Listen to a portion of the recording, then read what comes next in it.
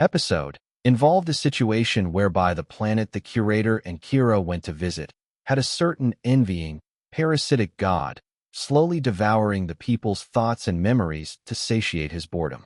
How had the curator resolved the issue? He simply allowed this god to devour his own memories instead. Of course, this had backfired considerably for said god because, even he, couldn't contain all the memories it had stolen from the curator, leading it to overload and explode to oblivion, thereby rightfully returning both the curator's memories and those of others it had stolen. As for the 8th episode, the curator, alone, and in an effort to keep Kira out of harm's way, had gone to deal with a certain war that was getting out of hand. This war, which was actually waged by the Immortals, a race of aliens who never got along with the curator because he never liked their barbaric way of trying to evade death to achieve immortality, whom had allied with the callous, resulted in the Saurons being pushed into a tight spot and driven to a corner. Due to this situation, the usually peaceful race whom had been pushed so far to the edge that they had considered extracting the biological energy out of Earth in an effort to fight back against their adversaries, was eventually resolved by the same curator who had scared them off. How did he do it? The curator, basically, took a vortex bomb he had been creating in his spare time, enough to destroy an entire city block, too. Imora, the home planet of the Immortals. After doing this, he had then paraded around their palace grounds with a megaphone from Earth, jokingly informing all and sundry that he had left an explosive gift on their grounds. He had also told them, in the most harmless way possible, that if they didn't find the gift an hour, it would come greet them itself. But for the Emperor who news of this quickly reached, he knew for a certain that the curator wasn't the type to joke around when he had his eyes on them. Wars, after all, were basically just people in the higher hierarchy, employing foot soldiers to fight for a stupid cause of theirs. The curator perfectly understood that. This was why he had gone provoking the main culprit on purpose. Because, when faced with adversities beyond their controls that would directly affect them, these same leaders wouldn't hesitate to call off their stupid wars to protect themselves. As a result, in quickly response to the curator's joke, the Emperor of Imora deployed battalions of his people to locate the source of the vortex bomb on said palace grounds, but, even after 59 minutes, they were unable to find it. This was bad news for their emperor, especially because he had no other choice but to discard a certain agreement of his to meet with the demands of the curator. Scared witless, especially because they also knew that no good would come out of harming the madman to get their way due to the many lessons he had taught them over the years. They had no other choice but to succumb to his joke and call off the war against the Saurons. Later, it was then revealed that the vortex bomb was in a small compartment in the handle of the megaphone the curator had been using to speak all along. Hiding in plain sight, the curator had practically threatened a whole emperor of a planet by also making him feel stupid. Once again, the time traveler had stopped another pointless war. Unfortunately, unknown to the curator, the actual reason why the emperor was unwilling to simply call off the war earlier, even though he was wary of the curator, was revealed at the end of the episode. A certain agreement was made by him with the callous to stall the time traveler for a while. They, whom had predicted the curator's eventual arrival on Imora from the very beginning of his new metamorphosis, had simply been biding their time to find a way to make the curator succumb to their plan to invade the Earth again. The war itself, from the very first episode, along with all the other shenanigans they had pulling throughout his iteration, had been a total diversion. An elaborate, big plan to say the least. What the callous were actually after was to kidnap a defenseless companion of his at some point or the other when he was away from them. A plan they succeeded at. Added to that, they had now summoned an entire battle station of ships to invade Earth, believing that they could suppress the curator with their hostage. Now on the 3rd week of May, the last episode of the 10th season of The Curator was about to be shot. The Curator, 10th season, May 22nd, 2020 Act 8 Scene 2 Take 1. Walking into the index after sorting out the war, the curator glanced about the entirety of his library, watching as scattered splinters of wood, burnt books and blood stained the floor. No one needed to tell him what had happened here. That much was pretty obvious. There was a violent fight between two parties, the Horologium and Kira being the victims. Facing the Horologium watching as she had been severely injured, her shattered hourglass-shaped pane housing none of its usual holographic pendulums, which had stopped functioning. The curator simply stared. As he simply gazed about for a few more seconds, a certain transmission soon came in through a holographic projection. In the projection were multiple, cybernetic-looking ovoid-shaped tin cans with rectangular bolts all over their bodice, flexible and retractable, bladed mechanical arms, fitted with 5 sharp claws at its ending. Held hostage amidst them was a knocked-out Kira, drops of blood trailing down one side of her face as it leaked from an injury on her forehead. "We have your associate." The Kali general whom had led their battalion to kidnap Kira spoke to the curator. Its almost otherworldly-like, high-pitched, reedy, robotic voice, unnerving. "You will not intervene," it continued as the curator stared at them, dead in the eye through the projection, the expression on his face unreadable. "Intervene in our plans to take over the Earth, and she will be exterminated," the general concluded, its tone almost authoritative. Yet, even after it had concluded its speech, the curator simply stared at them with an unreadable expression. Casually removing his long coat, placing it on one of the destroyed shelves, the curator finally spoke, his tone emotionless. "You can still stop now." "While I'm still the curator." No sooner had he replied, the callous were visibly disturbed by his words, one that was immediately evident through their asynchronous bodice turns. "Explain yourself." The Kali general, unable to understand what the curator meant, asked in confusion. "No," the curator replied, his tone revealing a level of apathy and hatred that rivaled even theirs. "Obey or she will be exterminated." The Kali pointed his bladed, retractable clawed arms towards a knocked-out Kira's neck. "I said no," he defiantly stated again with a festering tone of hostility. "What is the meaning of this negative?" The Kali, unable to understand how the curator could care so less for someone he was traveling with for a while now, asked in confusion. "It means no." The curator once again repeated his decision, after which he then said maliciously, "Now listen closely and relay my words, word for word to your emperor. Tell him I'm coming the long way around. Tell him that he just crossed a line he never should have. And make sure to let him know that I, and not the curator, is coming for him. Because trust me, I'm going to wipe every last one of you out of the bloody exosphere. But you have no chances of winning against our troops of millions. Even your time machine is destroyed." The Kali responded to his words, a hint of fear slightly noticeable in its reedy, unnerving voice. "Yeah, yet, doesn't that just scare you to death?" A furious hybrid grinned maniacally at the callous and instantly, phase shifted out of existence. Cut, print, check the gate. Even though the callous were all apathetic cyber robots, there was an inherent, deep-rooted hatred, resentment, and most of all, genuine fear they had for the curator. He was, after all, the one whom had indirectly brought about their creation by saving their creator on one of his many journeys and travels. Said creator, now the Kali's emperor, who was just a young alien back then, wanted to create something in the image of the curator by using his DNA, something he had acquired without the hybrid's consent.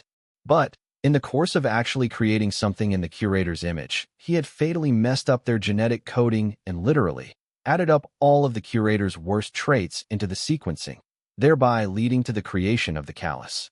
Yet, even then, he had wished for the curator to acknowledge his creation like the way he held him in such high regard.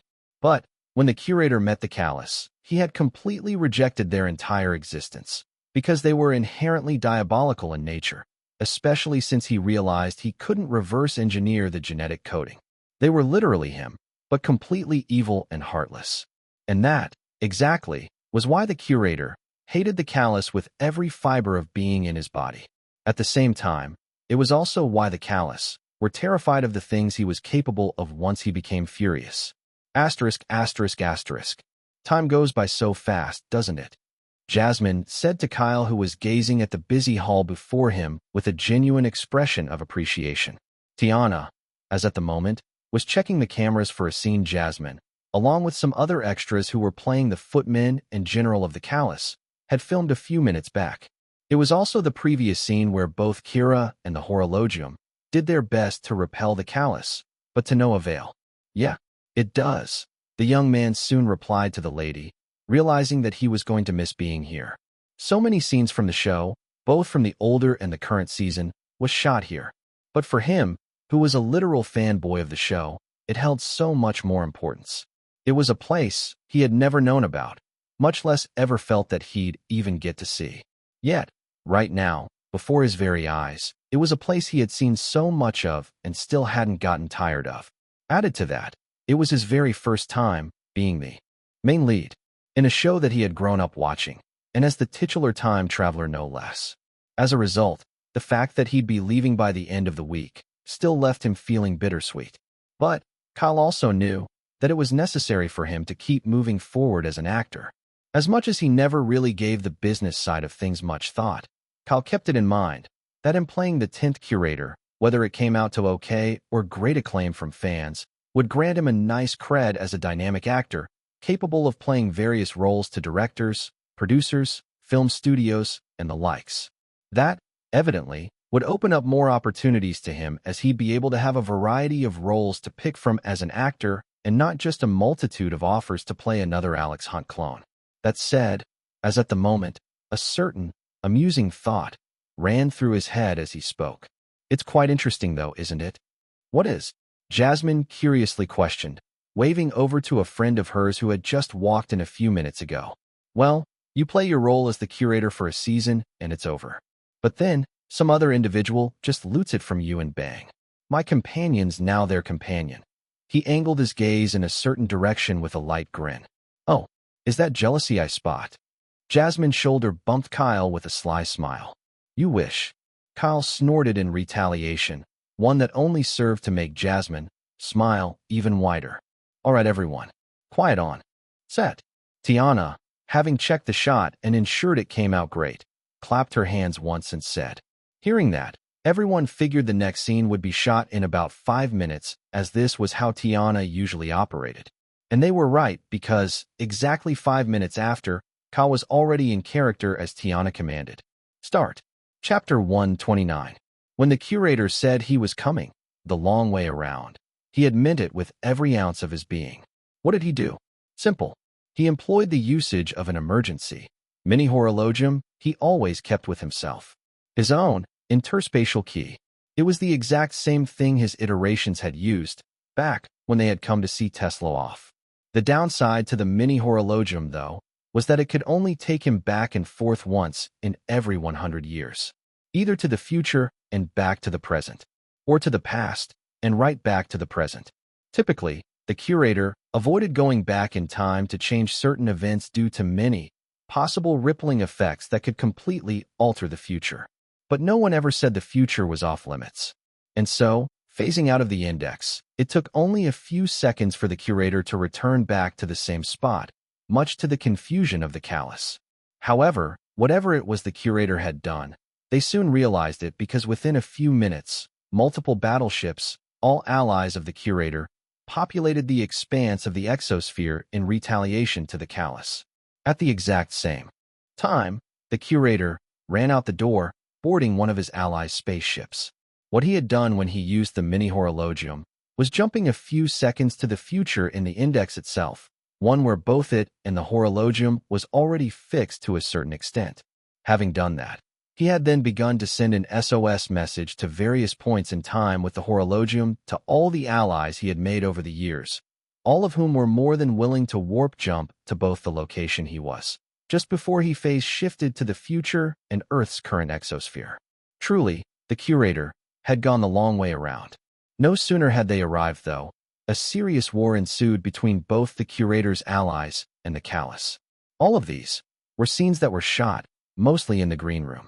That said, eventually, amidst all the war, one his allies were winning, the curator finally got to where Kira was held captive.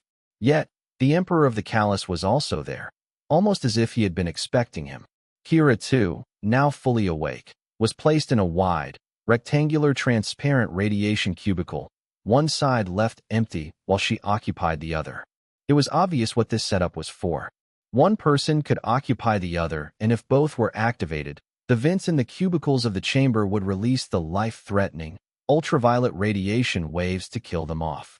Simply put, it was an execution machine the callous used for their prisoners, albeit now rigged to have one side function at the expense of the other not functioning.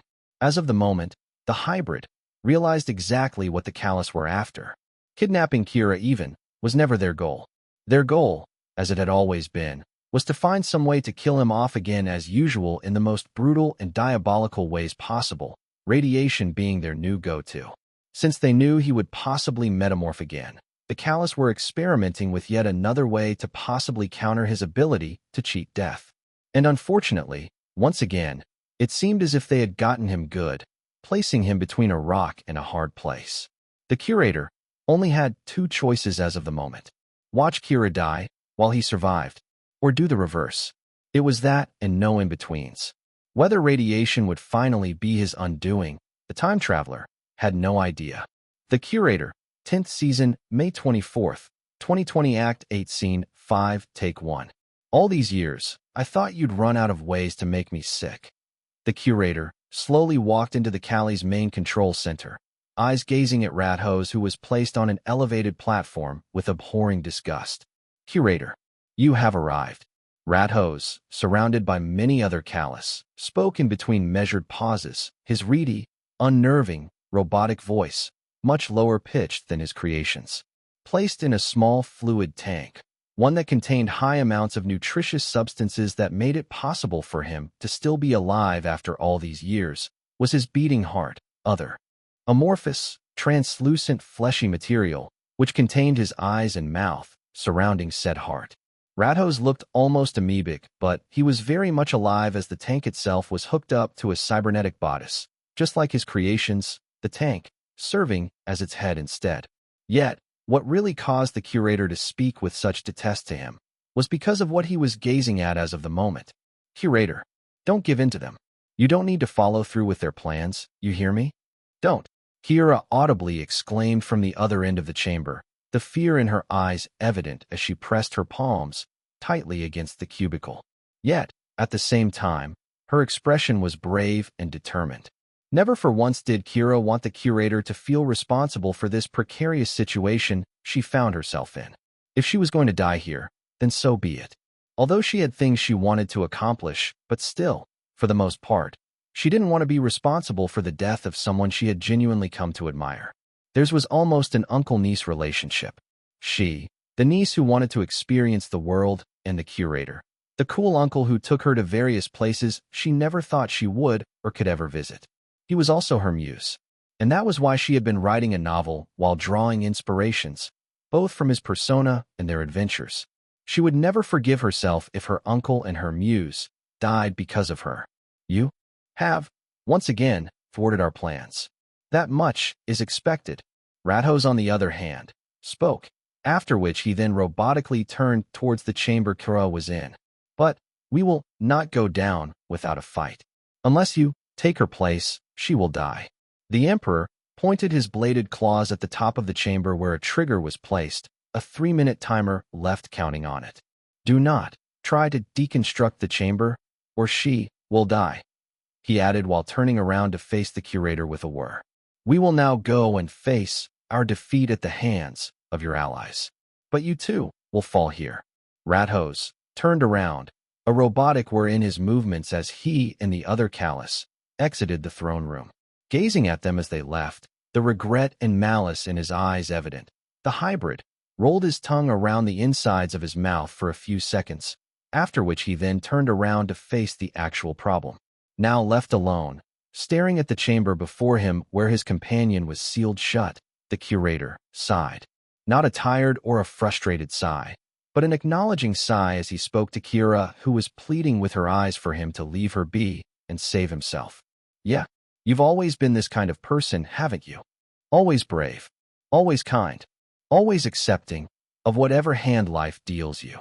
'Cause that's who you are, Kira Snow, the Curator stated, staring at her with a somber expression. You're always this, always putting others first, even if it means you'll be forgotten and left behind. He gazed at the ground with a sad smile. Letting out another sigh, the Curator then walked towards the chamber while speaking, an elderly expression on his features. But I've lived a very long life, Kira.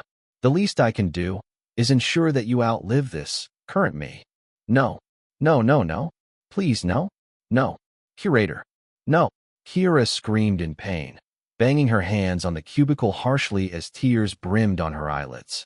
Yet, the curator soon arrived before the other cubicle and said something, his words barely above a whisper. Alpha Delta Nu Alpha Tau Omicron Nu Tau Alpha. That's my real name. Might as well inform you before I go. Goodbye, Kira Snow. It's been a pleasure running with you. He gave her the warmest of smiles, walking into the cubicle as the lady kept protesting, tears constantly falling down her cheeks.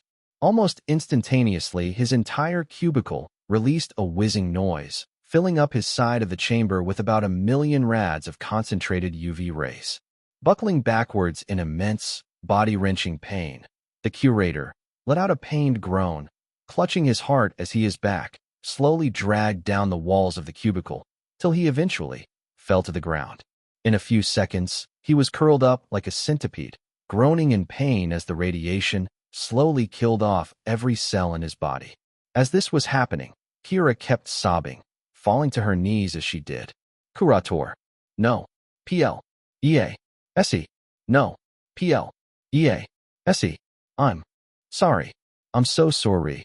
Yet the lady wasn't even allowed to mourn properly when a sudden explosion shook the spaceship they were on, causing her to forcefully bang her head against the cubicle and knock herself out.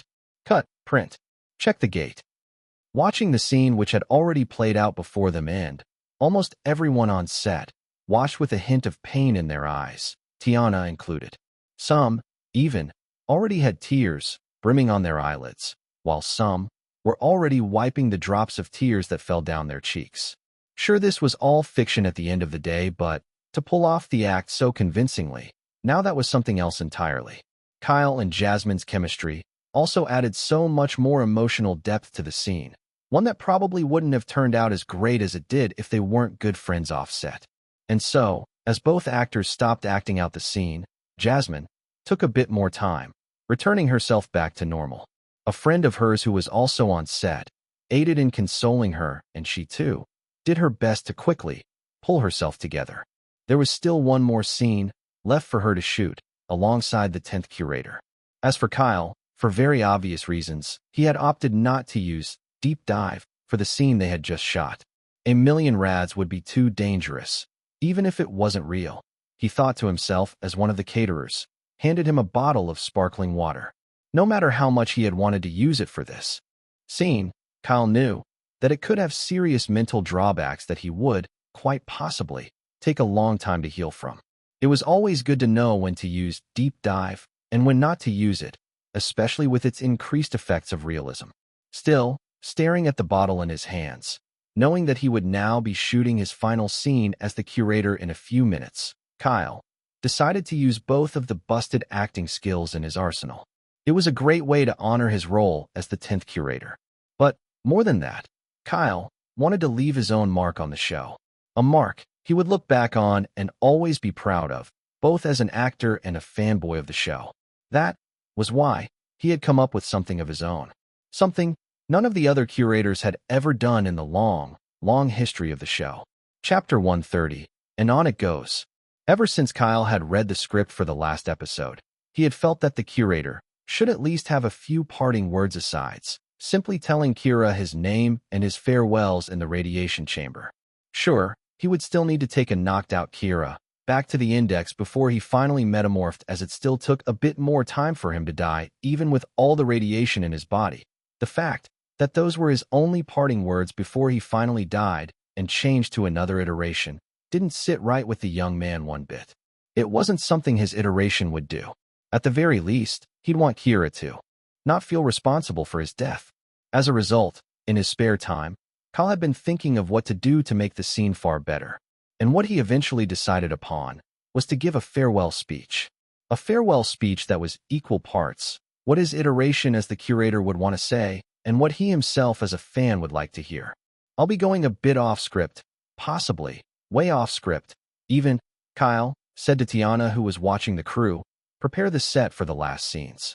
2 scenes were going to be shot in sequence, with the actual last scene coming a few minutes after Kyle's last. As both individuals stood side by side, though, Tiana, even as she listened to him, maintained her composed gaze, her expression cool and unchanging. Glancing over to face him, watching as he stared at the set with a determined expression in his sapphire irises, Tiana smiled lightly, and then spoke, her voice casual. Sure, why not? In fact, Tiana removed one of the pins from her coiffed, dirty brown hair as she continued. You are allowed to have more than one take. I think you've earned that much, she added as she moved towards her chair. Kyle was slightly caught off guard by her words, and most especially, her smile. A smiling Tiana on set was a rare thing to say the least. Last scene of the day, people. Let's try to get it in one take then. Shooting begins in 5. The director audibly informed everyone on set as she took her seat, loosening her hair and allowing it to fall down her shoulders in messy tresses. Most on set watched as Tiana relaxed considerably, no traces of her usual, disciplined self anywhere to be found. Not minding as people stared at her in confusion, or watching as she crossed her legs over as she sat on her chair, Tiana soon spoke, this time directly in acknowledgement of Kyle. I'm a bit curious as to how you're planning to make the scene better, though. It'd better be worth our time, Kyle, she said, a gently curled fist supporting her chin and her head, slightly tilted in amused curiosity. To that, Kyle grinned in response. I'll do my best. So please, look forward to it. As this was happening, Jasmine explained to a friend of hers whom had been on set for the past 2 days now to get used to the ins and outs of the schedule with a smile. That's Tiana's way of acknowledging and respecting an actor. Rarely does it ever happen, but when she does, it's always an interesting sight to witness. I see. Lily nodded in response to her words, the smile on her face genuine as she added. Well, Dreamboat never fails to impress, really. Dreamboat? Jasmine curiously questioned instead, a hint of amusement in her tone as she glanced over. Yeah, he's a dreamboat, isn't he? Lily casually replied with a tilt of her head, her expression nonchalant. Seeing the passive expression on Lily's beautiful features, one that indicated that it was simply a nickname she gave Kyle, Jasmine soon amusedly stated, for the record, I call him Sapphire. Ooh, that's a good one. Lily's expression brightened in acknowledgement of Jasmine's naming sense. Putting out a fist for her to bump, the sexy actress was more than happy to reciprocate Lily's gesture. At the exact same time as this was happening, John, Barry, Oliver, and Christina entered into the hall via the elevator. Considering they had all heard that the last scenes of the 10th season was going to be shot today, all 4 had found some time to clear their schedule to witness it happen. Added to that, there was also the small plan they had all put together for Kyle once he was done filming. Luckily for all of them, they arrived, just as Tiana was about to order for the cameras to start rolling. Now staying in his curled-up position, though, alongside Jasmine, who was now in her knocked-out position, Kyle, while waiting for Tiana's command, inwardly spoke. Activate, deep dive, and scene stealer. Arc. Feeling his body getting hijacked due to deep dive, temporarily reaching its max grade of S, along with his acting skills similarly reaching its max, Kyle stifled a painful scream, a torrential pain, running through his entire body as he curled up even tighter. Yet, the young man mentally resisted. At the end of the day, really, it was all in his head. As long as he kept it in mind, he could resist the stronger effects of deep dive, even if he was fully giving way to his role as the curator. Added to that was a single goal in his mind. He had a scene to improve and a farewell speech to deliver, one he had spent the past 2 months coming up with and polishing to perfection in his mind. Start. The Curator, 10th season, May 24th, 2020, Act 9, Scene 6, Take 1. Having absorbed all the radiation, the Curator, even with his entire body slowly failing him, slowly crawled out of the cubicle. A minute later, after many failed attempts to stand up, painful grunts escaping his lips, the hybrid willed himself to finally stand up. He still needed to get his companion to safety, even if the callous defeat was inevitable. A few seconds later, despite his knees buckling a few times, the Curator slowly carried a knocked-out Jasmine out of the chamber. Using his interspatial key at a nearby metallic door, he soon walked into the index with the lady in his arms, his steps measured, slow, but determined. Slowly, the index was recovering, and so was the horologium. This was expected as the time machine was sentient, so, in case of situations like this, she would temporarily reset both herself and the index if there were any abnormalities. Added to that were the footsteps of another person whom had already been here, himself from the past. Placing Kira gently on the ground, though, the curator smiled a bit as he watched her eyes twitch, and she gently turned her head slightly. Slowly getting up from the ground, the hybrid raised both of his hands up, staring at them as a slivery sheen gently glowed on it. His metamorphosis was already starting, and so, with a pained wince, he slowly walked towards the destroyed shelf he had previously placed his long coat on while speaking in measured, tired breaths. "It's a treadmill, isn't it? This game. I keep playing." He retrieved the long coat, slowly wearing it as he spoke to himself. "I save the earth time and time again. Yet, unfortunately, like a silly little child who doesn't know light from flame, she keeps running into the flame over and over again, always needing saving. It's a tiring process, running on this treadmill." The curator let out a tired sigh, his gaze locked onto the horologium, which was slowly restructuring itself piece by piece. "Makes me wonder every now and then, dear," he quietly yet audibly muttered, a concerned expression only an old man should have, present on his youthful visage. "Am I the disease, or am I the cure?" Allowing for a bit of introspective silence to descend in the index after his words, the next few words that escaped from the curator's mouth were those of reluctance and genuine fear. "Oh, I don't want to go," he quietly whispered, his eyes getting a bit red. At this exact moment, though, Kira's eyes slowly blinked open. Sluggishly, she raised herself off the ground, only to watch as the curator turned to face her, his expression warm and his eyes sagely as he spoke. "Everything ends, and it's sad, Kira. Snow. But everything begins again, and it's beautiful." Yet, as Kira gazed at him in confused shock, wondering how he was still alive, she heard his next words, his smile warm. "No." The hybrid raised his gaze up, almost as if speaking to the index itself.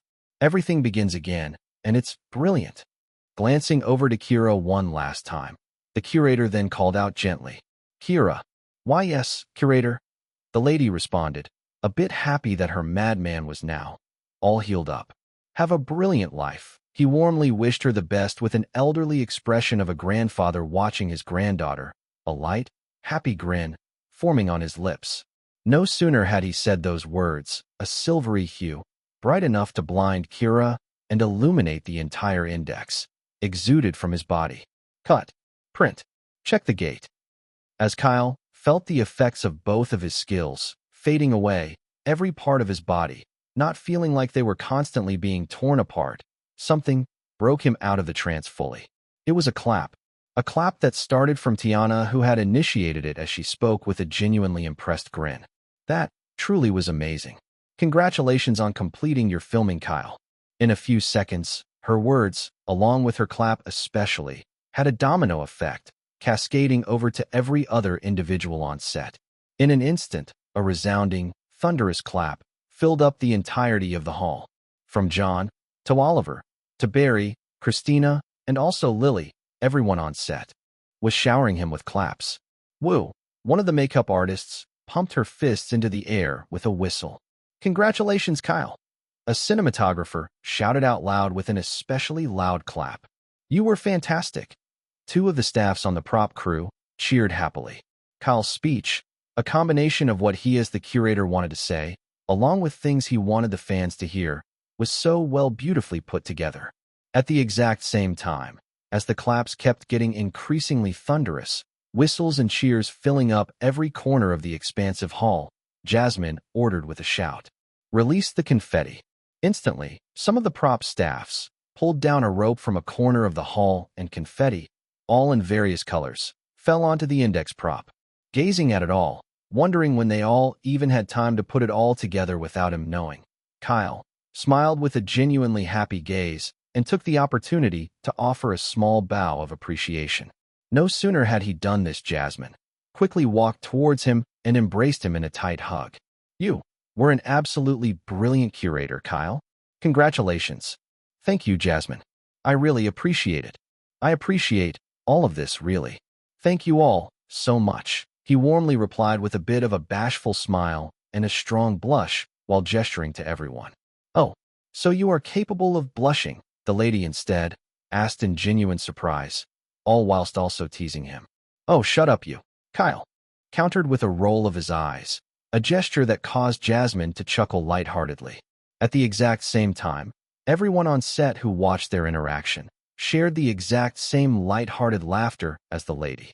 Kyle Kestis really needed to learn how to control his blush. The Curator, 10th season, May 24th, 2020, Act 9, Scene 7, Take 1.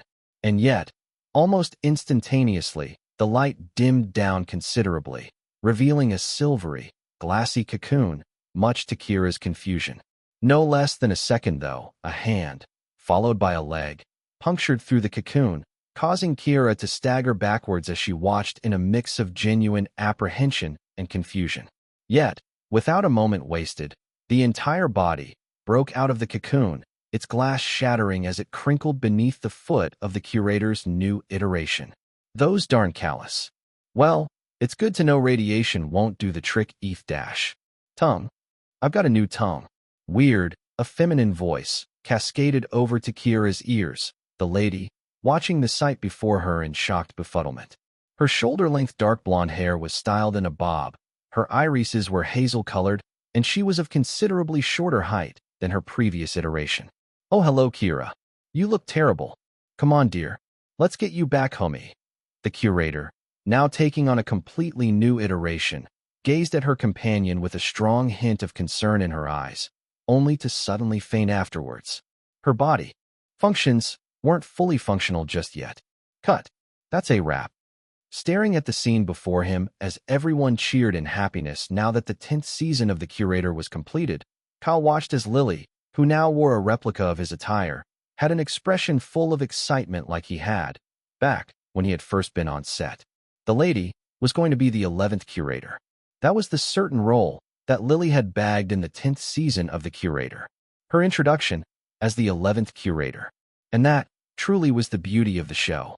Regardless of whether an actor time as the fictional character was up, the show would continue on, a brand new actor ready to take up the mantle. There were always more adversaries to battle with, more planets to visit, and many incidences to resolve. All that was left was if the season would be successful or not. As a result, Kyle, now dressed in his casual wears, hoped that Lily's run as the Curator would be well received. Still, as he watched the lady, excited for her prospective future as the titular time traveler, he couldn't help but audibly mutter in acknowledgement. And on it goes. Chapter 131, Cremebrally. As Kyle hummed happily, he carefully moved about the kitchen of his apartment in Greenwich Village, New York, in an effort not to bump into Christina, who had volunteered to help out. The lady had been the first to arrive today. No sooner had she arrived, though. She had opted to aid Kyle in his preparation of the dessert for today's get-together. As of the moment, drying her hands after doing the dishes, the lady was taking off her apron. Kyle, on the other hand, after retrieving the evenly spaced, ramekin-filled tray from the oven a few seconds later, a rich yet subtle, enticing waft of vanilla which had previously been filling up the entire apartment, became even more pronounced. Adding finishing touches onto it, the young man sprinkled thin layers of sugar on top each of ramekin of custard, after which he then caramelized it with a kitchen torch. Satisfied with his final product, Kyle couldn't help but audibly compliment himself as he picked up the tray. Perfect. You should probably open a restaurant at this point.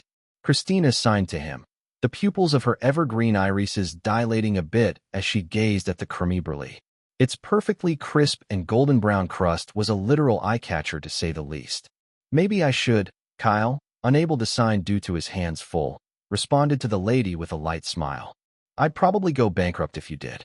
Christina chuckled in response, eliciting a similarly heartwarming chuckle from Kyle. Good Lord, I'm gonna need that recipe. Jasmine, who had been the second to arrive today, alongside Lily, walked up to him with excitement in their eyes. Same here. I'll pay any price, the dark blonde-haired lady chipped in. Both had just finished setting up the table in the living room, all manners of drinks and snacks, all of which they individually brought, completely occupying its fairly wide expanse. I don't want any competition when I open my chain of restaurants, so no. I'm keeping my super secret, special recipe to myself. The young man, using his height to his advantage, raised the tray far above their reach instead. A certain need to be petty had wriggled his way into his mind.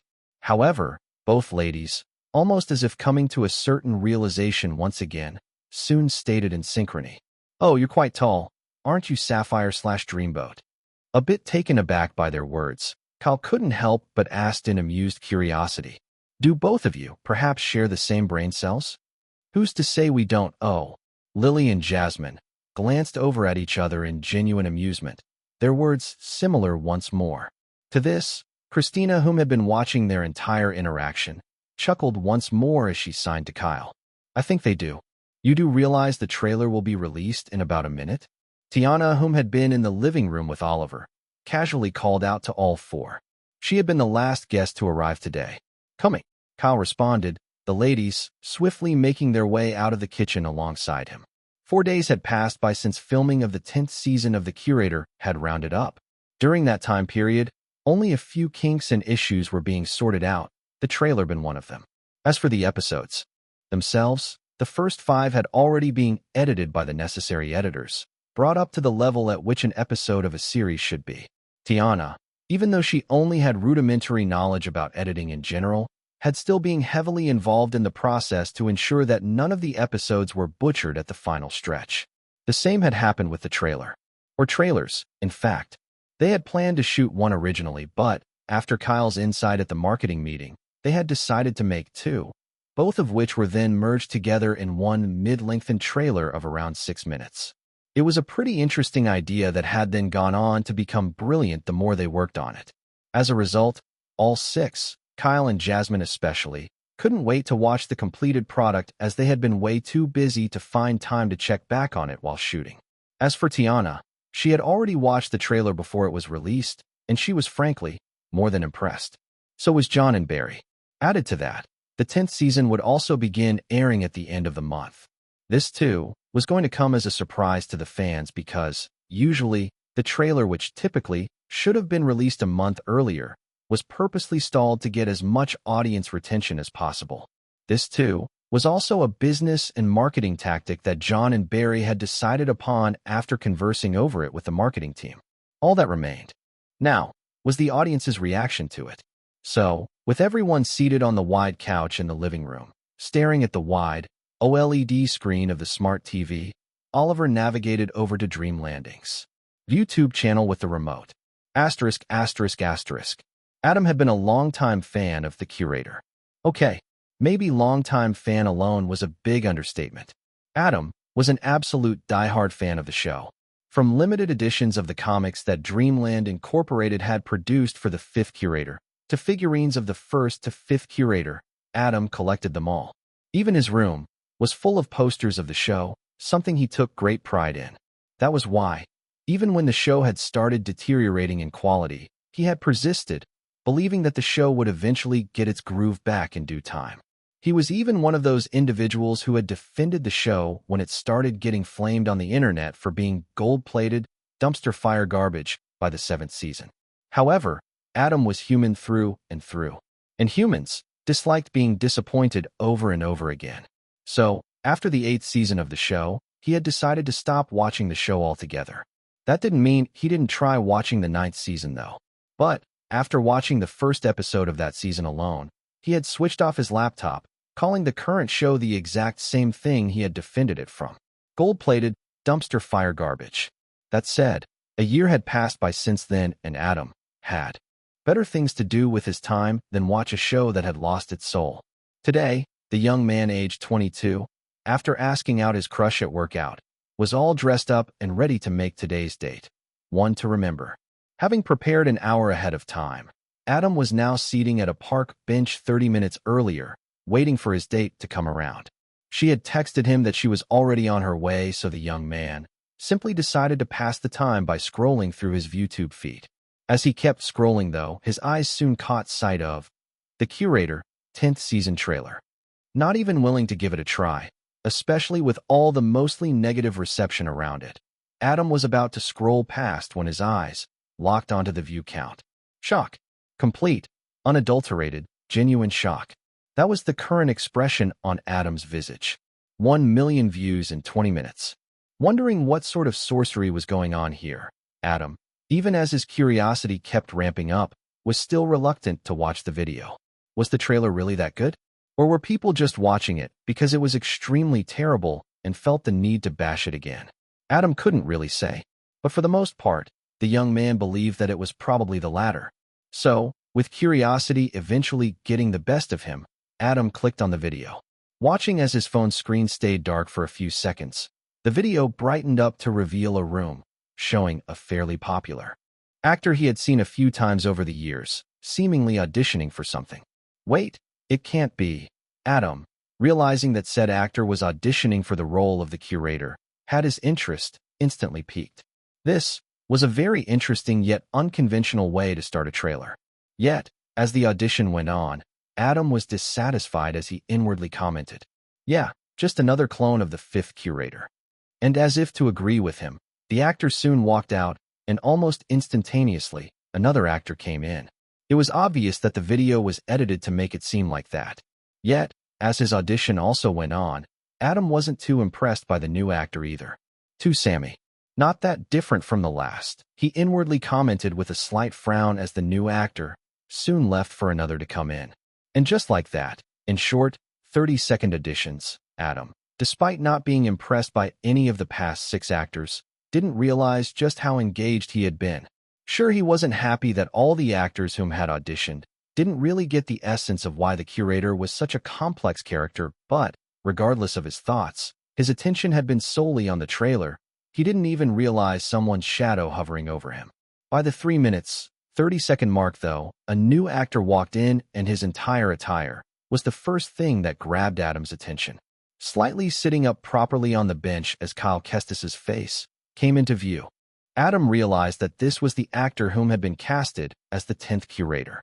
Even if he hadn't planned to watch the new season, his Tweet Talk feed definitely kept him up to date on all the controversy that had been going on regarding his casting.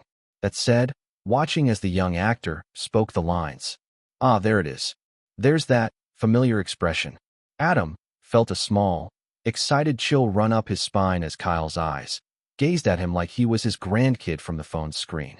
The fact that someone his age could pull off that sort of a gaze was genuinely puzzling yet interesting to him, enough to get him invested as he properly sat upright. Now completely sucked in by that gaze, Adam listened in curiosity, waiting for the rest of the audition to go on. However, just as Kyle was about to open his mouth to speak again, the video suddenly paused. The moment this occurred, Adam wondered what had happened. Did he mistakenly pause the video? Or was the park's Wi-Fi malfunctioning? Or, quite possibly, was it even his ViewTube app randomly bugging out? Unrealistically, maybe due to the traffic on the video, the young man really couldn't say as those slew of questions arose in his mind.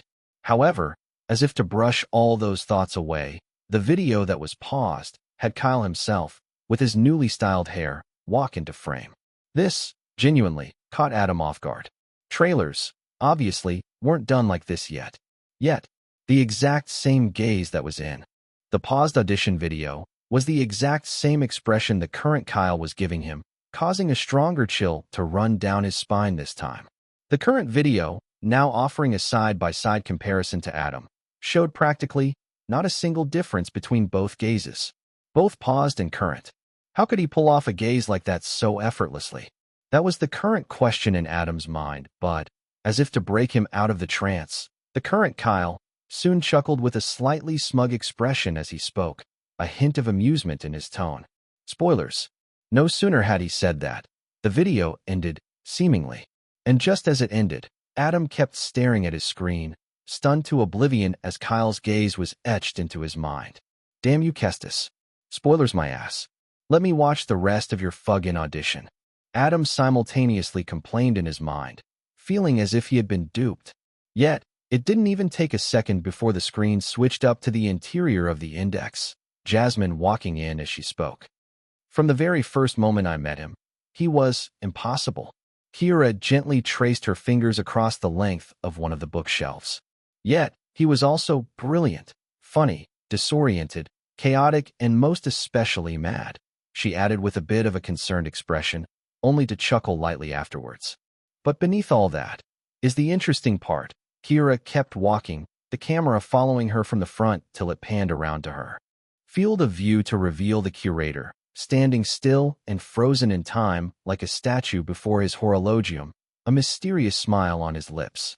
The mystery, the lady finally stated, her eyes gazing at a frozen curator with interest, almost as if trying to prod deeper into his very being.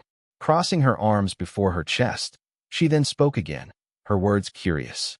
Though, after a while of running and traveling together, you begin to forget, slowly. And you really just stop asking all the important questions. Kira contemplated a bit before asking the next slew of questions to the temporarily frozen man. Who are you, really? Where did you come from? What set you on this journey of yours, and where exactly are you going? The lady asked, a gaze of wonder and curiosity in her eyes as she moved closer to him, her arms now placed on her hips. Also, what is your name? Your actual name? She threw in at the last minute, after which she then added with a sigh of resignation in response to her last question. Well, I'm used to not knowing. Never thought I would. Kira's expression of interest suddenly switched into one of acceptance. But now I know. She slowly walked backwards with a determined expression. And I'll make sure it dies with me, she concluded, her expression resolute. And just like that, the video faded to black, showing the date 30th of May, 2020, after which it then ended.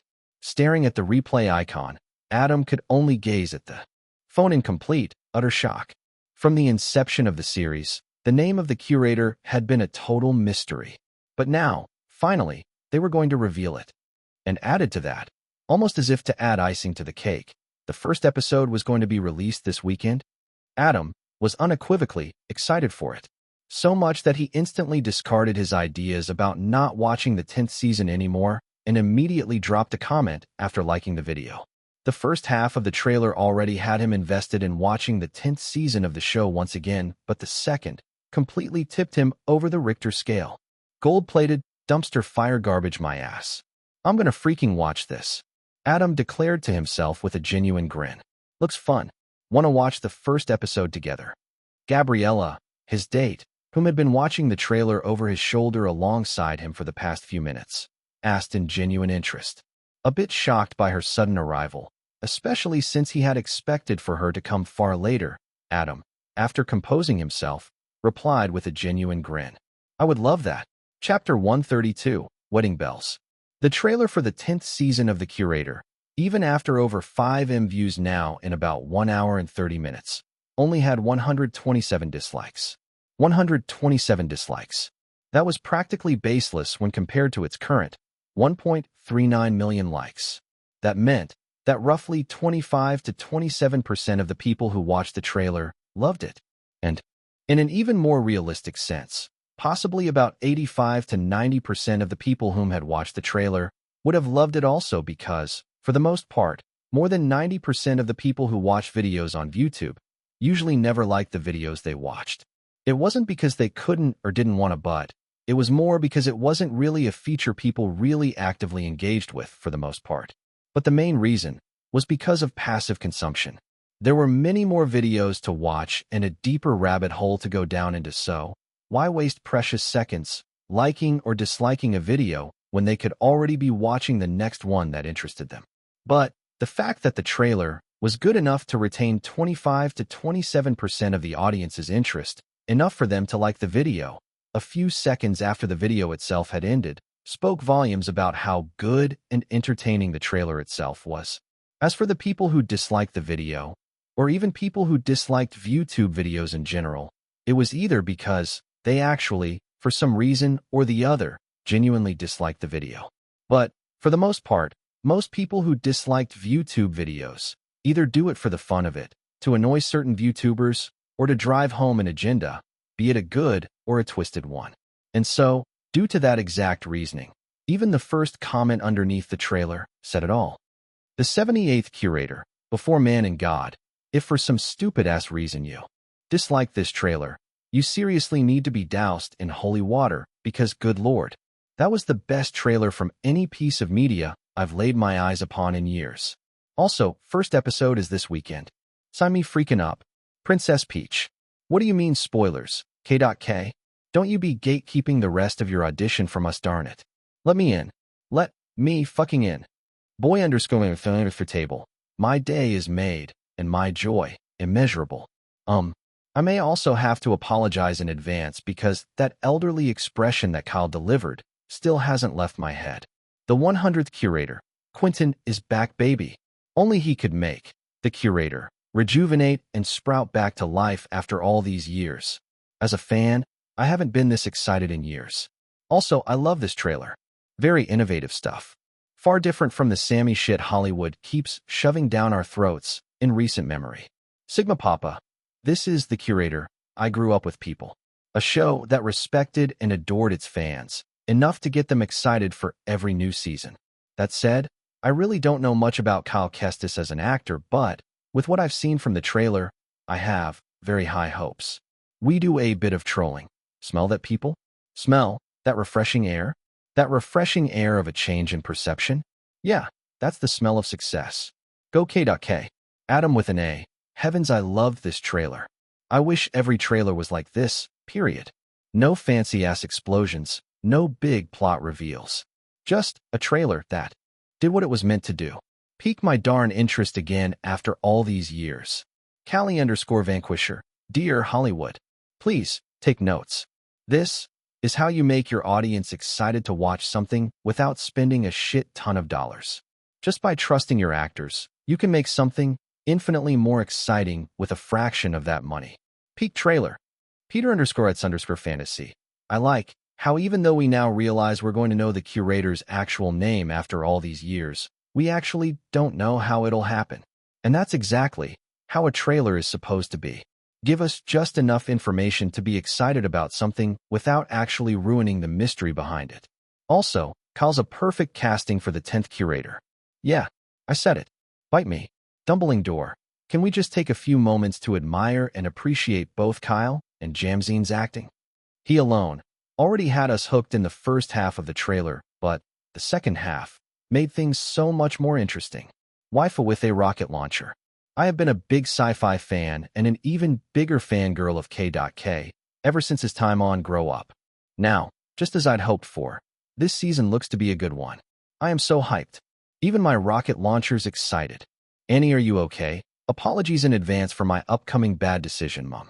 I'm going to shut myself in my room come weekend to watch and rewatch the first episode of the new season of The Curator, instead of prepping for my in-course assessment. Sincerely, your stupid daughter. Thank you. Queen_Galactica. Against all odds, this trailer came out to an overwhelmingly positive reception. But then again, a trailer is just a trailer. The actual episodes are what will determine if the season will be good or not. That said, if Dreamland Incorporated think they did a good job of getting me genuinely excited for The Curator in years, then I have to say they succeeded. Being the top comments amongst over 5K comments, more and more people couldn't help but agree with said comments, all of which drove home certain points. First was the perception of the fans of the show, most of whom had previously been apprehensive about Kyle's casting, slowly realizing that they may have spoken way too soon. Secondly, was the fact that the 10th season was now something that everyone was genuinely excited for and looking forward to. Lastly, although not perceptible to most people, was the fact that Kyle himself hadn't been the focus of the trailer. Proving he was a fantastic choice for the titular time traveler wasn't the actual goal here. Rather, the main goal, which the trailer had effortlessly done in spades, was to invoke excitement and curiosity in fans and the general audience alike. That was why, for Kyle and Jasmine at the moment, along with Tiana, they finally felt like all the hard work that had been put into making the trailer vastly different from the typical, yet still very exciting, was completely worth it. As for Oliver, Christina, and Lily, all of whom had come to watch the trailer together at the young man's house, they were currently cheering them on with words of praise. A few minutes later, though, all of them began chatting about frankly very mundane things, the drinks and snacks they had brought, along with Kyle's creme brulee, keeping their mouths busy as they conversed. At some point, though, Tiana, indirectly, did garner everyone's attention as she began sharing her stories about a few interesting things that had ever happened on set while she was filming as a director over the years to Oliver. Her pupils were also dilated as she conversed with the agent, and her expression was soft and warm. As for Kyle and the others, though, a certain thought soon began to wriggle into their minds as they watched Oliver also actively engage with her, a similar expression on his visage. Even though everyone had helped out a bunch before they left, Kyle still found something to sweep off the floor. Ensuring that everything was spick and span, the young man, after returning the broom, watched as Oliver walked back in after seeing Tiano off. Gazing at his agent with a bit of mischievous expression, Oliver soon crossed his arms over his chest with an expression of resignation. "What?" he sighed and asked his ward. "What do you mean, what?" Kyle, on the other hand, maintained a casual expression on his features, not willing to come clean. "Don't play games with me, Kyle. I can see it in your eyes." That glimmer of mischievous amusement. Oliver, on the other hand, countered, both he and his ward staring at each other dead in the eye as he asked again. "So, out with it, mister." "What?" "Oh, I don't know. Maybe someone has a thing for another someone." Kyle also countered with a question of his own as Oliver let out another sigh. "So, when's the wedding?" his ward asked almost instantaneously with the most amused expression. "You can hire me, you know. I'd be a great singer. I'll even bring wedding bells. Add more flair to the ambience." Kyle continued messing with his agent, who simply let out a small laughter in response. Taking his seat on the couch, Oliver was almost about to respond to Kyle's words properly when his doorbell rang. Glancing over to his agent briefly, seemingly asking with his eyes if they had ordered anything, Oliver shook his head in denial. Having confirmed that, Kyle quickly moved towards the door while responding. "Coming."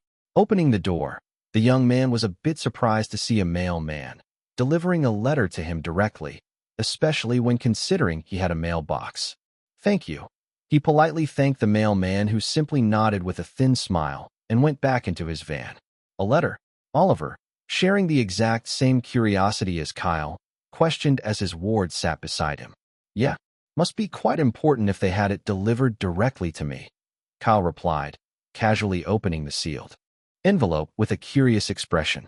And no sooner had he seen the contents of the letter in the envelope itself, two invites present in it, both he and Oliver glanced over to each other with a genuine expression of shock and happiness. Chapter 133, Gingerly Excited. A handwritten letter and two invites to a wedding, one for him and the other for Oliver. That was what was inside the mail Kyle had received. Ryan and Katie were getting married. Wedding bells. Wedding bells. Kyle spoke to his buddy, who heartily laughed over the phone in response. Both were currently having a video call. "Yeah, that?" Ryan chuckled a bit over the phone, after which he then continued. "Wanted to inform you earlier, but we figured you were all busy and decided to keep things low-key till we had it all planned out." "So not even Joe knew?" Kyle, his mood currently at an all-time high, questioned in curiosity as he moved about his living room with a stupid smile on his visage, one that served to make Oliver, who was watching him move about, don a light smile of his own. "Oh, you should have seen his face when I told him this morning. He was flabbergasted." Ryan responded with a grin, only for a high-pitched squeal to ring through the phone. Katie's currently FaceTiming with Lily as at the moment, and well, let's just say the squeals are getting a bit out of hand. Obviously, Ryan angled his phone over to his fiancée, who was squealing like a teenage girl at her phone as of the moment. Seeing this, Kyle chuckled, listening as Ryan continued. "Considering the wedding itself isn't still late next month, though, I hope you'll be able to attend if you aren't too busy, hopefully." "Ryan, I wouldn't miss it for the world," Kyle replied in the warmest tone possible, earning a genuinely happy grin from his buddy across the phone. Musing to himself for a brief second as he watched Ryan grin from ear to ear on the other side of his screen, the young man soon spoke again. "Also, although I have literally no experience being in love with someone, I think I can still write a nice little wedding song. Think of it as your wedding gift." No sooner had Kyle said those words, though, Katie, who had just gotten off the phone with Lily a few seconds earlier, rushed over to her fiancé, her expression full of excitement at the thought of a wedding song solely being written for both of them. "Kyle, you are an absolute sweetheart," she declared with twinkling eyes. Even though she herself was a musician and so was Ryan, but For the most part, both weren't really the best music composers or songwriters. Sure, they were trying the best they could, as some of their more recent hit songs did involve lyrics they wrote and small tunes they made on their own, but even that was also with the help of renowned and well-known composers and songwriters. Chuckling in response to Katie's words, though, reminded of the times both individuals would be arguing playfully over the most mundane things, gave Kyle a feeling of fulfillment. Even if he wasn't the one getting married, seeing the two lovebirds, all excited for their future together, solidified a singular plan in his mind. He was going to make the wedding song as beautiful as he possibly could. So, having gotten off the phone a few minutes later, Kyle stretched a bit, a new goal now set in his mind. Write a beautiful wedding song. Not highly composed, not of high potential, just a simple, lovely, beautiful wedding song. Kyle reaffirmed his goal. Wedding song. Oliver, whom had overheard his entire conversation with both individuals, had a thoughtful expression on his face as he mused out loud. Yeah, I should be able to do it. Kyle, confident in the experience he had garnered in his growing music career, nodded in response to his agent, after which he then added playfully, and who knows, maybe, just maybe, I'll sing it at your wedding next. Shaking his head in resignation to those words, Oliver smiled and relaxed onto the couch as Kyle walked to the corner of the living room where his piano was situated. No one knew what the future held, but Oliver Stone, at least, didn't deny that he was in fact attracted and interested in Tiana Rivers as a romantic partner. A few days later, Dahlia was originally a full-time indie game developer who was hired by a practically unknown, small video game studio to help out as an animator, designer, and programmer. It was a pretty hefty string of positions to have her fill up, but considering how small the studio was, everyone in the company was in the same straits, each and every one of them taking up more than one position.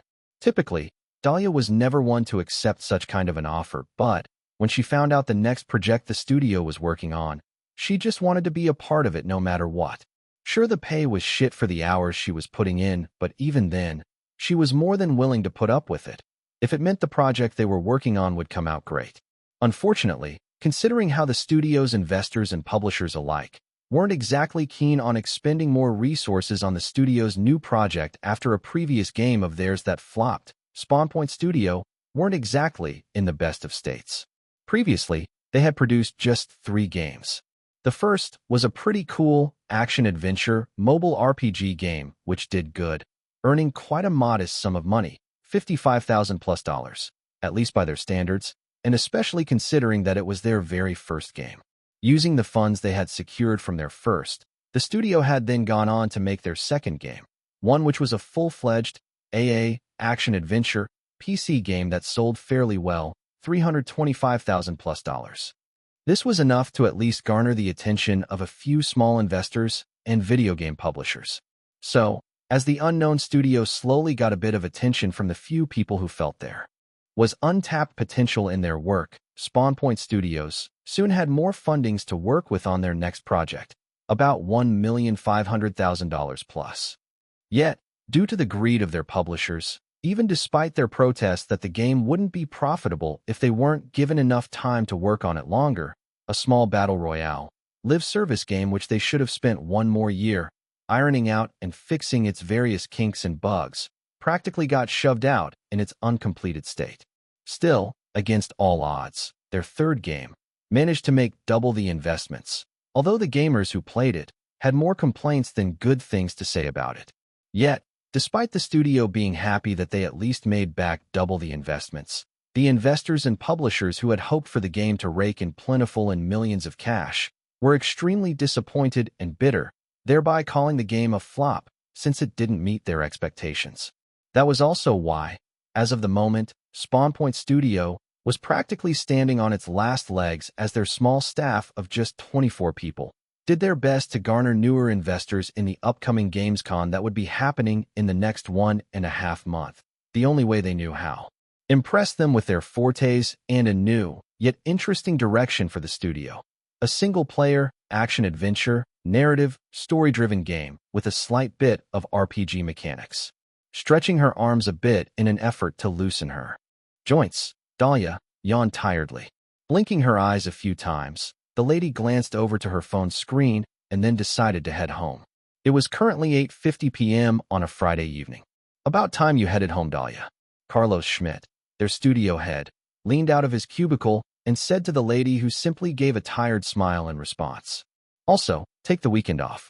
The rest of us will fix the bugs in the code over the weekend, he casually added, pulling his wheeled office chair back into his small cubicle. Despite not even being part of their core team from the onset, Dahlia, with her wealth of experience as a solo indie dev, had fit into Spawn Point Studios' tight-knit team effortlessly. That was why, even as she wanted to explain that she would still clock in a few hours on the weekend, some of the other few staffs whom were yet to leave the studio for the day prevented her from speaking by shutting her off with greetings. Good night, Dahlia. Enjoy your weekend. See you on Monday. Sighing in resignation as everyone in the office prevented her from speaking, Dahlia simply picked up her stuff and waved them all goodbye and headed out of the studio. Greeted by the cold night's air, the lady, after ordering a taxi, soon got to her apartment. Yet, despite how tired she was, there was still one thing was excited for as she dragged herself over to her bedroom and crashed onto the bed, pulling out her phone as she did. Navigating over to Tweet Talk, Dahlia soon made a short post. Queen Galactica, who's excited for tomorrow? Hashtag first episode. Hashtag the Curator 10th season. No sooner had the lady posted that though, noticing as people began to pile and engage under her post, the internet celebrity smiled a bit before she then muted her phone and placed it on her bedside table, eventually succumbing to sleep a few seconds later. She too, just like the denizens of the internet, was gingerly excited for the first episode of the 10th season of The Curator. You Can't Stop the Girl, from Disney's Maleficent, Mistress of Evil, by Bebe Rexha. I had such a terrible case of writer's block yesterday that I barely got this chapter out. Chapter 134, Phenomenal. Saturday, 30th of May. Do. Despite her alarm constantly bugging her, Dahlia refused to get up. Today was a Saturday, and she was planning to possibly sleep the whole morning. Yet, somewhere in the back of her mind, was something she had deemed important today, even as she wrapped her pillow around her head. Episode 1. The 10th season. The lady instantly sprung up from the bed the moment she remembered. Swiftly retrieving her phone from the bedside table, Dahlia's eyes widened in shock when she saw the time. 9:27, she exclaimed while frantically getting off her bed. Her usually long, glossy, dark brown hair with caramel highlights, messy and disheveled. And so was her white blouse and her blue wide-legged cropped jeans, the one she had been wearing yesterday. Yet, as the lady dashed into her small living room, her amber irises locking straight onto the remote peacefully laying on the couch, Dahlia jumped onto it like a spring chicken, instantly putting on the TV and switching the channel over to Dreamland Inc.'s broadcasting channel. Seeing the short commercial ending, just as 9:30 a.m. struck, Dahlia exclaimed in relief. Just in time. Sure enough, this was something a kid would be heavily reprimanded for doing, but in Dahlia's case, a lady who already had her own apartment, no one was here to nag at her, much less reprimand. No sooner had the commercial faded off, though, the next thing that came up was, of course, The Curator, one that caused Dahlia to subconsciously yet gently rub her hands together in excitement. The show had started, beginning with a recap of the incidents that led up to the 9th Curator dying and getting trapped in the spaceship from the previous season. Truly was a terrible season, Dahlia muttered with a frown, although it did nothing to reduce her excitement. And so, now watching as the TV screen showed the destroyed spaceship with a single, silvery cocoon lying in the middle of its destruction and blaring danger alarms, Dahlia watched in curious excitement as a singular hand jutted out of the cocoon. This wasn't anything new to her, as other reiterations of the Curator usually had a similar introduction just after their metamorphosis. Watching as the 10th Curator fully broke out of said cocoon, his expression genuinely confused, Dahlia watched as he slowly walked towards a wall, waiting for his memories to fully register. Probably will try to act all tough once he starts getting barraged by his memo dash. Dahlia had not even completed that statement when the Curator's 10th exclamations startled the heck out of her. Arg, I'm awake. I'm fully awake. A bit taken aback, but still genuinely surprised by the way this iteration of the Curator was already behaving, Dahlia watched with eyes wide open as he wobbled about, his body not fully gyrated. Suddenly, she was reminded of herself just a few minutes ago. What the? The lady lightly chuckled in genuine amusement, only for her to hear the curator's next few words. Metamorphosis. New face. Young. Too young. I don't like it. No sooner had he said those words, Dahlia burst into laughter as she stated, "At least he's self-aware. Damn callous. Damn immortals. I'll wipe them all." Human babies cry when they come into Earth's great stage of fools. Sanity is overrated anyways. Watching as the 10th curator forcefully had his memories returned to him, watching as he then stabilized to say the word, "brilliant," with a mix of shocked amazement in his eyes, Dahlia kept watching as he frantically began running about the destroyed spaceship. "Well, color me surprised," Dahlia soon muttered in amusement, pleasantly surprised as she watched the 10th curator take all of his memories in a completely radical yet awestruck manner. Oh, this is absolutely brilliant. Ha ha. Of course you try to trap me in here. Where else if not, the void? Yet, interestingly, after years and years of evolution, you guys still find some way to be brain dead, stupid. Huh? As the lady watched on, completely hooked by the 10th curator's introduction, a singular thought soon arose in her mind. What's with this crazy, chaotic energy? Dahlia quietly asked herself, not realizing just how stupidly wide the grin on her face was. Never would she have ever reasoned that the curator could ever behave like such a madman, especially considering how much more brooding and serious the past iterations had been. And yet, him being all disoriented and chaotic in the raggedest suit, as he soon jumped off the spaceship with the words, "Alley-oop," a few seconds later, only served to let a small, excited squeal escape from her lips. Grabbing onto one of the couch pillows, feet curled up in tingly, hyped-up spikes of dopamine rush, Dahlia watched the next few scenes that played out. Darn callous. Wonder what sort of diabolical bullcrap they're up to this time. She mumbled to herself as the scene where their general was reporting to their emperor about the curator's escape played out. Continuing on, a bit interested in Kira's character after she was introduced, but still wary that they would make her a romantic partner the curator would be interested in this season. Dahlia hoped that it would at least be done properly. As the episode continued on, though, with the 10th curator, after crashing through the roof of the restaurant, Dahlia giggled a bit as she watched Mason jump back with a frightened shout. "Huh, coward," the lady giggled, after which she then watched as the curator, having left the pile of rubble, spoke in between coughs while dusting himself. First few hours of metamorphosis. Very capable of doing some extremely dangerous stuff without dying again. What if it was actually the void? No, rubbish. They aren't that advanced. Besides, I'm okay. At least, I hope I'm okay. I love the way he says rubbish with such disdain at the callous. Goes to show that he really does hate them. Dahlia mused, only to giggle again at the curator's next few words after he had asked what was on the menu and questioned Kira about what she thought his new body would like. Livers. I've got new livers. Totally forgot about that. Not fully human. One takes longer to stabilize. I don't like the color. Of your livers? Yeah. But that's impossible. Hybrid physiology, Kira. You wouldn't dash. Dahlia had almost completed her statement when the curator said something similar, squealing once again in tingly excitement, especially because she had predicted the curator's next few words. Dahlia kept watching on as the curator frowned when Mrs. Choi revealed that he was younger looking than Kira and that he had also blown a hole through her roof. He must really hate being younger looking when he's technically far older than everyone in the restaurant combined together.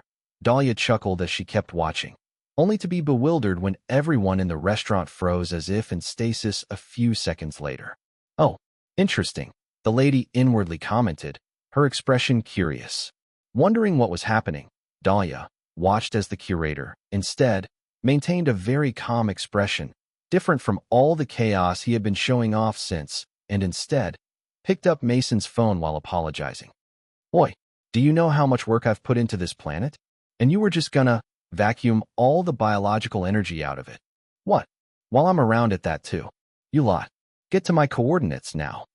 Watching as he threw the phone aside while saying the words, "All right, time to put on a show." along with also picking up a seemingly normal spoon. Dahlia's dopamine levels, which had started spiking up again as a result of her growing curiosity, spiked even higher as she heard the 10th curator humming the theme of the show. Oh, Dahlia could only exclaim marvelously in her mind as she stood up on her sofa, pointing to the screen in amazed realization and familiarity. Shocked, beyond words to say at the cinema she was experiencing in the very comfort of her own home, the lady wasn't even allowed to fully process her shock when the theme of the actual show quietly began playing in the background as the curator walked out of the restaurant and moved amidst the other frozen humans while altering the atomic structure of the spoon. Watching as he looked to the sky and then glanced over at the attire in the pawn shop he had previously spotted, Dahlia, realizing this curator probably didn't give a shit, laughed out loud when he walked into the shop and looted the outfit. Come to think of it, it was the same attire in the audition, the lady mused as she came to a certain realization. That means he was the actual person who gave the 10th curator a dressing code, she muttered in awe and respect of the young star. But the show wasn't over, so she quickly brushed aside her thoughts when the curator began talking to the aliens who had used a temporal frequency on Earth and were planning to disregard the curator. Big mistake, Dahlia muttered out loud with a knowing gaze as she watched what would transpire. Even as at now, the young lady was still standing on her couch with her pillow in hand. Sure. Though, before you start gallivanting through Earth, vaporizing innocent humans and stripping them of everything they hold dear, do me a favor and pull up the fatality index. You have one, just like every other sentient being in the universe, under cause of extinction. Hearing the curator say those words in the most flippant way possible, Dahlia was a bit concerned if the 10th curator, with this new iteration, had lost the dangerous edge that his other iterations had. Sure, they as fans were the ones clamoring that they didn't want a clone of the 5th curator anymore, but still, the curator was always meant to retain certain core qualities even as they metamorphed from one iteration to the next. His dangerous edge was one, not just her, but fans in general would be quite disappointed if they scuffed. Well, what are you waiting for? Dahlia, watching as the 10th curator did in fact maintain his more flippant attitude, felt quite disappointed, even as the theme slowly built up. But in a heartbeat, that disappointment vanished as a genuine chill, a mixture of both awe and immense hyper-excitement, ran up her spine as she watched the 10th curator's flippant attitude slowly morph into an extremely cold and menacing expression, the curator's theme finally reaching its crescendo. Run. Let's go. Dahlia pumped her fists up into the air as she jumped on the sofa a few more times with a stupid grin. She was so glad that the curator was just as menacing as his previous iterations, even with his new persona. And so, watching as the main spaceship thought it was a good idea to attack the curator because he was defenseless, Dahlia cackled in immense joy when it bolted away after the curator casually deflected its attack. I can never catch a break, can I? Unfortunately. You can't, curator. Dahlia excitedly responded to his rhetorical question with a light chuckle. Anyone who probably saw the young lady now would wonder if she had gone insane. But no, she was just overly excited at the moment. Now staring at the screen as a certain key, one she and every fan of the show in general knew clearly well was both a mini horologium and the interspatial key to his pocket dimension, formed like a chain around his neck. Dahlia squealed the loudest the moment the curator stated after using it at the pawn shop door and accessing the index briefly. Oh, you sexy, brilliant dame. You've redecorated. Can I, pretty please, be the horologium? The lady inwardly asked as she stared at the screen with a bit of a swoon and a hopeful gaze. Little did the lady know that not just her, but several other ladies around the world thought of the exact same thing. Yet, as the next scenes played out with the curator, picking up his construct gloves and running into the restaurant to fix what he had previously destroyed, all while also rightfully returning both the spoon and Mason's phone, Dahlia burst into laughter after the curator, whom had ran back out, stared at the naked mannequin through the pawn shop and defiantly refused to return the long coat. Never. Now staring at the screen as Kira ran out a few seconds later after he had already left, Dahlia was once again intrigued when she heard the lady stated with a genuinely befuddled expression. The Impossible Man. Why, do I know that? And just like that, ending the first episode on a high note, Dahlia, watching as the credits rolled, exclaimed in denial while extending her hands towards the TV screen. "No, don't end. I don't want to wait till next week for the second episode." Yet, as if ignoring her, the credits kept rolling, causing the lady to pout in retaliation. However, considering how pumped she was, all while still standing on her couch, a certain realization soon hit Dahlia once Cal Kestis as the 10th curator slowly rolled past in the credits. Not once, during the entire minute of the episode, did she see Cal Kestis or Alex Hunt as the curator. Rather, it was solely the curator and the curator alone she kept thinking of as she watched the show. And that exactly was why, about a minute later, after the realization fully dawned on her, the lady covered her mouth in shock as a few words escaped her lips in a quiet mutter. "My goodness, Cal Kestis is phenomenal." Chapter 135, Fame Surge. A few minutes earlier, in one of Dreamlanding's private screening hall for movies or series that were yet to be released, John, Tiana, and Barry were watching the first episode of the 10th season of The Curator, which was projected onto the white screen, genuinely happy smiles adorning their features. In addition to the trio was Bruno, their marketing director, employees from marketing and PR department alongside screenwriters of the show, all of whom were yet to watch the final product before it had aired. As a result, there was a noticeable air of hyped-up excitement in the air of the screening hall, as this was their very first viewing of it. No sooner had the episode ended, though, one of the PR employees, after checking out the broadcasting company's analytics for the first episode, muttered out loud in shock.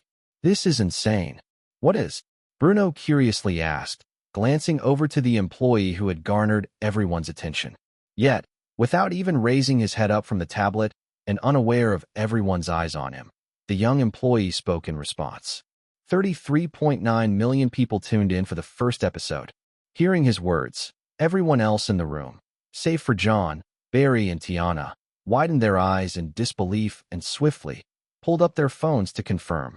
But then, even the trio had a fairly shocked expression on their features.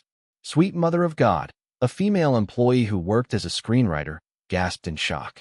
"Heavens," another employee who worked in the advertising department exclaimed in a mix of shocked amazement. As far back as Dreamland Incorporated had been formed, the highest concurrent number of people simultaneously viewing something on their broadcasting channel was 35.2 million. And that, too, had been back when the last episode of the 5th season of The Curator had aired. Yet, now, before their very eyes, the very first episode of the 10th season of The Curator was already sizing that number up with a taunt, almost as if warning it that it was coming for it with the rest of its episodes. Sure, one of the major reasons why they even had that many people tuning in when compared to last season's abysmal 14.4 million viewers, which was also the lowest in the history of the show, was because of the trailer and the fact that John was back to spearhead the 10th season. But, far more than that, there was another, very obvious reason. Cal Kestis, the young star himself. From the controversies surrounding his casting, to the constant backlash on social media, all the way to if he could even capture the gravitas of the curator. These were the major reasons why people tuned in. Many fans of the show, all from various parts of the world, had tuned in, simply to check for themselves if the young star whose casting they had been so against would be any good as the titular time traveler. The answer, obviously, was something that they had now all witnessed, and it was safe to say Cal Kestis was slowly becoming more than just a one-time wonder actor. "Well, this was certainly unexpected," John casually stated, although there was a noticeable hint of joy in his sugar-gray irises. Unexpected in more ways than one. Barry, who was similarly delighted about the whole thing, watched as his phone started buzzing with back-to-back messages. It seemed as if all the major media houses, magazines, publications, talk shows, variety shows, and the likes, all of whom had also found out about the number of people who tuned in for the show with their own resources, finally woke up from the slumber they had been in all these while. If before they were pretending not to know about the 10th season of the show, now they were all jumping at the chance to get an interview with any of them, be it John, Barry himself, and Tiana. But, most especially, they were dead set on having Kyle for an interview, even if it was just for a few seconds. This kind of attention-hogging bandwagon from a young, versatile, and multi-talented star who was on an uphill run to stardom. The type that would get people talking and interested for ages. That was what they thrived on and lived for. As a feeling of frenzied excitement slowly started to circulate through the room, Tiana, gazing at her personal phone as she casually disregarded her work phone, which kept buzzing continuously in her purse, widened her eyes in shock at the message she saw from Oliver. Blushing a bit and accepting his offer to be his date and +1 to a wedding event next month, Tiana soon texted back, asking about how he was coping with Kyle's current surge in fame. To that, the agent simply replied that he had muted his work phone and placed it aside for now since it started becoming more of a nuisance than anything else with its constant buzzing, a response Tiana chuckled in response to. And just like that, from the other side of the screen, Oliver glanced over at his ward who was sitting on a beanbag, similarly switching off his phone with a casual expression. "Stop ruining my mojo with your vibrations," he quietly muttered, a pencil behind his ear as he focused on the lyrics sheet in his hands, a thin, beautiful smile nestling on his lips. For the first time, Oliver was watching his ward write a song without constantly stressing and pulling his hair out in an effort to make the song as perfect as he possibly could. Rather, the young star was composing the wedding song in strides while enjoying every second of it. Yet, even then, Kyle wasn't unaware about everything that was probably brewing due to the first episode's release. Before the entire thing had blown out of proportion, though, enough for him to simply switch off his smartphone altogether, Jasmine had already called him and told him to mute his phone for the first few hours after the episode had aired for his own peace of mind. The lady who already had experience with an explode in popularity more than once knew more than anyone the sort of response Kyle was going to get after the episode aired. That was why she had told him over the phone a few hours ago, "Oh, Sapphire, you'd think you're famous until the first episode airs. Then you'd be surprised by how wrong those thoughts of yours are. Because trust me when I say, you have no idea." Subconsciously remembering what she had told him, Kyle, grateful for her words, maintained his attention on the lyrics sheet in his hands, only for Oliver to swiftly get off the couch and briskly walk towards the window blinds. Slowly sweeping aside the curtain and parting the window blinds a bit, Oliver couldn't help but cuss when he saw his mortal enemies pulling over to the neighborhood in their stupid vans. "Well, shit. Paparazzi, I'm guessing?" Kyle sighed and questioned from where he was. "Yep," Oliver responded, a small frown on his face and a strong hint of annoyance in his tone. Geek Lord, Kyle Kestis' performance really was the highlight of the entire first episode of The Curator's 10th season. From the first scene where he had literally no one to bounce his dialogue off of yet still delivered on what people are now terming as the chaotic 10th, Kyle's iteration of The Curator, despite clearly being in the infancy of his story arc, had us warm up to him quickly and easily despite all the odds. A truly remarkable chapter in a show that has otherwise struggled these past few years. I, as a fan of the show, would never have expected to be this excited for the next episode of The Curator in an extremely long while. Pop times. To say an actor completely and unequivocally owned the role of the titular time traveler would even be an understatement at this point. Seeing Kyle's youthful yet energetic and quirky portrayal of the Curator already paints the entirety of this new season of the show in a fresh yet authentic new coat of paint. Time and Space Bugle Express. The first episode of The Curator's 10th season is nothing short of fantastic. Yet, there's something undoubtedly manic and crazy about Kyle's take on the character that makes him instantly likable and unique. Also, where's our darn second episode? Starspotter magazine. Kyle Kestis' debut as the Curator is a triumph, in more ways than one. Under Quentin's new direction for the show, Kyle brings a brilliant mix of childlike wonder, chaotic intensity that feels hilarious yet not overly done, and a dangerous edge that every other iteration before him had, firmly establishing his own place in the show's long history. We hope the upcoming episodes do not disappoint and do justice to what is already being an amazing first episode. The reviews for the first episode of the 10th season of The Curator was out, and for the first time in a very long while, it was obvious that both critics and the audience alike were unanimous in their beliefs that the 10th season of the popular show was going to be a big hit. 33.9 million tuned-in viewers was no joke at all, to say the least. As a result, just as critics and their various publications and media houses were excited for the prospect of how they could milk the popularity of The Curator again, fans were going absolutely bonkers on various social media platforms. Chapter 136. Public Apology. Hashtag Kyle Kestis. Hashtag The Curator is back. Hashtag Public Apology to KK. Hashtag Where Episode 2. Hashtag Perfect Casting. Hashtag Chaotic 10th. Hashtag Longcoat Looter. Hashtag 33.9 million. Tweet Talk was once again set ablaze. Set ablaze with hype and feverish excitement, that is. Fans of The Curator, even many of those who tended to have a habit of simply being observers, were actively engaging in many of the posts and comment sections regarding the first episode of The Curator's 10th season. From posts like, Kyle Kestis has done it again, to give me episode 2 now, and who's hyped for the rest of the season.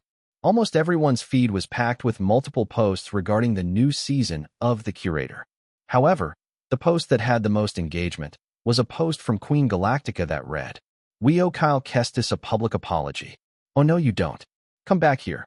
You and me included, we know what we did wrong. Cynical, brash, and most of all, petty. That was how most of us behaved, back when we heard back that my dear Kyle Kestis was casted for the role of the 10th Curator. Yes, he's now my favorite actor, and I'm now an unabashed fangirl. I'm a hypocrite, I know. But that aside, we severely underestimated just how phenomenal Kyle Kestis as an actor is. Maybe his role as Alex Hunt had us believe that he was only going to be playing the same brooding, serious role we had loved in the 5th, but had gotten stale with time. Yet, against all odds, without leaving a single stone unturned, Kyle delivered in spectacular fashion, showing us just why he was casted for the titular role despite being the youngest to take up the mantle. Not even a single one of us was expecting a chaotic iteration. But you and I both watched it, and we saw, with our very own eyes, that chaotic suited the Curator's persona, very much so. As a result, The Curator, despite being such an old show, felt so fresh to watch. Now, with our show revived from the depths of where it had once shriveled in, I think it's high time I also give mad props to a few people.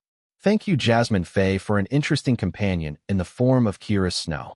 Your acting, as always, has always been chef's kiss. Accolades to you, Tiana Rivers, for that Midas touch in every project you lay your hands upon. You, despite being more infamous than famous, have always been a fantastic director in my opinion. Kudos to you, Barry Goodman, for being dependable as heck. You, sir, are amazing. And a big thank you to John Quinton for giving us a new, fun, engaging story all around. But more than that, far more than that, thank you, Quinton, for an excellent casting choice in the form of that handsome hunk of a human being. I'm swooning as I type.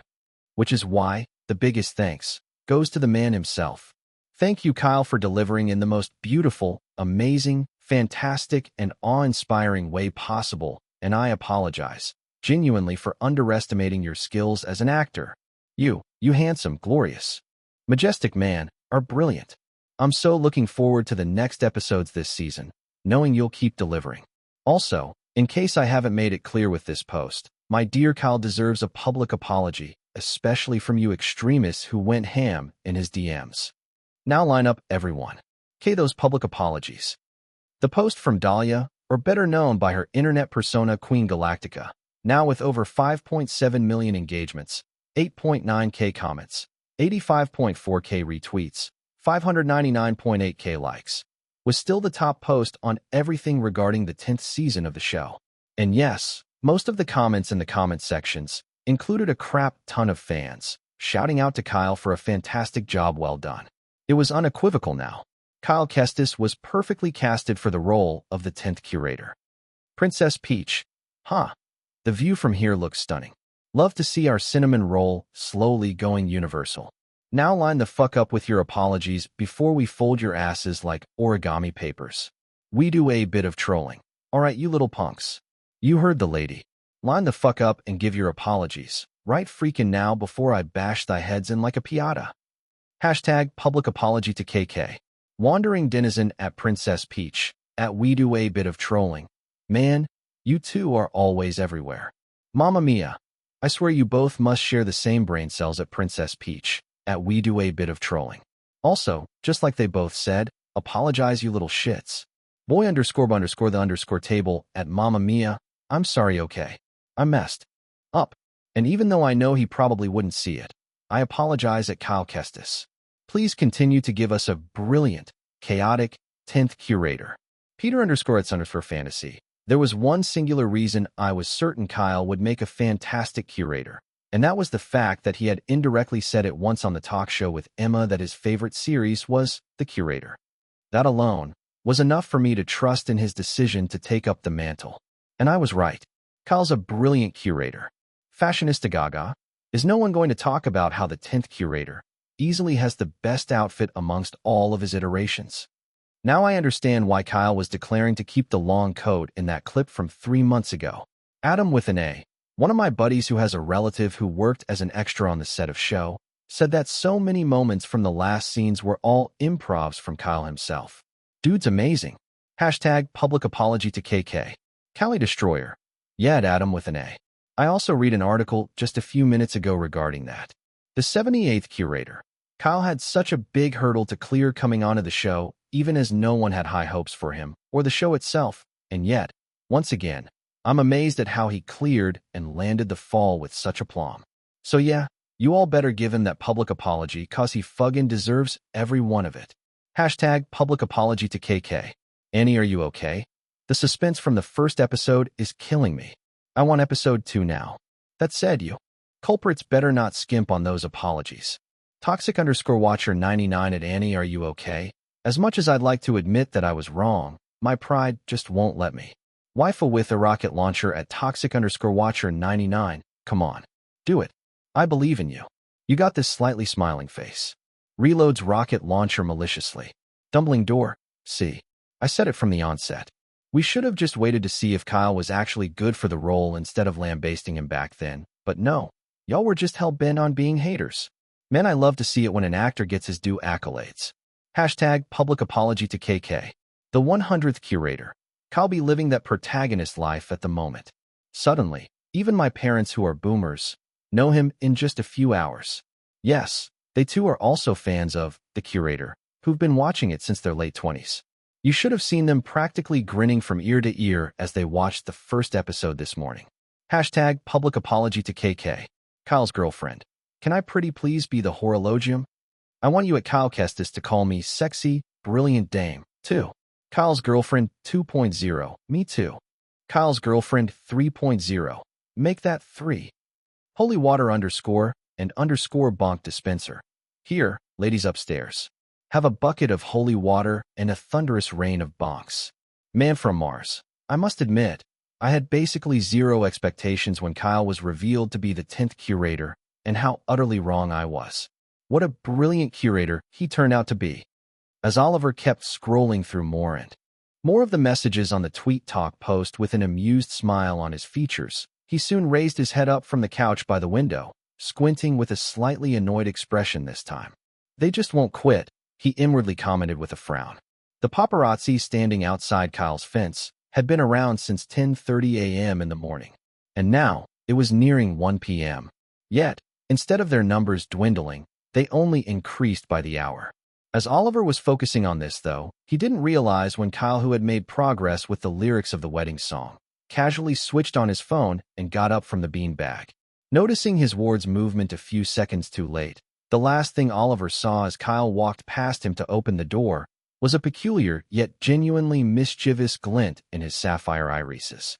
It was the same mischievous glint he had when he had been teasing him about Tiana a few days ago, and also the same one he had back at Groove Fest 10 last year when he had been messing with him on his birthday with his dark jokes.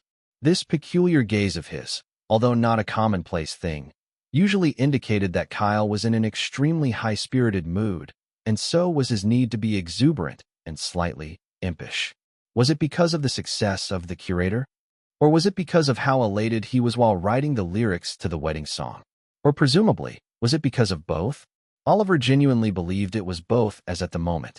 As a result, the agent, having known his ward while also being in the closest proximity to him for more than 2 years now, had a very strong idea of what Kyle was up to.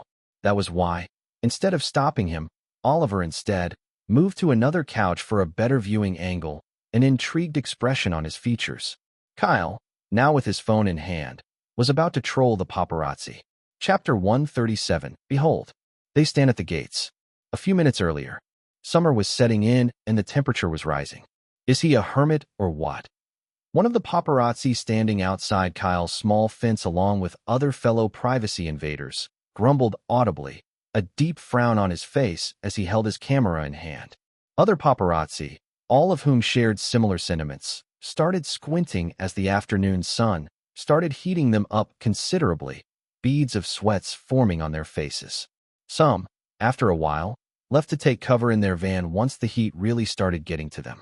Is he really not planning to come out at all for the rest of the day?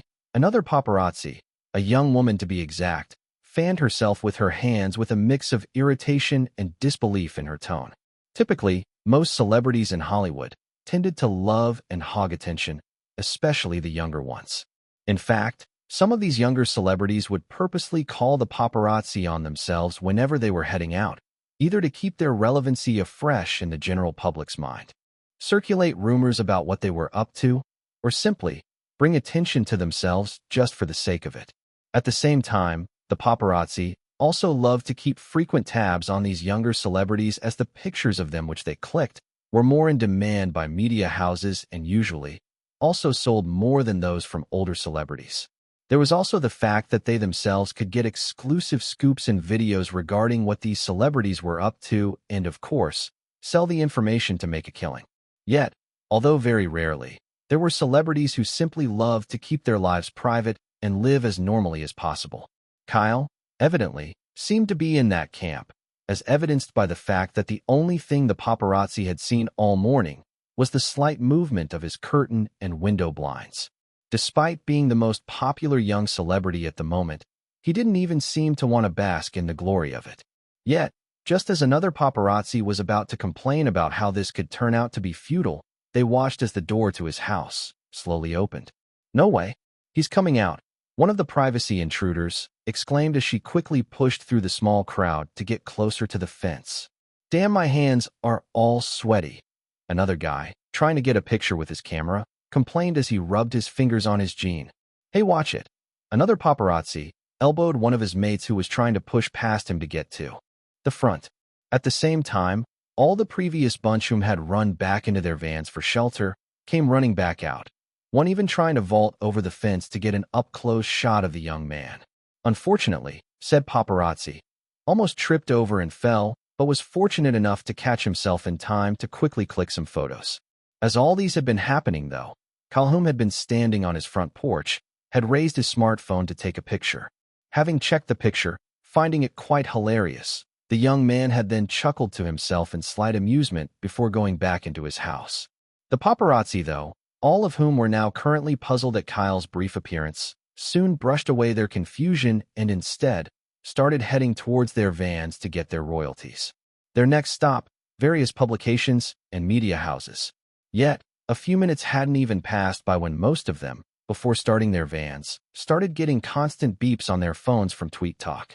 Pulling up their phones, one of the paparazzi, one whom had tried to jump over the fence, covered his mouth in shock as the picture he was seeing captured him in such a bad position, just as he was about to fall over the fence. But more than that was the crazy caption Kyle had added. Asterisk, asterisk, asterisk. Behold, they stand at the gates. A litter of paparazzi. Picture.jpg. Oliver burst into laughter the moment he read Kyle's caption for a perfectly timed, embarrassing picture of all the sweaty paparazzi whom had been outside his fence a few minutes ago. But, added to the hilarity of Kyle's post, was the very first interaction under said post. Face Fable at Kyle Kestis. GIF.jpg first time? Kyle Kestis. At Face Fable, yeah. Unfortunately, I couldn't adopt them, and neither do I want them. They seem, what's the word? Face Fable at Kyle Kestis. Intrusive? Kyle Kestis at Face Fable, yeah, that. Considering his recent explode in fame, and possibly due to a rarity of him never really posting anything on Tweet Talk, along with the hilarious picture and the caption itself, and also his interaction with Jasmine in the comments, Kyle's post rapidly went viral. Swiftly, people began pouring into the Tweet Talk post, cruising about the comment sections as they poked fun and jokes at the paparazzi in the post, especially the guy who almost tripped over and fell. If at all the paparazzi felt the need to cross their boundaries by impeding on his privacy, Kyle, too, had every right to mess with them with no repercussions. That said, besides the fun and jokes, people were equal parts complimenting Kyle for having a nice sense of humor and handling the frankly uncomfortable situation with finesse, while also lambasting the paparazzi as usual for never getting arrested for the shit they usually pulled. This once again made the message very clear. Kyle Kestis wasn't a fan of the paparazzi and their stalkerish tendencies one bit. Asterisk, asterisk, asterisk. A few days later, Kyle's indirect way of warning the paparazzi to quit following him had quite the strong effect. It wasn't brash or violent, and neither was it overdone like some celebrities whom had, and understandably, done so in the past. Rather, him being subtle, yet obviously showing his disdain for it, made it clear that if they continued invading his privacy, he'd find a way to mess with them too. Bob Taylor had been the scapegoat last year. A group of paparazzis, especially the guy who almost tripped and fell, were the rightfully bashed offenders this year. In fact, Kyle's caption, along with the picture he had taken, had now become a meme of its own on TweetTalk and other social media platforms, while also serving as a reminder of what he was capable of doing even without actively battling them. To a certain extent, almost every other paparazzi whom had been wanting to risk stalking Kyle, since he was the hottest news in town, were now quite fearful of being the young man's next target. As a result, most steered clear of him. That was why, today, now that he was back in Canada, even as people kept walking up to him on the street for autographs, pictures, and just casual, nice conversations, there was no privacy intruder in sight to ruin the ambience. Thank you so much. I'm looking forward to the second episode. A beautiful young lady with twin pigtails and thick-rimmed glasses framing her eyes amongst her pretty group of friends who were still squealing in excitement after taking a picture with the young star, said to Kyle with a beaming smile, "I hope you enjoy it. It'll be worth your while." Kyle lightly smiled in response as the lady beamed even brighter, her and her group of friends taking their leave a few seconds later. Similarly, Kyle and Oliver continued their walk, although a few more people still walked up to Kyle here and there. Upon reaching the outdoor restaurant they were originally headed to a few minutes later, both sat on the patio chairs by the table, the attendant responding to them almost immediately, although she did also request for an autograph from Kyle just before she left to get their orders. Gazing at the sights as people walked past, the canopy preventing the hot afternoon sun from frying them alive, Oliver soon asked Kyle a curious question. "The wedding song. Do you have plans to make a video for it?" "No, I actually don't. I am planning to release the song itself, though," Kyle casually responded, after which he then added with a thoughtful expression, "Although, if I contact Ryan and Katie and they don't mind me using a video from the wedding, I just might make one. I do have a pretty lovely idea for them if they're willing." The young star smiled genuinely as he gazed at the sights through the lens of his rectangular framed glasses, a gently curled fist propping his chin as he stared sideways. His previously voluminous and stylistic hair for the 10th curator was now gone, replaced by a recent haircut of his, a casually curled, wavy-styled cut that was shorter on the sides but longer at the top. The hairstyle, although a bit unexpected from Kyle, gave him a very laid-back and approachable feel, one that was noticeably different from his usually reserved atmosphere. "All right then." Oliver, in response to his ward, nodded in acknowledgement, relaxing onto the chair as he similarly stared at the sights.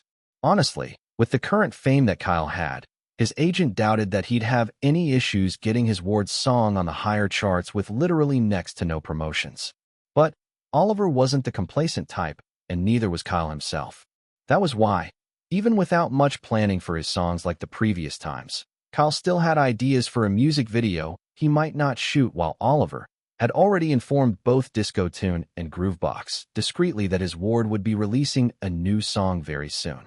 Added to that, too, Kyle was going to be attending various talk shows and variety shows alongside Jasmine and occasionally Tiana for the rest of the month, one that would maintain his current fame and possibly even increase it. That said, the talk show Kyle was most excited for was none other than Artistry Unleashed. It was the talk show that he was genuinely looking forward to because he had such strong and very fond memories of Chapter 138, Ride Through the Worst. Early last year, we had him on the show, back when he was still just an aspiring indie artist. Emma Harper, dressed in a fashionably chic attire while spontaneously adding a long coat today, gestured to the audience who roared in excitement as she continued. And now, alongside his already famous co-star, he's rapidly become one of the most famous actors overnight. So everyone, give it up for Kyle Kestis and Jasmine Faye. Emma beamed at the crowd who cheered as both individuals walked through the foyers while waving at the crowd. Turning to face them, giving her greetings with a friendly handshake and a respectable hug, Emma grinned from ear to ear as Kyle and Jasmine moved towards the conversation area alongside her. Just before they sat, though, Kyle commented while pointing at Emma's attire. "You're wearing a long coat today. Long coats are cool." He grinned with a slight nod of approval, glancing over to Jasmine, who lightly shook her head in resignation, while the crowd and Emma shared a hearty laughter. "What is with you and your obsession with long coats?" the sexy actress amusedly asked as she sat on the plush, velvety couch, Kyle sitting right beside her as he responded. "Because long coats are cool," he unabashedly emphasized again, earning a gentle facepalm from the lady who simply decided to leave him be at this point. Yet, to both Emma and the crowd, this little interaction of theirs was something they found very amusing, as most of them chuckled in response. That said, now that Emma had allowed for both individuals to be comfortably seated, she then spoke. "So, the curator. Talk of the town these past few weeks, and it doesn't seem to be dying down anytime soon." Emma gestured with wide arms as some of the people in the audience cheered and whistled. "How'd you both feel when you were casted for your respective roles in the titular show?"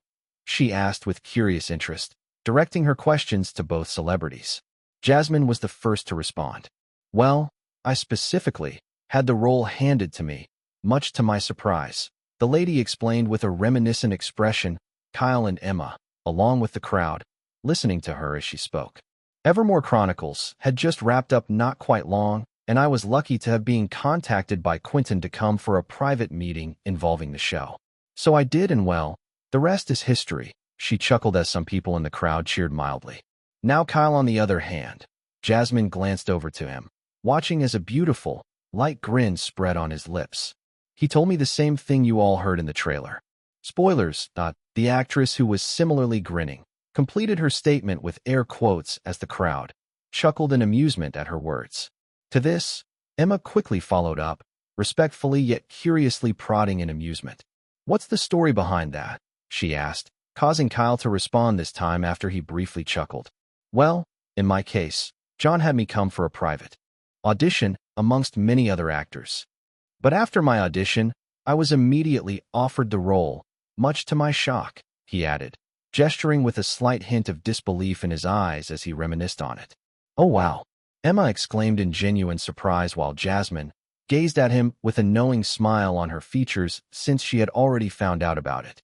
"That said, I was meant to keep it confidential as at back then, of course, so I couldn't just run about telling everyone that I was going to be the 10th curator, hence the spoilers," he concluded with a light smile, glancing over to Jasmine, who responded.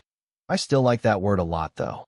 "I know you do," Kyle casually replied to her, causing both Emma and the audience to share another bout of laughter. Both of them had such good chemistry that played off well off of each other. A few seconds later, though, after the laughter had subdued, Emma then asked another question, moving over to the artistry side of things. "How was it like, for you, mentally I mean, coming out of the last iteration of The Curator into yours?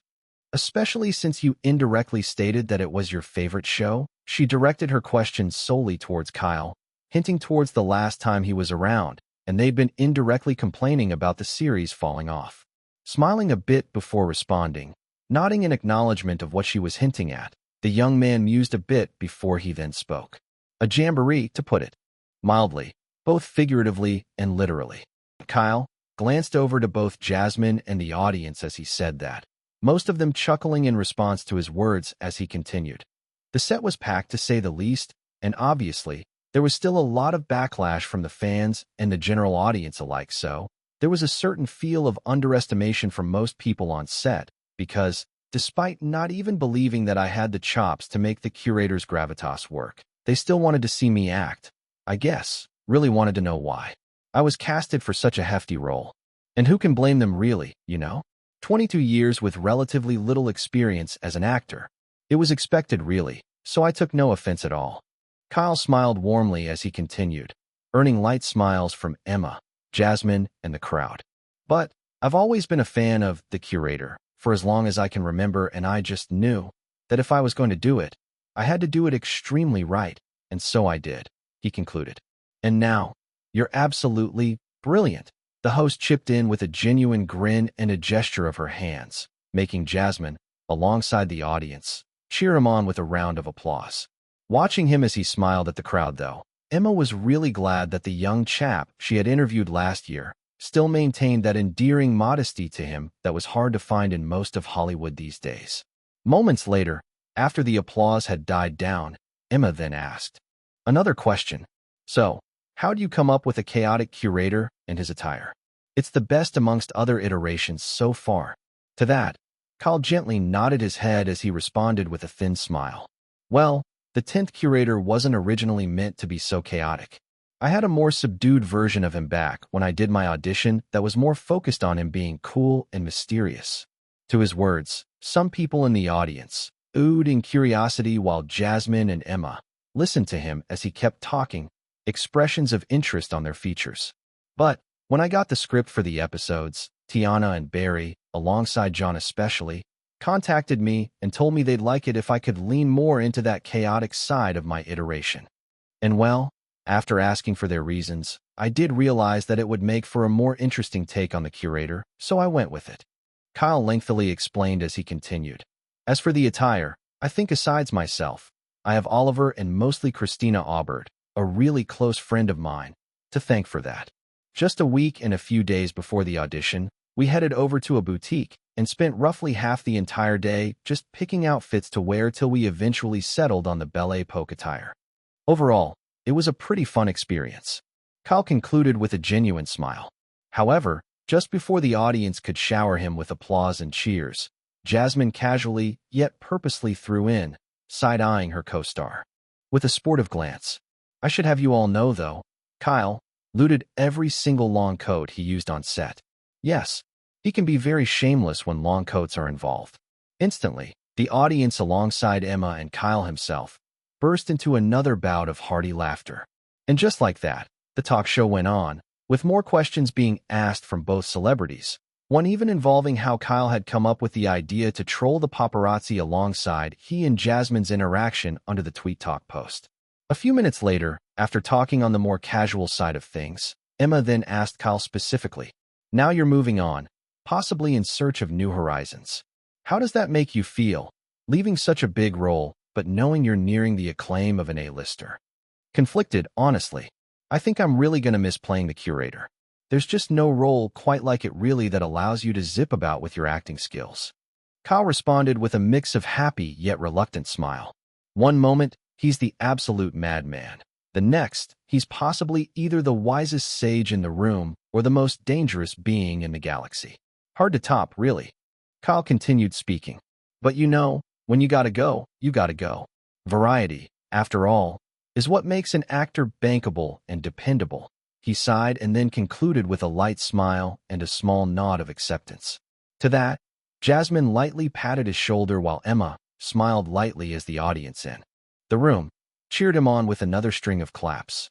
Glancing over to her wristwatch, Emma soon stated with a slightly reluctant tone, "Oh, would you look at the time? We have only a few minutes left on the clock." The host had been really enjoying her time with the two stars on set. She didn't even notice how fast the time had gone.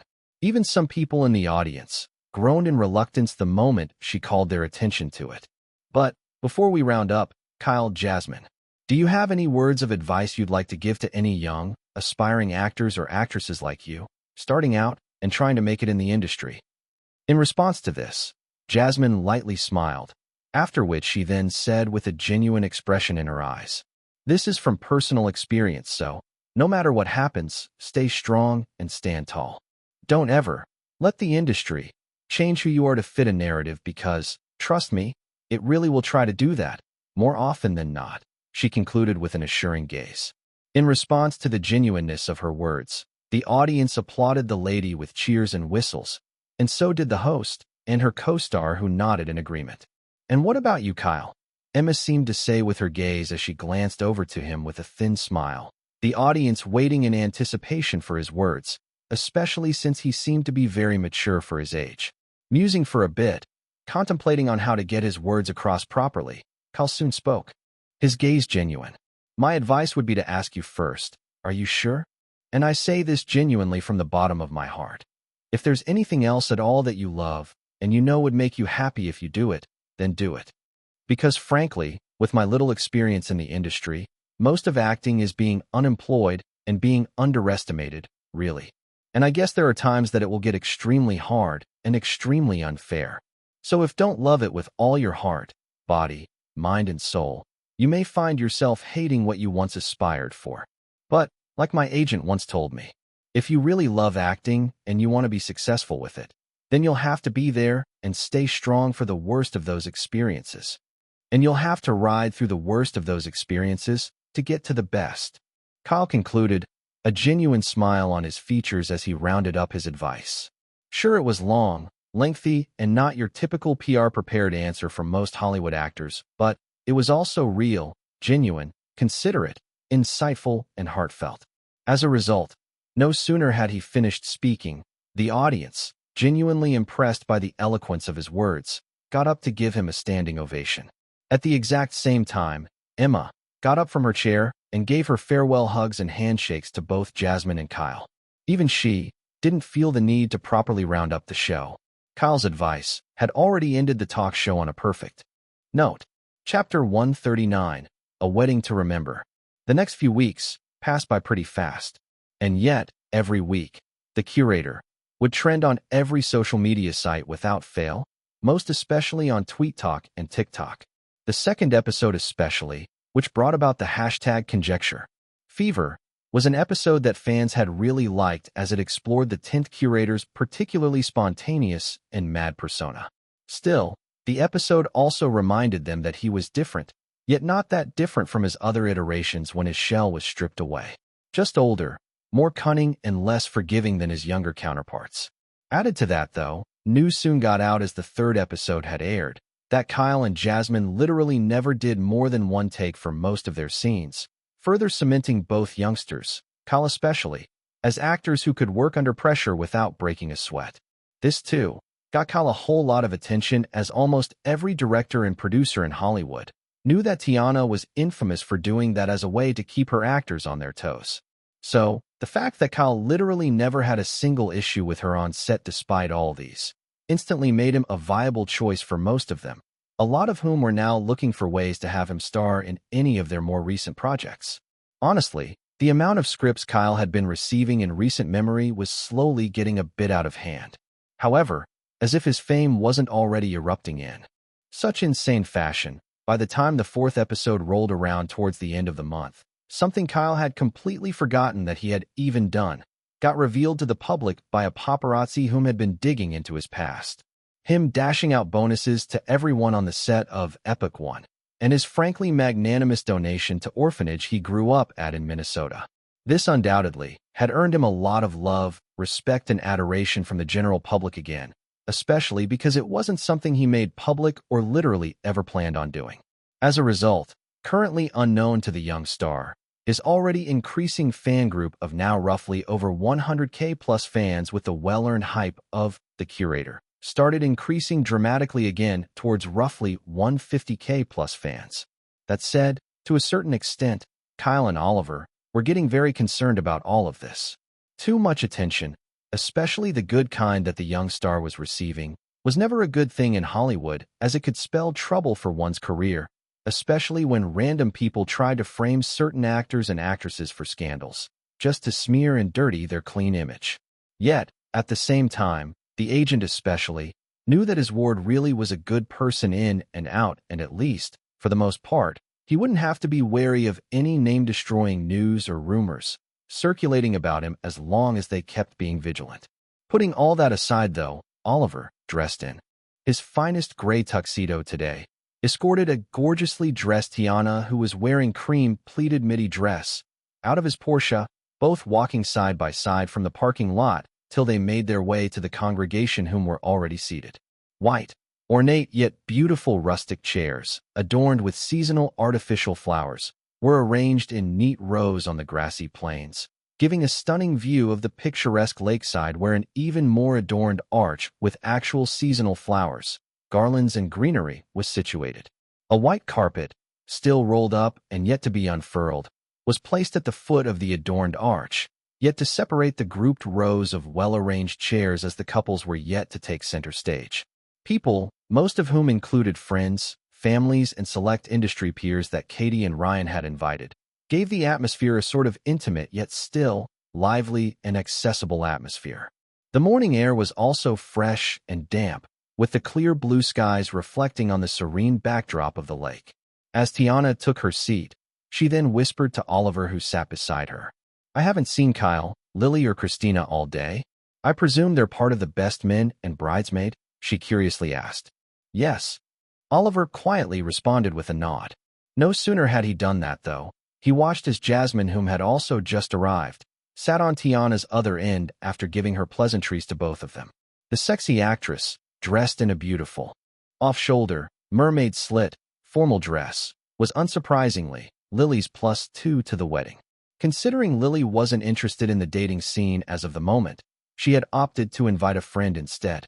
That said, even though the wedding ceremony itself was going to be taking place outdoors, just nearby was a wide, luxurious hall with floor-to-ceiling windows that was rented for the reception.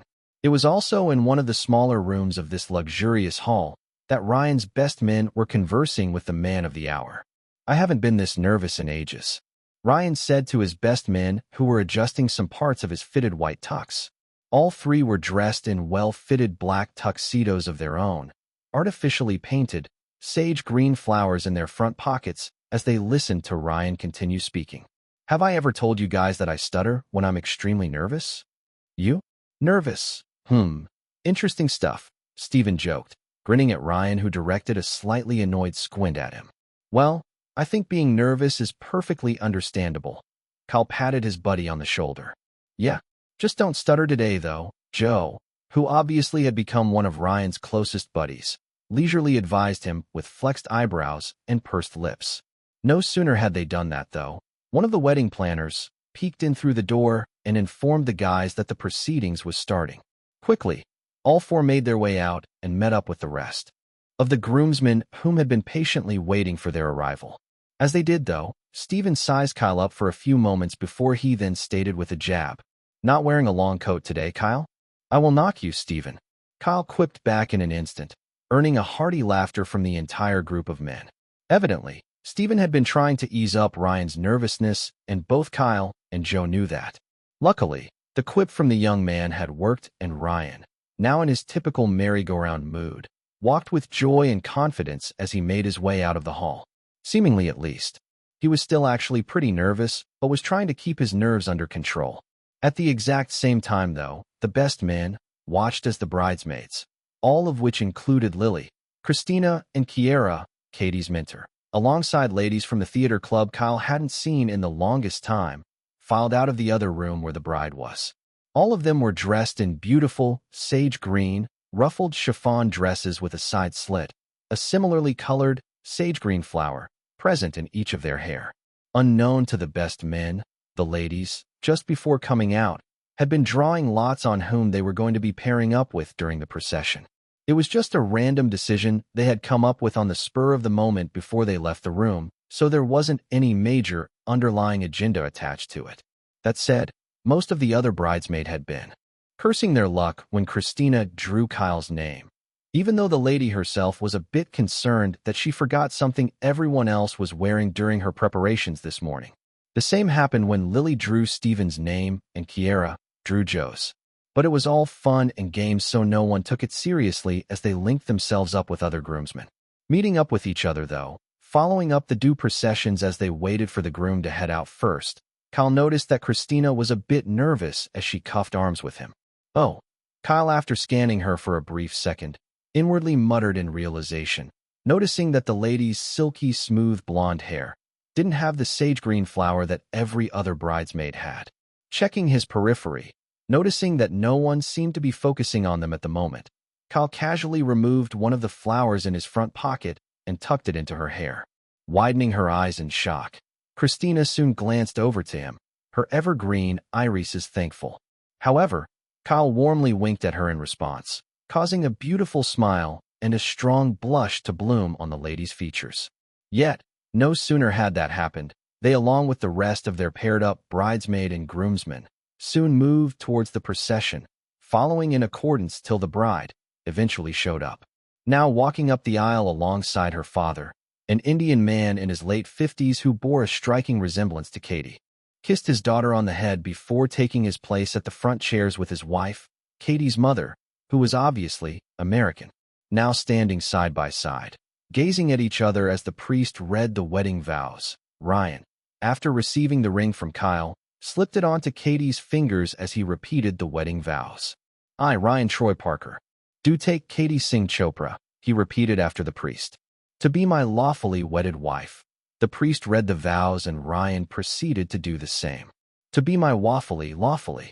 However, the damage had already been done as everyone at the venue burst into laughter in an instant, the best men, bridesmaids, and groomsmen included.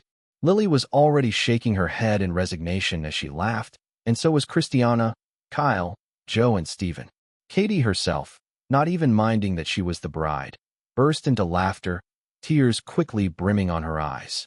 Ryan, already realizing he had botched the vow, simply accepted his fate as he casually added, and pancakey, wedded wife. I've been nervous all day, what did you expect?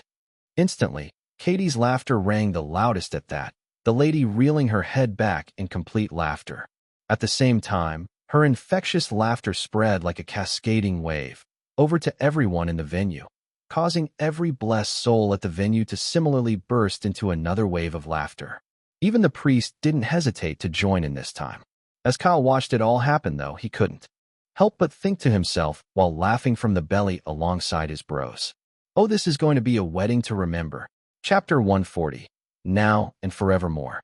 Following the hilarious incident at the wedding vows, it took a few more tries before Katie finally stopped laughing and the vows were finally tied.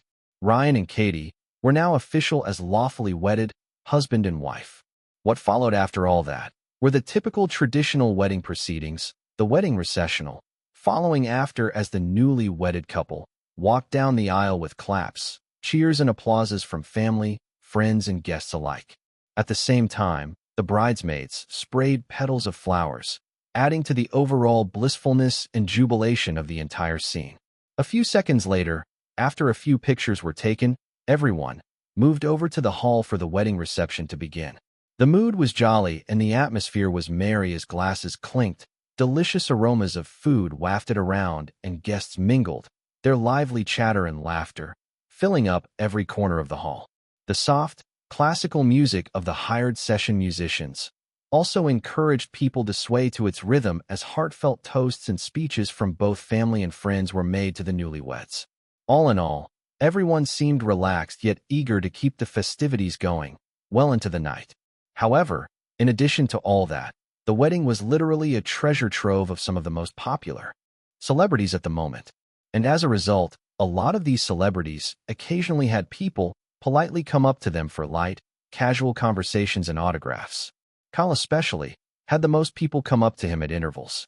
Yet, unperturbed by it all, he casually mingled with everyone else without drawing any actual attention to himself. As at the moment, he was even sitting amongst some of the guys and ladies from the theater club alongside Christina, all of whom were having a pretty interesting conversation. So, who's getting married next? One of the groomsmen asked the rest of the people whom were sitting around the round table with curious interest, a bit of mirth in his tone as he glanced over to each of them. Definitely not me. Me and love just don't get along. One of the ladies responded with a sigh of acceptance. Honestly, I understand how you feel.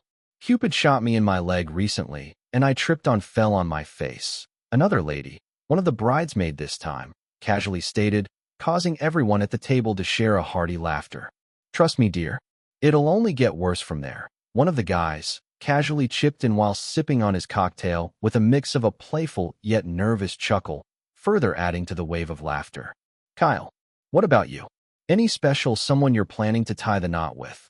One of the ladies curiously asked with an arched eyebrow as she watched the young man take another sip out of his fruit punch. Instantly, the young man became the center of attention, everyone, including Christina, landing curious gazes on him. In response, though, Kyle quickly put on a concerned expression and then spoke. I don't know if you guys have noticed by now, but it could be raining, ladies, and I'd still be single. Dangerously chuckling a bit to himself with a slight hint of denial in his tone, Kyle then added, "This is fine." No sooner had he said that, though, everyone else at the table burst into another bout of laughter. The fact that Kyle wasn't taking the question too seriously like all of them, but instead found the opportunity to make fun of himself for not being in a relationship, had been genuinely hilarious yet unexpected. At the same time, all of them couldn't help but acknowledge his satirical wit as he currently grinned alongside them, their conversation moving on to other interesting topics. Needing a refill of his fruit punch, though, Kyle soon excused himself from the group, making his way over to the fruit punch bowl. Meeting him halfway through his destination, though, was Lily. "Oh, perfect. Kyle, meet Amy, my younger sister." Lily introduced a young lady who bore a striking resemblance to Lily herself, albeit younger and with long, black hair. Smiling warmly in response to her, Kyle extended a handshake as he spoke. "Hello, Amy. It's a pleasure to meet you. I've heard quite a lot about you from Lily." "It's my pleasure to meet you too. You're my favorite actor." Amy excitedly grinned, staring at Kyle with starstruck eyes. "Not Lily," Kyle amusedly asked her in response. Close second. Amy playfully waved her sister off as Lily herself squinted, both at her traitor of a younger sister and Kyle himself, who was currently giving her a subtle yet smug expression. Having given her sister what she wanted, though, Lily, after a few seconds of conversing with them, stealthily slipped away, leaving both individuals to their conversation. A few minutes later, having had a pretty casual yet engaging conversation with the young star, Amy requested for a photo, one that Kyle was more than willing to oblige to. "Thank you so much, Kyle." Amy beamed at the young man, who responded with a warm smile. "You're most welcome, Amy. Have fun." Following that, both individuals parted, each making their way to their respective destinations. Amy, though, quickly whipped up her phone the moment she was out of Kyle's vicinity and posted on his fan group. "Princess Peach. Photo.jpg. No sooner had she posted that, though, the fan group instantly exploded, and yet, the lady, instead of explaining how she got a picture with Kyle, withheld the information with a proud gloat. Lily, who glanced over to her sister from afar the moment she noticed this, though, simply shook her head in resignation as Jasmine, whom had been sitting on her table, alongside Tiana and Oliver, left for the fruit punch bowl too. Unfortunately, she was held up by a polite fan who came up to speak with her. Finally reaching the fruit punch bowl, though, Kyle, just as he had his refill, watched as the MC for the wedding ceremony called up the newly wedded couple to cut the cake. Around the exact same time, Joe and Steven, having had a refill of their champagnes for the toast, walked over to Kyle, situating themselves in the same space as the trio of best men. Gazing at him from afar, all three, once they noticed Ryan's eyes darting about the reception in search of them after cutting the cake, raised their voices a few decibels louder above the other guests, earning a genuine grin from Ryan once he spotted them. Katie, on the other hand, having noticed all three too, soon focused her gaze on Kyle, her eyes gleaming in excitement as she did. To that, Kyle simply nodded in response, understanding just exactly what she meant. The bridal waltz would be happening in a few minutes. Casually engaging in small, mundane conversations with both Steven and Joe, both soon left a few minutes later, Kyle already refilling his third cup of fruit punch. "I fear that at this rate, the entire bowl's gonna go empty before evening comes around." Jasmine, whom had finally reached the table where a massive bowl of fruit punch was placed, stated with a chuckle as she added, "And there's only one culprit in this entire hall capable of doing that." She zeroed in on Kyle with her gaze, slightly grinning at him as she did. The young man, however, simply smiled in amusement, casually drinking his fruit punch without batting an eye, although a few certain pairs of eyes, frequently glancing over to him, was getting concerning. Jasmine, as if noticing this too, spoke almost instantaneously again, a curious expression on her features as she stated. In other news, though, Even though you've practically being the most eligible bachelor all day here, there's been a certain group of ladies who constantly keep staring at you. That's curious, I guess. Glancing over in the direction of Haley and her friends, Kyle wasn't particularly surprised that they were here at the wedding, although they did have their own dates and plus twos. In fact, he had noticed, back when they had arrived earlier in the day, but never paid it any mind. Haley, after all, had been part of the theater club, so Kyle wasn't surprised that Ryan and Katie extended invites over to her, since they basically did to every other person in their theater club too. As for the other three, now that really was a curious case. Sighing a bit as he placed his emptied glass cup on the tray though, Kyle lightly smiled as he responded to Jasmine. Long story short, they're just strangers I don't have particularly fond memories of.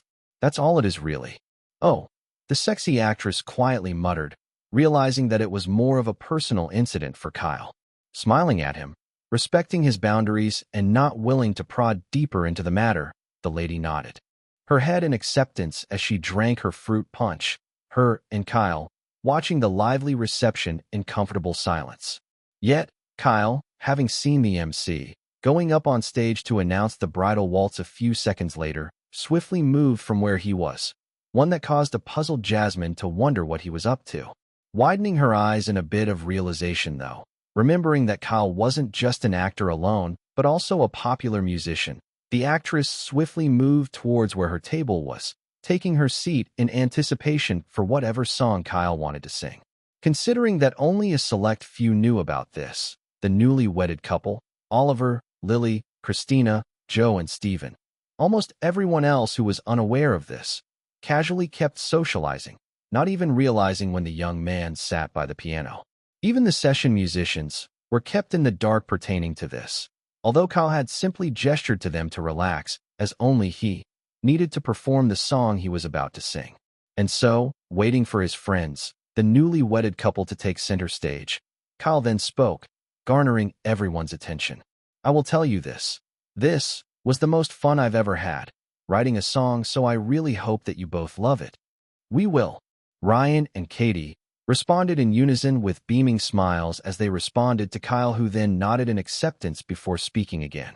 Now and forevermore. I dedicate this song solely to both you. No sooner had Kyle said that, his hands danced on the tiles of the piano, a soft, delicate melody now filling up the entirety of the hall as the newly wedded couple slowly waltzed to it.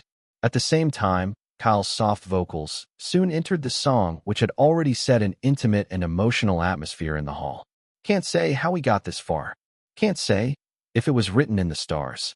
But I'll walk this line, and I'll cross this tightrope with you. The first verse of the song had literally almost everyone stop and pay full attention as the couple danced, eyes locked onto each other in tender affection. The melody of the song, despite being so simple yet heartfelt, was bolstered further solely by Kyle's sincere and emotionally charged voice as he sang the chorus. Now and forevermore, I promise to be yours, to come home to you, every day of our lives. There was a sense of genuine affection and devotion in Kyle's voice that perfectly encapsulated the song's romantic tone, one that was evident by how resonant golden threads had extended from him over to everyone in the reception hall as he moved over to the second verse. Right here and right now, I see my future in your eyes. I gaze at you, darling, and my heart loves the view. Katie, as of this moment, already had tears of happiness streaming down her eyes as she lovingly gazed at Ryan, who reciprocated with an affectionate gaze of his own.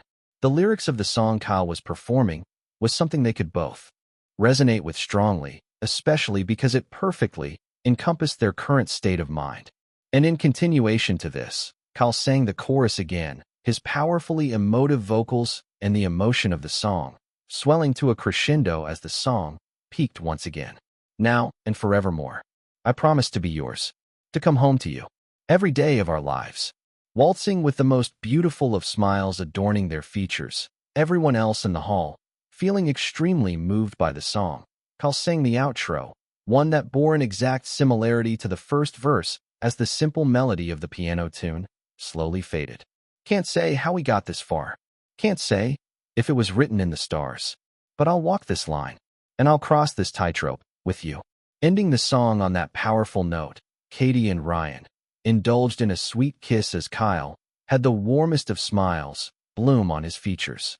Kyle's song, one that followed a classic ballad structure with simple, stripped-down verses, was a beautiful expression of unconditional love, focused on the idea of being devoted to one's partner, no matter what challenges they would face as they moved forward together. Standing up from the piano stool, completely ignoring the ringing in his head, the young man moved towards the duo who instantly pulled him into the tightest and warmest of hugs. The reception hall, standing up to give all three a standing ovation, blissful smiles on their features. Chapter 141. Bamboozled. Music that could touch the soul. Nothing else could characterize the original wedding song from Kyle. Amy, whom had been recording from the moment the song started, casually posted it onto the fan group, instantly getting the entire group lively again. And yet, as if she hadn't just dropped a bomb, she purposely chose to not explain a thing but instead watched as the chaos in the fan group unfolded, another proud glow on her features. That said, a lot of couples in the reception hall couldn't help but feel fulfilled after the song had ended, while the singles amongst them became wishful, hoping to also find their special someone in due time. Now that the bridal waltz had rounded up and guests were now allowed to take the dance floor, most hoped that Kyle would at least sing the song once more so they could also dance to it with their respective partners. However, the proceedings had to go on, and on it did. The sun was setting and evening was slowly approaching. Dessert, which was also the wedding cake, was currently being served. Kyle, on the other hand, though, had casually strolled outside of the hall in need of fresh air. Sure, he could have used the opportunity to check his system notifications, but honestly, he refrained from doing that at the moment as he simply took in the serenity of the cool breeze, lush lawn, and tranquil lake. That was a beautiful song, man. Joe, whom had excused himself from the hall for the exact same reason as Kyle, said to the young man as he stood on his right. Yeah, you seriously need to tell me how you do it. I always struggle to even write a single verse in a month, Stephen added, his tone impressed as he stood on Kyle's left while handing over the extra glass of wine in his hands to him. Receiving the glass of wine, chuckling a bit at their words, the trio simply stared at the orange horizon that casted a similarly soft glow over everything else in comfortable silence. A few seconds later, though, Stephen broke the silence with a curious question. Say, Kyle, why exactly aren't you interested in a romantic relationship? Yeah, been meaning to ask that too for some time now, Joe casually added, glancing over to the young man. It's not just because of Hollywood and the issues that comes with dating as a celebrity, is it? Ryan, who had also excused himself from the hall a few minutes earlier, casually stated as he walked over, standing on Joe's right. Currently, the young man wasn't wearing his suit jacket, leaving him with just his black shirt, white suit pants, and a loosened tie. Don't worry, I can afford to spare some time with you guys. Katie's getting ready to toss her bridal bouquet, Ryan assured all three with a light smile, after which he then arched an eyebrow in Kyle's direction. Briefly glancing over to all three from his periphery, realizing that they were quite curious about his decision to stay single, Kyle sighed softly, after which he then spoke.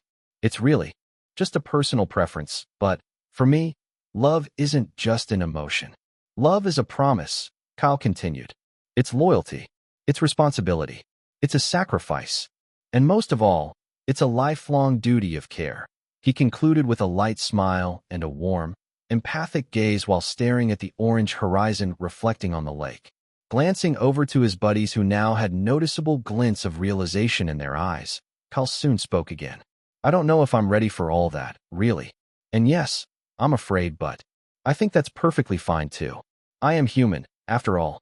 That's why I know I'll work it out in due time, but for now, I think I'll focus solely on my career. And well, if love comes along the way, then so be it. He concluded with a subtle nod and a gaze of acceptance in his eyes. Staring at him as they always did whenever he occasionally said things like this, all three soon spoke in unison. Spoken like a true sage. Oh, shut up. Kyle quipped back at all three, resulting in a hearty laughter being shared between them. Well, I completely understand where you're coming from. Ryan was the first to speak after their laughter had subsided with a genuine gaze of understanding. Obviously, considering he was now wedded and had been in a beautiful relationship with Katie since their tweens, he perfectly understood Kyle's view on the matter. Stephen and Joe, on the other hand, simply shrugged. Both couldn't exactly relate to Kyle and Ryan, but at least they understood where both were coming from. And so, they stayed in comfortable silence once more, only to have their ambience interrupted by the bridesmaids and other single ladies who were giggling in excitement as they flocked outside. In addition to the excited ladies, were the guests who trooped out of the hall in curiosity of whom would catch the bouquet. Well, this'll be interesting. Stephen, whom had already turned around alongside Kyle, Joe, and Ryan, took a sip of his wine, hints of amusement in their gazes, watching as Katie stood at the top of the reception hall's slightly elevated staircase with her back turned. All four watched as the lady tossed the bridal bouquet into the air. Swooshing downwards after staying suspended in the air for a fraction of a second, all the ladies positioned themselves to catch the bouquet.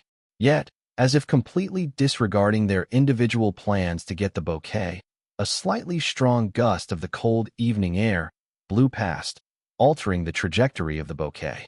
Casually watching as the bouquet landed in her hands, especially because she had only come to spectate, Tiana confusedly blinked her eyes a few times before she then widened them in shock.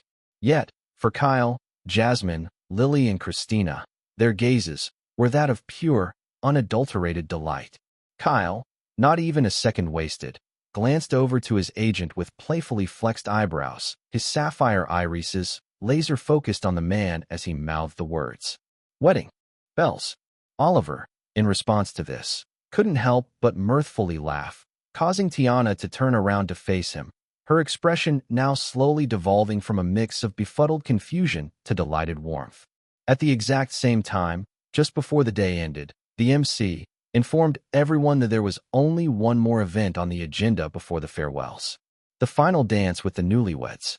Quickly, everyone who interested grabbed a partner and made their way back into the reception hall.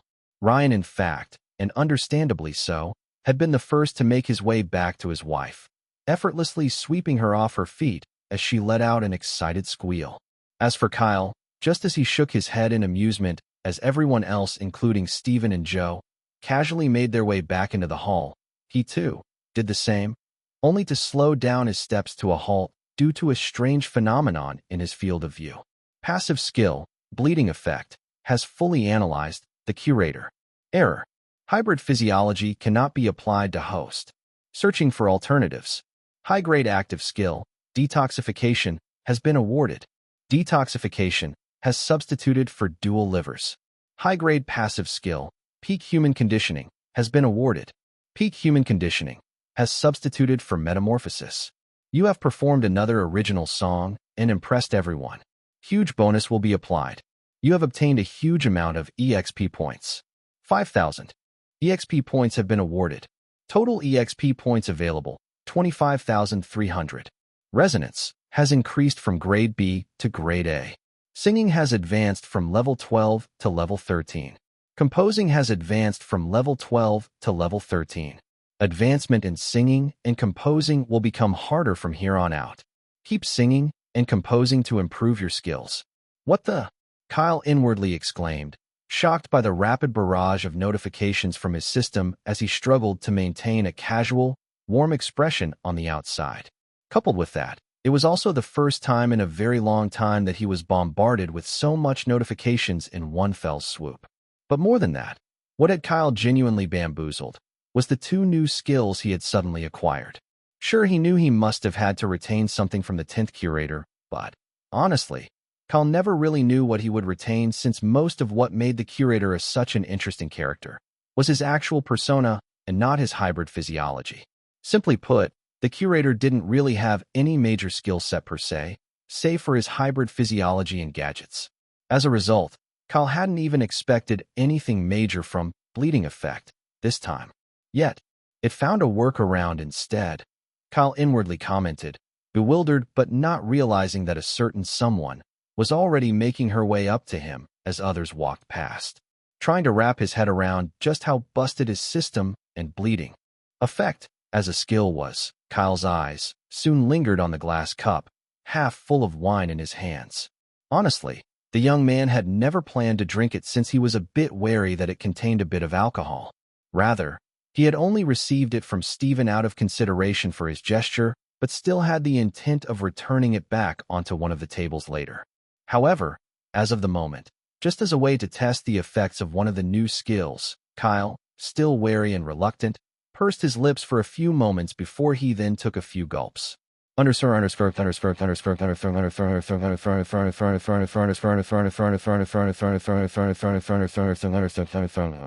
Detoxification.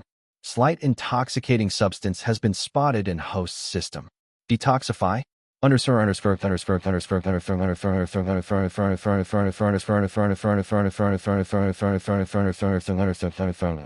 Mentally accepting to have the slight bit of alcohol removed from the wine he consumed, Kyle felt a slight change in the taste of the wine as another panel popped up almost instantaneously.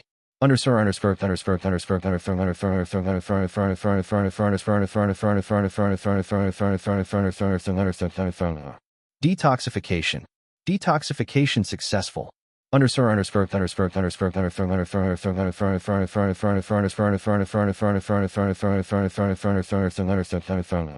Gazing at the panel, still finding the entire scenario equal parts shocked yet amazed, Kyle soon felt as someone dragged him by the hand, the emptied wine cup still placed on his lips. "Don't miss the final dance," Christina signed with one hand as she pulled him along, a genuine beam on her face. He was her partnered-up groomsman, after all, so he pretty much owed the lady one dance at least. Finally realizing that he had been standing alone in the lawn, though, probably because everyone else thought he was finishing up his wine as they walked past him previously, Kyle soon shook off his perplexity and instead focused on the moment with a light smile. His skills could wait, but the limited time for the final dance before the wedding's farewell wouldn't. Chapter 142. Just business. As the wedding finally came to an end, guests, friends, families, and loved ones, leaving for their respective homes, Amy crashed onto the bed the moment they arrived at the rented hotel for the night, her mood still at an all-time high because she had met her favorite star today. Added to that, she had been amongst the very first to hear Kyle's brand new song, Now and Forevermore, live. Nothing really could top that in her opinion. Kicking her feet on her bed like the elated teenage girl she was, Amy soon remembered the chaos she had sowed in the fan group, prompting her to roll over and pull up her phone, curious interest in her eyes as she navigated over to read the messages. Wendy the Witch. I can't wait for Kyle to officially release this song. Also at Princess Peach, I'm so jealous of you. You got to hear the song live. We do a bit of trolling, alright. We shall now get a cauldron and add a fizzle of peach dust to summon that slippery, pink princess. Alice__Wonderland 88. Guys, I think I may have found my wedding song. Now I just need to find me a husband. Mamma mia, alright Peaches. Show yourself and answer our questions now. Also a wedding song. From Kyle. I never saw that coming. It's such a lovely song too. Waifu with a rocket launcher at Princess Peach. Nukes, locked and loaded. Bombardment will initiate in T-minus 30 seconds. Tricks or treat. The song's so lovely, even over the fairly unclear speaker of the phone. How I've missed romantic songs from Kyle. Peter_writes_fantasy. We haven't heard a new song from Kyle in quite a while, and bam. Dude's already written one of the most beautiful wedding songs I've ever heard. Kyle just never misses, does he? Shrek loves Fiona at Peter_writes_fantasy. It's inspiring, honestly, how he keeps bouncing from one thing to the next with such finesse. Can't wait for the official release of the song. The 78th Curator. You know, I was genuinely excited, looking forward to the next episode of The Curator, tomorrow morning after the teaser that was dropped, and now, I'm in my feelings. Darn it, KK. I might need me a wife at this rate. As the lady chuckled lightly in response to all the comments which had been sent about a few hours back, more and more still to be read as she scrolled through almost 500+ messages, the lady, after reading through it all, finally responded. Princess Peach. I have arrived. Anna_MZ_27 at Princess Peach. Great. Now give us all the deets. Kyle's girlfriend at Princess Peach. How was Kyle like in person? Was he as lovely as he is in his interviews? I want answers. Princess Peach at Kyle's girlfriend. He was an absolute gentleman in every sense of the word. And also, he's not just as lovely as he is in the interviews. Rather, he's so much more lovely in person. No sooner had she responded to some of the messages, though, the fan group, as if waiting for her to have arrived all day, instantly became lively as people started tagging and bombarding her with back-to-back questions about Kyle, whom the wedding was for, and how she had gotten to meet him. Lily, on the other hand, now draped in a towel as she walked into the room after taking a shower, shook her head in amusement as she watched her sister's legs swing back and forth, a light grin on her features as she continued responding to all the messages. Asterisk, asterisk, asterisk. Dahlia had once again been pushed out by her boss and co-workers, all of whom cajoled her to take the weekend off again. The lady, too, after a bit of resistance, agreed to their wishes. To a certain extent, too, Dahlia had been really looking forward to her weekends for the past few weeks now. Once again, she would have enough time to watch the newly released episode of The Curator's 10th season and then rewatch all the episodes from scratch again. Fortunately for her coworkers, though, due to a certain unfavorable and frankly unwelcoming incident occurring right now in the studio, they were at least glad that Dahlia wasn't around to witness it. "This is bullshit." A man with messy dark brown in his mid-30s retaliated with a furious shout as some of his coworkers kept trying to hold him back. "Fuck you, Griffin. I should have never trusted you." He continued furiously, trying his best to move forward and sock their company's biggest investor and CEO in the face, even as people kept trying to hold him back. The game's returns were more than double the investments, and yet, for some fucked up greed of yours that was never met, you're shutting down the studio? Carlos bellowed at the good-looking dude with a defined jaw and dark brown irises who simply directed a condescending gaze in his direction. "Let me go." He fought against his coworkers who kept holding him back from bashing Griffin in the face. "Well, I alone didn't come to this decision." The CEO, in his mid-30s, his black hair, gelled and slicked backwards, casually responded, checking his gold-plated wristwatch as he did. Rather, it was a unified agreement from the board of investors. SpawnPoint Studios would be better off, sold and assimilated into a bigger company that can better utilize your resources, he concluded, turning around to take his leave. "Eviction starts tomorrow morning at 9 a.m. prompt. Ensure to pack your stuff before then." Griffin waved with an air of dismissal as he made his way towards the elevator. Forcefully pushing through everyone that was holding him back, Carlos, his face red from anger and hurt, yanked a mouse from a computer desk and hurled it straight at Griffin, who had a smug expression as the elevator's doors closed. "Remember, Carlos, it's nothing personal, just business." That was Griffin's last words as the doors to the elevator closed off, the flung mouse destroyed as it crashed onto its closed, metallic doors. Asterisk, asterisk, asterisk. Casually getting off of his bed the next morning, Kyle stretched like a lazy cat on a weekend. It had been quite a while since he had woken up without any major things to delve into for the day, so the young man simply went about doing his daily routine. Added to that, too, Kyle was feeling as if he was on top of the world despite all the stress of yesterday. Absolutely worth it, though. Kyle smiled as he changed outfits and made his way out the door a minute later. Coming back from his cardio about an hour later, Kyle wasn't surprised to realize that he didn't even feel tired, and neither was he sweating heavily like he usually would have. Taking his bath and casually dressing up for the day, Kyle decided to finally check out his 2 new skills, alongside his current stats, since he had instead opted to crash onto his bed and sleep the moment he got home yesterday. Active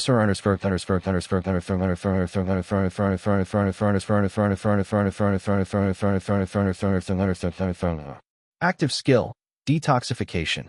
Detoxify and neutralize harmful substances in host physiology.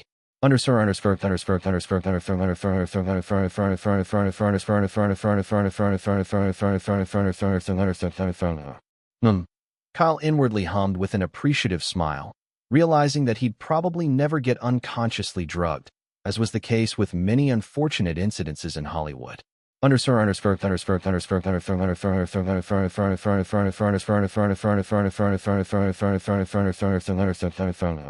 Passive skill, peak human conditioning. Maintain host capabilities and attributes at the peak of the human species. Wonder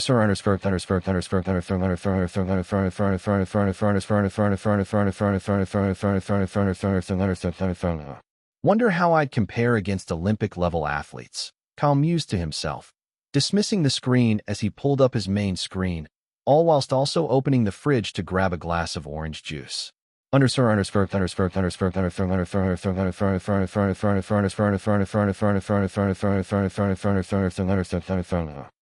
Kestis, EXP points, 25,300.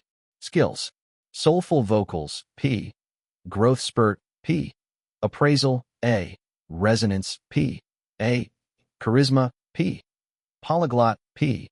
Deep Dive, A. Recollection, P. Scene Stealer, A. Action and Stunt Mastery, P. Bleeding Effect, P. Detoxification, A. Peak Human Conditioning, P. Asterisk EXP points can be used to create skills. Levels: Singing level 13, Acting level 13, Composing level 13, Dancing level 6, Instrument Mastery, Piano/Guitar, level October 8th. Asterisk levels will increase in accordance to your growth. Gazing at his status screen for a few minutes, Kyle's eyes lingered on his guitar stats and dancing status especially for a few seconds. Should level those up really, he muttered to himself with a small nod. Bearing them in mind, the young star made a conscious decision to put in the work to elevate both to higher levels.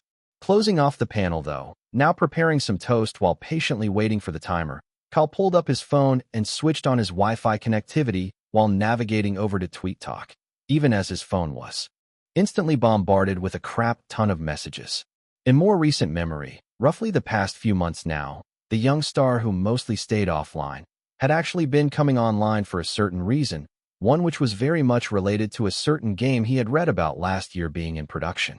Yet, before he could even navigate over to the studio's account to check if there were any new updates on the game's progress, Kyle soon realized that Now and Forevermore, even before official release, was already trending as number 5 on the platform.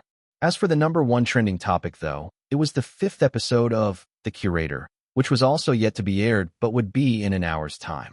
Apparently, Dreamland Incorporated had released a promo short solely for the new episode yesterday evening. The short had featured what seemed to be a flickering light bulb in a room that then went on to stabilize after a while once its switch was flipped off and then on again, but this time alongside 3 other bulbs, one far brighter than the other 2. This obviously had garnered fans' attentions as they wondered what exactly that simple teaser meant. As a result, a lot of people were discussing about it prior to the actual episode being released. Their excitement for the episode heightened and their curiosity piqued. Slightly shaking his head in amusement though, especially since he understood just what the short had meant when he had viewed it yesterday evening, Kyle soon clicked on the account he had been searching for. Instantly, upon reading the latest post from the account, an immediate frown graced the young man's features. Yet, without even a single second wasted, Kyle swiftly dialed Oliver's number.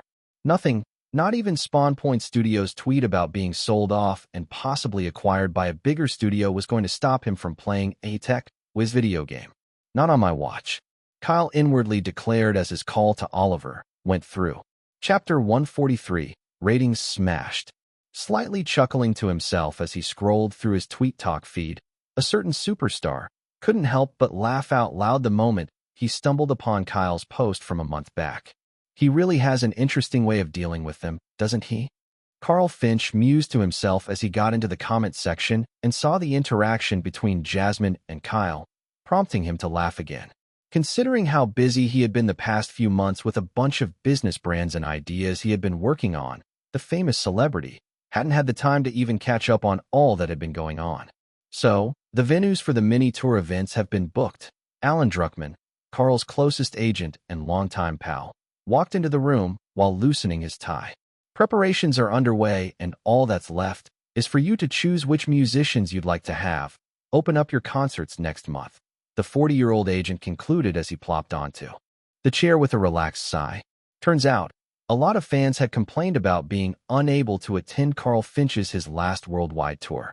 That was just how popular he was, enough that tickets would sell out like hotcakes the moment he announced he was going on a tour, and yet, even then, so many of his fans still weren't chanced to attend this tours. Sure, this was inevitable since fame literally made him a superstar, but then again, Carl was the kind of celebrity who really adored his fans as he believed he would be nowhere without them. And so, Having his agent sort out the analytics for the regions who had the most number of fans whom were unable to attend his concert, Carl organized a mini-tour with his team of professionals. This mini-tour would cover several places, namely Los Angeles, Chicago, Seattle, Vancouver, and New York. Well, I already know who's going to be opening up most of my concerts, really. Carl casually responded to Alan, who simply replied in response. It's Cal Kestis, isn't it? Yep. Carl snapped his fingers, smiling as he added. It's about time I met him in person. Asterisk, asterisk, asterisk. Adam and Gabriella had been having home dates for a while now. One they had been steadily spending the past few mornings of the weekend, watching every new episode of The Curator's 10th season together since they went official. Today was no different as Gabriella sat in between Adam's legs, head resting on his chest as she munched on a cookie. All right, sexy. Guess we're going to Chicago, Illinois, 1893. Oh, World's Columbian Exposition. Gabriella had a gaze of excitement in her eyes as she knowledgeably commented, earning a curious look of amusement from Adam, who gazed down at her in surprise. How do you even know that? His eyes seemed to ask. I know what you're thinking, and yes, I'm amazing. History's fun to read up on, you know. The lady slightly wiggled in pride as she continued. That said, I always love how the curator refers to the horologium with terms of endearment. It's so gentlemanly. This earned a chuckle from Adam, who was just glad to be able to share something he really loved alongside his girl. Well, she is sentient after all, so it's only fair he treats her like the beautiful dame that she is. Adam responded to Gabriella, who nodded in agreement, eyes glued to the TV. Adam, too, eyes focused on the smart TV as he gently stroked Gabriella's hair, watched in genuine interest as the curator soon stepped out of a random door in Chicago's Columbian Exposition, 1893. This particular episode was one that not just him and his girlfriend had been really looking forward to, but so many other fans also had, solely because of the mysterious promo that was dropped. And now, one of those mysteries were answered in the form of the power switch in the promo trailer that had stabilized the flickering bulb, one which represented the great Nikola Tesla, the man who invented AC current. As for the three remaining light bulbs from the trailer, the mystery on those was yet to be resolved, and so, both individuals watched on, curious to see if they could decipher what it meant. Huh. Edison can go stick a twig up his arse. The future is here. Hearing that part from the drunk man, the couple burst into laughter, after which Adam then spoke a few seconds later. It's kind of jarring, really, learning as a kid that Edison was one of the greatest inventors in history, only to grow up as adults and realize he's actually one of the greatest thieves of all time. Yeah, and now we have to pay electricity bills because of him too. Gabriella slightly shook her head with a small sigh, her attention back on the TV screen. Soon, the couple watched as the 10th curator and Tesla started conversing, smiling a bit at the familiarity in the rapport between the two. Just how many historical figures does he know anyway? Gabriella asked her boyfriend in genuine curiosity, one that Adam was more than willing to respond to as he chuckled lightly. Much more than even we as fans of the show probably ever will. Curator, you've done it again, haven't you? New face, I know. Young too, so I don't like it. Unfortunately, you can't ever really choose what happens with metamorphosis. It's as random as it gets, so I just take whatever I get. Hearing that part, Adam was the one who laughed the loudest this time as he realized that this was clearly another jab from Kyle himself. At most of them whom had been so against his casting initially. After explaining to Gabriella what the cause of his hearty laughter was, the lady too chuckled a bit as she curiously asked again. You said at the end of each season, every iteration of the curator usually dies? Yep. Adam nodded, watching as the 10th curator and Tesla shook hands and bid each other farewells. Well, if that's the case, I think people are really going to miss Cal Kestis as the 10th curator. She smiled with a bit of a bittersweet expression, even as she kept her gaze trained on the TV screen. Yeah, I totally agree with that. Adam shared the same expression as his babe, both watching the show as it moved to the next scene. Now, the focus shifted to Tesla, whom, through various periods in his life, had other curators come greet him, specifically the 5th and 6th iterations. At this, Adam's eyes instantly widened in realization once he realized whom the 3 remaining bulbs in the promo had signified.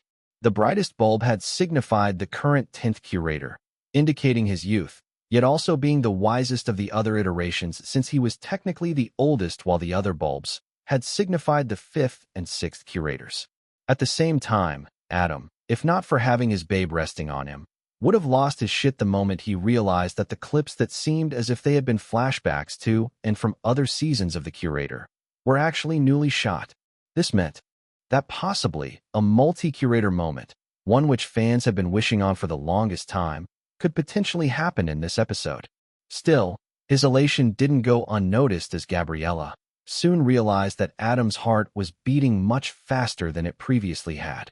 Glancing over to him curiously, the lady soon realized that her boyfriend was actually excited, his eyes gleaming with a childlike intensity as he kept watching the show. The next few scenes then passed by, and finally, the scene at the unveiling after the emotional moment in the small hotel room with Kira happened. You will never be forgotten, old friend. Never. Gabriella, as at this point, had tears of happiness and sadness in equal parts, brimming on her eyelids. Adam, who noticed it, stifled his own manly tears and instead gently consoled his girl with a kiss on the head.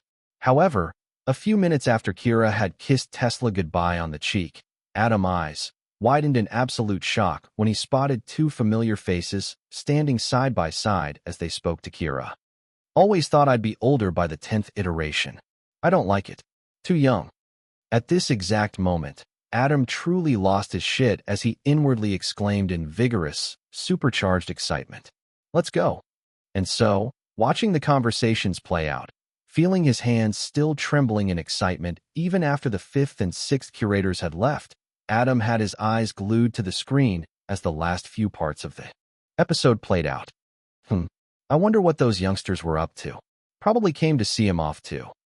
I don't really know much about this show, besides it being a great sci-fi series that I'm enjoying so far and slowly learning about its lore, but I'm fairly certain that other longtime fans of the show are currently losing their shit, just as you are right now, babe. Gabriella giggled a bit as she watched Adam's spirited and lively grin. I'm sure they are, he instantly replied, his tone jocular. Yet, watching the last few seconds of the episode, Adam's already vivacious mood soared to its peak. Who were they? I haven't the faintest idea. No sooner had that part played out, the credits rolled.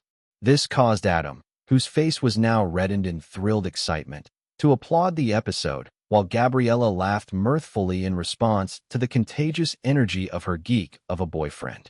Despite all the episodes of the 10th season being amazing so far, this particular episode, in Adam's own opinion, was the absolute best.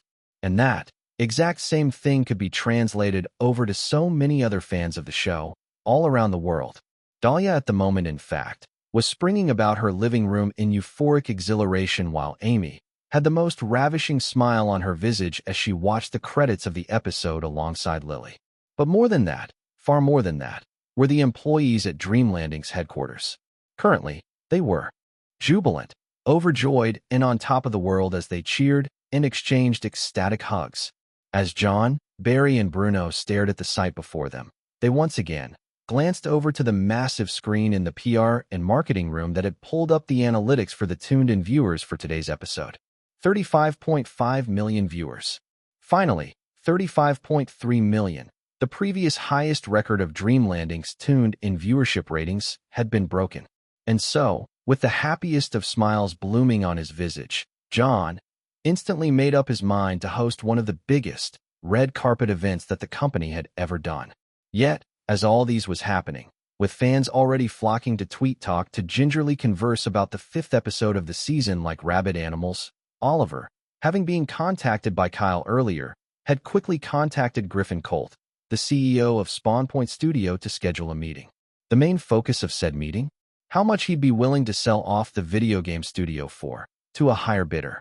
Chapter 144, Future Investment. Sitting from across each other in a small, secluded yet obviously lavish restaurant for the wealthy, was Oliver and Griffin, their black suits pristine as it stuck to their bodies like second skin. Having discussed all the necessary details regarding all the legalities for the ownership of Spawn Point Studio, both currently had their poker faces on. There was also the waft of smell and vapor from their steamed coffees, setting a casual atmosphere between them even though they meant business. $5 million. Griffin bluntly stated his price, hands interlocked as he rested his elbows on the sleek, yet stylish restaurant table. Deal. Oliver, too, bluntly replied, expression unperturbed as Griffin instantly countered. I'm sorry, but I won't take anything less. $5 million. Wait, what? Griffin's expression faltered in an instant once Oliver's words fully registered.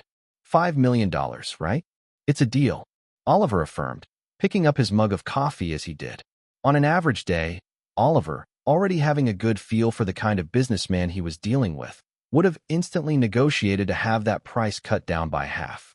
However, hearing the urgency in his ward's voice to still go ahead and buy out the studio irrespective of the price, all while also ensuring that none of its employees lost their jobs no matter what, Oliver felt the need to be more accepting as of the moment. So, where are the documents? The agent soon added without batting an eye as he took a sip of his coffee. Blinking his eyes a few times, still trying to register if the words of the suave man from across him wasn't some sort of mind game, or he himself hallucinating, the business investor soon recovered. Ah yes, here it is.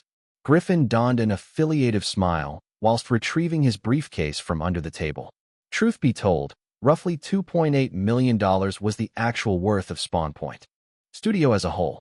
However, Griffin, being the greedy businessman that he was, one whom was willing to throw an old friend under the bus, simply for the sake of his own profits, wanted to more profits even still. Considering the previous company he had wanted to sell the studio to had only offered $3 million tops to buy it off his hands, Griffin wanted to see if he could push his luck and get a juicier deal from the suavely dressed man before him whom, from what he had gleaned in their conversation so far, seemed to be filthy rich. As a result, he had tested the waters to see if Oliver really was as rich as he had predicted. Turns out, he seemed to have been right on the money. Bringing out all the necessary documents that required signing, Griffin gently pushed it towards Oliver, who took another sip from his coffee, eyes casually glazing over the multitude of papers. Yet, before Griffin could even ask of Oliver to sign them and close the deal, someone burst through the doors of the restaurant. Dressed in a hoodie and plain blue jeans, the individual had a face mask on and rectangular framed glasses, framing his sapphire irises. Glancing about the restaurant, even as the few people currently seated inside wondered who the hell the weirdo destroying their ambience was, the hooded figure's eyes soon landed on Oliver and Griffin's table.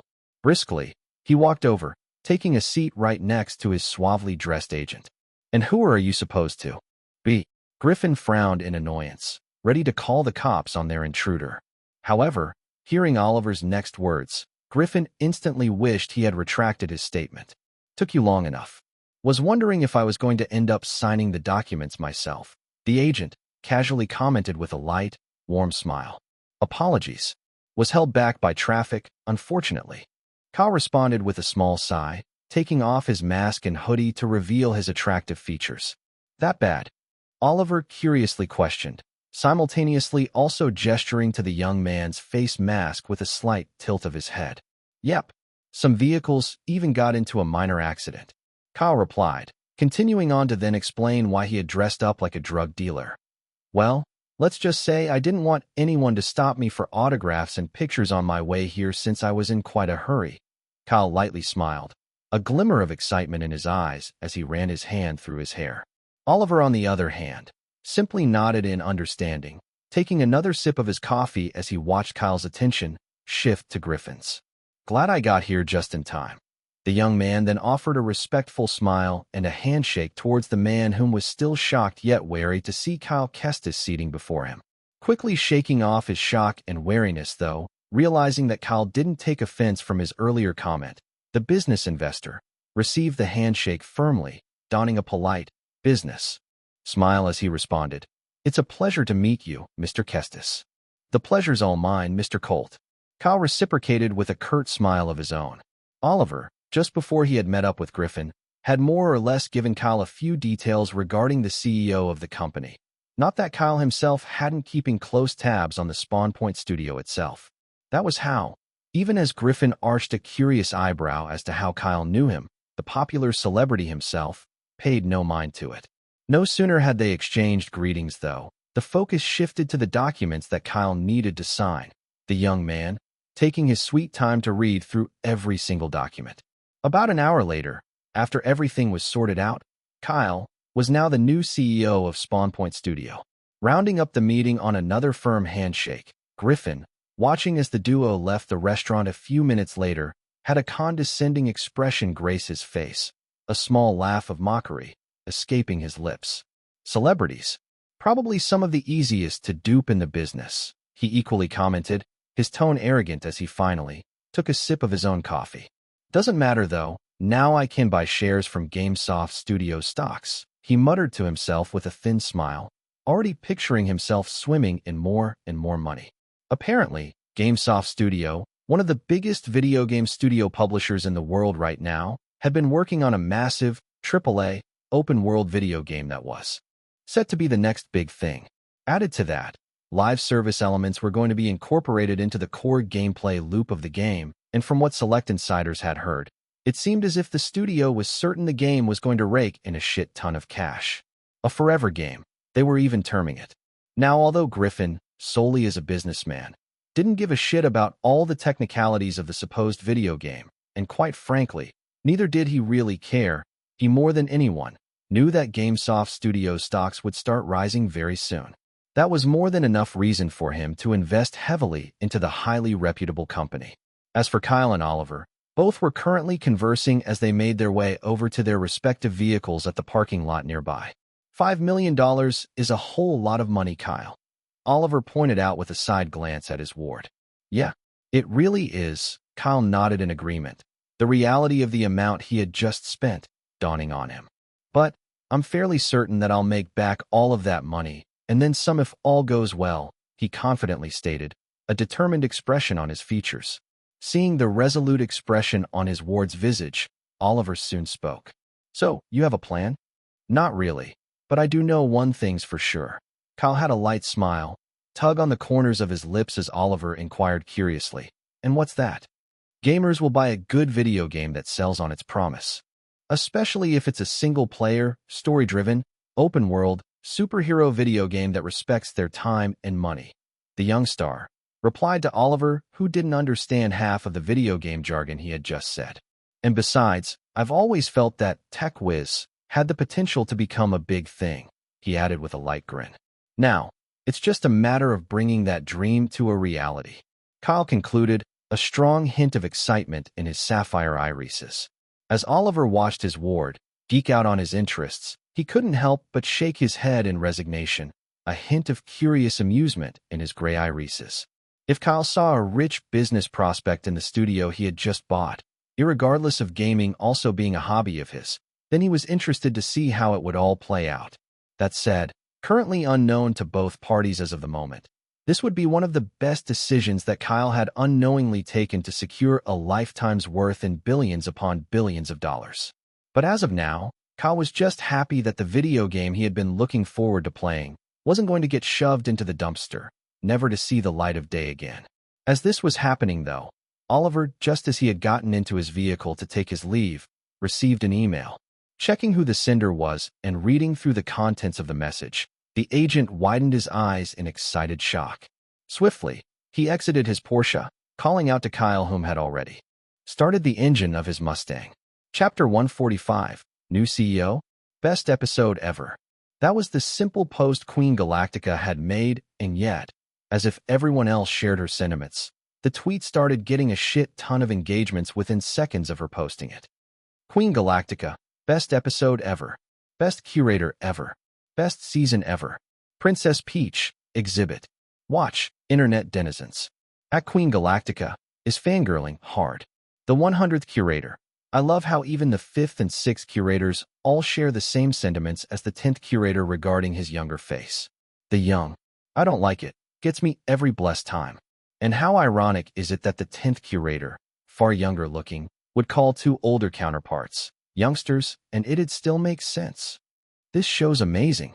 Youngster _Professor 91. Read about Nikola Tesla during my younger years. It's really lovely to see this great man being honored in the best way possible from the few clips I've seen online, even though I don't follow the curator. We do a bit of trolling. Give it a whirl at youngster_professor91. Just ensure to skip season 7, 8, and 9. Well, except for the last episode of season 9, so you'll at least understand the context in the first episode of this new season properly. Adam with an A. The prophecy has been fulfilled. We got a multi-curator moment, boah. And man, was it such a fever dream to see Collins and William back in their roles as the 5th and 6th curator. Man from Mars at Adam with an A. Really sucks that they were only there for a brief moment, though. Would have been amazing if they actually got about to conversing with each other. But then again, they're time travelers. We don't want any wibbly-wobbly, timey-wimey rapture in space and time continuum type shit stuff happening again. The 78th curator at Man from Mars. Man, now I need to go rewatch the entirety of season 6 again. We were so against Williams' casting back then as the 6th curator, but now we realize just how great he was, coming off of Collins' legendary performance as the 5th. And then there's KK, the outlier who stole our hearts from the first episode. Perfect casting, period. Peter_it's_fantasy. It's such a paradox to see the newest and less experienced actor play the role of the oldest and most experienced curator. Yet still, even to us as viewers, the older-looking actors feel far younger in comparison to Kyle's acting. I can't state it enough that Kyle's amazing, really. Oh, and speaking of Paradox, Paradox is currently playing on my playlist as I type. Dumbling Door. Big congratulations to Dreamland Incorporated for absolutely smashing their all-time highest ratings. This season has been brilliant. Boy__the_table at Dumbling Door. The only other possible episode in my opinion that could probably top this would be the final episode. Speaking of final episode, it'll be here in a month's time. Man, I don't want to see the 10th curator go. Once again, the curator was trending again on Tweet Talk, as it had been doing every week for the past month now. Considering the company's net worth was roughly about $7.86 billion before the 10th season of The Curator started airing, Dreamland Incorporated stocks had risen by about 12.9% and was still steadily increasing. That was roughly $1 billion extra in revenue, solely due to the show's massive popularity. Licensing fees and syndication, in the form of rebroadcasting on various other channels around the world, had practically skyrocketed beyond the predictions of the company's analysts and investors. Added to that, advertising revenues had exponentially increased. Many different brands of products and merchandises were constantly looking for ways to capitalize on this widespread fame and get their own royalties as they pitched their ideas to the broadcasting company to have the main cast advertise some of their products. For the most part, only the most tangible and profitable were accepted by Quentin and Bruno, while most were still being contemplated upon. That said, as of the moment, the broadcasting company was practically swimming in money, and other broadcasting channels and OTT platforms could only wish they had a massively popular series like The Curator, one which was capable of being their own cash cow, even after 10 whole years. Asterisk, asterisk, asterisk. 2 days later. Well, you're not obligated to come really, but considering you're the star of the show, it's going to be my first red carpet event, John. I'll ensure to be there. Kyle chuckled as he and the Dreamland executive conversed over the car's wireless speakers. That's more like it. Wear your best outfit, too. John's voice was noticeably ecstatic, as opposed to his typical reserved and cool demeanor. Roger that. Kyle chuckled again, only to laugh heartily when he heard John's next words. By the way, do let Oliver know that we're looking forward to the wedding. I saw a video of the bridal throw incident, and then there's Tiana, who has been extra springy in recent memory. To that, Oliver himself, who was also inside the vehicle alongside his ward, shared in Kyle's warm laughter. After a few more seconds of other mundane conversations, Kyle got off the call, a light smile on his lips as the car's audio switched back to a random radio channel. Next month's slowly getting packed. Oliver, whom was sitting in the passenger seat, stated, eyes locked onto his phone screen as he scrolled through his planner for his ward schedule. Yeah, still can't believe I'm going to opening 3 out of Carl Finch's 5 mini-concerts, though, Kyle responded, a strong hint of excitement present in his tone as he made a left turn. It does feel quite surreal. Oliver nodded in agreement as he raised his gaze up whilst continuing. Still, this is another great opportunity for you to gain a lot of experience.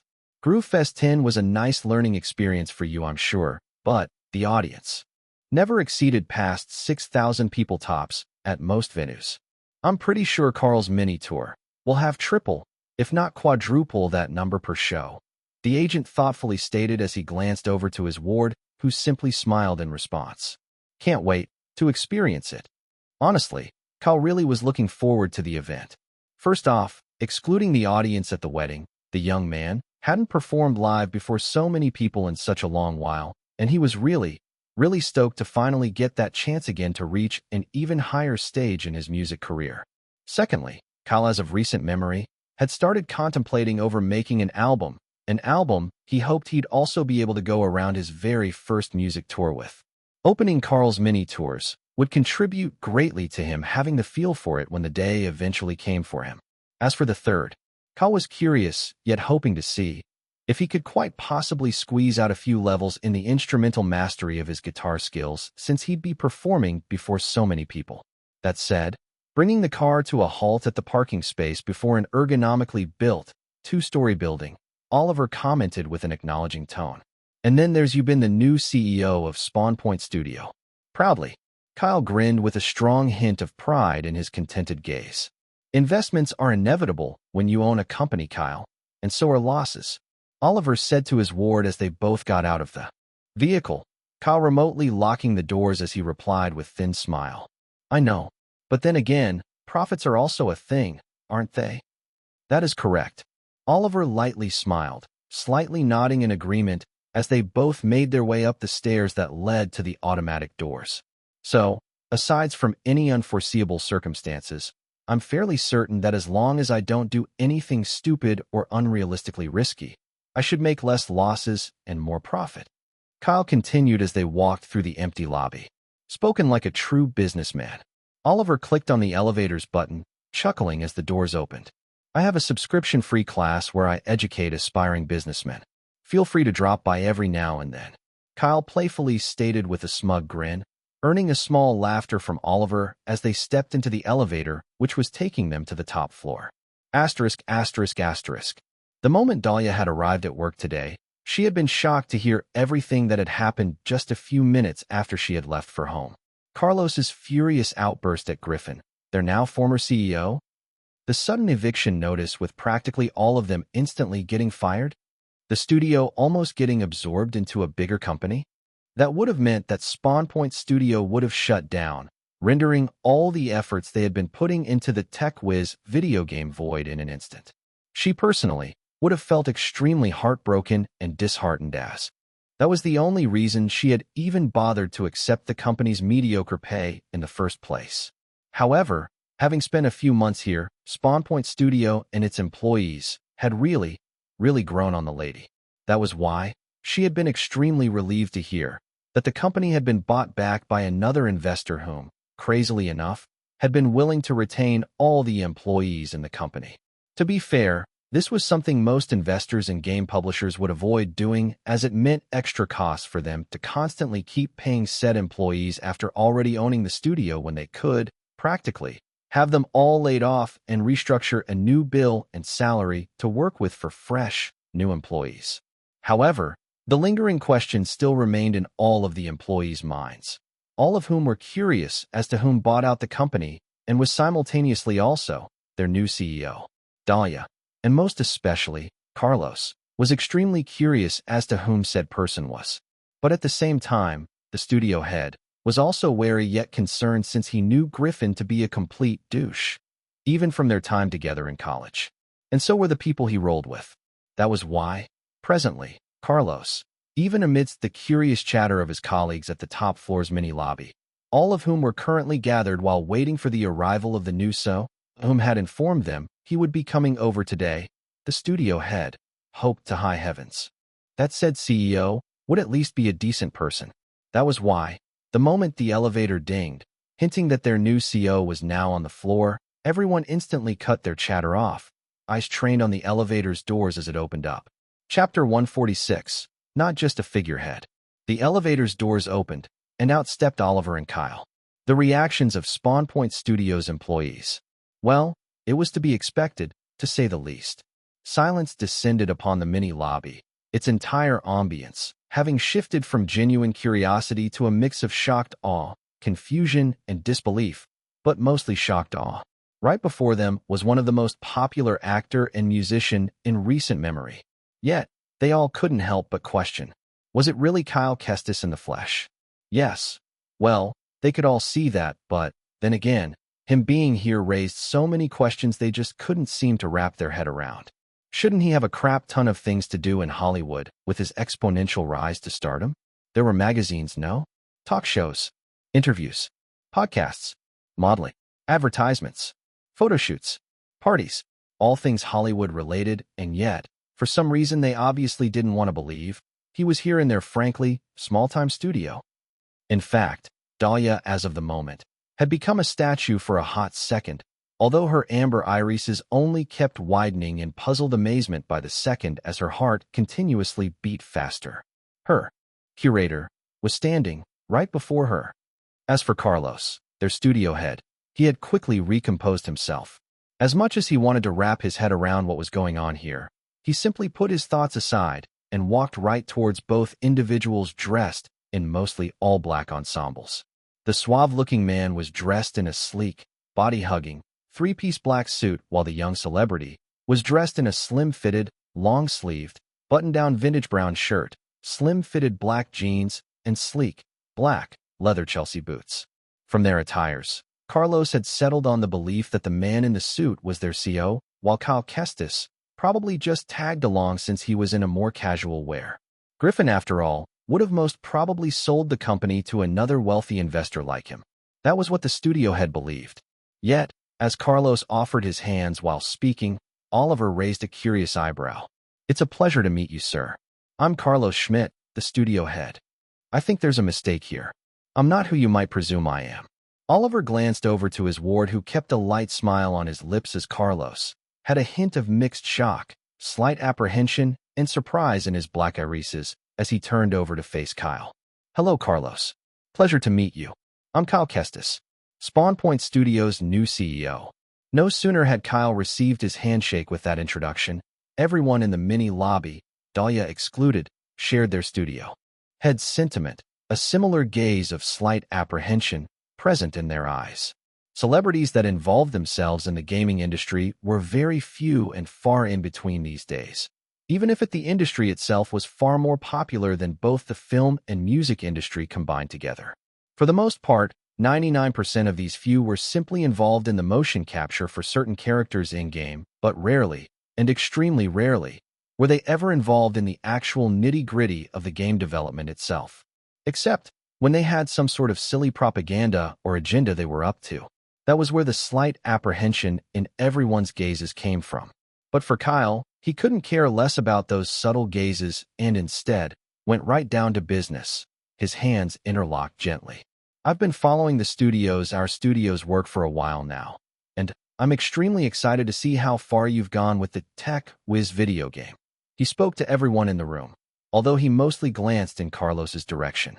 "So, is there an alpha version of the game that can be played? I'm pretty sure you're nowhere near the beta version, right?" The moment Kyle spoke in video game lingo, and also used the term "our studio" and not "my studio," one that quite literally caught them all off guard, a genuine wave of surprise cascaded over everyone in the room. All except for Dahlia, whose expression had now morphed into that of an excited smile. Considering the amount of interviews regarding Kyle the lady had watched the moment she became a big fan, especially with his pride when it came to speaking out on what he enjoyed doing in his free time. Dahlia was so happy that he wasn't just putting out a persona for all to see. On and off camera, Kyle Kestis was a geek regarding the things he loved.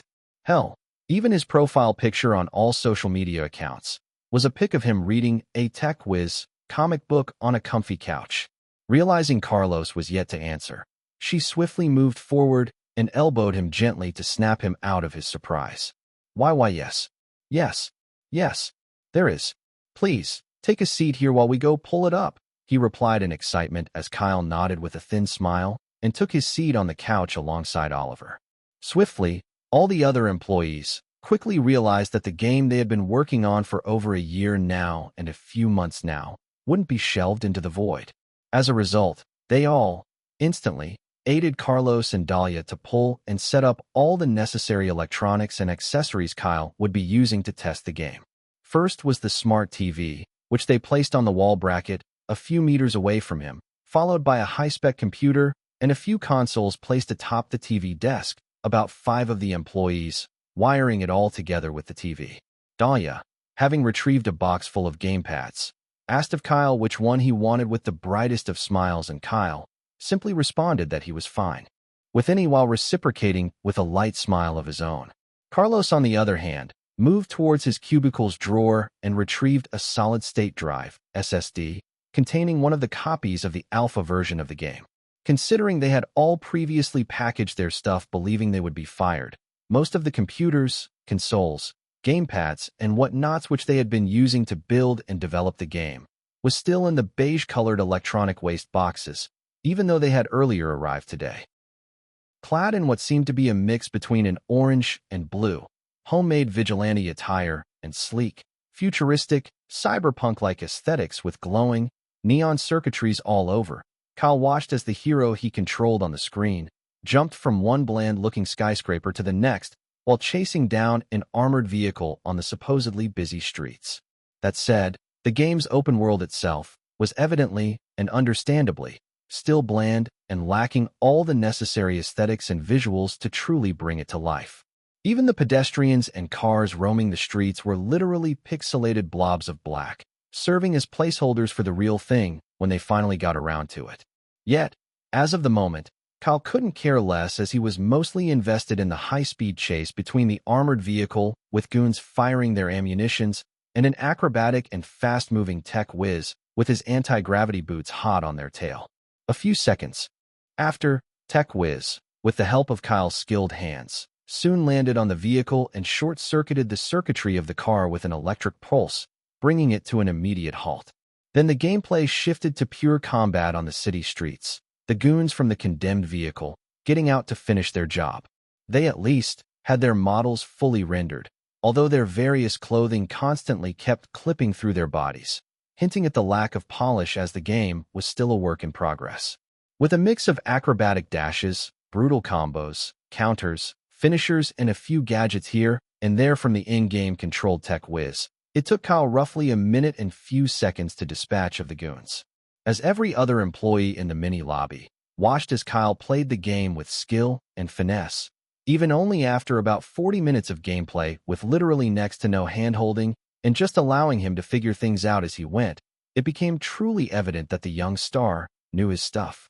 Kyle Kestis was an adept gamer, no doubt about that. Even Oliver had gotten quite intrigued by the game as he watched his ward take off from the crime scene as cops arrived. Tech Whiz, already barrel rolling midair as he parkoured from one building to the next in search of the next objective. Yet, as the employees watched him play the game with a light smile on his lips and a gaze of genuine excitement in his eyes, most were still nervous on his verdict. Regarding the game, Carlos especially. Dahlia, on the other hand, currently standing right behind Kyle on the couch, had a good feeling about what the young star's verdict was going to be. A few minutes later, after playing some more, Kyle paused the game and stated, "It's brilliant." No sooner had he said that, Dahlia inwardly squealed for obvious reasons. "Fantastic even. What you all have achieved, despite being such a small team, deserves a crap ton of accolades." Kyle continued, leaning back on the sofa as placed the gamepad down. To that, all the employees were visibly happy and grateful for his genuine compliments, Carlos especially. It made all the efforts they had put into making the game as good as they could with their limited resources worth it. That said, Kyle's tone became thoughtful and introspective, his arms gently crossed over his chest as he continued. "It could be better, way better." Sure, the young man knew it was all an alpha version of the game that could still undergo quite a lot of changes, but then again, considering their plans to go to Gamescom in the next few weeks, this simply just wouldn't cut it. How? Carlos, Dahlia, and a bunch of other employees curiously questioned in unison. If before they had been slightly apprehensive about what Kyle was up to in their company, now they understood clearly that the young man wasn't planning to be a figurehead for their company. Rather, he seemed to be genuinely interested in and was passionate about their work, just like they were. As a result, they too genuinely wanted to hear his thoughts. In response to their unified question, Kyle gestured to all of them to sit around the long, circular-shaped couch where he could see them all, after which he then proceeded to speak. Chapter 147, Let It Cook. First off, I'd like to make it very clear that I understand that the core of the gameplay has pretty much been established, so massively significant changes can't be made. Kyle gestured to the team of talented game devs. To that, they all nodded in agreement, grateful that their CEO already had the knowledge that drastic changes couldn't be made to a project they had been working on for roughly a year and a half. That said, I do have a few questions before I give my opinions. Mind answering some of them? Sure. Fire away. Carlos responded as Oliver, Dahlia, and the rest of the other employees had a serious expression on their features.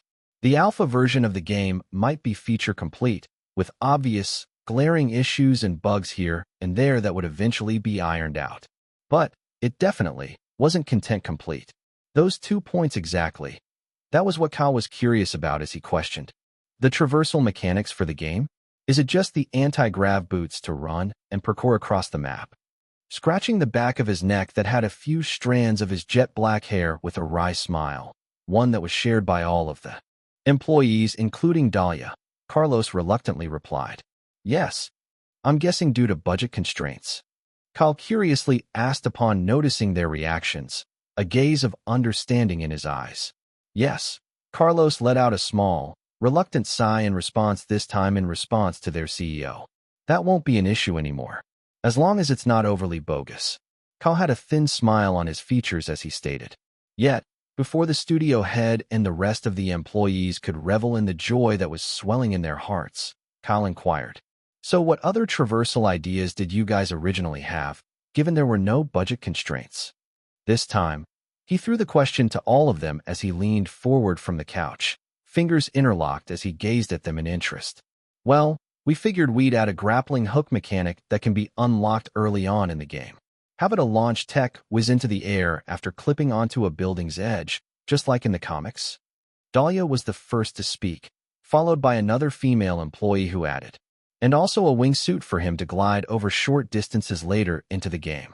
We really felt it'd add to the variety and give the players the opportunity to explore the map in a fun way alongside the acrobatic wall running with the anti-grav boots without it getting stale even after hours upon hours of gameplay." Carlos summarized the idea to Kyle, one to which the young CEO nodded in agreement to. Musing to himself for a few seconds, Kyle then pitched in an idea of his own, a noticeable glint of excitement in his eyes as he raised a finger up. How about mini-jet thrusters added to his gloves and the sole of his shoes mid-game as an added mechanic? Give a noticeable burst of speed for a short duration. There was that one time in the comics where he prevented a construction crane from crashing onto the city streets by redirecting its weight and stabilizing it with the thrusters after all. So, if it can be employed and fluidly chained to all the other traversal mechanics, I'm certain players would be able to create some truly mesmerizing traversal combos, while also giving them a constant sense of momentum. Kyle concluded with a light grin. Hearing his idea, the game devs thought it through.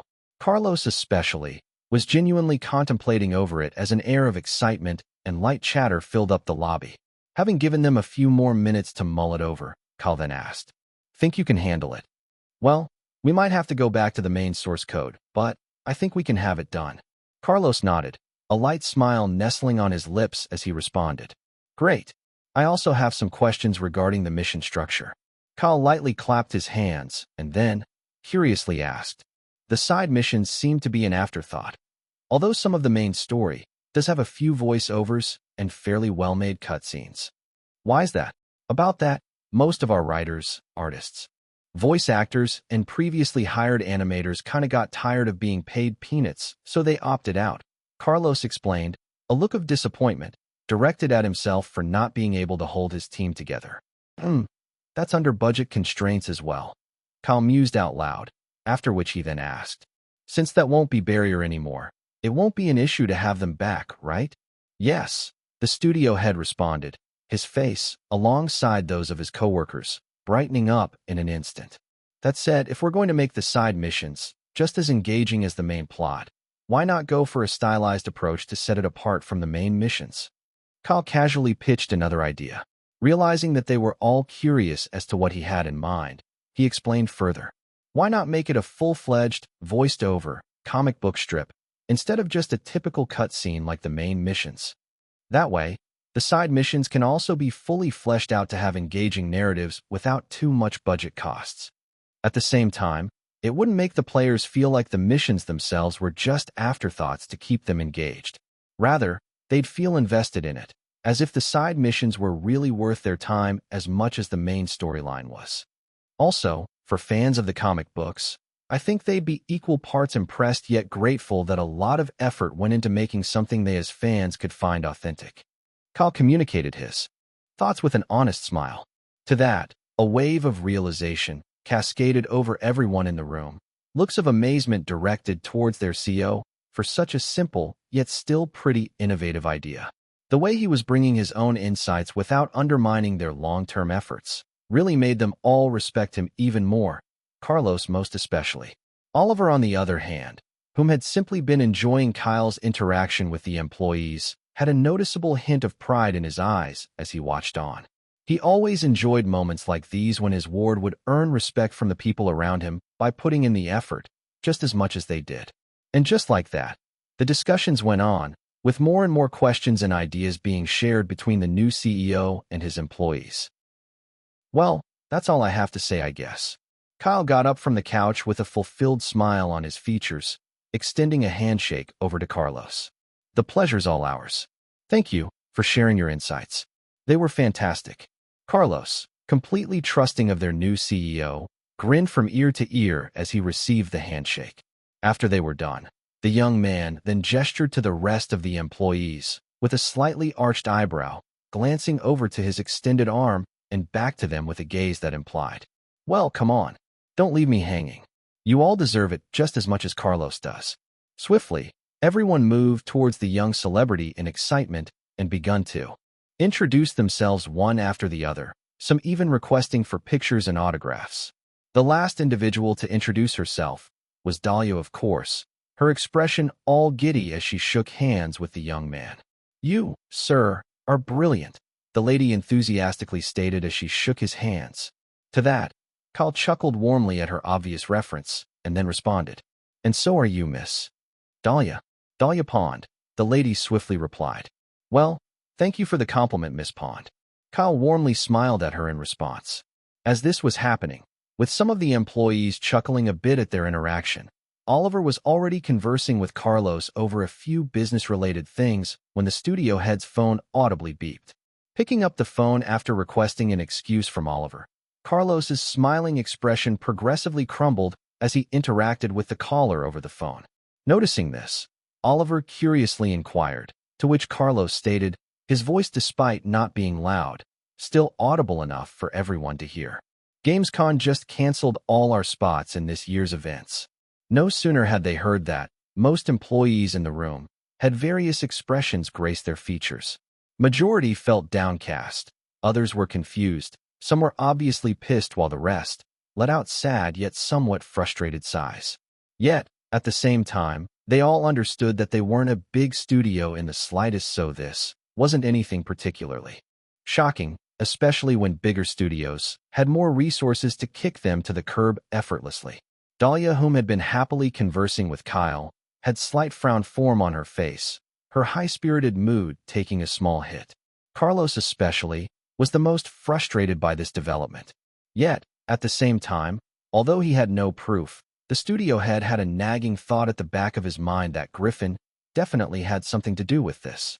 As the mood in the room instantly plummeted, Kyle's cool voice casually cut through. "Honestly, this is good. I was actually planning to suggest that we forego this year's Gamescom and focus on next year's." No sooner had he said that, everyone directed an unsatisfied gaze in his direction, save for Oliver, who simply listened as he continued. "Now don't look at me like that. The level of polish you guys were going for, that's not something that can be achieved within a few weeks to present at the biggest gaming convention, right?" His words struck right where it hurt, but Kyle simply continued.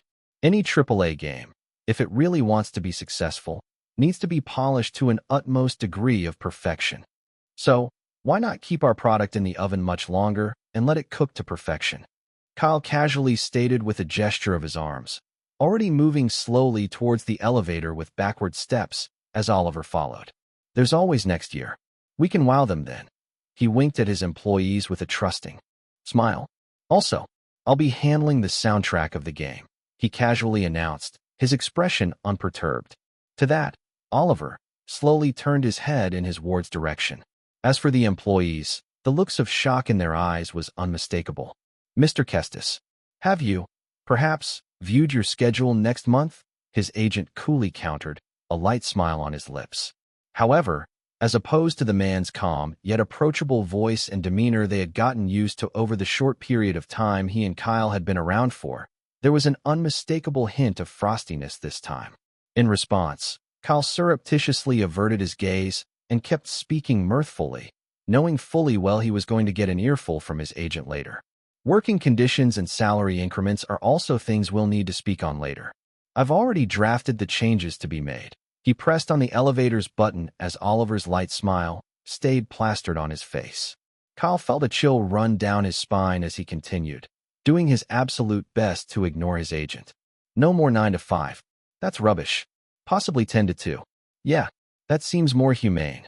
Stepping into the elevator as the doors opened, the young celebrity and his agent walked in, everyone still finding the scene of his agent, directing one of the most unsettling smiles they had ever witnessed in their life in Kyle's direction, comical yet unexpected.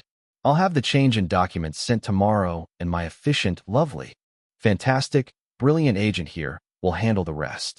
Kyle gestured to Oliver with an open palm and the loveliest of smiles while waving them goodbye with his other, although he dared not look in his agent's direction. And just like that, the doors to the elevator closed and the employees stared on in a daze. However, after a short while, a small chuckle escaped Dahlia's lips, one which was then followed by a few other employees that finally led up to a genuine burst of hearty laughter from each and every one of them. The downcast, gloomy mood in the lobby dissipating in an instant. Something had become apparent to them.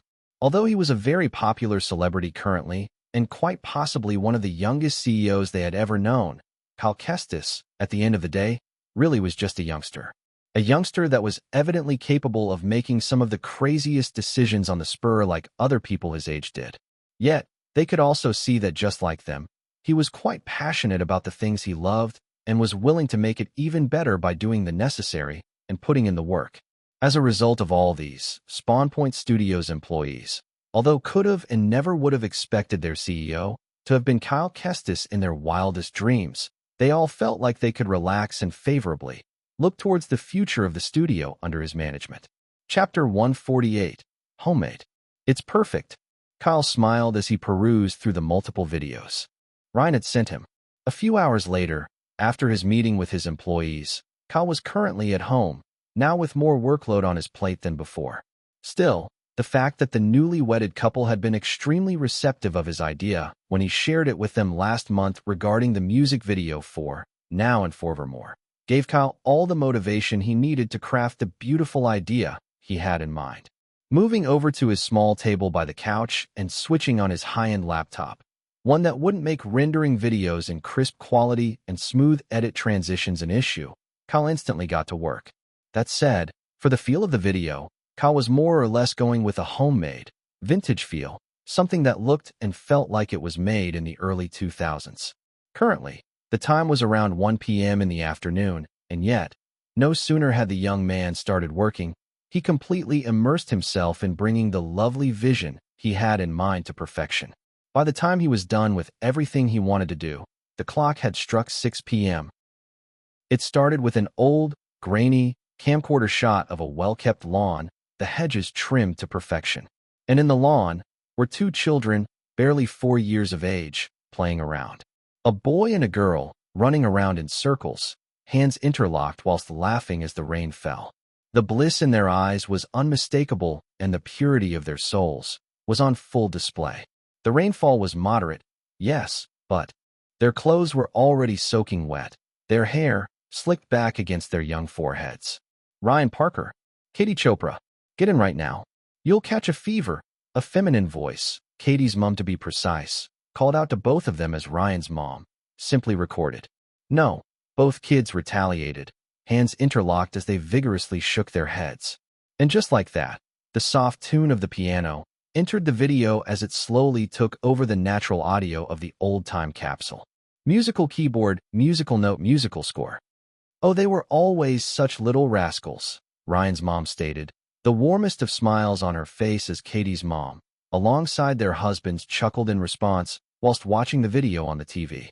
They had planned a small get-together and had decided to re-watch the music video of Now and Forevermore after the dinner before they had dessert. At the exact same time, the shot changed to a picture of Ryan and Katie at 5, both in matching outfits for Halloween, as they seemingly scrutinized the other's attire with the most mischievous grins. Can't say how we got this far. Can't say if it was written in the stars.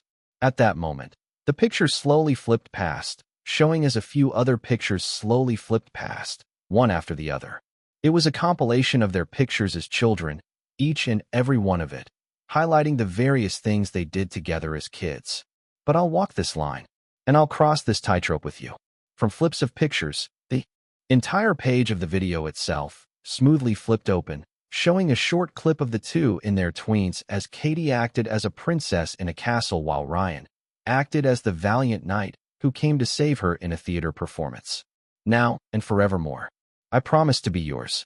Just as Ryan was about to climb the props that imitated the castle, the video transitioned to another short clip, this time of both individuals at prom as they threw down on the dance floor alongside Lily instead of slowly waltzing to the slow song that was being played.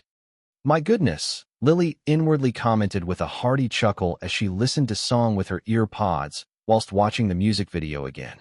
Selena, her agent who was sitting right beside her, similarly chuckled as she watched the video from her periphery. Both were on a flight to LA as Lily had an appointment to model for a fairly popular brand she was an ambassador for.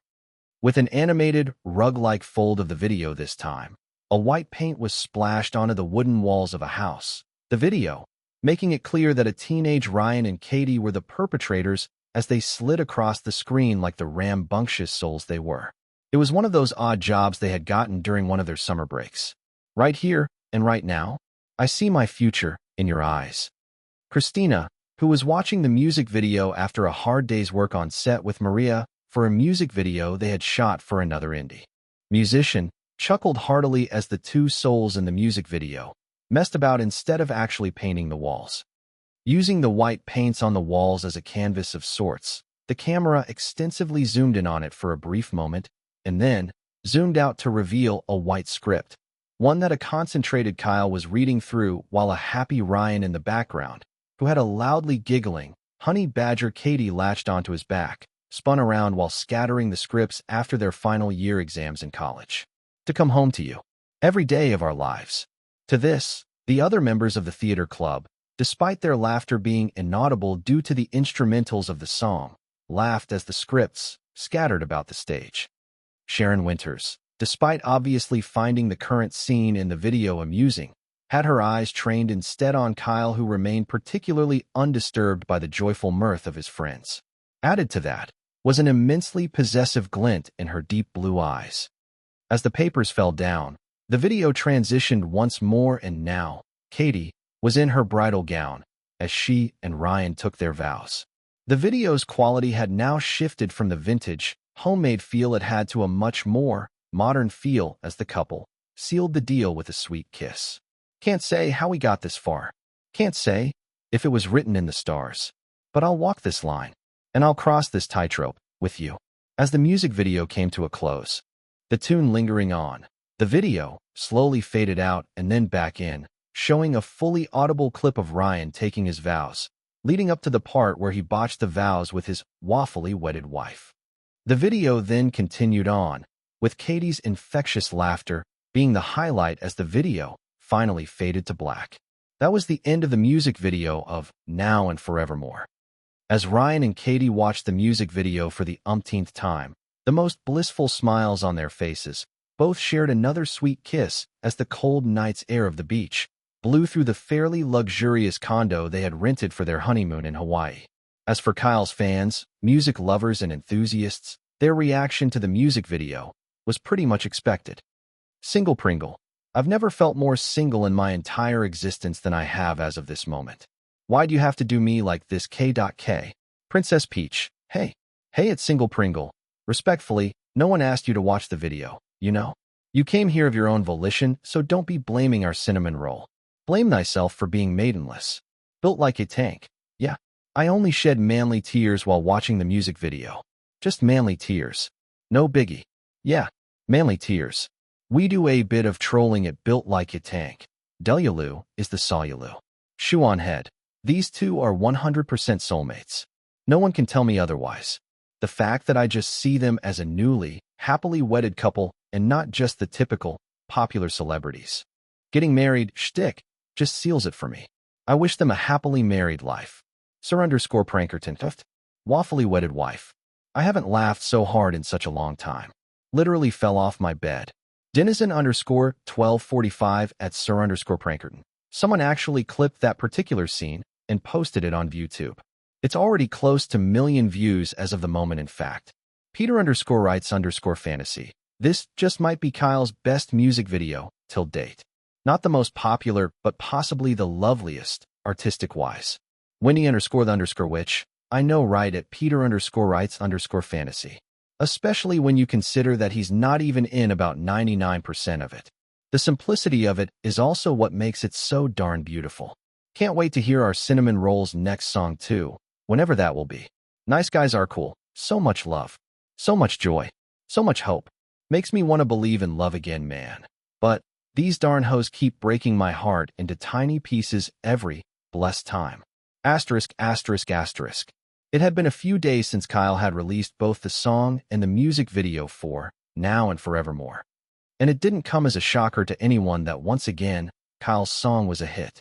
Probably not as viral as Paradox at the start of the year or even Strange Canvas last year, but it did outperform the stats of No Clue without breaking a sweat. 14.1 M streams on Groovebox, 20.4 M views on YouTube, and also #1 on the buzzing 100 chart, all in the span of 3 days. No matter how one spun it, a popular song was still a popular song regardless of how its stats compared to previous ones. Disco Tune, as of the moment, couldn't have felt more proud of themselves that they had negotiated a deal with Kyle earlier this year to help him promote his songs. This was because, possibly, due to hits after hits from the young star, more artists, both indie and a few mainstreams, started contacting their distribution company to help with song promotions. Business was booming for them, and they were loving it. And just as all these was happening, a certain director was seriously contemplating having Kyle part of the cast for a movie he was supposed to have rounded up the shooting for. Yet, due to a falling out between he and an obnoxious musician dipping his toes into acting but was evidently such a pain in the ass to work with, the movie's shooting was placed on hold till he could find a good replacement. Luckily for him, Silverline Studios trusted in his decision to fire said pain in the ass, and as a result, they held back on pressuring him to round up the movie's filming.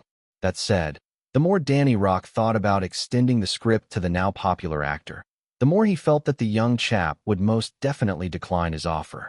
After all, last year, Kyle did audition for the first part of the movie and was ultimately cast aside because he as the director had felt that having Alex Hunt and a young actor without variety in a dance movie wouldn't sit well with his vision of the movie. Chapter 149, IP Acquisition. It had been more than a week since Kyle had become Spawn Point Studios CEO, and just as he had planned, he had effectively began restructuring the studio's working conditions.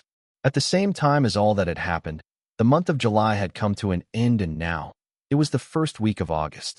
9 a.m. to 5 p.m. was off the table, replaced by 10 a.m. to 2 p.m. In fact, if it wouldn't hinder the efficiency of what was necessary and needed to be done, some of the employees could as well work remotely. However, with the addition of a clause in the recently restructured bill which stated, an employee who maintains consistent attendance by reporting to work daily, excluding weekends, for a full calendar month, will be eligible for 1 week of leave in the following month. This leave can be accumulated and carried forward up to a maximum of 4 weeks, 1 month, after 4 consecutive months of consistent attendance. Every employee at the studio found absolutely no reason to want to work remotely. A 2-month break, especially with the added clause, all expenses during said leave will be fully paid off by the company. Now that was just the cherry on top to an already sweet deal for the usually overworked and underpaid game devs. That aside, necessary equipment was purchased and a few renovations to the studio's building was also made to section certain areas for new employees and more work efficiency.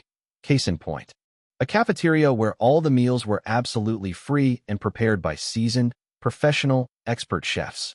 And as if that hadn't been enough, there was an exponential increase in their salaries, one that was well worth their expert skills. In fact, all of the employees, Carlos and Dahlia especially, had their mouths opened wide agape when they received their salaries for the new month of August. To a certain extent, they'd all felt like it was slightly too much. Enough that they even contacted Kyle himself to have him dock some of it and put it to better use. To that, Kyle had Oliver, whom had been handling most of the restructuring of the bill, explain to them that the new pay was the actual salary they were all supposed to be receiving based on their positions. However, since the industry had conditioned them to a lesser pay from the onset despite how demanding their profession could be, most of them still couldn't wrap their head around their newer, high-paying salaries. As for their CEO, he simply told them they'd get used to it in due time. But for the workers, their young boss literally felt like an angel in human skin. An angel in human skin they most certainly didn't want to disappoint even with their current, measly number of 40. As a result, despite the fact that they all now only worked 5 hours a day as opposed to the previous 9 hours, their efficiency had borderline quadrupled. The atmosphere at Spawn Point Studio had become so positive and productive, it could challenge most bigger gaming studios in terms of productivity, and they'd still come out on top, swinging. Still, as the development of the tech whiz video games swimmingly moved along, Kyle himself had been just as productive. Although the young man had expected Oliver to give him the earful of his life for suddenly taking on more work without proper planning, as it could be physically and mentally detrimental to him, his agent, surprisingly, had been casual about the whole thing and was very supportive. That said, Oliver spared no efforts to having Kyle take proper downtimes, even if that meant he'd coldly glare at him like a bloodhound on the hunt. Within the span of those days, though, Kyle had finally gotten about to learning how to read sheet music, all for the sake of the soundtrack of the video game. Considering how problematic the darn thing had been for him to understand in his past life, the fact that he grasped all of its intricacies within a week and a few days, courtesy of his level 13 composing skills, had been quite the fun experience for him. He'd also made quite a bit of progress on the main theme that players would be treated to as they traversed through the map of the game's small yet vibrantly artistic recreation of New York, Manhattan. The theme was heroic, inspiring, and yet somewhat explosive as Kyle aimed to have players feel excited as they jumped from building to building, grappled up skyscrapers, wingsuited through the air, and jet boosted themselves across the map. It was a bit of handful to get right as the balance needed to be perfect, but the young star simply took his time, experimenting with his many ideas as the days went by. As all this was happening, Kyle's fame too only kept increasing each and every day as the 10th season of The Curator maintained high viewership counts, even though it hadn't exceeded the new record rating of 35.5 million viewers since the 5th episode. Every blessed day, there was always some sort of theory crafting about how Kiera's bootstrap paradox came to be, multiple edits upon edits of the 10th Curator, and even of Kyle himself making their rounds on TikTok and YouTube, hype around his new song and the music video which had been officially released, and a whole lot among so many others really. Yet, as all these happened, Kyle, in between composing the soundtrack, was already gearing himself up for his performances at the mini-tours which would be happening a few days from now. He had even started learning a certain trick due to a conversation he and Carl had over the phone regarding the mini-tour. That said, as of today, the young man was out of the house, off to do something pretty important regarding Tech Wiz as a whole. Considering Oliver had made something clear to him after doing a personal investigation regarding why exactly all of Spawn Point Studios' spots had been canceled at Gamescom, Kyle instantly had something else creep into his mind. Something he very well knew would be in he and his studio's best interests to sort out before it got to a stage where it would end up becoming messy and complicated to sort out. Parking his vehicle right before the comic book publishing company that had the rights to TechWiz as a whole, Kyle, with his glasses and face mask disguise, stepped into the building. The creative rights and intellectual property to the fictional character, TechWiz. Kyle was dead set on buying it all out. Sure, it would cost him quite a hefty sum of money, especially since he had recently invested about $10 million into Spawn Point Studios for the video game's production budget alongside all the changes in bills and renovations, but, honestly, considering how unremarkably less renowned TechWiz was as a character, the young man was certain he probably wouldn't spend past $2 million to acquire it. And lo and behold, after negotiations upon negotiations for a few more days, one that Oliver was also heavily involved in alongside him, Kyle had ended up buying out the IP for a sum of $1.5 million. So, apparently, Griffin was the one who paid for Spawn Point Studios spots at the convention from his own pockets. Kyle explained to his studio head as they sat in the mini lobby of the studio. As for the rest of the employees, they were hard at work as they moved about in the background whilst working on the game. And then, he used it to curry favor with GameSoft Studios by giving up all the spots to them so he could be a pretty big investor in their upcoming game, A Pirate's Odyssey. Kyle concluded with a gesture of his hand. I have to admit, that was a pretty smart move from him. Oliver slightly nodded in acknowledgement, Kyle sharing his sentiments as he nodded too. What Griffin had done basically ensured that even after he sold out the studio to Kyle, he still had a little bit of control, if only for a limited period of time, over what the studio could do at Gamescom. That bastard probably did it knowing fully well he wouldn't be breaking any legalities. Carlos cursed at their former CEO with a deep frown and an audible mutter. Well, what's done is done. He no longer has any stakes in the studio, so it's good he ended up relinquishing the spots to a bigger studio. Oliver casually stated, and Kyle added, yeah, could have become quite the hassle if we had ended up going to Gamescom using those spots. And speaking of hassle, Kyle smiled as he continued, all the creative rights to the intellectual property of TechWiz now belongs to yours truly. He pointed to himself with a proud grin. No sooner had he said that, Dahlia and a few other employees whom had simply been walking past to head to the cafeteria whipped their heads to the side, looks of shock on their features. Considering they had to meet with the publishing company that held the rights to it previously several times before they even got the permission to begin working on the game, their CEO's move had now given them full creative freedom over the IP without any issues. Money does make the world go round, Dahlia quietly muttered, earning a slight chuckle from Kyle, who simply got up from the couch, ready to take his leave alongside his agent. Having picked up her words with his now heightened sense of hearing due to peak conditioning, the young CEO replied, maybe it does. To that, Dahlia's surprised gaze seemed to be asking Kyle how he heard what she had said. That said, even though you guys now have as much creative freedom on the IP as you want, for the love of all things good, please stay away from the political propagandas and whatnots. Kyle declared instead, his tone of choice serious and his voice purposely heightened to grab everyone's attention on the floor. Everyone's free to have their ideals and beliefs really. But, in a joint work that will be shown to our target audience, the gamers, it's important that you zip it and just focus on crafting a compelling, fun, action-adventure narrative and experience. Kyle continued, with a finger raised up.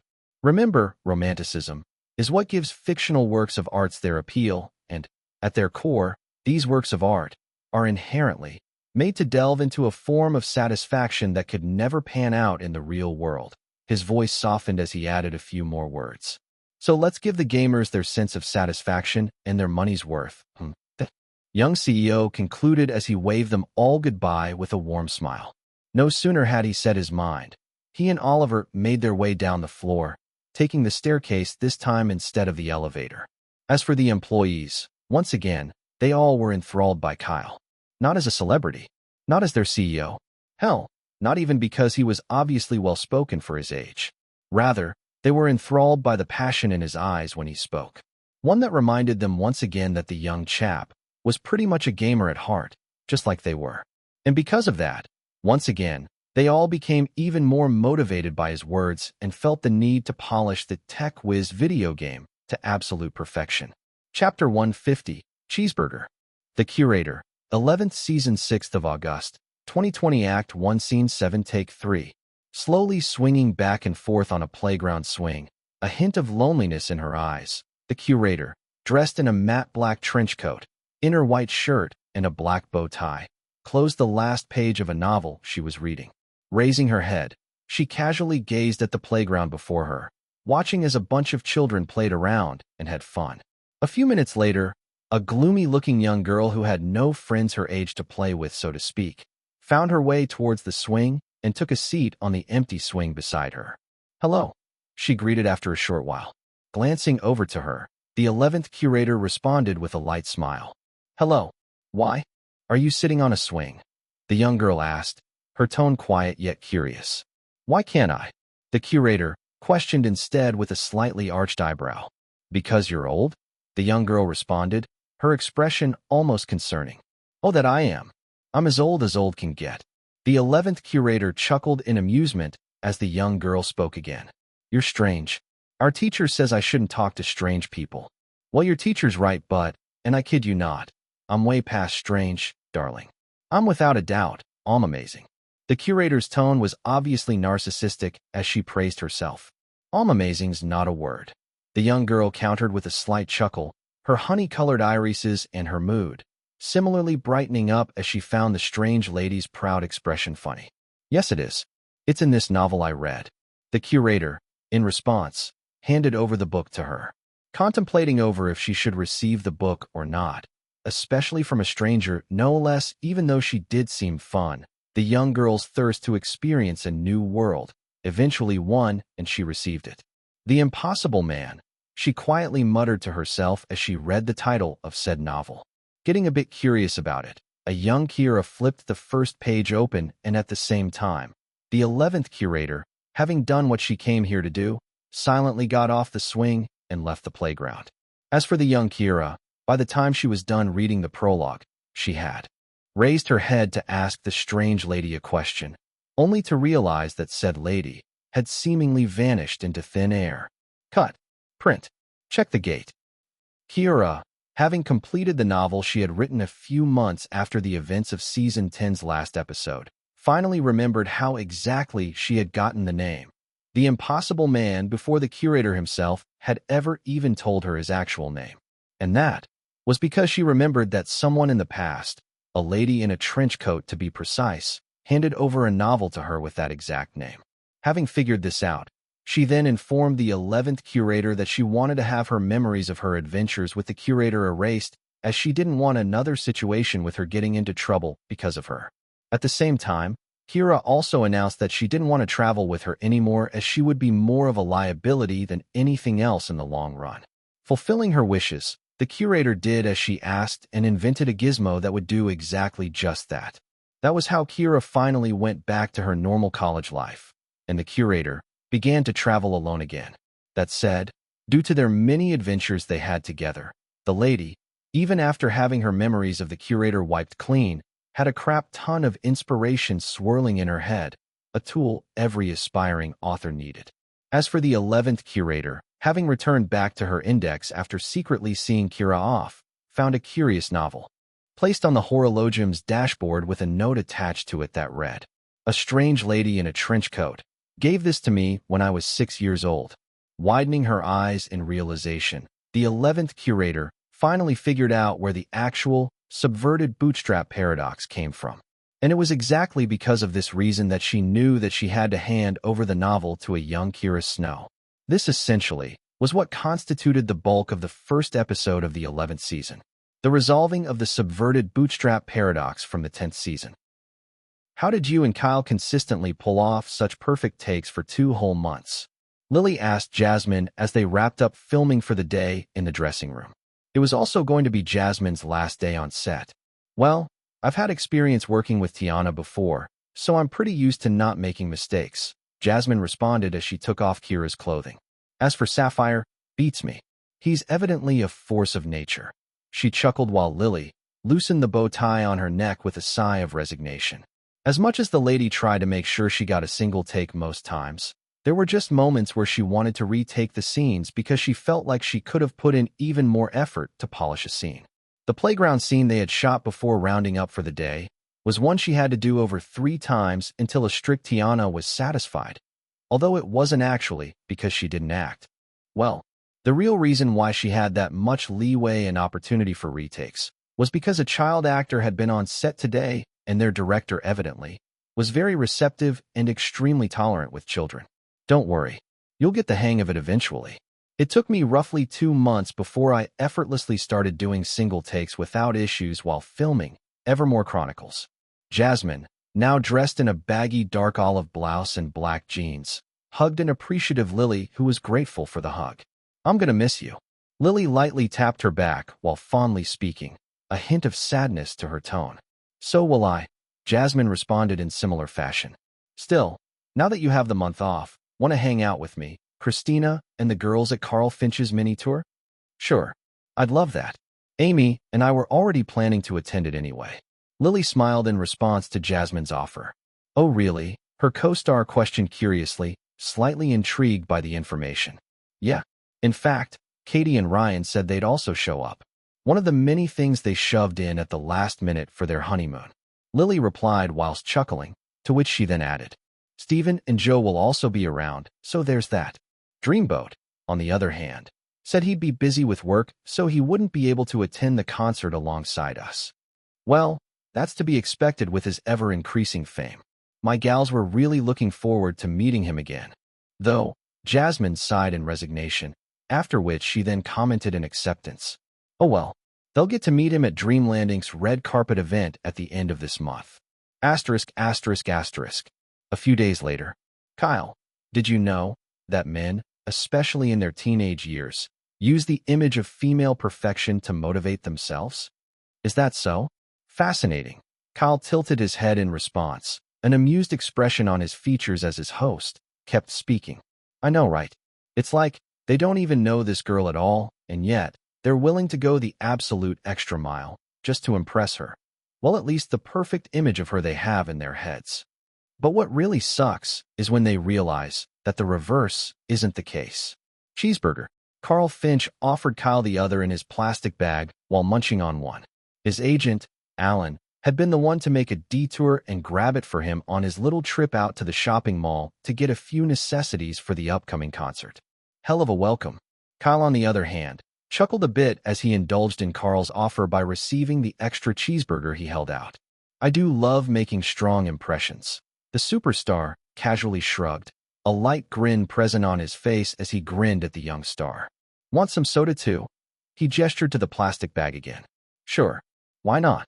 Kyle received the tossed can of soda with a thankful smile as Carl took another bite of his cheeseburger. His beanie was navy blue, and he was wearing a similar navy blue sweatshirt and black joggers as he and Kyle walked across the lawn of his mansion in LA. A bunch of workers whom were working on the grounds, gardeners and the likes, paid both individuals no mind as they went about their duties. At the same time, what seemed to be a mix of housekeepers, attendants, and overall, Carl's professional team of employees moved about the expanse of the lawn with planners in their hands. The gate was even being opened again to welcome what seemed to be session musicians who would be tasked with the instrumentals for their chosen songs at the mini-tour. That said, Carl's blonde hair, which had a short and messy texture with a sideswept fringe that accentuated his straight-edged nose, strong jawline, and heartthrob look, was well kept even under the beanie, while his expressive irises were emerald green. Oliver and Alan, agents of the two celebrities, both of whom had just met, were still exchanging pleasantries as Kyle trailed behind Carl Finch, who showed him about as their conversation continued. Considering Kyle and Carl had actually been in contact with each other a few days prior to their actual meeting, especially with the superstar even going as far to make a video call with the young celebrity to converse even further, it had been so easy for them to pick up from where they had left IRL without an issue. From pretty mundane things, to funny stories, to chosen songs and ideas for the mini-tour, and even a few personal stories, both individuals had gotten along really well as they ended up discussing a ton of things. One of such things included a question that Kyle had asked but they hadn't been able to converse more on whilst they had been on call. Why wasn't Dancin' on the Edge anywhere as good as the others in the album? So, back to our previous convo. The reason why that song sucked ass when I made it was exactly because of my previously aforementioned reason. You tried to impress a lady, and she did you dirty, didn't she? Kyle put two and two together so fast. It baffled and impressed Carl, who blinked his eyes a few times. Spot on, Kyle. He soon recovered, and then grinned as he continued. I'll skip most of the details, but I was 18 and didn't realize that ladies could be such diabolical heartbreakers. By the time I'd written the lyrics to the song, things had gone south between us, fast. But I didn't want to lose the progress I'd made with the song, so I figured, screw it. I'll release it regardless, he explained further. And that is how what should have been one of my best songs became my least passionate work and the black sheep of the entire album. Carl concluded as he popped open the soda. Both were now in the lavish living room of the mansion as he and Kyle chuckled at his story. But you want to right those wrongs now by performing it as you should have way back then? Kyle then asked as he took a bite of the cheeseburger. Yes, which is why, right after your opening, we'll sing you and the boys' cover of the song From Rising Voices to the audience. Carl affirmed with a light smile and a small nod. Sucks that I couldn't have them all show up, though. I mean, me even having openers for a mini tour after all, which, mind you, is quite the rarity in its own thing, shouldn't be feasible, typically at least, he then added with a small sigh of acceptance. Well, if it makes you feel any better, I've been working on landing backflips expertly, Kyle stated in response, after which he then added. At the very least, even though it won't be perfect, I hope that I can replicate some of the spirit they brought to the song, dance-wise. That's great. Carl had a surprised yet evidently impressed expression on his face. Also, I don't think it has gotten out to any news or media outlet that I'm even going to be having openers for the mini tour. Carl slightly grinned while pointing to Kyle, who simply took another bite out of the cheeseburger. That's perfect. I was planning to give my friends quite the surprise too. Kyle, in reply, had a light smile of his own nestling on his lips along with a mischievous glint in his sapphire irises. Chapter 151, Peculiar Tune. Here's where we usually dine, Alan pointed out as all four walked past the dining room. But if you're feeling particularly introverted, feel free to have Mary here. Bring up your meals to the bedroom. Carl, his tone light-hearted yet casual, introduced the head housekeeper, whom was dusting off of furniture, to Kyle and Oliver. With a light, respectful smile, the duo nodded to the woman in her late 40s, who reciprocated their gesture with similar smile and a slight nod of her own, after which she then moved off to dust something else while humming lightly. And so, trailing behind both Carl and Alan, Kyle and Oliver, after taking a tour around the house, were soon sorted into their respective rooms in the big and fairly lively mansion. As Kyle gazed at his traveling bag, which had already been brought in previously by the other attendants in the house, who went about their duties efficiently, Kyle took in the sight of the fairly wide, yet modernly luxurious room. The walls were painted white, with air conditioning expertly fitted on its upper corners. The ornately designed ceiling was fitted with modern, fluorescent bulbs, and the flooring, although wooden, was carpeted with a soft, fluffy, matte gray rug. There was also a fairly wide bed in the room, which had been perfectly laid, a bedside table, a lampstand, a wide wardrobe in a corner of the room with a big-ass mirror attached to one of its door frames, and a sliding glass door that opened up to the balcony. A few minutes later, having arranged his stuff for the meantime, a random thought crossed Kyle's mind. Briefly taking a deep breath in and out, Kyle tensed his calves, and then, in one swift, simultaneous motion, he leaped into the air, legs folding backwards and extending outwards almost instantaneously as he executed a backflip. With a muffled thud, the young man landed on the ground perfectly, the soft, comfy feel of the fluffy rug cushioning his feet. Considering he had only learned it recently, Kyle wanted to ensure that he had completely perfected the skill with no underlying lack of balance or staggering upon landing. As a result, whenever he got the chance, he'd instantly give it a whirl. Practice, after all, makes perfect. Rugs are so tame compared to an actual stage, though. He muttered to himself, even though he was still quite proud of himself for nailing another backflip effortlessly. I'd best do some warm-up practices backstage before the actual show, he inwardly decided, nodding to himself as he finally slumped head first onto the comfy bed. The flight from Toronto, Canada to Hollywood, L.A. had been roughly 5+ hours. As a result, despite his body not actually feeling tired due to his peak conditioning, his mind, which should have been just as unstressed as his body, was. Considering how much he had been exerting a crap ton of brain power with the soundtrack for the video game, attending a few necessary events in between regarding a few advertisements, variety shows and promo for the curator, and also preparing for the mini-tour for the past few weeks, his mind genuinely needed a break from it all. That said, as opposed to needing a whole 5 to 6 hours as he usually would have to completely recharge, Kyle had noticed in more recent memory that all it took for him to feel refreshed was roughly an hour to 2 hours of sleep. At exactly a 2-hour mark, Kyle was awake.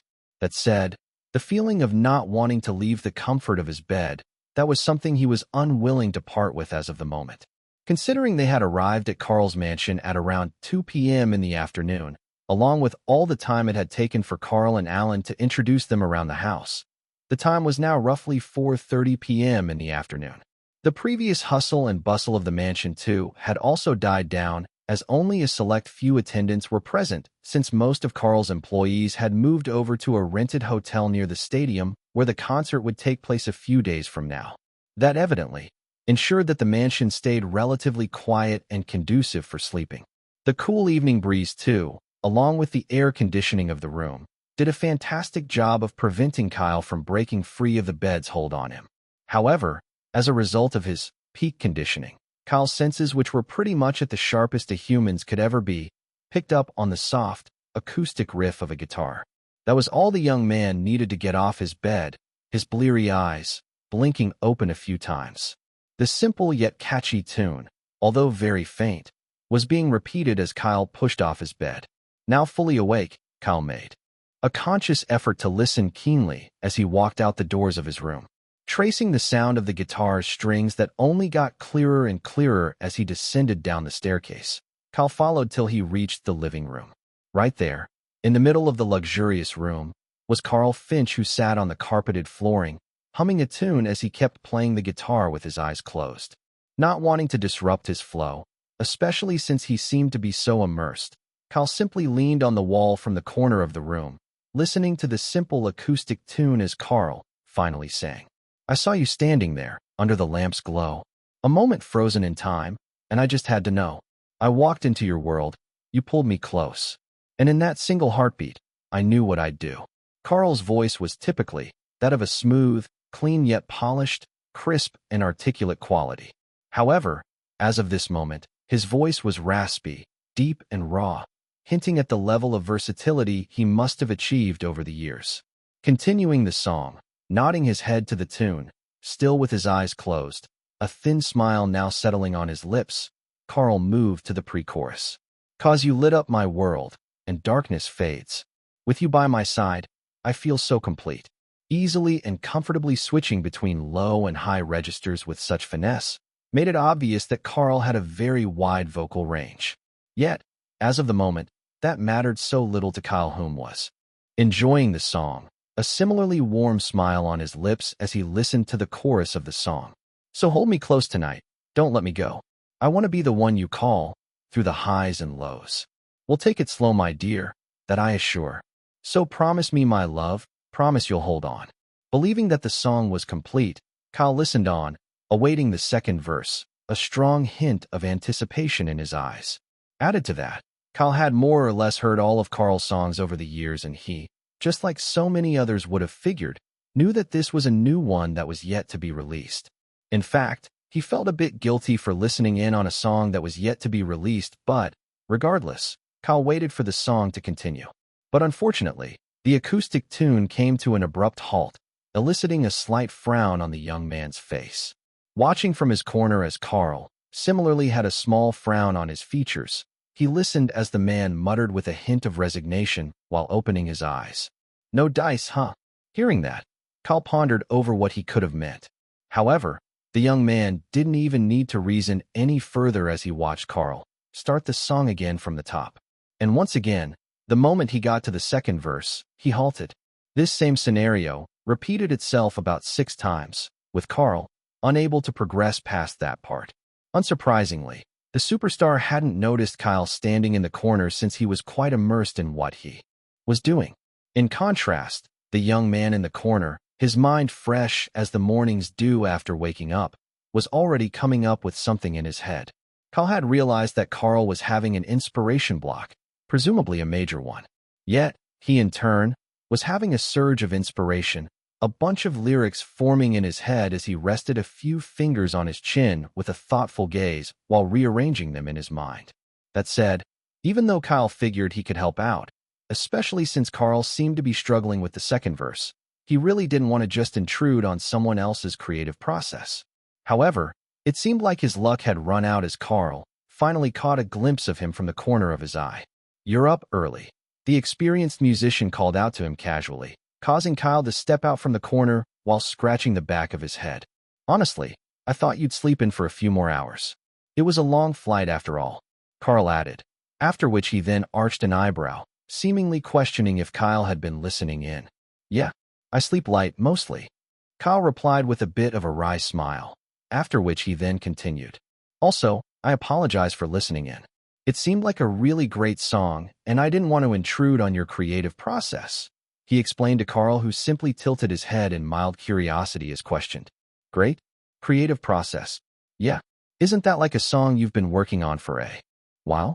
"It sounds great," Kyle affirmed. "Wait, you really think it's great?" Carl asked instead, a genuine smile blossoming on his lips as he inquired. Yeah." Kyle was a bit puzzled as Carl replied with a beam on his features. "That's so. I really just came up with it a few minutes ago, so I wouldn't know really." To that, Kyle had a perplexed expression grace his features. At the exact same time, the young man subconsciously appraised Carl.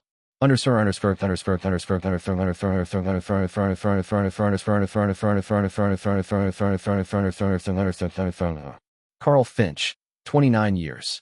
Singing level 16. Composing level 17. Dancing level 11. Acting level 8. Instrumental mastery, guitar/piano, level 13/12. Skills, pop star, genius songwriter.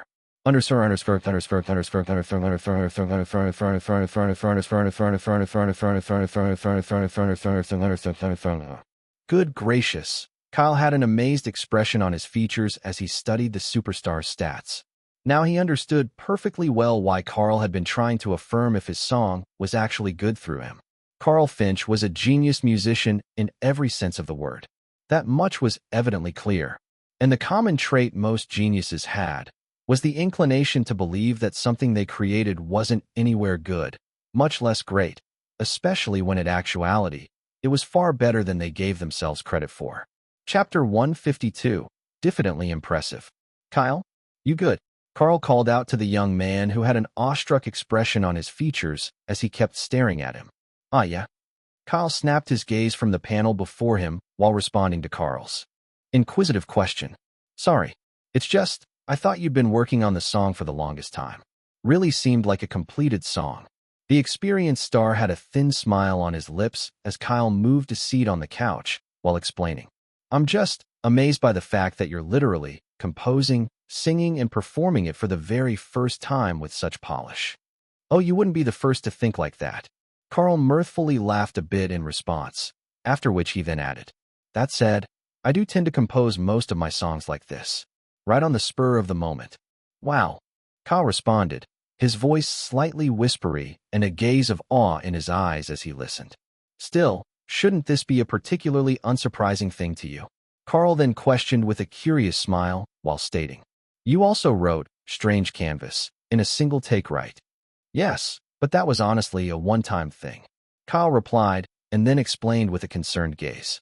"Songwriting for me is mostly tons and tons of hair pulling and an unexpected rush of blood to the head.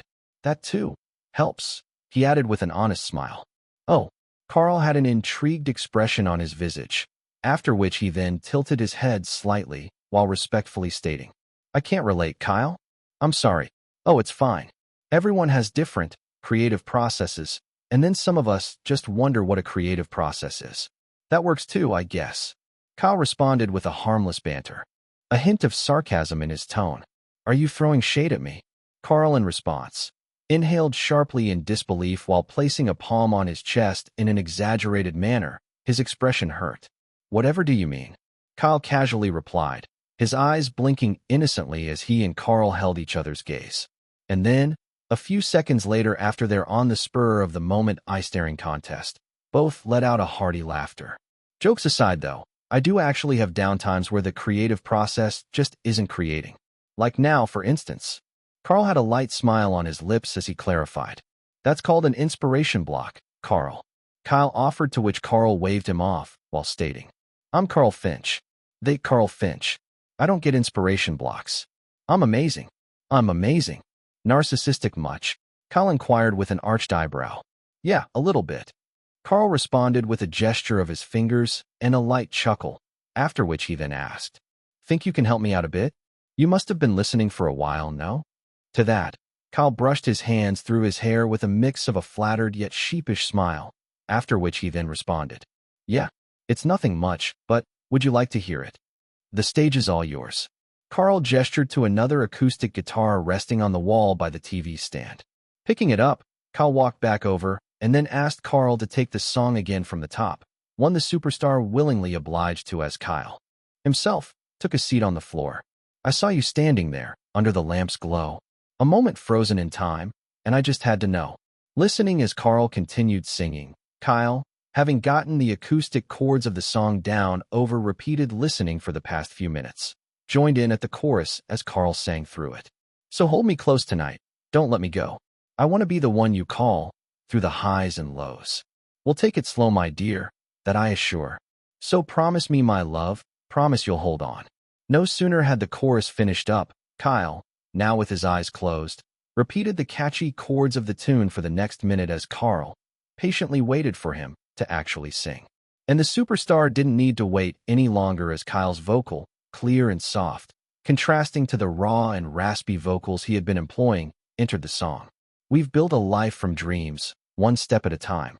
Through every whispered word, you've been mine. My fears all fade away when you're around. I'll stay with you, my dear, till the end of time." As Carl listened to the nothing-much lyrics that Kyle had been sheepishly diffident of, he had an unmistakably impressed gaze present in his widened eyes. However, Kyle, who wasn't done yet, proceeded to the pre-chorus. "'Cause every time you laugh, my heart's at peace. With you I know I've found my home." To this, Carl silently scoffed with a pleased smile, the kind of scoff that was a mix of disbelief, yet admiration, as Kyle proceeded to move to the chorus. "So hold me close tonight, don't let me go. I want to be the one you call, through the highs and lows. We'll take it slow, my dear, that I assure. 'Cause I need you in my life, more than you'll ever know." Tweaking the chorus to fit a narrative, that's his standout style of composing. Carl inwardly commended with a genuinely happy grin on his visage. Repeating the chords for a few more seconds, Kyle, on the other hand, soon stopped playing and then opened his eyes while speaking. "That's all I got. Think it's any good?" Honestly, Kyle was quite confident in what he had put out. That said, sitting before someone in the industry who had so much more experience than him made him feel like his added lyrics, which he felt was good enough by his own standards, probably wouldn't translate over to Carl's standards. But, upon hearing Carl's response, Kyle realized he had just been worrying in vain as he inwardly heaved a sigh of relief. "Oh, we're just getting started, you little monster. Let's finish up the song." Carl instantly responded, his tone enthusiastic as he pointed a finger to him.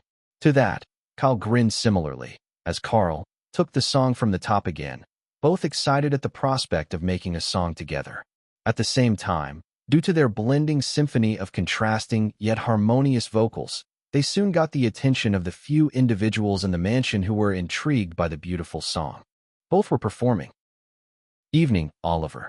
Alan, whom had woken up from his much-needed nap, yawned a bit as he watched Oliver also exit his room. "Evening, Alan." Oliver respectfully offered his own greetings, fully awake. Actually, Oliver had been awake for about an hour due to an interesting offer that came along for Kyle. However, before both agents could converse further and exchange more pleasantries, the soft, distant acoustic tune of a guitar and the rhythmic snap of fingers grabbed their attention. Tilting their heads in curiosity, both seemingly questioning the other on whom was playing of their talents, both individuals soon followed the tune to its source. And by the time they finally reached the living room, they watched as Mary, alongside the few other attendants whom had been in the house, sparsely stood around the living room while snapping their fingers in rhythm to the song as Carl and Kyle sang in harmony. I'll be the one who's always there. I'll share life's burdens with you when the world feels cold and far away. I'll be your shelter. I'll stay. Having sung the bridge together, both then proceeded to sing the chorus again as Oliver and Alan wondered how all of this had even come to be. So hold me close tonight. Don't let me go. I want to be the one you call through the highs and lows. We'll take it slow, my dear, that I assure. So promise me, my love, promise you'll hold on. Glancing over to each other once more, obvious questions written all over their faces, both watched as their talents sang the outro of the song they had been performing, with Kyle complimenting Carl's voice this time. So hold me close tonight. Hold me close. I'll never let you go, never let you go. We'll take it slow, my dear, that I assure. Just promise me, darling, promise you'll hold on. With that, the song finally ended. The cheers in the room were lively the moment the song ended, as both musicians were showered with light cheers and applause. Carl and Kyle, presently squatting on the rug of the living room, gazed at each other with an acknowledging smile, a genuine gaze of respect in their eyes. Once again, Alan and Oliver simply gazed in genuine perplexity at the two musicians. Sure, they got the general idea of what must have happened, but still, the fact that both individuals had gone and created a song while they weren't even around had quite the baffling effect on them. That said, a few minutes after that, Carl began conversing with Kyle that they should head over to the studio in the basement to record the song properly. Promptly agreeing with him as their respective agents watched on, Carl finally noticed them. Swiftly, he got off the ground and requested of Alan to contact the concert event and producer for a change in proceedings of the concert, as he and Kyle would be performing not one, but two songs together now. Oliver, on the other hand, glad that Kyle would have more stage time alongside Carl, moved over to him and quietly informed his ward that another offer for a movie role had come along. What's the genre? Kyle quietly inquired in response. It's a dance movie, and you're pretty much just a side character who isn't heavily involved in the plot of the story, but I read the script and I think you'll like it. Oliver responded in detail. You already had me at dance movie. Kyle lightly grinned at his agent, who simply replied with a thin smile. I'll have the script printed out tonight. You can peruse through it in your free time. Chapter 153, Dolled Up. SoFi Stadium. Situated in Inglewood, California, it was a 70,000+ seat, state-of-the-art stadium that had become well known for hosting some of the biggest events in sports and entertainment. This was also the ideal venue where the very first concert for Carl's mini tour was going to kick off. Honestly, for a mini tour, this was overkill. But then again, Carl Finch was an international superstar. That alone was enough justification to rent out such a spectacular venue. Currently dressed in practice clothes, though, Kyle, who was taking in the wide expanse of the empty stadium, had a strong belief that far more than half of the tens of thousands empty seats he was gazing at was already taken. And that was not even counting those whom would rather prefer to spend most of the event standing near the stage and open spaces of the stadium, casually standing in the middle of the unoccupied stage which had previously been set up 2 days ago by the production team. Kyle simply took in the sheer brilliance of the stadium's architecture, the 4K, high-screen definition of the dual-sided video boards included. At the same time, the people of the production team, who numbered in roughly 20 to 30, moved a few things about here and there on the field of the stadium, while others, with planners in their hands, went about ensuring everything was as it should be. We need to get the trusses up and locked in before sound check at 2 p.m. Also, double-check the stage dimensions. We don't want any issues with the pyrotechnics when Carl comes up on stage. The stage manager gave out orders, his tone a mix of laid-back yet authoritative. Roger that. While we're at that, though, adjust the EQ on the subs. We need more bass on the front house speakers. One of the sound engineers commented, his words directed at a fellow colleague. We should probably move the main speakers forward a bit. Don't want it interfering with the side monitors in that angle. The stagehands were already off to do their part of the job in maintaining the stage. We need to get these cables off the stage area. Don't want Carl or Kyle tripping while they perform, dancing on the edge. One of the riggers pointed out to his mates. Lighting rig should be operational before noon, so we can test them. Please, don't forget that. The lighting technician reminded the event coordinator, who nodded in acknowledgement, after which she then spoke audibly to everyone after starring it on her planner. You heard the man. Need the stage clear in an hour for a quick lighting test. Even as all the members of the production crew kept working in sync to ensure a smooth concert, Ka was still taking in the sights of the stadium. It was just that impressive, period. Its striking elliptical roof and panels, one that allowed natural light to flood the stadium's expanse during the day, was aesthetically pleasing to the eyes. That said, from late evening into the night, which was when the mini-tour was going to kick off proper, these panels would essentially function to light up every corner of said stadium with LED displays. It's quite the marvel, isn't it? I had the same gaze the very first time I stepped onto this stage for my very first tour. Carl, dressed in his own practice clothes, walked up to Kyle, who was still gazing in awe at the rows and rows of empty seats that populated the entire expanse of the stadium. It's brilliant. Kyle quietly let out a few words, to which Carl questioned playfully. That you or the curator speaking? Who's to say it isn't both? Kyle chuckled in response, simultaneously shielding his gaze from the refracting rays of the sun. It was already late morning, and yet, summer was doing its thing, ramping up the heat like no one's business. The weather was bright and sunny, and the clouds, white as snow with their silver linings, slowly drifted across the unlimited expanse of the big, blue sky. Come on, we've still got to go through the rehearsals. Sightseeing can come later. Carl, having taken another swig of water from his bottle, gestured sideways with his head. All right. Kyle nodded in agreement, both leaving the stage as the production team went about setting up the rest of the venue. In contrast to its deserted feel earlier in the day, the venue, as of the moment, was bubbling with excitement. The concert was yet to begin since it was still 4:30 p.m., but that didn't stop the Finches, Carl's self-proclaimed fans, from populating the entire expanse of the outer stadium for pre-concert festivities. From the premium dining and lounge areas, to the VIP suites, and even the open-air spaces, all of which had been evidently prepped to perfection by the production team to keep them busy before the start of the concert by 5 p.m., everywhere was packed, lively chatter filling up the venue. As expected, too, the ratio of females to males was completely skewed. To put it into perspective, 75% of the individuals who attended the concert were ladies while the rest were guys, most of whom either accompanied their partners or were dragged along by them. Simply put, possibly only 5% of the guys who attended the concert attended solely because they wanted to see Carl perform and not because they had any ulterior motives of their own. As for those with ulterior motives, well, this was one of their central hubs. One of such guys who came out here to fish hot chicks and land one-night stands was Tyler, a handsome dude who was more or less the leader of his clique, even though it had never explicitly been stated. In all fairness, all four dudes noticeably stood out as they sat around an outdoor table and bench while conversing, laughing, and exchanging banters, drawing many curious and interested gazes from the multitude of ladies passing by. They were all very good-looking after all, considering they were all also wearing matching football jackets for a team in the lower divisions. It also added to their presence. On the phone, Nick downed an energy drink while questioning in disbelief. So, she was getting too clingy. Didn't want to deal with her in person. The guy who was being questioned, Seth, casually replied, his expression nonchalant. Yes, that's Seth. Also known by Kyle as, shit douchebag. Just be the right amount of toxic to these ladies and boom, you're in their pants.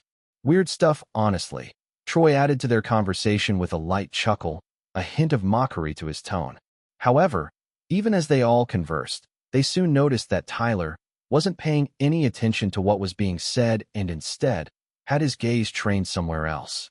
Glancing over to check out the lady he was presumably checking out, Nick and Troy silently whistled in synchrony. Currently, sitting on one of the outdoor benches while awaiting the rest of her friends, was a dolled-up Christina, her current aura a mix of innocent yet sexy. Her makeup was light, and yet, she still stood out even amongst the multitude of ladies around. Dressing up with a blend of an edgy yet feminine feel that struck a balance between chic and rock-inspired flair, Christina wore a vibrant, green, knee-length dress, a black leather jacket, and stretchy, thigh-high boots. The lady's currently straightened blonde hair also fell gently over her shoulders as she seemed to be typing something on her smartphone while tucking her hair behind her hair. "Oh, she's hot," Nick commented, to which Troy then added, "It's my lucky day, boys." "Back off," Tyler instantly countered authoritatively, not even sparing Troy a glance. "All right, fine. She's yours." Troy willingly backed off. Seth, on the other hand, tilted his head a bit, finding the lady somewhat familiar. He mused out loud, wondering where exactly he had seen that face. However, before Tyler could even get up to make a move and the guys could ask Seth why he was pondering out loud, they watched as a bunch of fashionably dressed ladies walked over to the lady who beamed at them with the warmest of smiles. Asterisk, asterisk, asterisk. "You look gorgeous. Whose heart are you trying to steal?" Katie, currently holding Christina's hands, complimented the lady's chic yet rebellious attire, one to which Christina beamed even brighter in response, a light blush on her cheeks. "Apologies, Christina. Did you wait long?" Lily was the next to greet the lady whilst offering a hug with a warm smile. In response, Christina simply shook her head in denial. "Thank God. I was worried we'd have kept you waiting any longer with you taking forever to get out of your house." Jasmine heaved an exasperated sigh of relief while similarly giving her closest friend, Liz, the side eye. Liz, due to having a role in a movie, currently lived at a nearby hotel in Inglewood, L.A., and yet she ended up being the tardiest. "Babe, how was I supposed to know I'd sleep in?" Liz defended, to which Ellen, Hannah, and Amy chuckled heartily. As the ladies had their interactions, Tyler's group watched on, unable to glean anything from their animated conversations from afar. However, considering all seven had their backs turned to the guys from the angle they were viewing from, they could only watch as the blonde-haired beauty soon joined her clique of ladies, all of them heading towards the entrance to the stadium. It was almost 5 p.m. after all, and the concert would soon start. Yet, for all the guys, possibly due to the skill of discernment they had picked up over the years while picking up girls, they knew immediately that the clique of ladies would be full of beauties. Also, their side frames alone had been quite the eye candy, to say the least. That was all the motivation each and every one in Tyler's clique needed to haul their asses off the bench. They too were ready to move into the stadium and enjoy the performance. Chapter 154. Are you not entertained?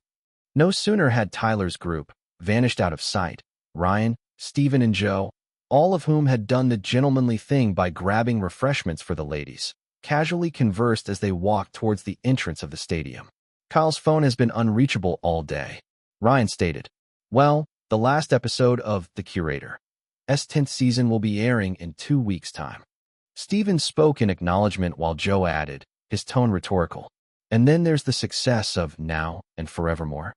He's probably far busier than we'll ever be for the next few months." Joe commented with another nod. I know. It's just, he said he would be able to make it to the concert at the very last minute before Katie and I left for L.A. this morning, and yet, I haven't been able to contact him all day," Ryan explained, with a hint of concern in his eyes. "Oh, he told you that?" Steven curiously questioned instead. He himself had contacted Kyle a few days earlier, to which Kyle had explained that he wouldn't be able to join up with them due to his packed schedule. "Yeah, sent me a simple text saying we'd meet at the concert," Ryan responded as they kept moving with the crowd. Possibly due to the multitude of people present, no one had caught on to the fact that there were celebrities among them. Not that the trio minded. This was far more peaceful after all. Added to that, they too did the smart thing and donned Carl Finch printed face caps alongside the rest of the ladies. Unsurprisingly, it did a good job of subtly masking their presence, as the simple accessory was commonplace at a concert as big as this. Joe let out a thoughtful hum as they filed into the stadium. Ryan and Steven quickly locating the ladies as Katie, alongside Lily, Christina, and Jasmine waved from afar. "Well, I'm pretty sure there's a good reason he's been unreachable since then." The young man finally let out a comment, his tone of choice calm. "Yeah." Ryan and Steven subtly nodded in agreement as they finally made their way over to the ladies. Kyle wasn't the type to make promises and then break it unless there was a really valid reason. However, just before they settled into their respective seats, Ryan got a notification buzz from his messenger app. "Speak of the devil." He grinned as he read the text that wrote, "I'm here. Apologies for the lack of contact. Be seeing you in a bit, though. That him? Joe and Stephen knowingly questioned with a light smile, to which Ryan simply nodded in response. He's around, isn't he? Katie, who noticed her husband's grin, rhetorically inquired with a light smile of her own. Who's around? Lily popped her head out from the row of chairs while asking curiously. Christina and Jasmine, similarly sharing the same expression. Liz, Amy, Ellen, and Hannah were just as curious too, their gazes inquisitive. Kyle said he'd be able to make it at the last minute, and he did. Ryan Brayfly explained, to which all the ladies present, Katie excluded, widened their eyes in pleasant surprise. No sooner had Christina heard this, though, her eyes darted to the empty seat beside her. Swiftly, she placed her small handbag and printed face cap there. Sure, she knew it was childish of her, but honestly, she just wanted to reserve a seat in case Kyle arrived anytime soon. Her friends who watched her, though, couldn't help but let out light, amusing chuckles and giggles. And yet, just as the guys took their seats while distributing the snacks, the group watched as a fairly handsome guy walked up to them, inquiring with a charming smile. Is this seat taken? Tyler politely inquired while pointing to the seat beside Christina. As for Seth, Nick, and Troy, they were currently walking up the stands to meet with Tyler, whom had already located the hot blonde. Considering how many people had been filing into the stadium at the same time, they had lost sight of the clique of beautiful ladies and had to spend a few minutes locating them again. Christina, on the other hand, currently staring at Tyler with a troubled expression on her beautiful features, wondered if she should just do the adult thing and let go of the seat. However, just as she came to the mature decision to do so, the audience's attention was suddenly grabbed the moment they heard a mic test from a certain male voice. Question: why am I hijacking what should have been Carl Finch's stage? Conjecture: possibly because. Okay, guess the mic test was a success. No sooner had the crowd heard those string of words, what had originally been a stadium full of chatters erupted into a full-on scream fest as Kyle stepped onto the stage, the session musicians performing the instrumentals of Needs to Be Loved. Guitar musical notes. Broken heart with smudged-up makeup, tears streaming down her pretty face. Tired of having her heart played with. So done with all the lies and games. Guitar musical notes. Beaming with the most energetic smile on his features as he performed live, Kyle's friend group watched on in utter shock as the rest of the audience kept erupting into excited screams and cheers. Watching as Kyle moved on to the second verse of the song, Ryan gazed down at the message on his phone once again, and then gazed at the expansive stage in a daze before finally letting out an audible curse, his tone of choice a mix of disbelief and excitement. Kyle Christoph Kestis, you conniving bastard. At the same time, Stephen and Joe let out one of the most excited laughter they had let out in years. As for the ladies, Jasmine and her friends just watched on, speechless, although their expressions had morphed from shocked disbelief to pure excitement. The same exact emotion translated over to the other ladies as Lily audibly began to sing along to the chorus alongside Amy and Katie, while Christina clapped rhythmically to the song with a dazzling smile. Musical keyboard, musical notes, musical score, guitar, microphone. Find the girl with a broken heart. Hold her tight and never let go. Tell her she's a beautiful soul, 'cause she needs to be loved. Musical keyboard, musical notes, musical score, guitar, microphone.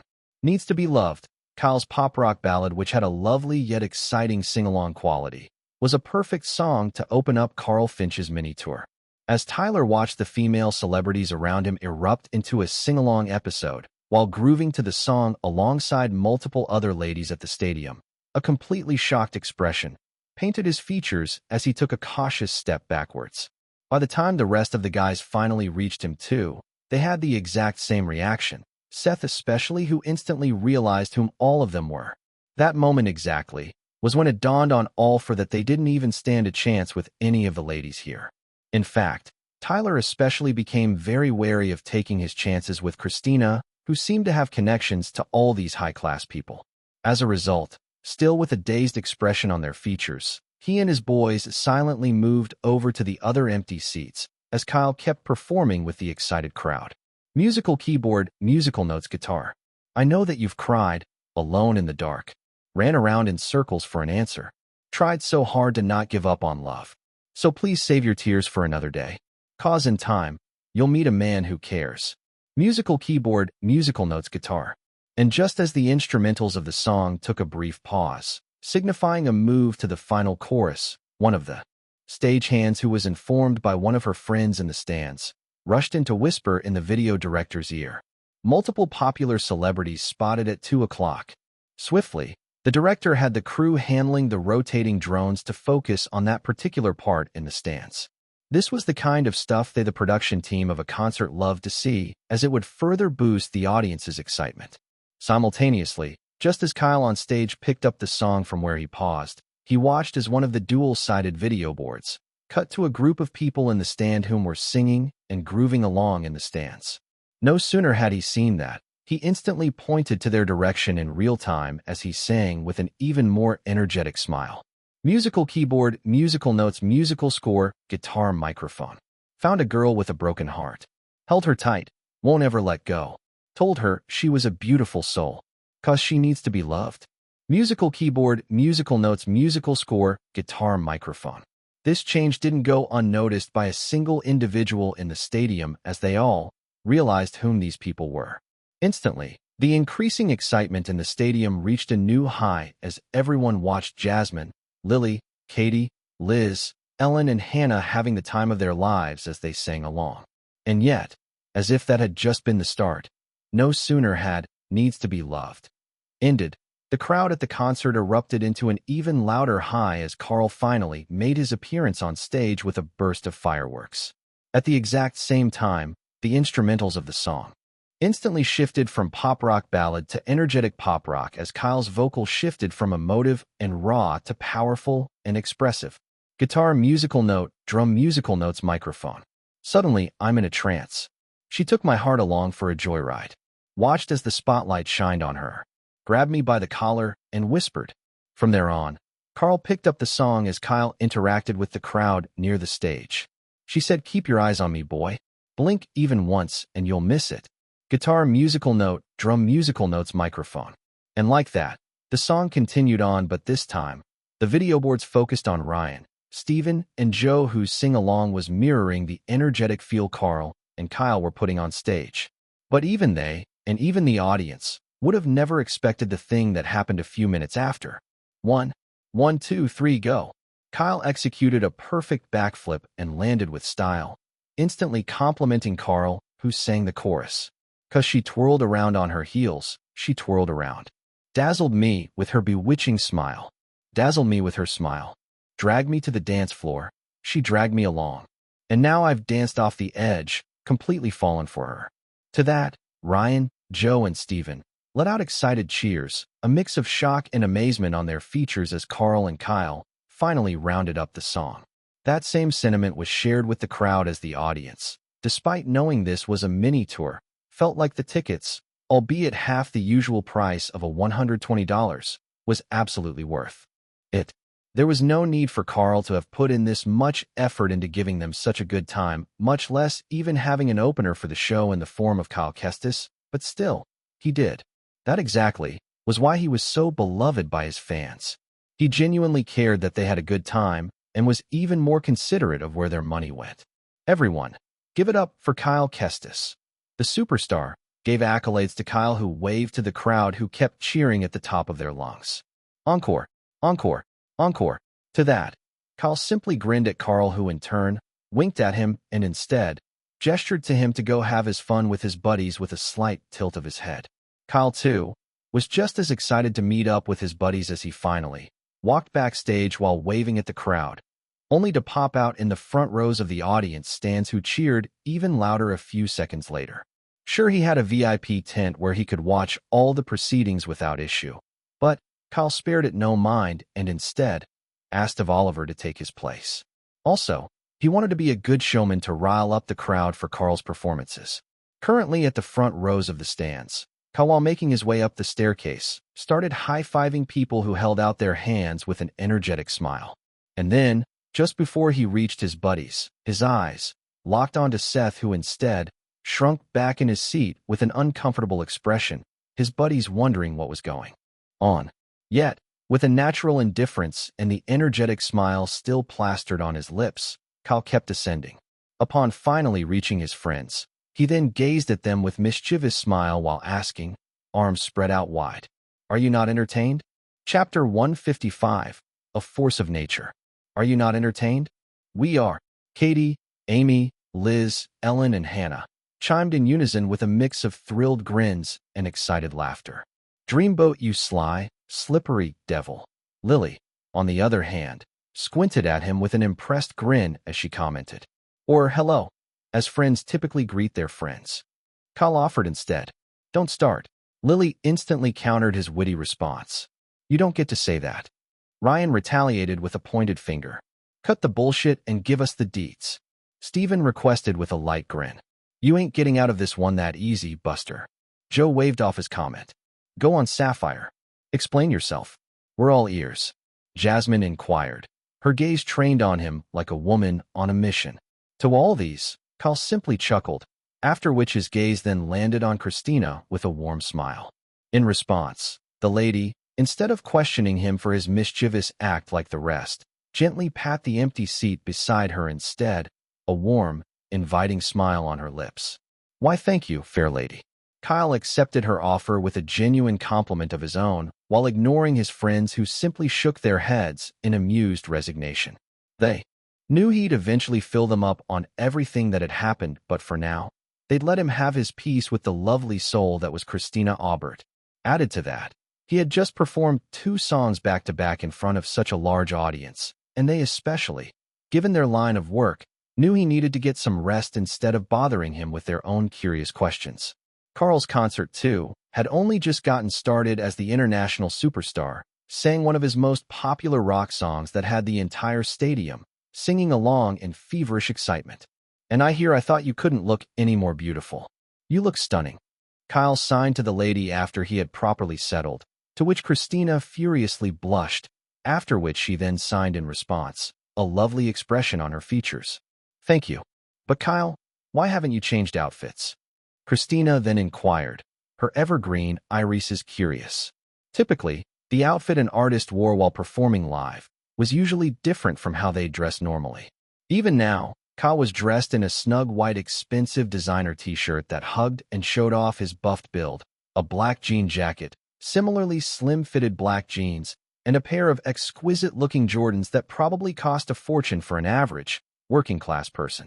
In response to the lady's astute observation, though, Kyle leaned on a curled fist and gave her cheeky grin without saying a thing, an act that bolstered and amused Christina's curiosity even further. However, unknown to Kyle, Christina, and even the others, what had just been a simple interaction between good friends would end up being one of the most viewed celebrity clips for a long while to come, as many excited fans in the stands recorded their entire interaction.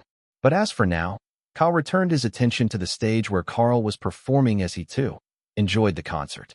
It was, after all, his very first concert. I need to use the restroom. I'll be back in a jiffy. Kyle, whom had been sipping on a smoothie, carefully placed the empty plastic cup on his seat while informing his friends.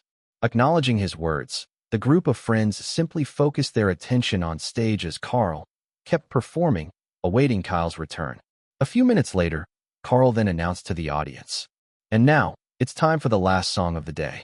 There was a mixed response to his words this time, as majority of the audience cheered on in excitement, while others noticeably groaned in dissatisfaction as they wished the concert would continue on, late into the wee hours of the midnight. That said, 9:30 p.m. was the planned time for the concert to end, and Carl, with his experience over the years, knew it was key to ending the show on a punctual note. And so, casually walking towards the session musicians, one of them handed him an acoustic guitar with a strap. At the same time, Kyle, whom had taken off his jean jacket and tied it to his waist, appeared from backstage, his own acoustic guitar slung over his shoulders with the strap. Finally walking on stage again alongside Carl as they moved towards the prepped mic stands, almost everyone in the audience had noticeably surprised yet curious expressions on their features. At the same time, all of Kyle's buddies darted their gazes over to his seat and realized that he had once again given them the slip. Darn it, Kyle. Ryan commented audibly as the rest of his buddies simply let out a mix of accepting sighs, soft chuckles, and light-hearted laughter, all with genuine hints of amusement in their eyes. Today, it seemed, was Kyle's lucky day as he kept messing with them effortlessly. Still, just as the audience was curious about Kyle coming back on stage for the last song, his friends were too. Typically, it was a very rare case for an opener to still come back on stage for another performance, much less the last song, so their ever-growing interest was completely understandable.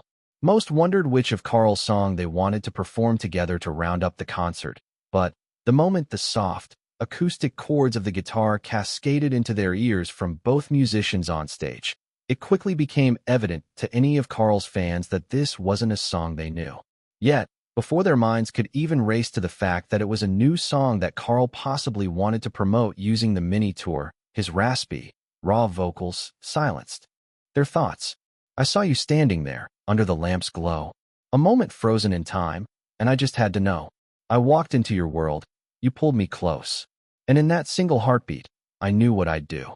The first verse of the song instantly set the stage for an abstract romantic story that anyone could interpret as they saw fit. It was established right there and then.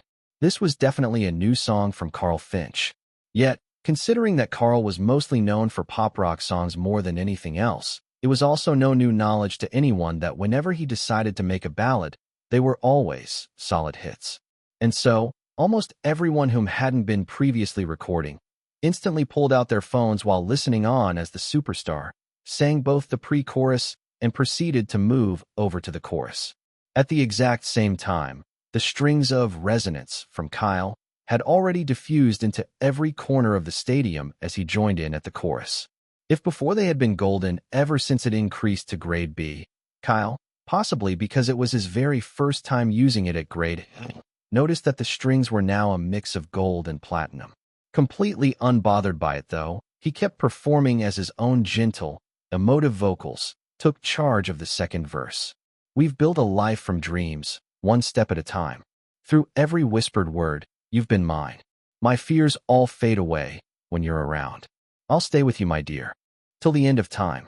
Compared to Carl's more abstract way of composing that allowed the listener to interpret his lyrics as they saw fit, Kyle's style of composing perfectly stood out in the second verse with his diaristic approach that offered an insight into a story he was trying to tell. The progression of the love story of the abstract strangers now turned couples from the first verse. And yet, possibly because of the fact that it was a romantic ballad, these two styles of composing perfectly complemented the other, just like the way their symphony of raw and emotive vocals blended perfectly into the chorus they were singing. So hold me close tonight, don't let me go. I want to be the one you call, through the highs and lows. We'll take it slow, my dear, that I assure, 'cause I need you in my life, more than you'll ever know. The subtle change in the lyrics of the second chorus to fit the narrative didn't go unnoticed by most people in the audience. It was also at that moment that it really dawned on everyone that this was a song written together by both individuals. There was no going to be any feat when the song was released officially. Just and that, in and of itself, was a great feat for the rising star, Kyle Kestis. I'll be the one who's always there. I'll share life's burdens with you when the world feels cold and far away. I'll be your shelter. I'll stay. He's just so unbelievable at this point, Lily quietly commented with the warmest of smiles while listening to the beautiful song from the two musicians as they sang the bridge. I told you, didn't I? Kyle's a force of nature, and deservedly so. Jasmine, whom had heard her comment, quietly chipped in while with a warm smile of her own. Honestly, for as long as she had been in the industry, she hadn't met anyone who did such a perfect job of blending both their acting and singing careers so efficiently well. Typically, it was either they sacrificed one for the other. And yet, here Kyle was, making the seemingly impossible look so easy. As Amy made a video of the performance of the two stars on stage with a happy smile on her lips, Christina, on the other hand, had such a beautiful smile on her features as happy tears brimmed on her eyelids.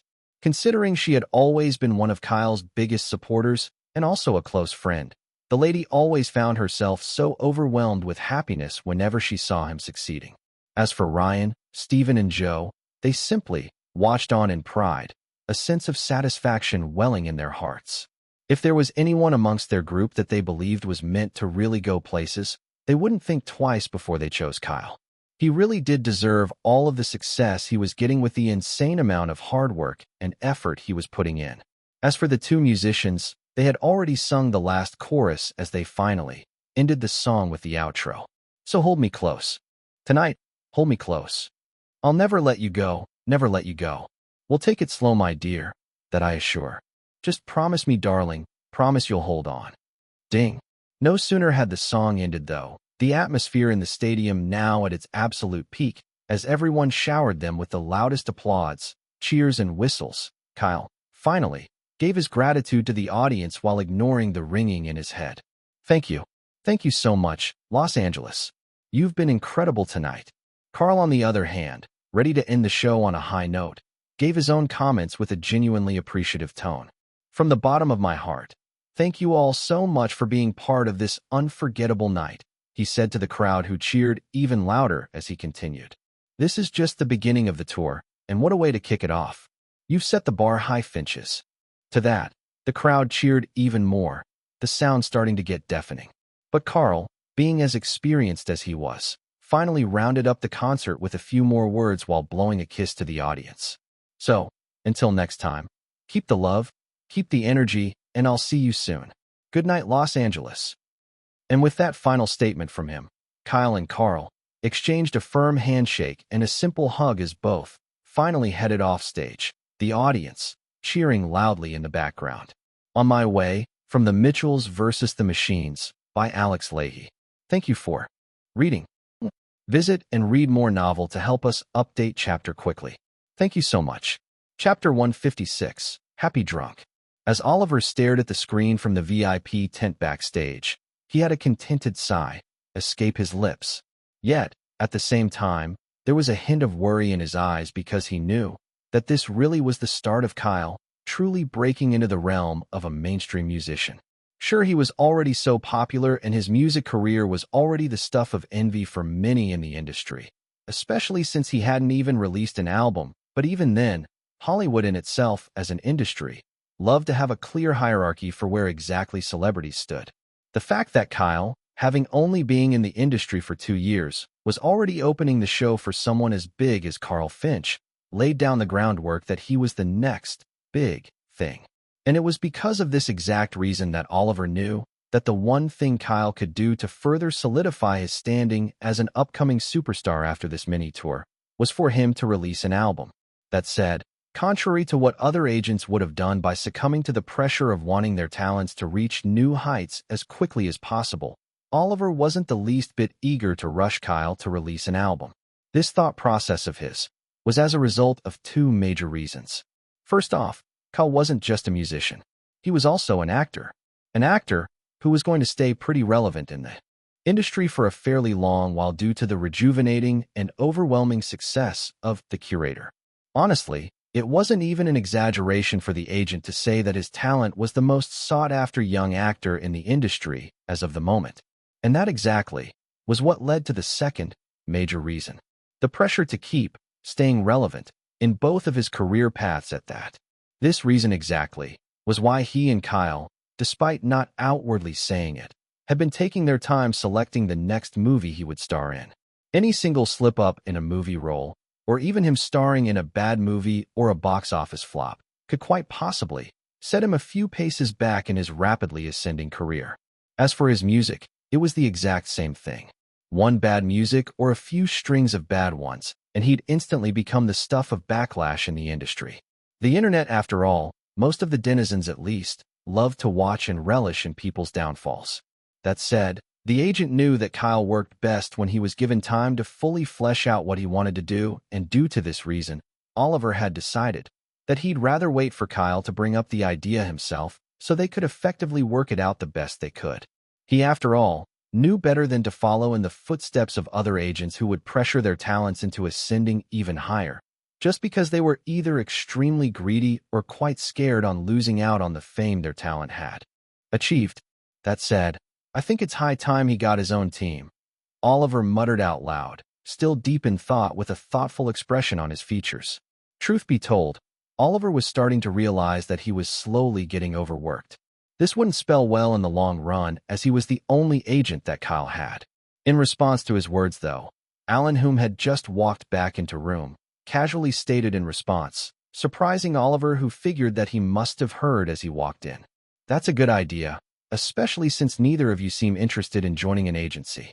And honestly, at the rapid rate he keeps ascending in Hollywood, it's necessary that he gets a really good team." Carl's agent added as he took a seat beside Oliver on the couch, one that would ensure that his trajectory keeps soaring smoothly. "And so should you," Alan concluded, a finger pointed in Oliver's direction. In response to that, the suavely dressed agent nodded in agreement, a determined expression present in his gray irises. Behind each celebrity in Hollywood, especially the well-known ones, there's usually a fully staffed team or an agency. Considering Kyle and Oliver had been riding solo for a long while without any agency and still planned to do so for the foreseeable future, it was absolutely necessary that they got their own personal team. A team that would revolve solely around pushing Kyle Kestis to new heights. Although the concert was over for the day, Carl still took the time to have a brief meet and greet with his fans. As for Kyle, he was already back with his friends, all of them sitting at an expensive but highly rated nearby restaurant as they conversed over good food and drinks. Sure, he could have also joined in with Carl, but this wasn't his mini-tour. It was Carl's.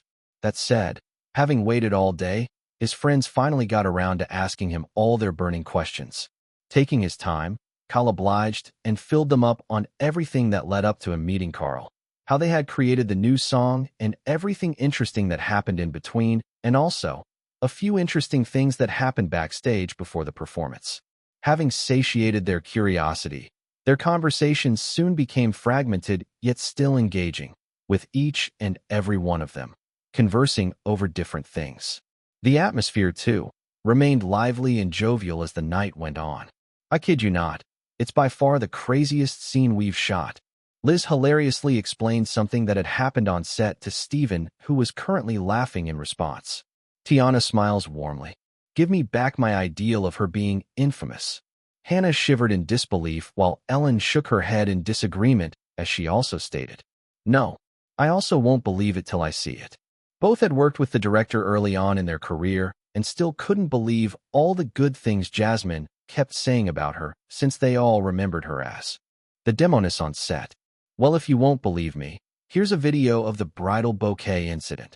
The sexy actress spared no effort to buttress her point this time. "Larry said we've got a crap ton of interviews to attend to next week," Joe casually said, to which Ryan sighed in resignation. "So do I. Can't I at least have one more week for my honeymoon?"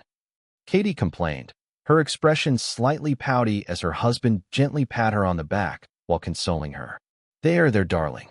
As for Amy, she was getting a bit concerned yet amused by the way Christina was currently behaving. "She's not intoxicated, is she?" The teenage lady tilted her head in curiosity, after which she then began to search the bottles of wine on the table. She, after all, was underage and didn't want to mistakenly consume whatever it was Christina had. "You really do need to tell me how you did it, Dreamboat." Lily spoke to Kyle, who listened attentively while placing some premium steak onto his plate. "I'm not complaining, honestly, but it's so amazing to go through some of your previous clips and see that those same single takes was what was in the final product," she added, her expression casual as she popped a chicken coila into her mouth. In response to her words, Kyle responded with a thin smile. "Honestly, I can only tell you that it gets easier. That said, as long as the script is good, you'll have a blast. That I'm sure of. Besides, being the curator is such an amazing role, and I'm certain you'll do brilliant. Just remember to enjoy every second of it." Kyle pointed his fork in her direction, to which the lady grinned in appreciation. And really, Kyle meant every bit of what he had just said.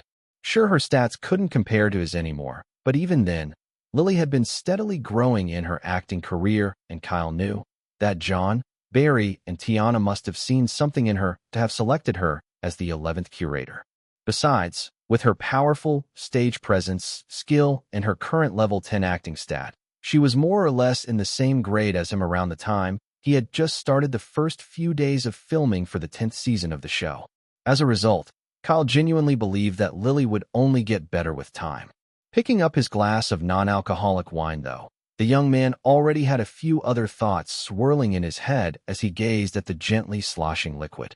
Having experienced the concert today, both as an artist and as a fan from the audience, there was one thing Kyle had realized. I should make a pop rock song. Where are you going? Amy curiously asked, her gaze alternating between the wine bottle in her hands and the blonde-haired lady whom had abruptly gotten off her seat. One of the standout things throughout the entire concert that he had gleaned from the experienced superstar was that Carl effortlessly kept ramping up the momentum they had created after Dancin' on the Edge with the right selection of songs. Christina? Why are you switching seats? Lily soon noticed something was off, drawing everyone's attention to the lady whom had chosen to seat beside Kyle after shuffling Steven over. Even though he had sprinkled in a few of his other popular pop songs that were from different genres to keep the audience guessing, Carl's forte was pop rock. And pop rock did a fantastic job of keeping everyone hyped up and singing along. This train of thought was what made Kyle realize that although he had made different styles of pop song in the past 2 years, he actually had never made a pop rock song. Guess I have something interesting to work towards for the album then, he inwardly declared with a light smile and a determined glint in his eyes.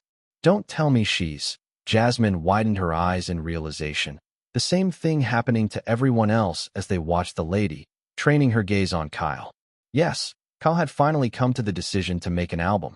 Still, it was something he was planning to take his time figuring out. His mantra, after all, was quality over quantity. Finally taking a sip of his wine, though, Kyle soon felt someone's gaze on him. In fact, subconsciously, he had noticed said gaze on him for quite a while now. Glancing over sideways, his sapphire irises naturally locked onto Christina's dilated pupils, her evergreen irises glistening in adoration. There was also a small tint of red on her cheeks and a fond smile on her lips. Before the young man could even wrap his head around what was happening, the lady's delicate hands had already landed on the sides of his face, a silly expression on her features. And that was when Kyle finally put together the string of words he had subconsciously been hearing, his eyes widening in realization as he stated, "Are you perhaps drunk?" However, in response, Christina started pulling his cheeks playfully, a small giggle escaping her lips as she did. Culprit found. It says here, 5.07% alcohol. Amy, whom had located the wine bottle, read out loud, her voice trailing off as she soon noticed everyone around the table, silently watching the happy drunk, playing with Kyle's cheek. Kyle, on the other hand, who simply found her actions amusing, playfully pulled the lady's cheeks in retaliation while stating, "Hello, Blondie." In response to his words, a drunk Christina pouted, her eyes seemingly asking him to call her by her actual name. This simple interaction of theirs, though, elicited a chuckle first from Amy and then evolved into a hearty laughter from everyone else. Chapter 157, $69.99. After the events of yesterday, everyone had parted ways, with Lily and Amy taking Christina along to their hotel instead of allowing her to lodge at hers. Considering the lady's cute shenanigans continued throughout the rest of the dinner due to being an extremely light drinker, they figured it'd be in her best interest that they monitored her till she became stone-cold sober. Having woken up the next day, though, the lady, after recalling all that she had done, had the most embarrassed expression on her features, especially when she remembered her interaction with Kyle. She was so embarrassed she ended up writing a note in French, one that Lily and Amy, both of whom had kept playfully teasing her for it all morning, ended up translating after a quick eagle search.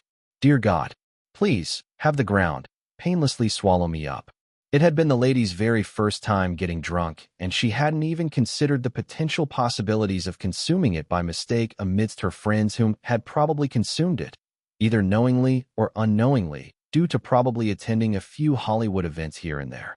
Considering the lady had just been so happy and so proud of Kyle's achievements, she never would have expected herself to want to make those thoughts clear by getting up close and personal with him under the influence of alcohol. That said, it was still early morning as of the moment, and the birds were chirping, the atmosphere quiet and peaceful in Carl's million-dollar mansion. The mansion itself was fairly populated too, and was mostly full of Carl's team of employees, sleeping like logs of woods in almost every corner of the house that allowed it. Eyes already open wide, though, especially since he had woken up about a minute ago. Kyle, who had a whole room to himself, finally pulled open his notifications from yesterday with a mental command. You have opened a concert for the first time. You have composed and performed an original song with a superstar. You have performed before an impressive number of people and impressed them. A truly remarkable feat has been achieved. Massive bonus will be applied.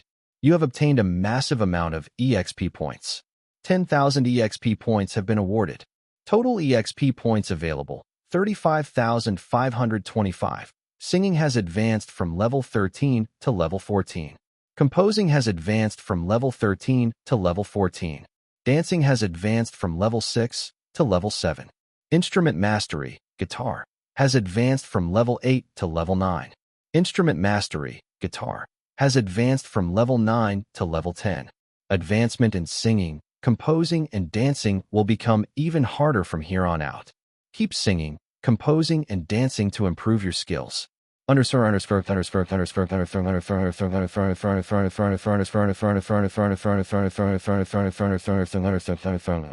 Kyle Kestis, EXP points, 35,525.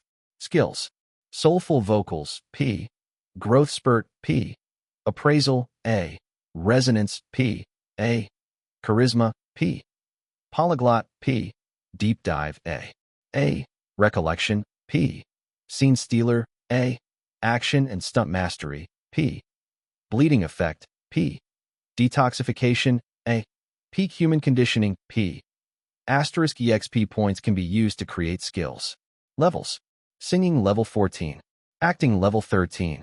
Composing level 14. Dancing level 7. Instrument Mastery, piano/guitar, level 10 out of 10. Asterisk levels will increase in accordance to your growth. Oh wow, Kyle inwardly commented as he stared at the long string of notifications with a contented smile. The concert, just as he had hoped, had exponentially boosted his stats. But even then, it's my first time seeing a core stat increase by 2 levels in a single go, he mused to himself, after which he then remembered something important. Come to think of it, during my live stream last year, it did inform me that I was very close to breaking through to level 9. That explains it then. Kyle finally understood why it had increased twice. The massive EXP he had gotten had quite possibly spilled over from the last level advance into the next, just like the influx of water into the rings of a water tank. It was a bit of a downer, though, that the young man couldn't exactly pinpoint the criteria that facilitated each actual increase in stats. One thing that was established, though, was that performing before an expansive live audience, whether singing, acting, dancing, or playing a musical instrument, explosively facilitated his growth. That said, Kyle's gaze now lingered on the increased level of his dancing stat. This was very much appreciated too, he inwardly commented, a satisfactory smile on his lips. Personally learning to land a backflip and also some simple dance choreography during rehearsals before the concert to perform Dance In on the Edge alongside Carl had definitely been worth it. Hopefully I can get it to increase by 1 more level by the time I'm done with my openings for the mini-tour. Kyle made a conscious decision to keep raising his dancing stats. And speaking of dancing, Kyle rolled sideways on the bed, halting at its tail end. It's about time I peruse through you. He extended his arm towards his bag placed by the bedside on the floor, grabbing it and rummaging through as he sat up on the bed, retrieving a thick stack of scripts that Oliver had printed with an intrigued gaze. Kyle read the name of the script out loud while simultaneously appraising it. Level up 2.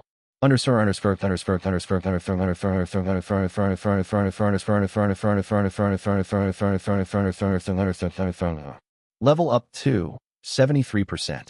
Building up on the foundation of what made the first movie a success, the second installation of this dance movie created by director Danny Rock follows another ragtag group of tight-knit misfits and street performers in their aspirations of becoming renowned dancers in a high-stakes dance competition.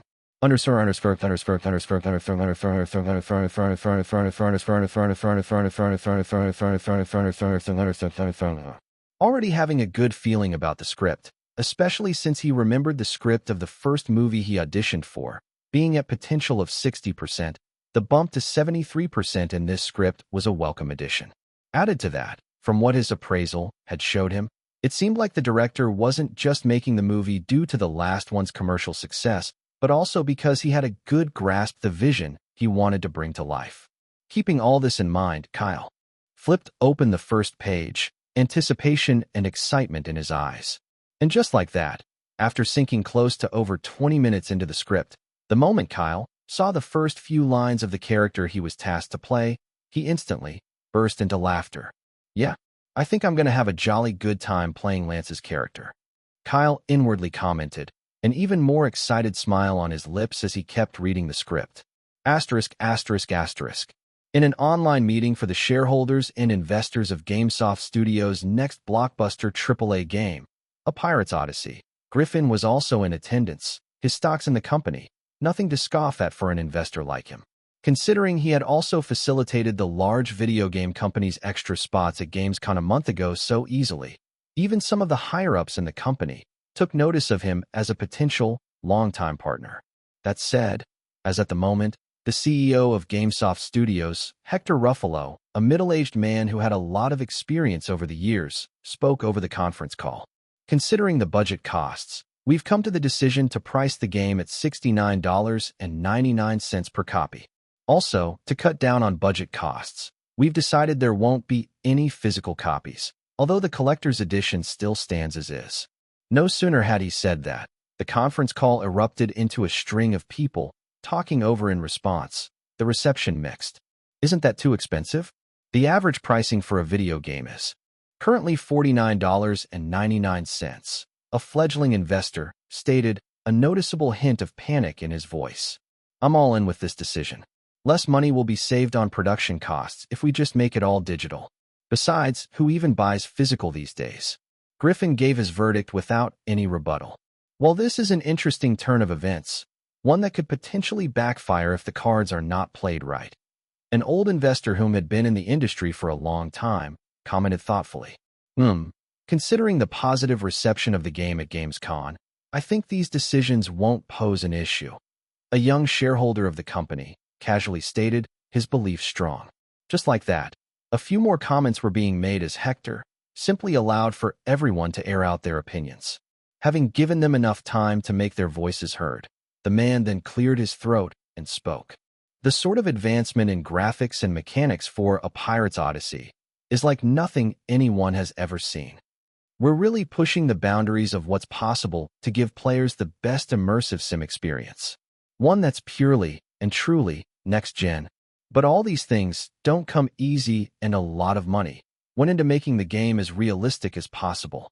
To make back far much more than the money invested, it's necessary that we spike up the price."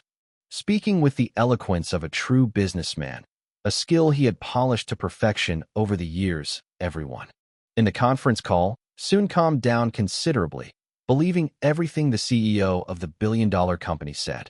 Truly, his words seemed to be true, as even at Gamescom, the reception to the game's gameplay reveal had been met with hype and excitement.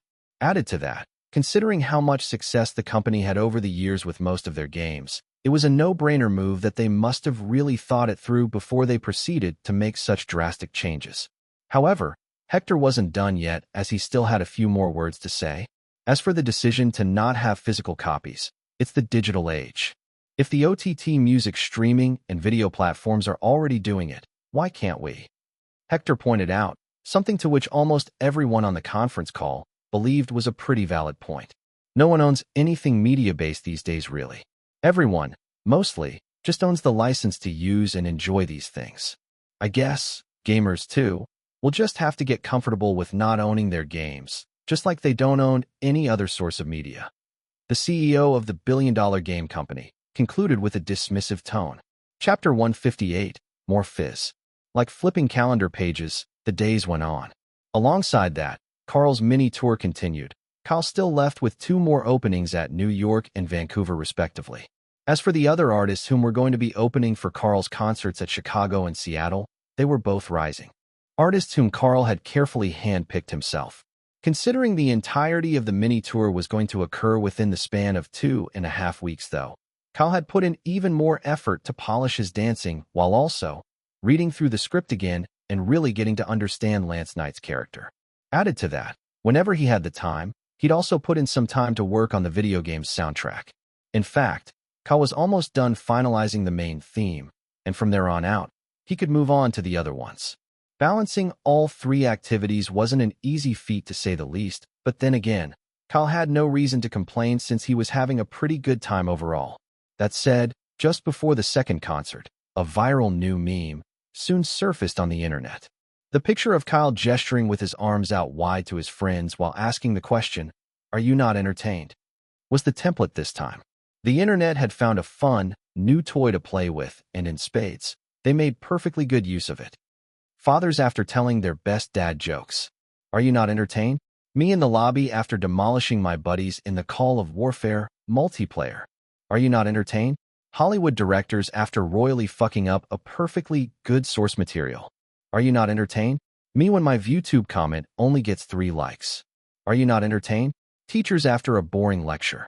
"Are you not entertained?" My parents after getting a rip-off version of a video game I've requested for all year. "Are you not entertained?" Yet again, Kyle had become the poster boy for another viral meme as it made its way across every social media platform, TweetTalk and Reddit especially. As if he wasn't already the most popular celebrity in recent memory, this exact meme had people who hadn't even heard of him before take the time to search up his name, further boosting his ever-increasing fame. At the exact same time, a YouTube user had uploaded a clear video recording of how the meme itself had come to be, most of it even showing the rest of Kyle's interaction with his buddies during the concert. In just about a day, the clip had racked up a view count of roughly 1.47 M, with more and more people either searching up the source of the meme or the video itself being recommended and pushed to denizens of the internet whom had already seen the meme previously. Kyle's fan group especially, most of whom were quite shocked yet evidently excited that Kyle had opened a concert for someone as big as Carl Finch, couldn't help but be even more excited when they saw the video clip. We do a bit of trolling. First, he opens the show of one of the biggest superstars ever in the coolest way possible. Then he shocks us by landing a perfect backflip mid-song. Then he makes a great ballad song with said superstar, one which we all know is effortlessly going to top the billboards once it's officially released, and then, as an added cherry on top, he becomes another viral meme. Our boy is a superstar in the making, I tell you. Pro_noobs at We Do a Bit of Trolling. Man, seeing you go from an absolute troll to a legit fanboy has been quite the life-changing experience. Mamma mia, ain't that you in the stand, Peaches? How come you gotta sit so close to them?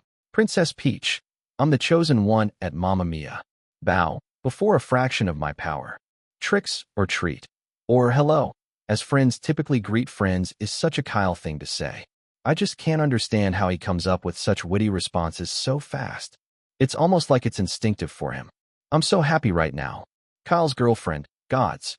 Is it so bad for me to wish that Kyle looks at me the way he looks at that lady in green dress in the clip? Waifu with a rocket launcher at Kyle's girlfriend. Extinguish your delusions. Here, have a rocket launcher for added impact. Kuro_film Maki at waifu with a rocket launcher. I get concerned every time you try to solve things with a rocket launcher. Wendy__witch, I feel so fulfilled right now. Now and Forevermore was the only song I'd thought we'd get from Kyle in a fairly long while, but hearing the song he and Carl performed together, my heart has reached a new level of nirvana. Peter_loves_fantasy. I have to admit, I've never seen a celebrity have such a lively group of other celebrities who look genuinely pleased to be around themselves more than Kyle's. Beautiful stuff, honestly. Also, I've been having a blast going through Reddit. The memes of "Are you not entertained?" on there are gold, I tell you. Anna_MZ_27. You know, ever since that time on Rising Voices where the boys performed Kyle's heavily modified version of Dancin' on the Edge, I'd kind of been hoping that Carl would acknowledge their efforts. I am so glad to see that become a reality, and even happier to see it happening in the best way possible. Considering how long they had all been following Kyle's career, seeing their favorite celebrity being in the spotlight again was something everyone in the fan group was genuinely proud of. All that aside though, the best part about the video of the meme's origin surfacing was that Carl's mini tour, as if it hadn't already been promoted enough, got even more free publicity. Concerts the production team had expected only to host around 50,000 to 70,000 people ended up almost increasing by an extra 10,000 or more as people felt that concert would give them an absolutely good time if even well-known celebrities decided to show up. And that too, getting a seat in the audience and not in the VIP tent or section. All these contributed even more to the success of the mini tour, and fans spared no effort in also spreading the word on social media, adding even more fizz to an already effervescent publicity. Some fans, music lovers, and concert enthusiasts even went the extra mile by calling out a few other popular musicians who had a larger-than-life personality yet had standard tours and concerts for more than a few months that weren't even half as fun as Carl's mini tour of 2.5 weeks. Asterisk, asterisk, asterisk. Having rounded up his last opening for the mini tour, Kyle and Oliver, having also given their goodbyes and farewells to Carl and Alan the day before, were currently on a boarded plane to Toronto from Vancouver. Casually resting on a curled fist, a light smile was present on Kyle's lips as he gazed at a new notification he had yet to view since yesterday evening. Dancing has advanced from level 7 to level 8. Keep dancing to improve your skills. Considering he already had Oliver contact director Danny Rock that he was more than willing to take up the role in the dance movie in between the mini tour, Kyle knew he needed to improve his dancing skills even more. That was why he was glad that at the very least, he wouldn't be a black sheep and a complete noob amongst the cast of possibly great dancers when he finally got around to meeting them. Closing off the panel, though, Kyle watched as the stewardess offered drinks and snacks to everyone in the economic class, the trolley slowly being pushed towards his and Oliver's row. $750,000. That's quite a lot, especially for a mini tour, Oliver quietly stated, drawing the attention of Kyle, who turned his gaze over to stare at his agent with a curious expression. Currently, Oliver was gazing at the amount Carl's accountant had sent to them for all of Kyle's opening acts. Originally, Kyle was only supposed to receive about $150,000 per opening act. However, due to how much of a headline-level act he had turned out to be, especially with how he had indirectly also bolstered the mini-tour's success to a certain extent, they had bumped up his pay to $250,000 per opening act. And in all fairness too, opening acts weren't particularly paid all that much, as the main goal of being an opening act for a tour was to give a musician more exposure to an even larger audience. This was why most rising stars who ended up opening for a big star ended up becoming the next big thing a few years later. That said, considering Kyle and Oliver too were typically supposed to and had already been planning to sort out their own accommodations, travel expenses, session musicians, and whatnots for the mini-tour, Carl had essentially waved it all off and had instead hosted them at his mansion while telling them that his team and production crew would handle all that. That was why, to Oliver, the fact that Kyle was paid this much after so much hospitality from Carl came as an unexpected yet very pleasant surprise. Upon finally reaching their row, though, the stewardess whom had been serving snacks froze for a hot second the moment she noticed Kyle, whose agent was currently conversing with him over the pay. Not wanting to disturb his ambience, though, she swiftly recovered and did her job with a professional smile while moving over to the next row of passengers. Oliver, I plan on working towards making an album. I'm also not all that certain, but I think I can have 6 to 7 songs made before the middle of next year. Kyle casually said with a thin smile, one to which Oliver pleasantly smiled in response to as he also spoke. That's great. I was hoping you'd bring that up sooner or later. That said, I should also inform you that it's high time you have your own team, Oliver stated, one to which Kyle had a pleasant smile in response to this time.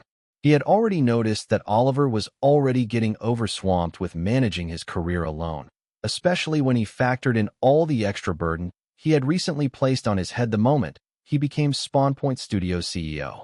Just say the word, and I'll start scouting, the agent finally concluded while taking a sip of his tea, eliciting a small nod from Kyle, who responded, Go for it.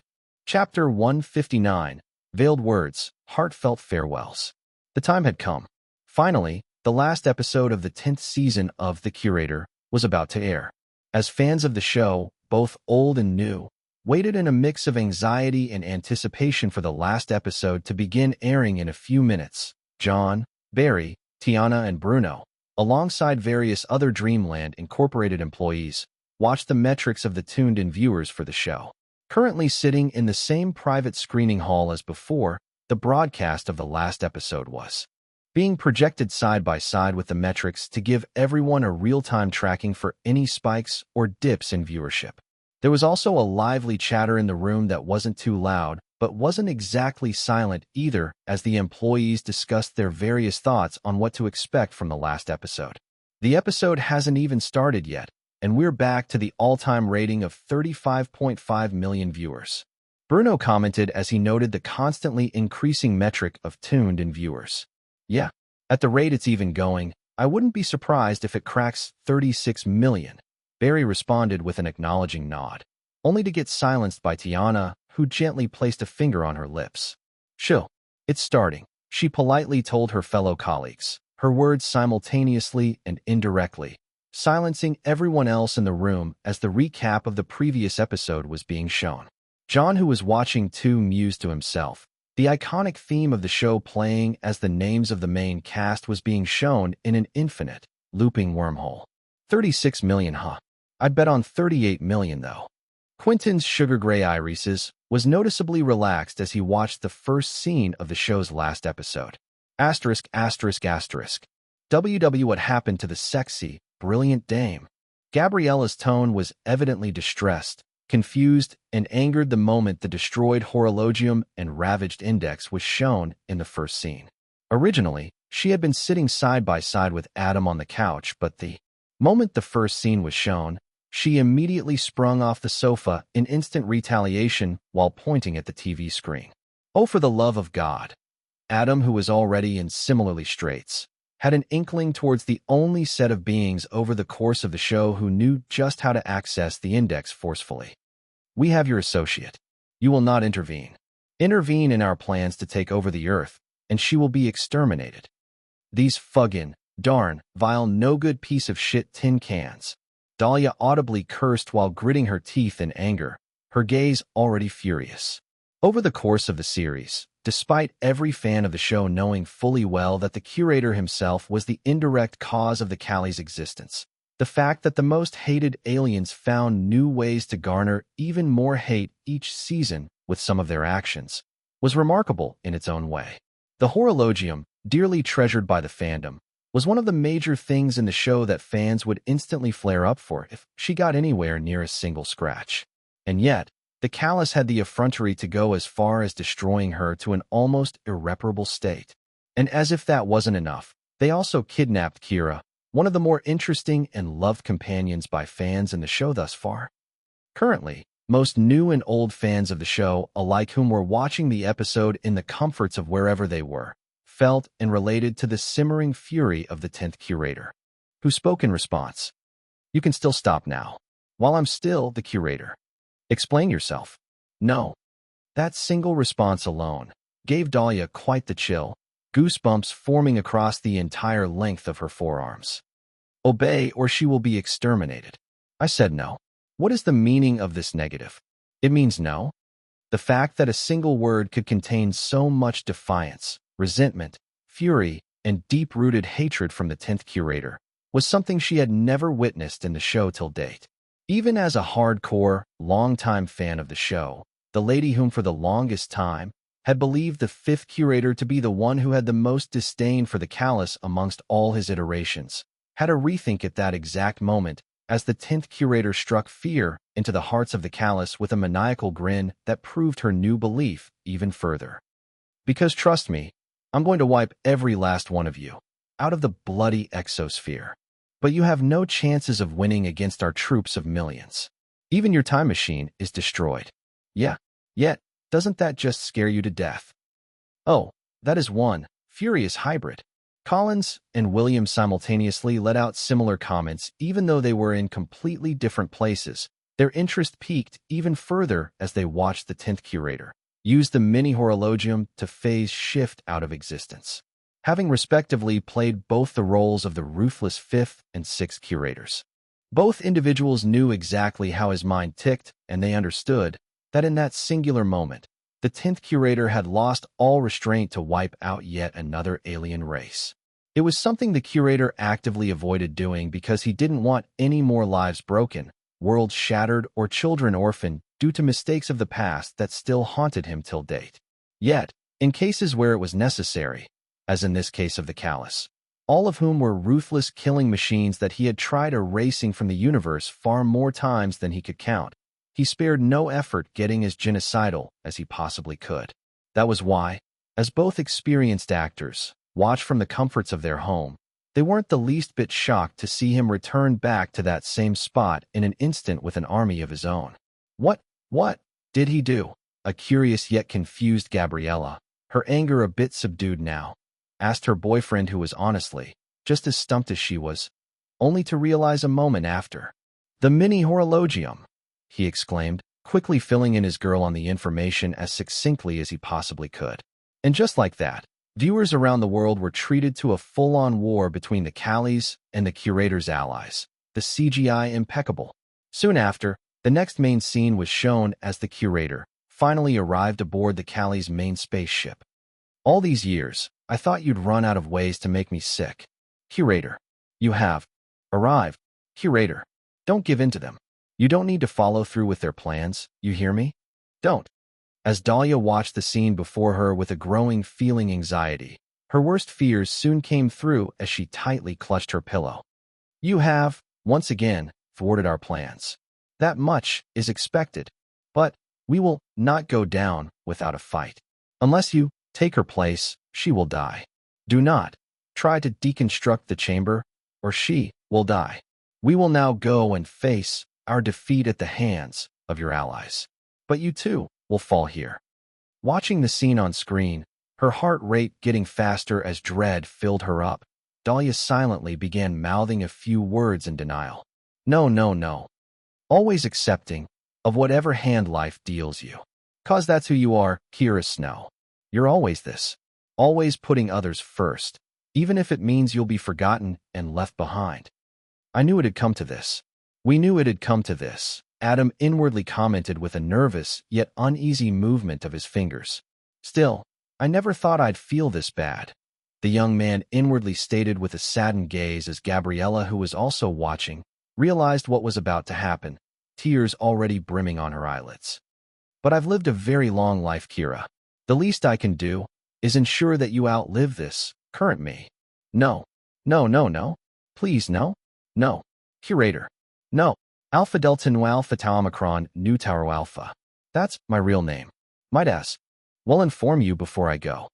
No sooner had the 10th Curator entered the radiation cubicle, Dahlia burst into a mess of tears, and so did Gabriella as they watched the Curator slowly die due to the radiation. Adam, holding on to his girlfriend, began consoling her while he himself held back his manly tears. Even though one half of the bootstrap paradox seemed to have been resolved, he couldn't feel intrigued because all that filled his heart was a saddening, harrowing pain as Kira constantly banged her hands against the wall of the cubicle in agonizing, heart-wrenching wails. This same sentiment was shared by so many viewers all over the world as they watched the scene. The same thing even happening to quite a lot of the employees in Dream Landing screening hall. However, considering the amount of time left before the show ended, everyone watched on as Kira got knocked out and the 10th Curator struggled to get her to safety a few minutes later, even as he himself was dying. After safely getting her into the index, which had already started fixing itself, viewers around the world, due to it being in focus for a brief moment, noticed the Curator's fresh footsteps. This hinted at the fact that he had jumped to the future for a brief moment to contact his allies in retaliation against the Callous without disrupting the future. It was an extremely smart move that treaded the edge of screwing up the timeline, but still didn't, because the 10th Curator had briefly popped in and out without coming in contact with anyone. That said, as they all waited for him to exude his bright silver sheen before he finally metamorphed, most didn't expect the next few words from him as he picked up his long coat. "It's a treadmill, isn't it? This game. I keep playing. I save the Earth time and time again. Yet, unfortunately, like a silly little child who doesn't know light from flame, she keeps running into the flame over and over again, always needing saving. It's a tiring process, running on this treadmill. Makes me wonder every now and then, dear, am I the disease, or am I the cure? pushing out that question to viewers and fans of the show around the world whom had been following it for the longest time. Collins and William individually soon had their gazes widen in realization. To the average fan, or even a core fan of the show, it must have seemed like it was just the curator speaking in his usual, sagely manner. However, for Collins and William, alongside every other actor whom had taken up the mantle of the curator over the years, it was Kyle's way of respecting, appreciating, and acknowledging all the effort they had put into getting the show as far as it did. Yes, they all had been worried before taking up the role, wondering if they'd be any good running on a treadmill that someone else had already claimed as theirs previously. Yet, even then, they still ran on that treadmill while hoping to at least make the fans of the world happy, even if at times they were never really appreciated for the tireless efforts they put in. Still, even with that, with some of them questioning if they had ever been any good as the titular time traveler after their time was over, they moved on, hoping to at least be remembered. "Oh, I don't want to go." Watching and hearing that part, Colin smiled with a sad, nostalgic gaze, and so did William, both understanding perfectly Kyle's state of mind as an actor right there and then. This line alone was simply for him as the actor whom had played such a titular character. A titular character he probably wouldn't ever get the chance to play again. Yet, all the previous actors whom had played the role of the curator, at least those of whom were still alive at least, and were currently watching the last episode at the moment, had also felt like this on their last day on set. However, as if returning back to the fans of the show who made the show as popular as it was, the dying 10th curator twirled to face the cameras, and not just Kira Snow. "Everything ends, and it's sad, Kira Snow. But everything begins again, and it's beautiful." As Dahlia, Adam, Gabriella, and so many other fans around the world watched the last parts of the episode, most were instantly taken aback as they watched Kyle's gaze flip up from Kira's to land, solely on theirs through the screen. "No, everything begins again, and it's brilliant." Veiled beneath those words was the hidden message. "Hey, I know you're going to miss the 10th curator, but make sure to give the 11th curator a chance too, okay? Don't make the same mistakes you made when I was first cast for the role." And yet, without even being outrightly told, it seemed like most fans had gotten the message, their eyes widening in realization as Kyle finally bid both the curator and everyone farewell. "Kira, why yes, curator, have a brilliant life." No sooner had he completed that last sentence, his metamorphosis finally happened, and viewers, keeping in mind the 10th curator's last words, looked forward in anticipation for whom the 11th curator was going to be next season as the silvery light shone brightest on their screens. Sure, they would have to wait for more than 3 to 4, if not 5 to 6 months before they knew who the next curator was, but they were actually really looking forward to it now. Whoever said curator was going to be, they would approach it with maturity and give them a fighting chance. However, their shock knew no bounds when the lights suddenly dimmed down and a hand suddenly popped out of the cocoon as a feminine voice spoke in slight irritation. "Those darn callous. Well, it's good to know radiation won't do the trick, tongue. I've got a new tongue. Weird." Just as Kira stared at the new curator on screen in shocked befuddlement, the eyes of almost every fan around the world seemed to almost pop out of their socket as the 11th curator continued. "Oh, hello, Kira. You look terrible. Come on, dear. Let's get you back home." And with that, the internet exploded. And so did the viewership count of the show, a new record high of exactly 40.1 million viewers attained. Chapter 160, a bit more oomph. "Kyle Kestis, you were an absolutely brilliant 10th. I knew it was coming. We knew it was coming. We expected to see the 10th curator go by the end of Season 10's last episode. And yet, nothing could have prepared us for just how emotional his departure would be. Kyle Kestis as the curator was a revelation and a sight to behold. Silly yet dangerous, lively but jaded, bubbly yet sad, childlike but old and wise. His version of the curator, to summarize it all, was chaotically endearing. And Kyle Kestis played him so beautifully well. That's why we won't forget his parting words to us. "Everything ends and it's sad, but everything begins again, and it's beautiful." No, everything begins again, and it's brilliant. Have a brilliant life. And you too, K.K. And you too. Goodbye. chaotic 10th. You will be missed. Terribly. And welcome, 11th. We hope you'll have a blast. Under her already viral Tweet Talk post, which had already gotten over 10.7k comments, 93.8k retweets, 612k likes, and over 3 million views, Queen Galactica herself was the first to drop a comment. Queen Galactica, I'm not crying sobs. Loudly, I'm really not. Oh, who am I kidding? I bawled so hard snot ran down my nose. I said I'm not crying. What makes you think that? Sobs even louder.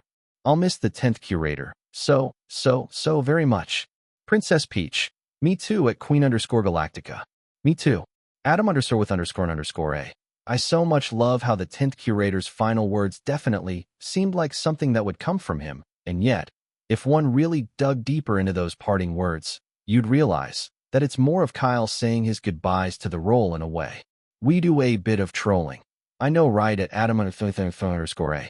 It's such an ingenious thing to do, and mark my words, I'm fairly certain that he'll probably start this trend where each curator gives a farewell speech before they go, no matter how little. Man from Mars. Kyle was a much-needed breath of fresh air for the show, but now that it's truly finalized that he's gone, I'm going to miss him so much. Goodbye once again, chaotic 10th. You were brilliant. Arg_me back.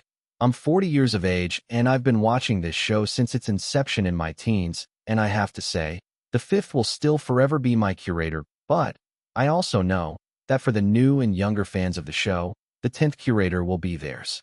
Peter_writes_fantasy. It's so ironic, isn't it? Most people weren't so keen on the idea of the curator being portrayed by a younger actor back when he was first announced to be the 10th, and yet, now that Kyle's run has come to a close, nobody wants to see him go. Playing_cold. Am I the disease? Or am I the cure? There's just something about that line that I just can't seem to place my finger on. In fact, it's like there's a whole multitude of hidden messages beneath it. Cats and dogs_mass hysteria. I'm still kind of finding it amazing how despite the 11th curator already being announced, no one's off to start attacking and demeaning Lily Lockhart like we did during Kyle's time, save for a few select idiots who just don't learn. Toxic_watcher 99 at cats and dogs_mass hysteria. Well, you heard the 10th curator's parting words too, didn't you? Why not at least give her chance first before we start judging her? Waifu with a rocket launcher. Look at you at Toxic_watcher 99, being all prim and proper. On a more serious note though, I'm so glad people are being so mature about it. I can safely stash away my rocket launcher this time. Boy_for the_table. I'd already started tearing up when he said, oh, I don't want to go, but that little flick of his eyes towards the camera just as he says, everything begins again, and it's brilliant, instantly had me in another pool of tears. Thank you so much, Kyle, for being an amazing actor and an even more amazing curator. You will be missed. The 78th curator. Arguably, Kyle had the hardest job out of all the previous actors whom had taken up the role of the curator because he literally had to rejuvenate an entire audience of both old and longtime fans of the show, while simultaneously also ushering in a new age of fans. Honestly, I don't think anyone could have pulled it off as well as he did. Farewell, chaotic 10th. You were the best thing to have happened to this show in ages. Just as more and more fans of the show continued to pour into the comments section of the viral post to give their accolades and farewells to Kyle, another tweet from Collins North suddenly dropped, one where he directly tagged Kyle himself. Thank you for honoring the legacy at Kyle Kestis. Your farewell speech was a masterpiece of subtle messaging and stellar acting. Luckily, Kyle had been on his phone the exact moment the post was dropped and had received the notification. As a result, his reply was almost instantaneous. Thank you at the Collins North, and every other curator till date for making my childhood absolutely fantastic. I will always be grateful for that. No sooner had that interaction happened, William Lewis and a few other actors whom had played the curator started to comment under the post while also commending Kyle for a job well done and appreciating his farewell speech as they too resonated fully well with it. In about a few minutes after that, the post went viral, further solidifying the belief that Kyle Kestis as the 10th curator was truly and unequivocally an exceptionally brilliant take on the titular time traveler that was going to be missed by all and sundry. At the same time, Dreamland Incorporated casually dropped another post of their own, a posted picture of the metrics of tuned-in viewers for the last episode of the 10th season. Once again, the 10th curator's already massive popularity reached a new high, and so did Kyle Kestis's stocks as an actor. 40.1 million tuned-in viewers, after all, was something even some of the most popular A-list television stars and actors had never achieved in their long career in Hollywood. Asterisk, asterisk, asterisk. A few days later, as Oliver kept hectically managing calls from so many directors, producers, talent agencies, advertising agencies, and the likes, all as a result of Kyle's currently immense popularity, it further drove home the fact that he did indeed need his own team just as much as Kyle did. But even then, Oliver wasn't in a hurry to just select people who were simply competent. Rather, he was after people who were competent and also had long years of experience managing other artists in the industry. Oliver was looking for seasoned specialists, so to speak, especially since Kyle was both a singer and an actor. Sure, he knew a bunch of people here and there, but most were already in a contract with other popular artists or actors. As a result, the agent kept diligently searching, already keeping tabs on a few people whom he felt would be very suitable for the job. Kyle, on the other hand, had finally finished up the main theme for the video game, one that he had ensured to send over the moment he was genuinely satisfied with how it turned out. Added to that, despite already preparing for his role in the dance movie, Kyle had also started spending a lot of his days at Spawn Point Studios to constantly check in on how things were faring. Sure, he received a daily report every day from Carlos, but it was still key for him to show up in person every now and then. Added to that, he would soon start traveling off to various places again, the Dreamland Incorporated Gala in New York being the first of it, and then all the way to Miami, Florida for the dance movie. That aside, regarding the video game, it was steadily yet efficiently getting polished up, most of the features, mechanics, and contents they had previously discussed, gradually being integrated into both the story and the gameplay. At the same time, Kyle had come to the realization that even after he restructured the bill for his employees to leave at 2 p.m., most still opted to leave around 5 p.m. to 7 p.m., as it had become almost second nature to them to leave by that time. It was a bit of a curious scenario, but Kyle understood that this was what they were accustomed and had been conditioned to for the longest time. Breaking out of that sort of mold wasn't going to come easily. Yet, he knew that in due time, they'd eventually snap out of it. How many platforms are we planning to release it on? Kyle questioned as he stood before an expansive 146-inch OLED smart screen wall TV in his company's mini lobby. It was also where he'd typically sit and discuss ideas with his employees previously, but he had remodeled the entire space to have a very ergonomic, high-end feel. Currently playing on the TV's expansive screen was the opening section of the game. Kyle, gazing at the scene with genuine interest in his eyes as Tech Whiz swan dove out of the apartment's window while his theme played in the background. Sure enough, the theme was great, and it further elevated the adrenaline-charged feel of the opening scene. But, for some reason unknown, Kyle couldn't help but feel like it was still missing a bit more oomph. PC mainly. We figured we'd do that first since majority of players are on there, and then come back to the gaming consoles later. Carlos answered casually, not finding Kyle's question or his answer particularly out of place. Well, we won't be doing that. We'll be releasing the game across all platforms on the same day, Kyle casually stated in response, causing the studio head to have a bit of a wary expression in his eyes. Carlos, I'm not rushing you guys, so you don't have to worry. Just make sure to optimize the games across all platforms so the gamers have a uniform experience. Same thing goes for the couch co-op feature and the other quality of life features we discussed recently. Kyle clarified, to which Carlos heaved a genuine sigh of relief while responding. Sure, we can do that, though I still can't believe you want us to bring back split screens and cheat codes though. It's almost unheard of in the gaming sphere in this day and age. Split screens are cool, and so are cheat codes. Those are some of the things that made the glory days of gaming special. So, I intend to make no compromises on that. Kyle defended proudly as Carlos chuckled, watching as Kyle kept his gaze on the TV. The young CEO, on the other hand, whom was watching the opening scene's gameplay, had a sudden, curious thought cross his mind while musing to himself. That's a pretty interesting idea. Might add that extra punch I feel like the opening scene's missing. However, Kyle didn't ponder too much over it and instead decided to keep the idea in mind. I'll put it on the back burner for now. Won't be part of the album, though. Chapter 161, Gala Preparations. Sitting on her bed whilst using her reading glasses, the sound of clicks filled the quiet ambience of Christina's room as the screen of her laptop reflected on her spectacle.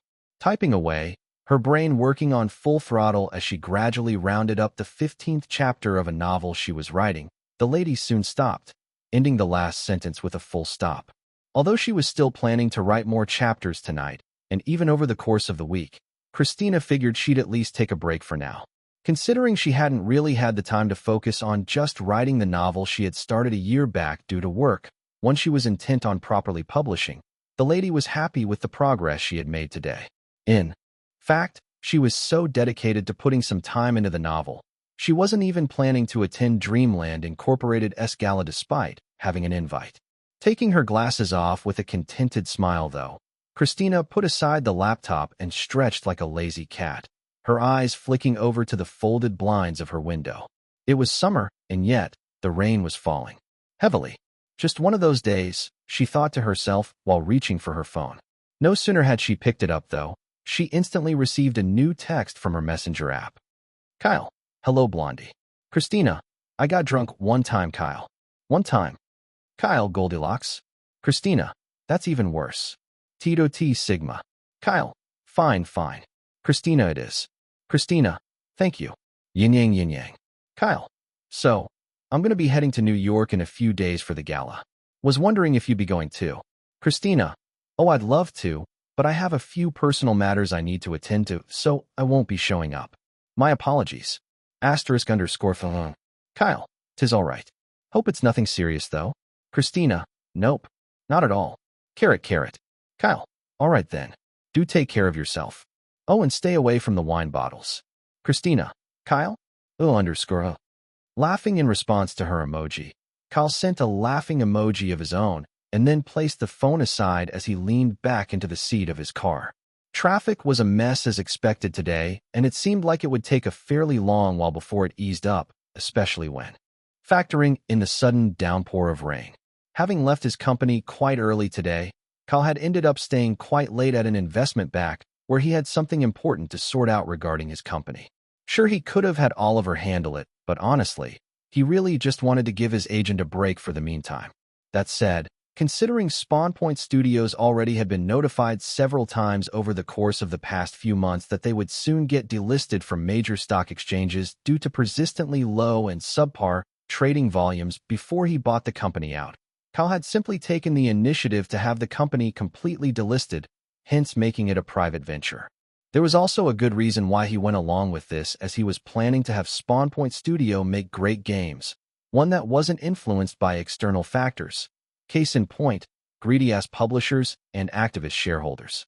Sure, he would have most of the autonomy and control over the company and would essentially be its judge, jury, and executioner, something a lot of investors probably wouldn't be too fond of, but, in his defense, he just wanted a safe environment for his employees. One where they were allowed to work while being passionately driven without any other distractions or burdens of catering to the vocal minority or pressure from powerful publishers and shareholders.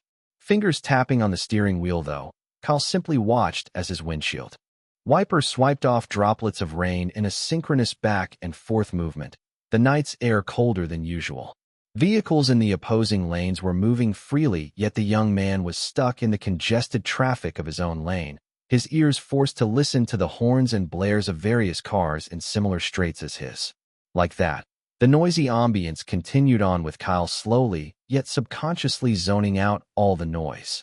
At the same time, he subliminally started to hum a series of soft, random, incoherent tunes whilst thinking about life in general.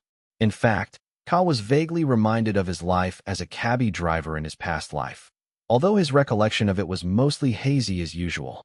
Still, these kinds of moments did present one with the time to reason out a few things here and there, no matter how mundane it was. A typical effect of rainy weather mixed with congested traffic on a weekday night. Yet, only a few minutes later, an interesting idea popped into Kyle's mind, jolting him from the haze and right back into the threshold of consciousness. Oh, that's great.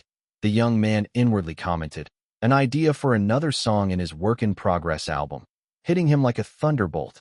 Asterisk, asterisk, asterisk. A few days later, I swore to stay off their brand, so no. Jasmine disagreed. But you haven't worn a single one of their dresses all year. Lara, a pretty woman in her early 30s with dark brown hair and golden highlights styled in a high ponytail, tried to convince the lady. She was Jasmine's fashion designer, stylist, and also her makeup artist. Lara's right, you know. And that's why tonight's gala is a perfect opportunity for you to do so.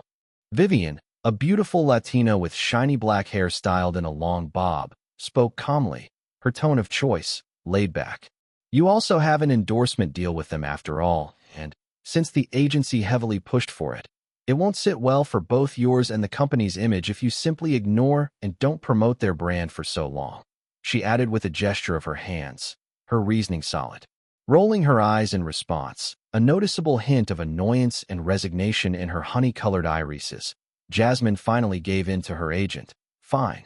But I'm telling you, Viv, if I end up having another wardrobe malfunction, I'm cutting off the endorsement deal pronto.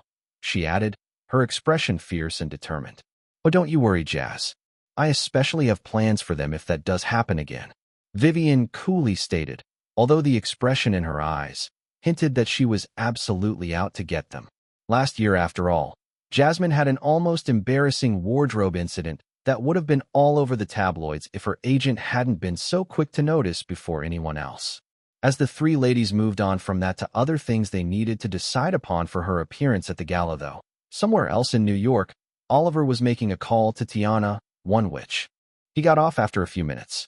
Considering how hectic work had been in recent memory, Oliver had still been doing a great job balancing out his personal relationship with the lady, one that Tiana was more than appreciative of.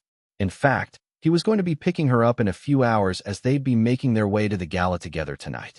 Dialing another number a few minutes later, though, the call went through and Oliver asked almost instantaneously, "How's it going?" "Oliver, save me. How many outfits do I have to try on before these fashion designer buddies of yours leave me be? It's just a wear-over suit with a coat, so what's the big idea? And in all fairness, I really do enjoy having more long coats, 'cause they're cool, but, this is getting out of hand." Hearing his ward complaining while quietly whispering over the phone, a rarity Oliver ever got to see Kyle do, he simply chuckled in response while explaining, "Well, you have to understand that it's your very first red carpet event, Kyle. They all really just want you to look your absolute best. It's been 5 freaking hours." Kyle swiftly countered in retaliation, only for Oliver to hear his name being called in the background by one of the fashion designers. "I'm going to give them the slip and hightail it out of here," he informed his agent, his tone full of determination. "I'm sure you won't. You're much too considerate for that," Oliver casually stated as he opened the doors to his Porsche and got in, begrudgingly groaning in response over the phone. Arguably because he knew that his agent was right, Kyle then requested politely, "Please bring me a takeout on your way back." "Sure thing." Oliver chuckled as he ignited the car's engine. Dreamland Gala. To call it a star-studded red carpet charity and fashion event would really just be the beginning of what it actually entailed. Once every few years, whenever a series of theirs had an overwhelming level of success, Dreamland Incorporated would host it. As at last year, it had been hosted after Evermore Chronicles had performed way beyond expectations, no one even expecting it to happen anytime soon again. Yet, with the incredible success of The Curator's 10th season, the billion-dollar broadcasting company spared no effort to host it again, this year's even bigger than the last. From exclusive clips and behind-the-scene moments from the latest season, to speeches from both the cast and the creators of the show and everything in between, it was all going to be shown live. Added to that were the auctions, which would feature signed memorabilia and VIP set tours to raise funds for the company's chosen charities, thereby making the gala a very meaningful event all around. As a result, celebrities were once again more than excited to show up at the gala, as it was one of the most popular red carpet events, period. That said, the after-party of the gala, now that was what most celebrities were really interested in, as that wouldn't include any live stream. Just a good old-fashioned Hollywood party where they could live it up without a care in the world, at least within the confines of what Dreamland Incorporated allowed. The broadcasting company, after all, was the kind to put their image first and foremost before anything else, so they knew exactly where to draw the line in case anything would hurt their stocks or reputation terribly. Still, for the celebrities, it was the moment all of them could finally cut loose and do what they actually came to do at the gala. Be it having fun, making connections, conversing about possible roles with producers and directors, spreading gossip, and even hooking up and getting intimate with models and celebrities alike. Everything was on the table. But for now, most donned the dazzling smiles they were trained to maintain and accustomed to at the venue, their pearly whites on full display as they smiled for the cameras.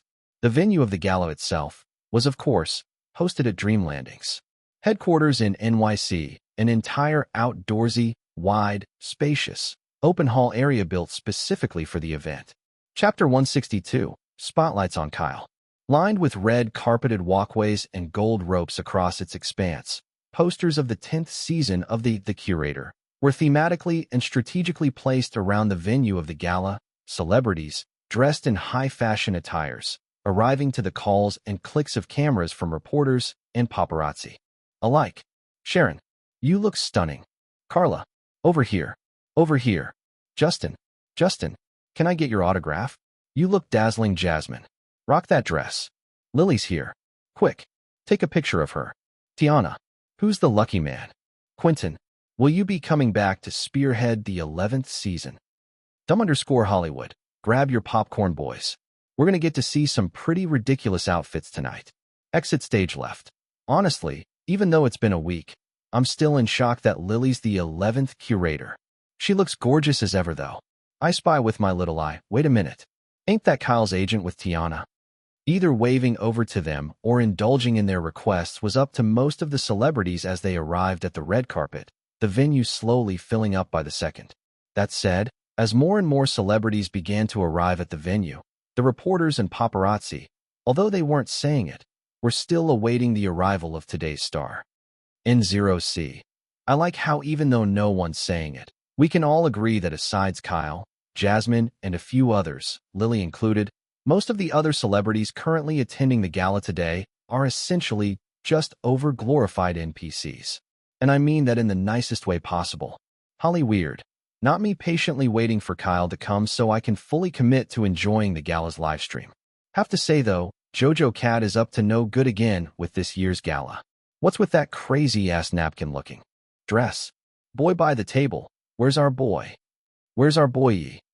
And a few minutes later, as if in response to their thoughts and comments, a matte black Ford Mustang arrived on scene. Asterisk.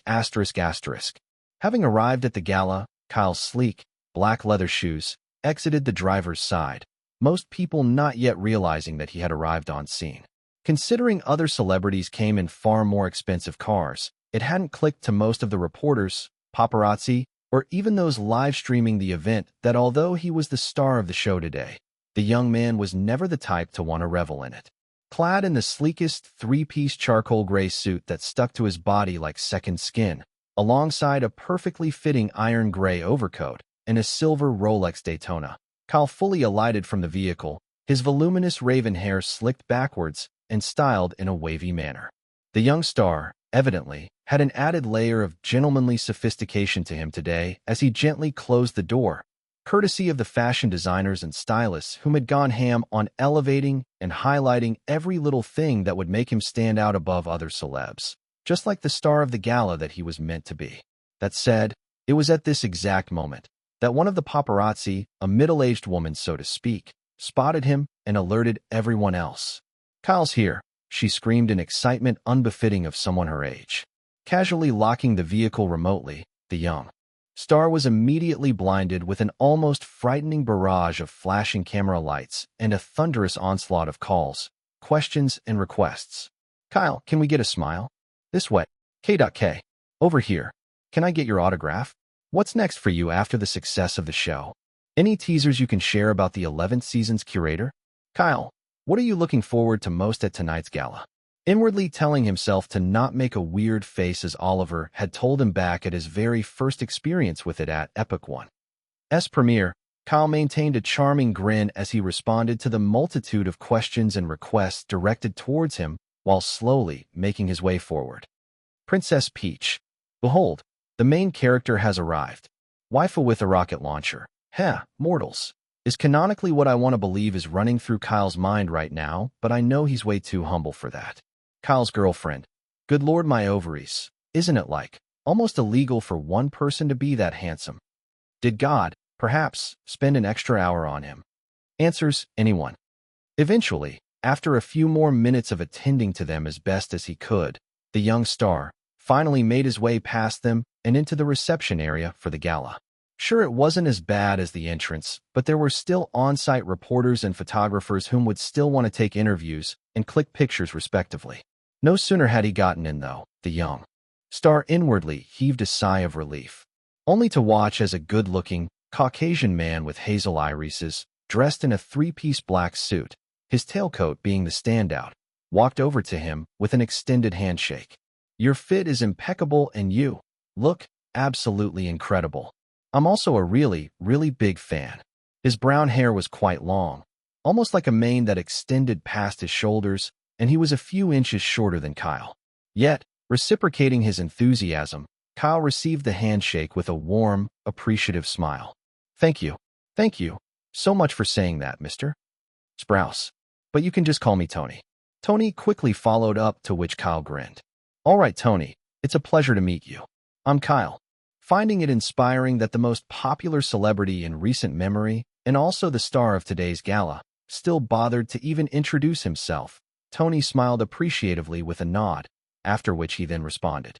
It's such a pleasure to meet you too, Kyle. Wendy_the_witch. Protect this man at all costs. And please, on behalf of the entire world, Hollywood, keep your fuggin' mangy hands off this perfect specimen of humility. Walkin' Putin. Kyle is literally the first celebrity I've seen all day to really introduce himself to Tony without assuming any sort of airs, even though he's perfectly allowed to do so. Dude's such a gentleman. Tricks or treat. Oh, I'm so excited. I want to see a glam shot of Kyle. So I know you're already quite busy, so I won't take your time. This here is a glam bot. Tony gestured to the machine in the corner, one that a skilled technician was currently operating. In response to this, Kyle tilted his head in curiosity, after which he then repeated, his tone intrigued. A glam bot. To that, Tony gazed at him, genuinely surprised that the young man had no idea what it was, especially since it was something almost every celebrity wanted to make a video with whenever Dreamland Incorporated was hosting their gala. There was even a ranking system for it, one where the top 3 glam shots of the night would be posted on both the livestream and Dreamland Inc.'s social media handles before the gala ended. Safe to say, the competition to have the #1 spot on the rankings was very fierce, especially among the female celebrities. We do a bit of trolling. Ah yes. Caveman Kyle strikes again. Peter_it's_fantasy. I love how most of us aren't even surprised that he doesn't have the slightest idea who Tony is, or what a glam bot is, but still took the time to genuinely listen and pay attention. This is one of the many reasons why we love him, people. Natural humility, all round. Shrek loves Fiona. Welcome to another episode of Kyle Kestis, discovering popular Hollywood trends for the first time. We love to see it. Quickly quelling his surprise, though, Tony took the initiative to explain as succinctly as he possibly could. It's a high-speed, slow-motion camera. Takes a picture of you very fast, but then slows it down to give a very cinematic feel. Now I've heard that you aren't exactly the kind of person who loves posing for the camera, but I'd really love it if I could have a glam shot of you. Tony requested politely. Considering the man was very selective of specific celebrities he himself approached for a glam shot, he typically ensured to find a way to make them feel comfortable, even if they might end up rejecting his offer. It was just one of those skills he had honed over time, one he maintained by extensively reading up on said celebrities he planned to approach. Responding to his request with a light smile of appreciation, though, Kyle replied, "Sure, I'll give it a shot. Thank you." Tony beamed, after which he then gestured to Kyle to take center before the glam bot. However, just as the young man opted to do so, he soon noticed a peculiar individual, already posing before said machine with a fighting pose, his fists launched towards the camera. You've got to be kidding me. Kyle widened his eyes in a mix of genuine disbelief and amusement, a similar laughter escaping his lips. Jeff, is that another one of your side quests? The young star finally called out to the old Hollywood star, who instantly swiveled around with a wide grin and gestured outspread arms. Kiddo, took you long enough. Gimme a minute, though. Need to ensure I break last year's record. Jeffrey apologized, swiftly turning to face the glam bot with another martial arts pose, one that elicited another bout of laughter from Kyle. Pro_noobs, haha. Don't tell me he's still salty about placing third in last year's glam bot rankings. Young_Sifu. Man, Jeff's the coolest Hollywood star ever. Wonder if Bruce and Mark are at the gala too. Anna_MZ_27. Kinda sucks that we won't get to hear more of their interactions once they leave the glambot area. But hey, at least Tony's focus cameras are giving us some good entertainment. A few minutes later, though, having already taken a glam shot of Kyle, Tony waved them both goodbye as the two individuals finally started conversing proper whilst making their way into the main hall. Asterisk. Amidst the pleasantries, lively chatter, clicks of cameras, and smiling faces at the gala, a certain musician whom had recently been venturing into acting to gain even more fame due to his agency pushing for it, casually made his way over to Lily and Jasmine. Lily especially. The lady was undoubtedly a stunner in her own right, especially when considering just how drop-dead gorgeous Jasmine, whom she was currently conversing with, looked. It was almost as if beauty was elevating beauty in the most dazzling, eye-catching way possible, something even the viewers couldn't help but comment on. Das_good_shit. The cameraman deserves a raise. Courting death, two jade-like beauties. I have ascended in the Tao. Yes, this is the path of what beauty should be. Am I a spoon? At times I wonder if I perchance offended God before I was birthed. Cause here I am looking like a sack of potatoes when two honestly unbelievably beautiful women my age seem to have it all figured out. As said artist made his way to meet with and introduce himself to the ladies, though, he unexpectedly ran into a peculiar female celebrity whom was currently also in attendance. Multiple male celebrities around her constantly stealing glances. The dress is a little daring, don't you think? Justin King commented with a hint of annoyance in his eyes, his smile impeccable as he halted in his steps before the lady. Sure, both of them would be handling the auctions for the signed memorabilia in an hour from now, but even then, it was obvious that wasn't why Justin was ticked off by the lady's sensually revealing dress. I don't remember you and I having that sort of relationship.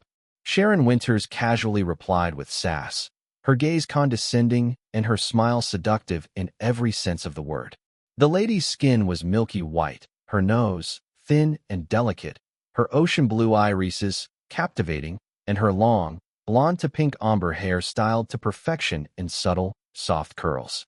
So, if you'll excuse Sharon's breath suddenly hitched, the frame of a certain someone, walking past her. Mamma mia, I wonder what Kyle and Jeffrey are conversing over. They seem to be having fun. Cinema lover, man. Am I the only one who suddenly wishes there was an epic too? Gamer's Guide, huh? Not Sharon getting stun-locked by Kyle. Can't even blame her, really. Sharon was already a very gorgeous and sensual-looking woman, but when factoring in the risque, silver chainmail mini dress that she wore today, it explosively made that feature stand out, hence the head turnings from the opposite gender. It also wasn't an exaggeration to say that she actually enjoyed the attention she was getting because, honestly, she knew just how sexy she was. But then, there were also quite a few who paid her no mind. One of them, particularly, stood out to her as of the moment. He was, quite literally, an absolute hunk of a human being and the star of today's gala. And, without even sparing her a glance, he gracefully walked past while conversing with Jeffrey Dixon. Chapter 163, Wardrobe Malfunction. A few minutes earlier, having posed for the cameras for most of the gala thus far, along with the usual pleasantries and mundane conversations from various other celebrities, alongside occasional questions from on-site reporters here and there, Jasmine and Lily finally got the chance to converse with each other. You are absolutely breathtaking. Lily complimented Jasmine with a gaze of amazement. And so are you. Jasmine grinned at the lady with a genuine smile, while taking in the simplicity of her attire, one that still brought forth everything that made Lily an absolute stunner of a lady. Just as both praised each other, though, the ladies soon had their attentions shifted as they watched a group of on-site photographers and reporters rushed past them to flock around a certain lady who was dazzling everyone around her. Yeah, I'd advise you to be careful around her, 'cause honestly, she ain't as sweet as she looks. Jasmine advised Lily, who glanced over to the lady who was drawing the attention of almost every male around her as she walked in the auction hall's general direction. In fact, it almost seemed as if she was moving towards the hall itself, although she seemed to be stopped every now and then by one male celebrity or the other. I don't think she's a bad person, though, the sexy lady quickly clarified to ensure that Lily didn't misunderstand her words. She just wanted her friend to be on alert around Sharon. Not really reading too much into it, though, Lily nodded in response. Noted. Early on in their careers, Jasmine and Sharon had been fiercely matched by the general public. One that went on for a really long while, as both ladies were extremely talented and upcoming young stars in the making. However, that debate had died down significantly after Jasmine won 3 Primetime Emmys and a Platinum Globe in her early 20s, leaving her rival in the dust. And in all fairness, Jasmine never considered Sharon a rival really, just another actress who was also in the business like her. In fact, if Jasmine was being honest, she had actually hoped that she and Sharon would get along despite the public's opinion of them. That would end up never working out, though, as Sharon, on the other hand, seemed to have considered Jasmine her rival. Hence there was almost a sort of competitive spirit mixed with a bit of disdain for the lady that Jasmine herself couldn't seem to grasp, as at the time. The last time they had also worked together, though, was on the set of Evermore Chronicles. Unfortunately, Sharon had lost the lead role to the lady during casting auditions, relegating her to act as one of the more important side characters. This seemed to have fueled a bit more towards the disdain she had for the lady, and Jasmine, now with her years of experience relating to many celebrities in the industry, became fully aware of it. Still, Sharon remained a very popular young actress in Hollywood, although she was still struggling to solidify herself as an A-lister. That said, are you comfortable in that dress? Lily, who was dressed in a beautiful champagne silk slip dress, then asked her friend with a bit of a concerned expression. Oh, Lily, at times I really envy the freedom you and Kyle have as independent artists. Jasmine inwardly sighed, her eyes accepting her fate, after which she then replied with a light smile. I'm suffocating over here, but, hey, let's just hope I can make it through the auction in one piece at the very least. It was a gorgeous, black, silken, fluid high-slit dress, one that perfectly accentuated all the curves that Jasmine could only wish she could make less pronounced to give herself more room to move fluidly and breathe lighter. Honestly, with the amount of time she had made it clear to the brand who made these particular dresses that she'd love to be just a teensy bit free in them, they seemed to never listen. As a result, she also did the smart thing and blacklisted them from her wardrobe. That was until some higher-ups in her agency stepped in some few years back, when she didn't really have much star power and had a sort of endorsement deal with them behind the scenes that essentially made her the brand ambassador of said line of dresses without her consent. Asterisk, asterisk, asterisk. Babe. Liz soon ran into both ladies a few minutes later, instantaneously offering a hug to her, after which she then did the same for Lily. A few threads tensed. A few minutes later, Hannah and Ellen also came around, and once again, the ladies exchanged pleasantries with each other. Some threads snapped, barely noticeable. Oh, Kyle. Oliver said he's already arrived. Tiana, having run into the group of ladies some minutes later, exchanged pleasantries with them while responding to Lily's question. What sort of sorcery is this? She's actually smiling. Hannah whispered into Jasmine's ear. I can't hear you. Tiana arched a curious, amused eyebrow in response to the lady's words as she went on her way, eliciting a stifled laughter from Jasmine and the rest of the other ladies. More threads snapped, still inconspicuous. There he is. Stands out without even trying. Ellen pointed out to the rest of the ladies as they watched Kyle and Jeffrey exchange hugs, handshakes, and greetings with Quentin, Barry, and Bruno from afar. Alongside those three were a bunch of other Dreamland executives, a few Hollywood directors and movie producers whom Kyle also exchanged pleasantries with. Yep, dreamboat in every sense of the word. Lily commented audibly as the group of ladies watched a bunch of female celebrities and models, clamoring towards him the moment he was done conversing with Jeff, Quentin, Barry, Bruno, and the rest a few minutes later. Tyrone, 29. Bro just can't catch a break, can he? Fairest Queen. Honestly, I wonder how Kyle even manages to deal with so much attention without getting a big head. Not me, though. I'd have been over the moon and beyond by now. I am the storm that is approaching. You guys probably don't realize, but trust me, this is just the tip of the iceberg, especially when the after party is still there. Hello? Can I take a photo? A rookie female photographer who seemed to be a bit nervous walked up to the group of dazzling female celebrities and politely requested of them. In response, the ladies obliged with receptive smiles, all five posing for the cameras once again. Jasmine especially was being careful of how she posed, as anything particularly expressive was tough on her with her current dress. It was also one of the major reasons she had been purposely limiting her movements within a set region in the open hall, since it was quite tasking on her. Still, and unknown to her, the seam had started ripping, slowly.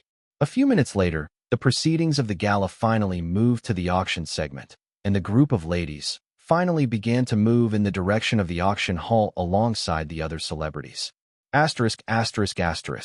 Kyle, after being freed from his interactions with the multitude of models and female celebrities, thankfully due to the proceedings of the gala, soon met up with Jasmine, Lily, and the other ladies, who had been walking over in his general direction that led to the auction hall. "Hello, Sapphire. Having fun yet?" Jasmine playfully questioned as she walked side by side with him, her steps calculated yet expertly hidden. "Oh, tons," Kyle sarcastically replied, knowing fully well that the gala itself was just the start of him getting swarmed tonight. There was the after-party after all. "Don't worry, it gets even more fun." Lily, from his other side, pitched in with a light grin. "You do realize you're in the same hot pot as me, 11th curator?" Kyle stressed that last part with a grin of his own, one that the lady shrugged in response to, a slight smirk on her lips as she countered. "Yeah, but I'm not the one who also sang a hit song with one of the biggest superstars of our time in recent memory." "Right? That's fair." Kyle realized he was truly in for it tonight, his expression getting a bit concerned. To that, the Liz, Ellen, Hannah, and Jasmine giggled mischievously, a good chunk of the celebrities already in the auction hall as they kept moving. However, amidst both their giggles and the chatter of rest of the celebrities slowly moving into the auction hall, Kyle's ears briefly picked up on a faint, peculiar sound that would have never been possible without peak human conditioning. Maintaining his cool as he kept interacting with the ladies, though, Kyle pinpointed the source of the sound coming from his right a few seconds later, his eyes glancing over to a rapidly rupturing seam. Casually, he leaned over and whispered into Jasmine's ear without alerting her. "Apologies for what I'm about to do." Wow," a flustered Jasmine exclaimed loudly, only to watch in a mix of perplexed surprise as Kyle effortlessly swept her off her feet. Literally, her loud exclamation, unfortunately, didn't go unnoticed by most celebrities within range as they instantly trained their gazes on them. The sight most of them were met with, though, had a very interesting implication, an interesting implication that would have otherwise made perfect sense if not for the fact that a portion of the silken fabric of Jasmine's dress was hanging loosely from the sides. Confused Pikachu this? Mirror on the wall. Oh my. Canon_events 101. Yo, that would have been so bad. The seams of the beautiful dress had ripped from the upper sides to the high slit, basically revealing half of her side frame from the midsection of her abdomen, all the way downwards to her thigh. Typically, it should have revealed her undergarments without fail. However, due to the fact that Kyle had carried her, both sides of the ripped dress was still held in place firmly by his abdomen and arms, albeit messily. Hence, why some part of it was loosely dangling from the sides. As Lily, Liz, Ellen, and Hannah watched the sight before them in realization, same as every other celebrity within range, reporters and photographers similarly within vicinity, watched as Kyle spoke to the lady in his arms calmly. "If I had informed you, it'd have been too late. That said, if being princess carried was something you had on your bucket list, you can mark it off now," he joked while giving her a light smile. No sooner had he said that, though, photographers and reporters alike instantly started taking pictures as a wave of murmur and chatter filled up a good portion of the open hall. Ice_cold. 100% maximum composure from K.K. Also, I love how he instantly joked to diffuse the situation. "Bro's one clever dude. Princess in a castle. Yep. Kyle Kestis has officially reached knight in shining armor status in my heart from this point on. Smooth criminal.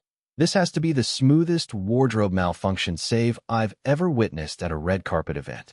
Even the reporters will have a hard time spinning this into some oh-so-embarrassing scenario. Jasmine, on the other hand, whom had gone on a roller coaster of different emotions, ranging from perplexity to shock, embarrassment, and then appreciation, responded with a smile of her own. My hero. How did you know? Honestly, I thought I threw that list away when I was 16 years old, the lady quickly added while dangling her legs back and forth. You're enjoying this, aren't you? Kyle curiously squinted at her, to which Jasmine replied with a grin. Nope. Maybe, but I'm mostly buying time till my gals surround you. No sooner had she said that, Liz, Ellen, and Hannah, and even Lily, swiftly surrounded Kyle with their backs turned, acting as a shield for her till Vivian, her agent, came along. And rightfully so, her agent was already running over, her expression calm, although she was inwardly cursing the brand with all her might. Thankfully, both her and Jasmine had planned to have her change clothes after the auction, so at the very least, they could salvage this quickly with a change in attire. Placing her down, Jasmine took the initiative to crouch as Kyle swiftly removed his overcoat and handed it over to her. No sooner had he done that, he simply exited the circle of ladies whom were giving him the most thankful gazes, a light smile on his lips as he offered a curt nod in acknowledgement. At the same time, he instantly reminded everyone who was watching with a warm smile, his voice purposely elevated a few decibels higher. So, the signed memorabilia aren't gonna wait. And we do have to give to charity, so I think it's best if we head on in. To that, most were reminded of where they were meant to be as they instantly resumed their steps, their destination, the auction hall. As all these was happening though, Oliver and Tiana had already made their way over, while Sharon watched in captivation from atop the higher staircases of the auction hall as Kyle effortlessly directed most people's attention away from Jasmine and back to the proceedings of the day. Honestly, she had been a bit nervous to walk up to him all night due to just how dazzling he felt in comparison to her, but after seeing his treatment of Jasmine, a lady whom he wasn't even in a romantic relationship with, Sharon steeled her resolve. I'm definitely taking my chances with him, she inwardly declared. Now, she wasn't only going to do it solely because her agents asked of her to do it. Rather, she now felt more at ease with doing it, mostly because Kyle didn't seem like someone who would go on to embarrass her for shooting her shot. Chapter 164. No chance. Just as Tiana walked over to check on Jasmine, whom had already been escorted by both her agent and her friends to the restroom for an outfit change, Oliver walked up to Kyle while speaking. Do you perhaps have some sort of precognitive ability? My secret. How did you know? Kyle widened his eyes in mock surprise, one that Oliver simply shook his head in resignation to. Was just lucky enough to catch it on time. Actually, nothing to it. He responded properly as they moved into the auction hall with the rest of the celebrities, a light smile on lips. As the young star made his way into the auction hall, while conversing with his agent, a lot of eyes followed him from behind, especially those of the female gazes. What should have been a disaster of a wardrobe incident that would plague the tabloids like an incurable disease for quite a while was effortlessly averted by him in the smoothest way possible, and that too without making the lady in question feel the least bit awkward. In fact, if any news tabloid, Hollywood magazine, or reporter were to report this incident and try to twist it in a way to make it seem demeaning towards Jasmine, they would have to try really hard and go the absolute extra mile to do that. Almost like searching for water in the vast dunes of a desert that had no oasis. Still, the opportunities that the effortless save from Kyle presented now was something they could definitely work with, especially by spreading rumors that the two were dating. Him carrying Jasmine in his arms especially was a fantastic shot that would instantly have their published pieces gain traction immensely. That said, to the other female celebrities whom had witnessed the whole thing happen, two standout traits from Kyle came to their minds. Composure and wit.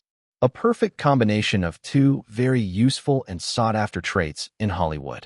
It was the one thing almost every celebrity was forced to learn over the years whether they liked it or not. Yet, for Kyle, whom had only been in the industry for a little over 2 years now, it seemed like both were inherent traits that he already had. If him dealing with paparazzi in a rebellious, yet simultaneously collected and humorously clever manner hadn't driven home that point previously, this definitely did.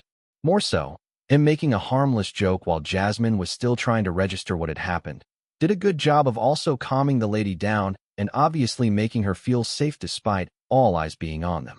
Simultaneously, it also did an excellent job of watering down and diffusing just how serious the incident actually was, thereby making it something less negative to remember and something more interesting to talk about. And it was exactly because of this reason that so many of them found the motivation to really take their chances with him during the after-party, just like Sharon was planning. Most ladies, after all, liked a man who could make them feel safe even when things weren't so rosy. As the celebrities settled in the auction hall, Jasmine, whom had already changed into a beautiful, formal, peacock blue evening dress a few minutes later, drew curious gazes from half of them as she and the other ladies whom had been of help to her walked in. Considering close to half of them had entered the auction hall earlier, they had no idea what had occurred a few minutes ago, thereby making their reactions understandable. That said, the proceedings, which had already begun earlier, continued on, the hosts taking center stage. Honestly, I'm still surprised I was even allowed to host the opening parts of today's auction segments considering last year's debacle. Clearly, Dreamland Incorporated doesn't seem to give a shit, so I guess I'll keep making jokes at your expense. To that, the audience of celebrities laughed, already waiting in a mix of anticipation and apprehension for Paul Turner's very first victim of the night. He was an experienced A-list actor in Hollywood who was already well known and also a comedian who was known for his usually truthfully brutal yet controversial jokes at every event he was called on to host. And in all fairness, they're just jokes. Why be offended? The host continued with a casual expression. But my ego's so fragile, and I don't like being made fun of. Paul effortlessly mimicked an almost feminine yet insecure voice as he waved his hands in the air like a helpless maiden. Oh, I don't know. Why not actually just stop finding every opportunity to be offended and just brush things off instead? The 50-year-old actor and comedian deadpanned, instantly roasting all the celebrities in the auction hall without mercy, after which he then angled his gaze sideways. I mean, just cause you're offended doesn't mean you're right. Right, Justin? Oops. Sorry. Wrong celebrity to ask. My bad. Paul placed a hand above his lips, his British accent further adding to the hilarity of his words. To that, the audience roared with laughter at the roast, which was directed towards Justin, whom was also on stage alongside Sharon, the lady currently doing her best to stifle her laughter. Rat-a-tat. Shots fired. Shots fired. Me_eat_popcorn. This, ladies and gentlemen, is one of the major reasons why I keep watching Dreamlanding's gala every time it's hosted. Paul, my man. Peter_writes_fantasy. Paul just doesn't give a shit anymore, and I love to see it. Just last year, the young artist had been offered a big role in a movie that ended up being a massive box office hit, and was even backed by Dynamite Films, and yet, due to a petty reason, Justin had decided not to comport and ended up getting fired from the set, a news that had gotten all over the tabloids when it happened. That said, the 25-year-old artist himself did his best to laugh off the joke, although inwardly, he felt very attacked. However, Justin knew that if he so much as allowed a crack to slip in his current expression, he'd only be proving Paul's words right. And just like that, Paul continued on, roasting any unfortunate actor that rightfully deserved to be roasted without mercy. As Kyle watched the proceedings, he simply smiled with an amused expression, quietly laughing on occasion if he really found something Paul said hilarious. Still, inwardly, Kyle hoped to high heavens that he'd never actually do anything stupid enough to have himself get targeted by Paul Turner in the future. That said, before I go, remember, this is all for charity, not some competition to see who's richer. Just had to remind you lot that you're actually doing something reasonable with your time here, and not just cosplaying expensive clothes. The audience of celebrities burst into a wave of laughter. As for the after-party, well, feel free to get drunk, take your drugs, fuck around and fuck off. Paul shooed the audience with his hands, earning another wave of roaring laughter and applauses from them as he left the stage. Gerbus_Rick. Haha. How does he keep getting away with this shit every year without getting punched in the face for it? Once upon a public menace, yo? That is one cold ASF. Absolutely savage note to end on. This man just doesn't give a shit, haha. We do a bit of trolling. Paul left the stage and lived happily ever after. The end. Sharon and Justin, now in control of the actual auctions, took the time to have a conversation of their own before they got down to business, one that Justin immediately took advantage of. I wonder if we'll actually be able to have an auction with that striking dress you're wearing, he stated, earning a few chuckles from the audience. I can only hope the audience actually focuses on the items and memorabilia while you're on stage, he added, the chuckles increasing by a few more decibels. Sure, his banter seemed harmless on the outside, almost as if he was even complimenting the lady, but Sharon knew that he was more or less insulting her. Not that she cared, though. It's called a chainmail mini dress, Justin.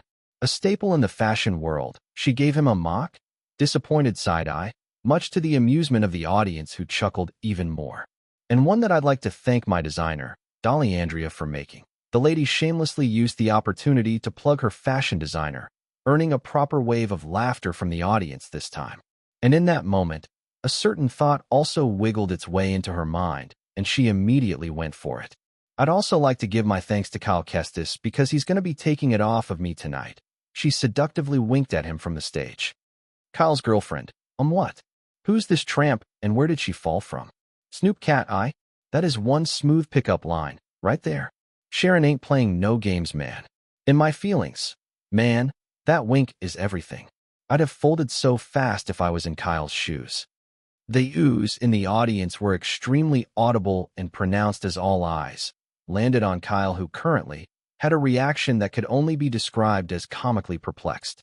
His head tilted slightly in befuddlement. His eyes blinked a few times in confusion.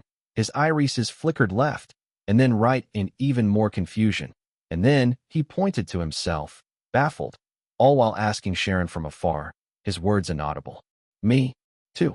That? Sharon nodded in amusement while chuckling as the entire hall burst into a unified wave of laughter from their interaction, the cameraman directing the camera over to Kyle's face on the big screens. Justin, on the other, seemed to be struggling to join in on the wave of laughter as his plans to discreetly shame Sharon didn't pan out so well. Livin' life. Bro is absolutely bamboozled. Haha. Adam with an A. Never in my entire life have I seen someone's expression so accurately portray the internal thoughts. WTF is going on here? Ted the teddy bear. I'm laughing so hard right now, and you know, I wouldn't be surprised if his reaction gets memed to oblivion again. Kyle's expression is just perfect meme material right there. And just like that, the auction began proper. The first thing being put up for auction being the tint curator's last long coat, along with his construct gloves and a signed autograph from Kyle, all in a fairly wide and long frame. Its starting price was $15,000. Darn it. Forgot to loot that. Kyle inwardly cursed as people began to place bids for the first memorabilia. Staring at the long coat in the pristine frame, Kyle had realized that it was the only one he had forgotten to loot on set due to Lily having to wear it for her introductory scene. As a result, he could only watch in acceptance as other celebrities began to bid for it, each bidder ramping up the price from the last. About 30 minutes later, the auction finally came to a close, all the money garnered from it going straight to Dreamland Inc.'s chosen charities. However, just before the celebrities left their seats to move to the after-party, the massive TV screen in the auction hall switched to show the logo for the glam bot. Instantly, the ladies in the hall watched on in competitive anticipation as they hoped to see themselves take the #1 spot on the glam shot rankings. Third place. It was a slow-motion shot of Sharon Winters, her blonde to pink ombre hair, flicked with sass to give her a very sexy and undeniable allure as she bit her lips. Sharon's glow could not be missed as an excited smile radiated on her features, the lady clearly glad to be in the top 3 as the audience applauded her.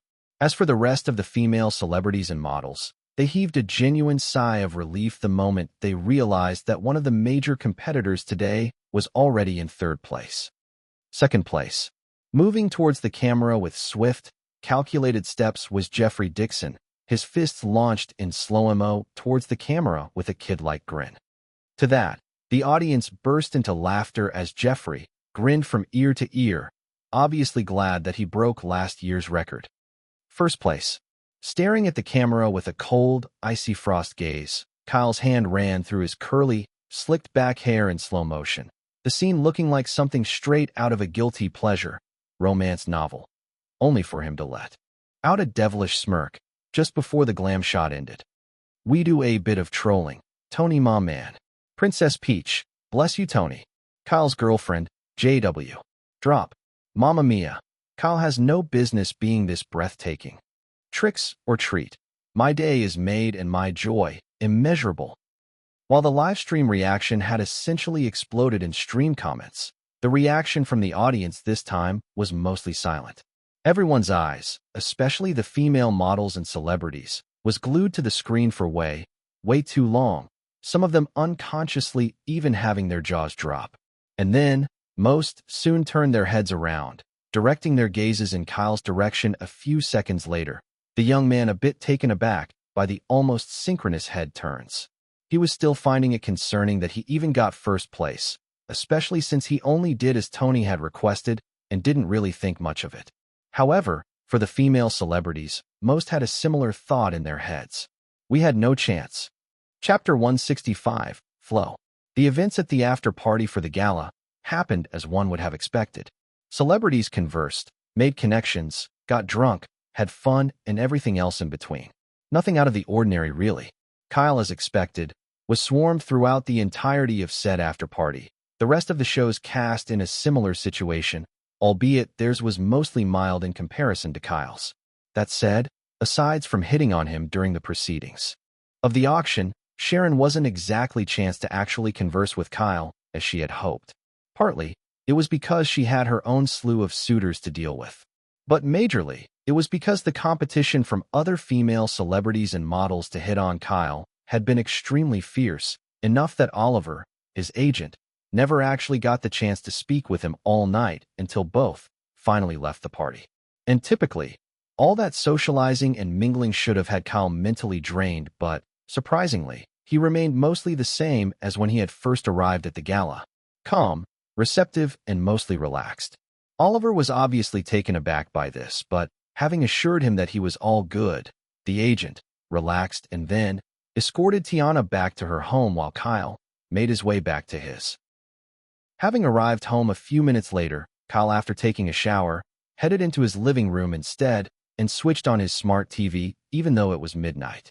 Considering he wasn't the least bit exhausted due to peak human conditioning doing its thing, he figured he'd put in some more preparations for his meeting with Danny Rock and the cast of Level Up at Miami in a few weeks' time. Also, Kyle had previously contacted the director a day before the gala that he'd be coming earlier than planned, one Danny was actually grateful for. Although, there was something he said that the young star wasn't the least bit keen on allowing. That aside, lying on his sofa while watching a compilation of a bunch of talented group of dancers performing practice dance routines via a YouTube channel, Kyle had a few thoughts running through his mind. There's this sort of captivating continuity that never seems to leave their core choreography, the young man mused to himself. Especially with most of the lead dancers, he further commented, his expression curious. For the past few weeks now, even while mostly spending time at his studio for the development of the video game, Kyle had also been doing a bit of studying up on dancing itself in addition. Obviously, he didn't go about the entire route of starting from scratch, but he did take up the time to watch various group of dancers, especially the more well-known ones, to see if he could glean anything from them to make into a useful dance skill. And sure enough, Kyle was onto something, but he couldn't quite place a finger on how he'd employ it into an actual skill. Sitting up on the sofa, now leaning on a propped yet gently curled fist using the sofa's armrest, the young man was trying his best to grasp the core of what he felt, made all the various groups of dancers mesh so well together. Like that, a few minutes went on, the young man's attention undivided as he stared at the current group's dance choreography while muttering out loud. Precision? No, not just that. Grace. Yes, grace and musicality. Technique too, really important. No sooner had Kyle muttered out that last part though, he noticed as someone in the group of dancers he was watching slightly messed up the timing of one of the intricate pop and lock moves. Yet, without even paying it any mind, said dancer effortlessly realigned himself with the choreography's timing in an instant, an exhilarating smile on his features as he fell back in line. And that was all Kyle needed to fully grasp the core and essence of both the choreographed dancing and the skill he wanted to make. Flow. He snapped his fingers with an excited grin, simultaneously summoning his system's panel.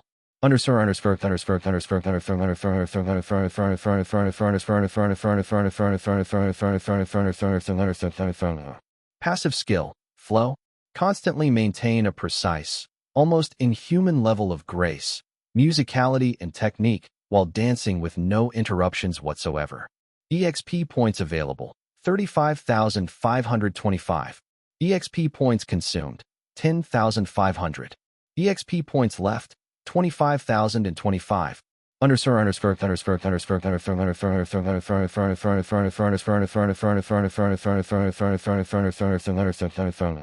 Ding. High-end passive skill, flow, has been created. Smiling to himself as he watched the created new skill, Kyle became even more confident that even if most of the cast was above level 10 in their dancing stats, he'd still be able to hold his own somewhat without ruining the choreography or sticking out like a sore thumb. And if at all, he still needed to catch up to them, then he'd simply put in more effort to learn how to dance even better behind the scenes. That and also, using his EXP points if need be. *****. Miami. Warm, sunny skies. Shimmering beaches. Teeming with beachgoers. Palm trees swaying gently to the ocean's breeze. Whiffs of salt and tropical flowers in the air. Traffic humming along the ocean drive. The familiar scent of Cuban coffee, wafting from local countertops. Locals and tourists alike, going about their days. Bustling nightclubs full of excitement for those interested. All surrounded on its coastal shorelines by the bold blue of the Atlantic and the beautiful skyline at any time of the day. The Magic City, as it was nicknamed, but less referred to as, was a hotspot for all things excitement, fun, and adventure. And it was also a frequent spot Hollywood liked to film quite a bunch of their movies that required a certain sense of freedom mixed with cultural richness. The same was for director Danny Rock, who chose it as the main location for the second installation of his dance movie. Interestingly, but unsurprisingly, Danny had gotten a call from Kyle a few days back that he'd much rather arrive earlier than planned so he could get to know the cast and put in some effort to learn the dance routines before filming commenced again.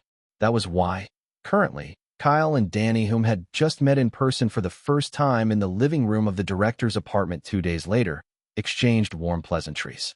"Pleasure to finally meet you, Kyle." Danny extended a handshake. "The pleasure's all mine." Kyle firmly grasped the outstretched arm with a light smile. "Apologies for the mess, was actually planning to clean it up before you arrived, but I slept in, unfortunately." The director quickly picked up a few script sheets off the ground, neatly stashing it in the bin. "No, it's not an issue at all." Kyle tilted his head a bit, watching the quite literally, almost spotless living room. Save for the few papers Danny had just stashed away, there was no mess in said living room, so to speak. Not a clean freak, just very particular about making a good first impression. Though that seems to have gone out the window, the director scratched his unruly, frizzy, copper-blonde hair with a wry smile. Danny Rock, a man in his late 30s, had dark brown irises and facial features that were rugged yet quite charming. One that would have stood out properly if not for all the sleep marks across his currently disheveled-looking face. Actually, when Kyle had arrived earlier, he had rung the doorbell for close to 10 minutes while also calling Danny's cell a few times over. Considering the young man had also been wearing a face mask and a beanie, it only made some of the locals, neighbors, and passers-by on the Bay Harbor Island Street give him a sort of wary look. Luckily, the director woke up just in time, courtesy of his phone, which had been vibrating, falling off the bedside table. "Oh, it's fine. I didn't stay out for too long, so it's all good." Kyle brushed off his concerns politely with a warm smile, one to which Danny was appreciative of. Offering him a chilled glass of water a few seconds later, Danny, now with his hair tied into a neat man bun, got down to business. "I presume you've read through the script, so I'd like to believe you're all right with only having 3 main scenes." Danny interlocked his fingers as he spoke from across the glass table. "Yes." Kyle nodded in reply, his expression relaxed yet attentive. To that, Danny heaved a sigh of relief and was then about to bring up the other important thing he had messaged Kyle about, back when the young man had contacted him a few days ago. However, I would like to inform you that I'm not too keen on having a stunt actor act out my dance scenes. Kyle beat him to it, his expression turning completely professional. Asterisk, asterisk, asterisk. The next day, instead of sightseeing and checking out all the various sites in Miami, Danny's assistant director and dance choreographer was currently showing Kyle the ropes in a practice hall. It was a wide hall that had been rented out by Silverline Studios for both the cast and the crew to practice their dance routines in preparation for the film's kinetic dance scenes. So, the pop and lock goes like this, Sean explained to the young star, who gently nodded in understanding, waiting till the man was done explaining before he then attempted to give it a shot. As Danny himself, who was both the movie's main choreographer and its director, watched from the sidelines as Kyle gave the dance move a shot, he couldn't help but nod his head in approval, a thin smile on his lips. This should do. Just need some more polish, and it'll be passable, at the very least. Remembering the discussion they had yesterday, the major standout being Kyle's denial of having a stuntman act out most of his dance scenes, Danny was quite glad that he at least gave the young actor a chance. Considering the director had felt it'd be very taxing on Kyle to suddenly learn all the choreographed dance moves within a little over a week before filming resumed, he had never expected for him to flat-out refuse the idea he had proposed to him. Honestly, Danny had at first been taken aback by his refusal, but after conversing for a few more seconds, he had realized that Kyle was very serious about it. That said, Silverline Studios had already started bothering him to quickly find a substitute and just round up the movie so it could meet the deadline they had initially set for a cinematic release. That was also another major reason why the director had more or less decided to have a stuntman do the entire scene and then have Kyle focus solely on acting out his parts. Still, he decided to make a deal with Kyle, one where if he gauged the young man's dancing to be good enough for the scenes, he'd allow him to do all the dance scenes on his own. Otherwise, Kyle would have to do as he, the movie's director, wanted. Having expected some form of argument to arise, especially because Justin, whom he had previously casted, kept butting heads with him, Danny was pleasantly surprised to see Kyle accept the conditions without an issue, one that made him quite glad. However, as if reminded of the memory, Danny frowned, a tinge of annoyance on his features. Justin didn't even have half as much fame or acting cred as Kyle, and yet, he had every audacity to demand for extra scenes. If only he knew the plans I had, though, Danny inwardly commented, a bit sorry for the previously casted actor for losing his chance to work with him. Well, I guess it was for the best, the director nodded to himself, to which he then said quietly, it would have been quite the hassle to work with him as the lead in the next movie anyway. Danny felt relieved, especially since he felt like he had made the right decision. Watching as Kyle repeated the moves Sean was teaching him, the director quietly leaned on one of the practice hall's pillar, a look of intrigue in his eyes.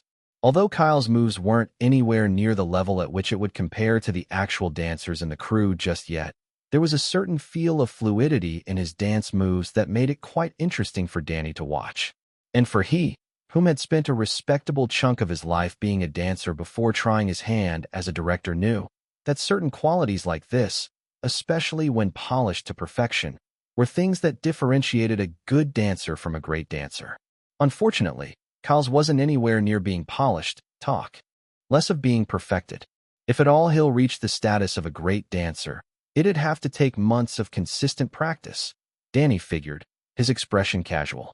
Sadly, we don't have that much time on our hands, he concluded, a small sigh of acceptance escaping his lips. Chapter 166, Cyborg in Motion. Kyle Kestis, star of Dreamland's gala in more ways than one. That he was absolutely breathtaking hunk of a human being. Sucks that I never actually got the chance to speak with him after that, though.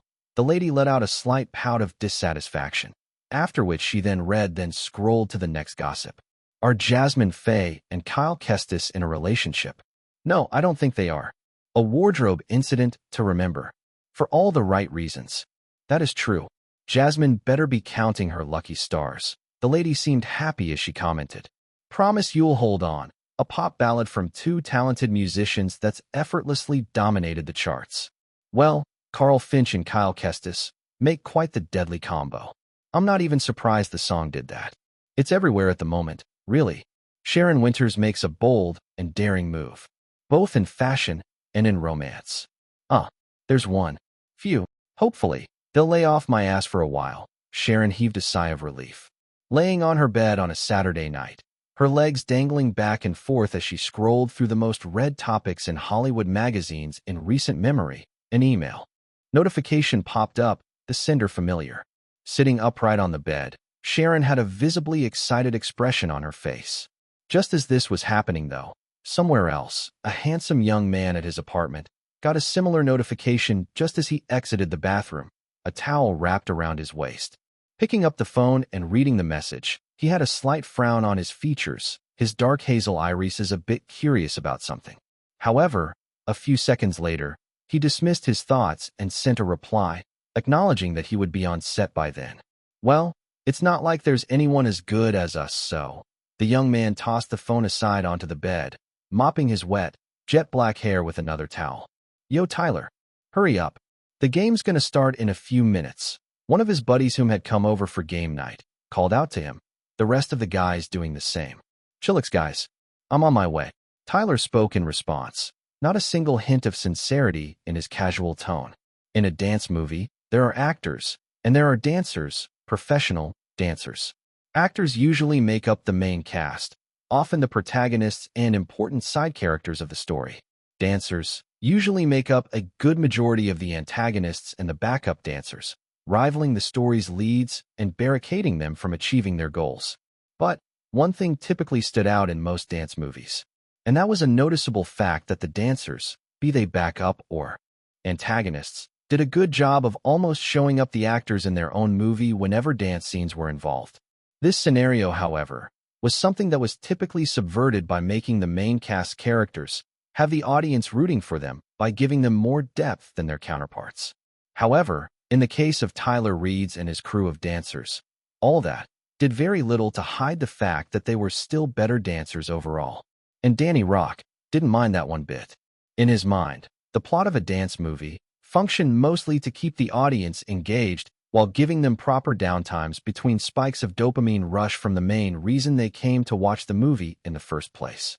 Cool, expressive, energetic, engaging dance choreographies. Asterisk, asterisk, asterisk. Having contacted the crew and the rest of the cast that filming would resume in a week and a half's time, Danny and Sean spent the next few days preceding the filming date's resumption to watch over Kyle's dancing progress. On the first of those days, just as a particular pop music played in the background, Sean explained to Danny as Kyle performed a robot strobing amateurishly. Honestly, he's a good dancer. There's even a nice fluidity to his untrained movements that's quite hard for me to place my finger on. But, amongst the main cast, his lack of technique will be a major standout. Sean spoke honestly, gazing at the young man from afar whom had come to a dime's top, his amateurish, robotic movements halting, only to pick up as he instantly transitioned to a jump shift in sync with the music. That said, he has stellar recollection of the choreography, although he will still need to actually practice with the cast before we can give a verdict on his teamwork, the assistant dance choreographer said with a thoughtful gaze. Kyle, ever since he had arrived in Miami, had been spending all of his time in the practice hall, leaving only when it was late evening or late at night. Well, I don't actually think that'll pose an issue considering he's both an actor and singer. Cooperation should come naturally to him, Danny replied, after which he then added when he remembered Justin's shenanigans. I hope. As for his lesser technique being obvious in a dance routine with the main cast, we can easily hide that with camera cuts, the director stated casually. In response, Sean nodded, he and Danny not expecting Kyle to suddenly become a great dancer overnight, especially with the limited time he had to practice. Kyle, on the other hand, having failed to perform a running man shuffle with a heel spin by missing the timing on the spin in sync with the music, instantly moved on to the next part of the dance choreography, without stopping his flow, keeping him in sync. Yet, in his field of view, was a certain panel, one that he was using to motivate himself to practice even harder.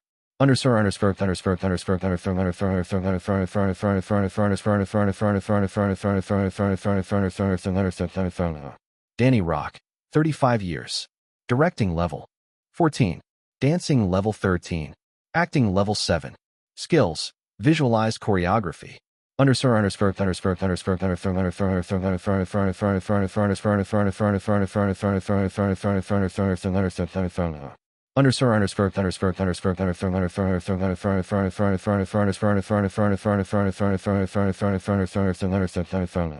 Sean Wells, 26 years.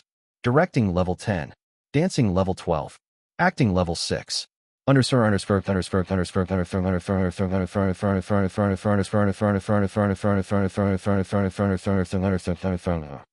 13 and level 12.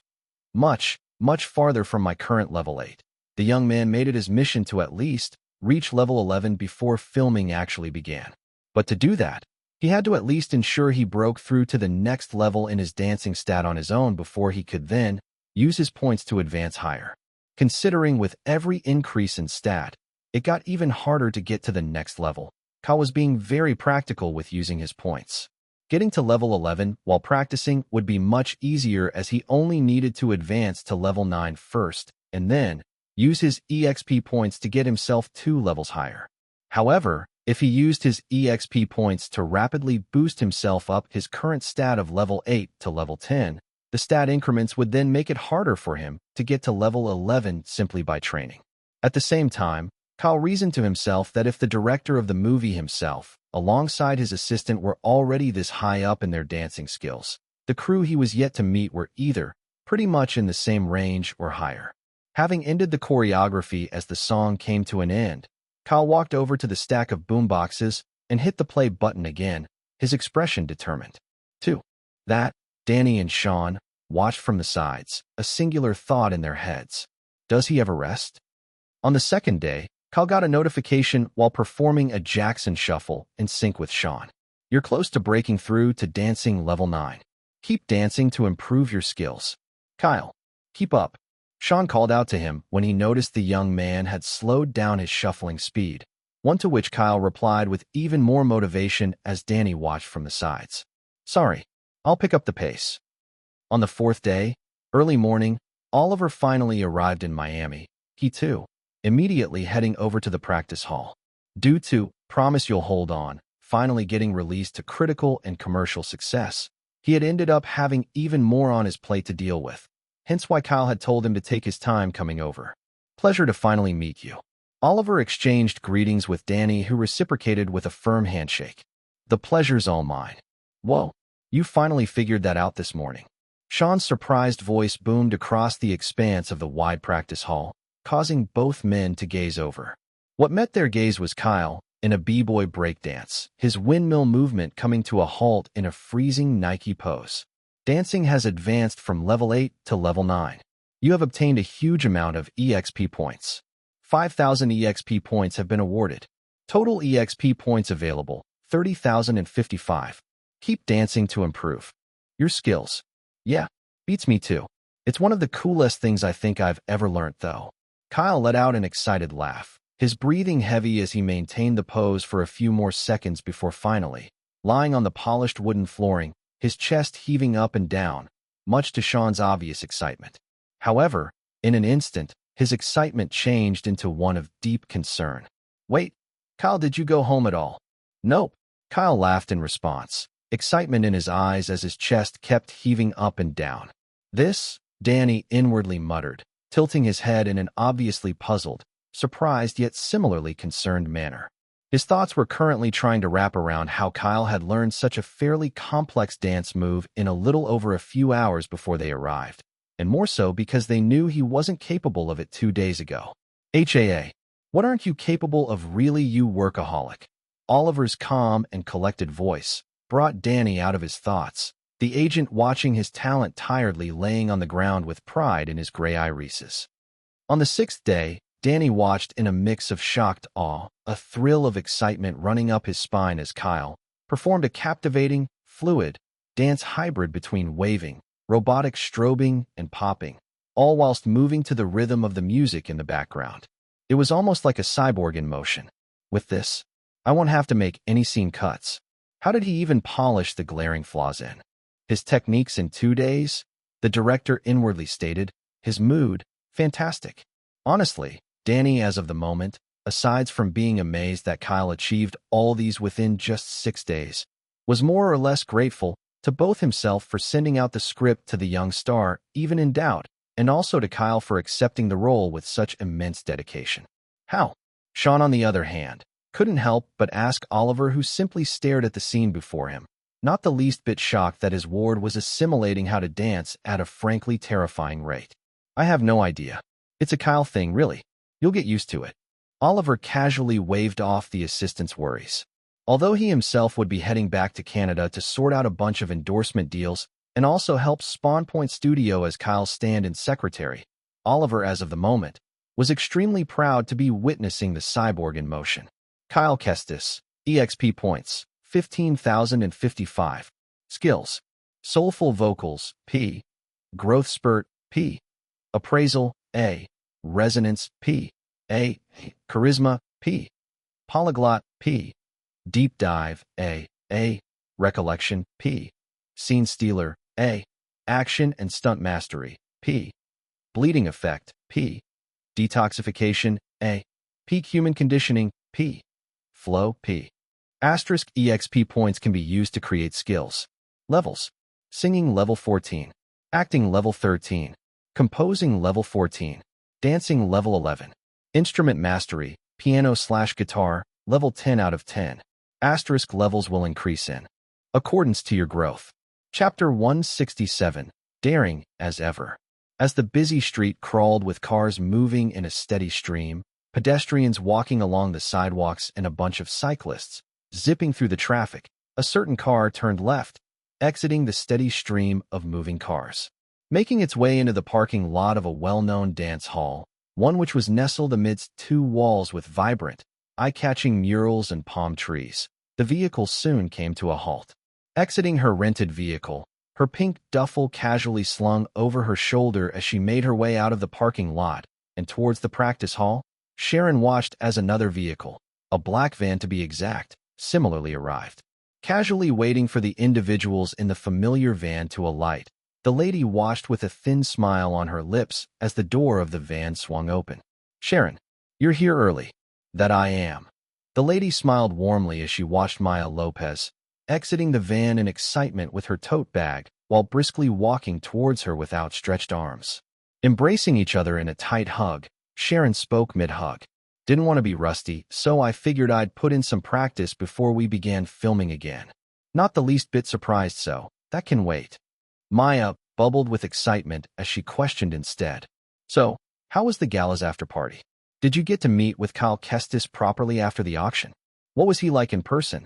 Laughing a bit in response to her slew of questions, Sharon was about to respond when Reggie Lopez dragged his sister by her hoodie as he walked past Sharon while greeting her with a light smile. "Good morning, Sharon. Trust you had a nice break. And you? Please refrain from asking any questions until you can remember the more complex dance routines with that shitty memory of yours." Darn it, Reggie. Let me gossip. It's not my fault I have ADHD. Maya argued as a few more individuals, 3 to be specific, alighted from the van.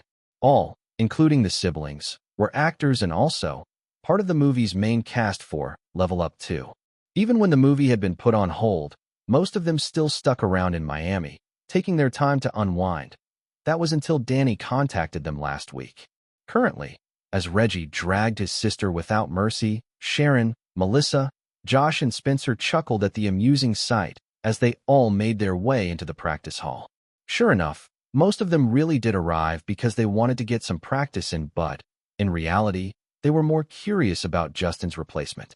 Considering filming would begin in the next 3 days, they had been a bit surprised to hear from Danny that the new actor whom would be replacing him had already been around for close to a week and a half now. Their curiosity was even more piqued when they found out that instead of using a stunt double like Danny had previously planned, said actor would instead be joining their choreographed dance routine.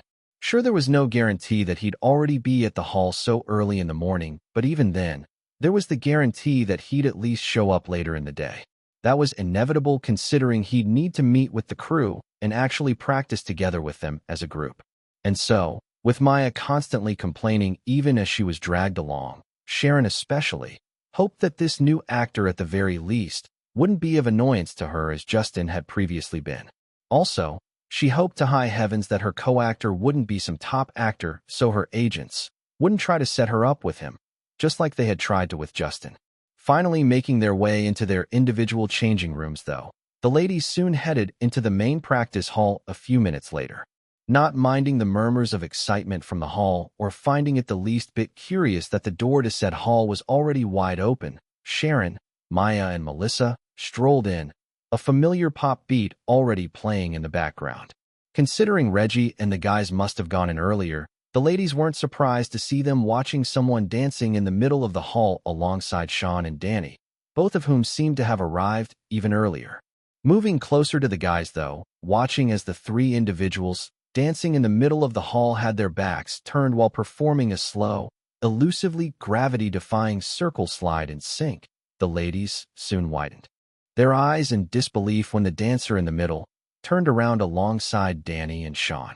Maya immediately let out an uncontrolled girlish squeal while Sharon felt her heart beating faster and faster by the second. There Kyle was, in practice clothes with a beanie atop his head, halting the circle slide in sync with their director and his assistant as the familiar pop music ended. That was perfect. Danny complimented Kyle, to which Sean nodded in approval. Considering he himself was more than adept at dancing, he had decided to substitute for the third dancer as the choreography Kyle had been performing with Sean needed at least 3 individuals to really sell the illusion. Thanks. Kyle rubbed the back of his neck with a light smile on his lips, a hint of pride in his eyes. He was obviously happy that the director had complimented him. Noticing the group of individuals whom had arrived though, Kyle quickly walked up to them, taking the initiative to give his greetings and introduce himself with a warm smile. Reggie had a genuine grin on his visage as he shook Kyle's hands, same as Josh, Spencer, and Melissa, all of whom were glad to be able to work with one of the most popular star in recent memory. Maya, on the other hand, instantly began gushing about how she was a big fan, her energy through the roof. As for Sharon, hello, Miss Winters. We meet again. Kyle offered her a warm handshake with a light smile. Hello, Kyle. Pleasure to meet you again. Sharon tried to calm her beating heart down, the lady instantly taking her shot again. My offer still stands, you know, she stated with a slightly arched eyebrow, her gaze suggestive. Daring as ever, I see. Kyle replied with a light smile. Well, I am out to get your heart after all.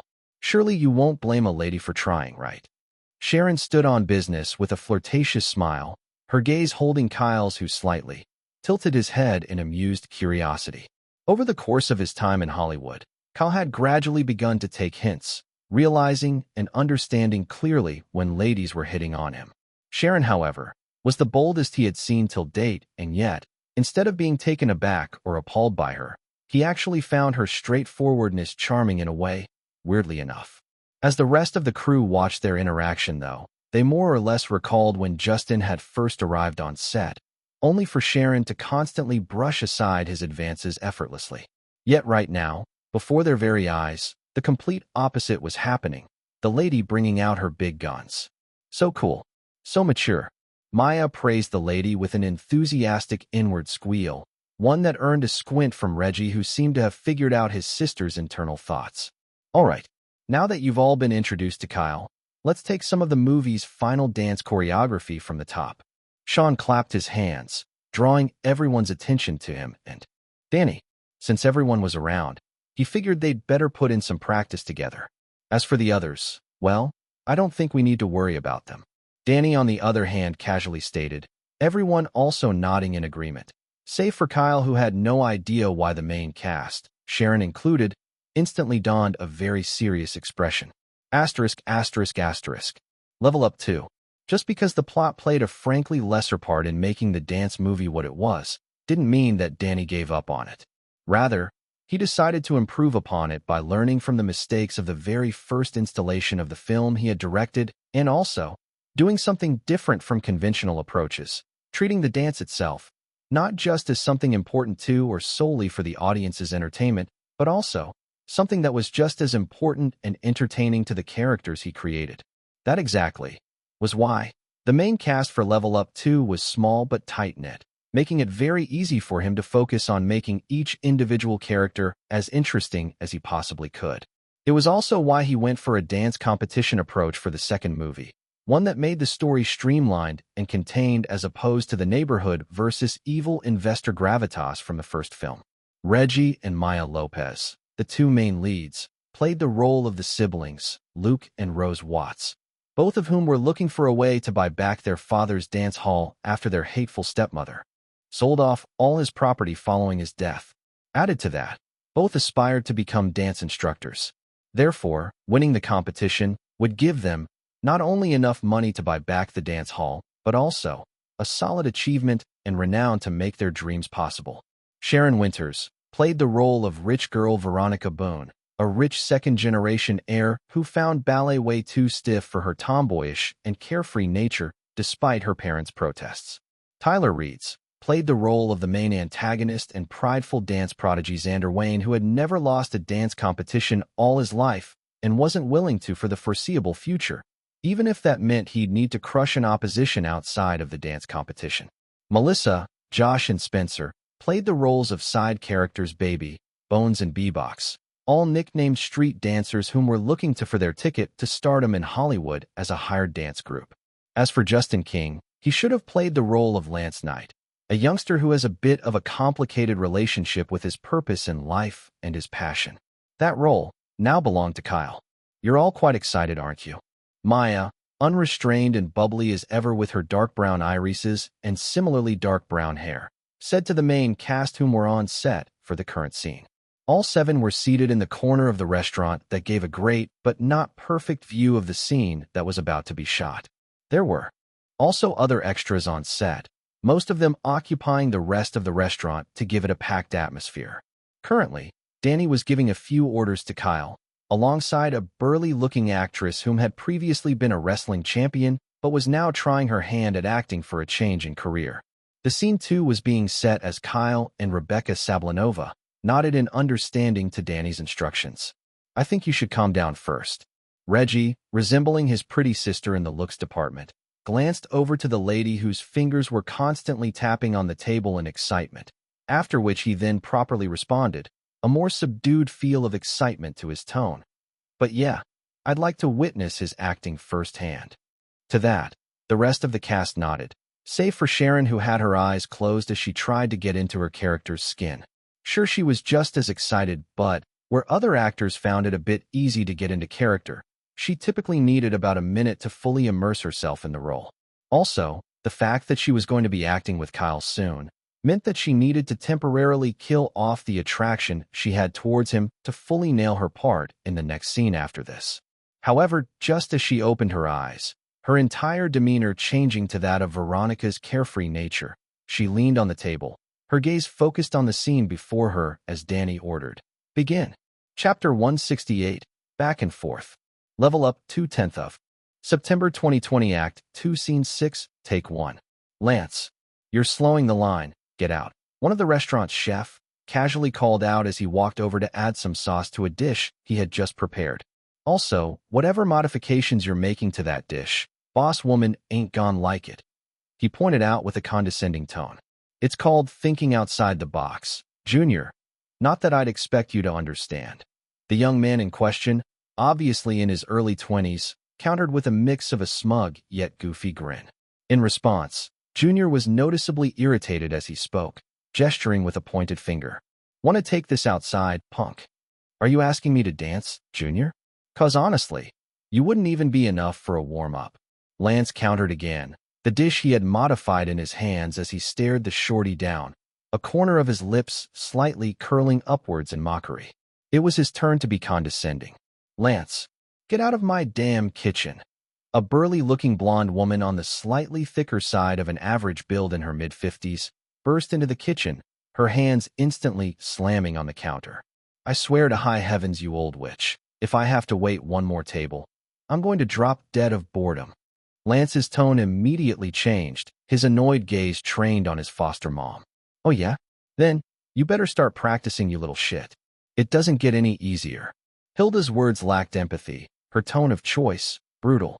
Staring at her for a few seconds, the tension between them increasing by the second with only the sounds of the utensils from the other chefs who minded their business filling up the ambience. Lance broke the silence between them, a noticeable hint of pained resignation in his voice as he genuinely struggled to understand why his mom was always so irrevocably stubborn. What is it with you, really? Why are you the way that you are? Me? Hilda snorted with crossed arms, seemingly disappointed. I'm not the one with an issue. You are. She pointed to him, a hint of genuine concern in her gray irises, only for it to vanish almost immediately. Now out. Go wait the tables, you little shit. Hilda added, a finality to her tone. Donning a begrudgingly ticked-off expression, Lance placed his modified dish down before her on the counter harshly, removed his apron, and then headed out the doors of the kitchen with a forceful push. Cut. That was perfect. Everyone take 5. Danny said while simultaneously gesturing with a circular motion of his finger to the set designers and the cinematographers to set the tone for the next scene. Whoa, Maya quietly expressed, her tone beyond impressed as she watched Kyle instantly return back to his usual receptive demeanor, the transformation instant. In those few minutes of acting, not a single, visible bone in the young star resembled even the slightest traces of either himself or the characters he had played in the past. Only Lance Knight, the character they had read about in the script a few times over. Well, now we understand why he's sought after by almost every director in the industry, Reggie stated, nodding in clearer realization, a sentiment which the rest of the cast shared. Not Veronica, though. She seemed mostly unfazed. Oh, you're already in character. Maya, whom had noticed Sharon's change in demeanor, commented, one to which the lady curtly responded, Yeah, I still can't get over how you do that, though. Reggie, on the other hand, commented, honestly impressed that Sharon was already in complete sync with her character. Nothing to it. Just practice is all, she responded again, her gaze following Kyle, who was currently conversing with Sean and Rebecca. Just as this was happening, though, Tyler walked out of the restroom, his expression casual as he walked up to the director, who casually spoke. Tyler, you're back. Just in time. I need to run over a few things with you. Sure, man. Tyler walked up to the director with a respectful nod. As he did, though, he glanced over to Kyle, whom was conversing with Sean and Rebecca in the corner with a relaxed gaze. Sure, he and the rest of the dance crew had been just as surprised as the main cast when they found out he was going to be substituting for Justin. But, in comparison to the rest of the dance crew, whose excitement lingered on even till now, Tyler's didn't. Maybe he's a great actor, Tyler thought to himself as he met up with the director. But he's definitely not a great dancer. The young man inwardly concluded, a slightly condescending expression on his features as he glanced over to Kyle for a few seconds. No matter how good of an actor one was, when it came to a dance movie, the audience typically didn't give two hoots. That was an almost ironclad rule Tyler had realized over the years as a professional dancer for many Hollywood movies. It was also why he didn't really consider Kyle a threat to his chances of being the star of the movie, especially when added to the fact that he was playing the role of a side character late into the movie. In fact, considering the character Tyler himself was playing mirrored his almost immense pride when it came to being a great dancer to an unhealthy degree, him acting as Xander, despite his acting skills not being all that spectacular, came very naturally, further elevating his performances in comparison to other roles he had played in the past. In a way, Tyler felt that he'd be the most remembered in the dance movie when it finally hit theaters. Kyle, on the other hand, had his gaze linger on Tyler for a brief moment in between his conversation with Sean and Rebecca, completely oblivious to the young man's thoughts as he skimmed through something else in his field of view.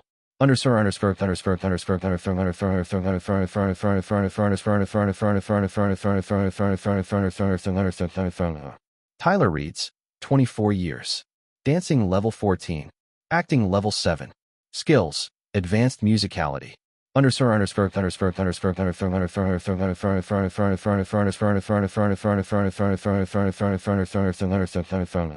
Oh, now I see. Kyle inwardly commented, a hint of realization on his features. Back when he and the main cast had been practicing a few days back, he had gauged everyone's dancing skills to be on an average range of level 11. The only exception being Reggie and Maya's, who were at level 12 and had the skills, enhanced technique, and graceful swan, respectively. As for the dance crew themselves, all of whom were outside the restaurant, prepping for the next scene, he had gauged them all to be at the average level of 12, with only some being at level 11. This on its own had explained to Kyle why the main cast had gotten very serious at the mention of them. Their motivation to nail the dance choreography as best as they could, perfectly understandable. Tyler especially was interesting to Kyle, his skills even higher than Danny's. However, the young man wasn't the least bit perturbed by all this. Flow, essentially, was a skill that more or less combined three good skills a lot of great dancers had into one cohesive high-end skill. Simply put, his created skill put him 2 dance levels above what he actually was if comparisons were to be made with other dancers. And let's not even bring deep dive into the fray. Kyle dismissed the panel with a confident gaze. He was definitely going to be holding his ground against Tyler's crew a few minutes from now. However, just as he was about to join back in on the conversation Sean and Rebecca were having, he felt Sharon's gaze on him. Noticing the carefree yet disinterested expression on her visage, a clear contrast to how she usually was around him, Kyle couldn't help but mentally recall the details of the ladies' panel with an impressed smile.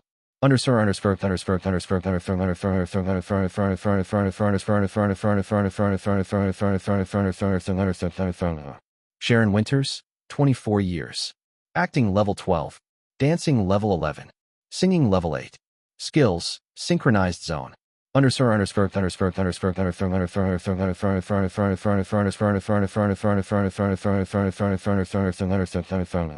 Asterisk. Following the script's plot from the onset, after a brief introduction in their tweens as they performed a complex dance routine at a dance competition, they unfortunately ended up coming in second place at one that their late father had still been so proud of. The next scene would then transition to Luke and Rose in their current age, the late teens. The setting had been a dance hall, with the two individuals practicing the same routines, their movements in perfect sync. And pinned on the mirror lining one side of the hall was the poster for a dance competition. Final Jam, Legends in Motion. It was the same dance competition they had been at in their younger years, only this time, it was going all out with this, being the biggest till date. A high-stakes dance competition which had a prize money of $1 million. Luke and Rose, just like so many others, had been practicing hard for it. In addition to that, it was going to be a team dance-off between various groups of dancers aiming to get first place, as winning on such a big stage, besides the cash prize, would definitely make their names known. With a brief exposition into why the competition was such a big deal with a few more scenes which had been filmed here and there, the story's plot then went on to follow Luke and Rose, trying to gather a few teammates along the way. They had first come across Veronica, someone they were acquaintances with, but had never considered making a teammate. This was because they had believed her to be too sophisticated for their dance routine, since she frequently also used the same dance hall as they did to practice ballet dancing all the time. However, Luke had later caught the delicate-looking lady, freestyling to a popular pop song, one which had been from their boombox which he and his sister had forgotten to pick up after one of their training sessions. Taking the opportunity, he had tried to cajole the lady into joining their dance group, one she instantly declined but ultimately chose to accept later over the course of the story. In between those events, though, Veronica's personal stakes had also been touched upon, adding a nice depth to her character as her wealthy parents were adamant that if at all she was going to be a dancer and not businessmen like them, ballet dancing was the only one they'd allow for her to learn. Sophistication, grace, and whatnots as they always hammered in her ears from the moment she was born. As for Rose, she had run into a group of street dancers, namely Baby, Bones, and B-Box, at a beach party where she had been working part-time as a waitress. All said and done, she too, after a bit of cajoling over the course of the story's first quarter, got the group of dancers to join their dance crew. Now a total of at least 7 dancers, they could finally register for the final jam and hopefully find a few more teammates along the way. And so they did, their growth and teamwork getting considerably better as they got through each stage with an occasional close shave till they reached all the way to the semifinals. Over the course of that ascent, they often clashed with Xander, the jerk of a dance prodigy whom had been winning all of the competitions since he was as young as the siblings. Now, even with his own gathered crew, They had been utterly demolishing most dance groups with only a select few giving them a run for their money. The only seemingly major threat to these syndicates were the deviants, Luke and Rose's team. Safe to say, syndicates versus deviants was what most people were looking forward to as the story went on. That was until the deviants' dance routine for the semifinals got leaked to the public. Xander had been the indirect cause of it by contacting a certain someone they had showed earlier in the course of the story's plot a few times here and there. Hence, the actual culprit of the leaked video had been Luke and Rose's stepmother Catherine, a petty and hateful lady who wanted nothing more than to watch the two youngsters lose all the progress they had worked so hard for. And her devious plan did have that effect, enough that the dance group had ended up with broken spirits, believing they wouldn't recover from this, especially when they had been so close to their goals. Currently sitting at a pretty popular yet fairly expensive restaurant, courtesy of Veronica, who tried cheering her team up with some good food, all had a bleak expression on their features, the atmosphere gloomy. It was at this moment that Lance, whom had already been introduced in the previous scene, would finally meet with the crew for the first time. It was also the next scene that Kyle and the rest of the main cast was about to film. There's this song, Kiss of Death by Mika Nakashima. I absolutely love the song. Discovered it when I watched Darling in the Franxx for the very first time, and I was enamored to say the least. Also, divisive anime for a lot of people, but I enjoyed it a lot. That's what matters. That said, I know not everyone listens to Japanese songs, so there's a fantastic cover of it by Amelie. Chapter 169, Sit Still, Look Pretty. Level Up 2/10 of September, 2020 Act 3 Scene 1 Take 1. Glancing over to the waistcoat other waiters in the restaurant usually wore, Lance scowled and then ignored it, opting to wear his black jean jacket which he hung by the door hook instead. Casually tucking one hand into his jean pocket, he then strolled into the dining area, stopping at the very first table he laid his eyes on to receive their order. Welcome to our shitty restaurant, where the only thing great about it is that lovely little jukebox in the corner, he said to the group of individuals who seemed to be in a gloomy mood, save for the lady in the corner whom was staring out the window. A bit taken aback by his words, Luke, Rose and the rest of the guys perked up, confused expressions on their visage as they glanced over to the corner where an antique, coin-operated jukebox stood in all its glory. Veronica, too, tore her gaze away from the window, curious about said jukebox. The name's Lance. How may I be of service? Lance brought their attention back to him, his gaze inquiring. Not the food.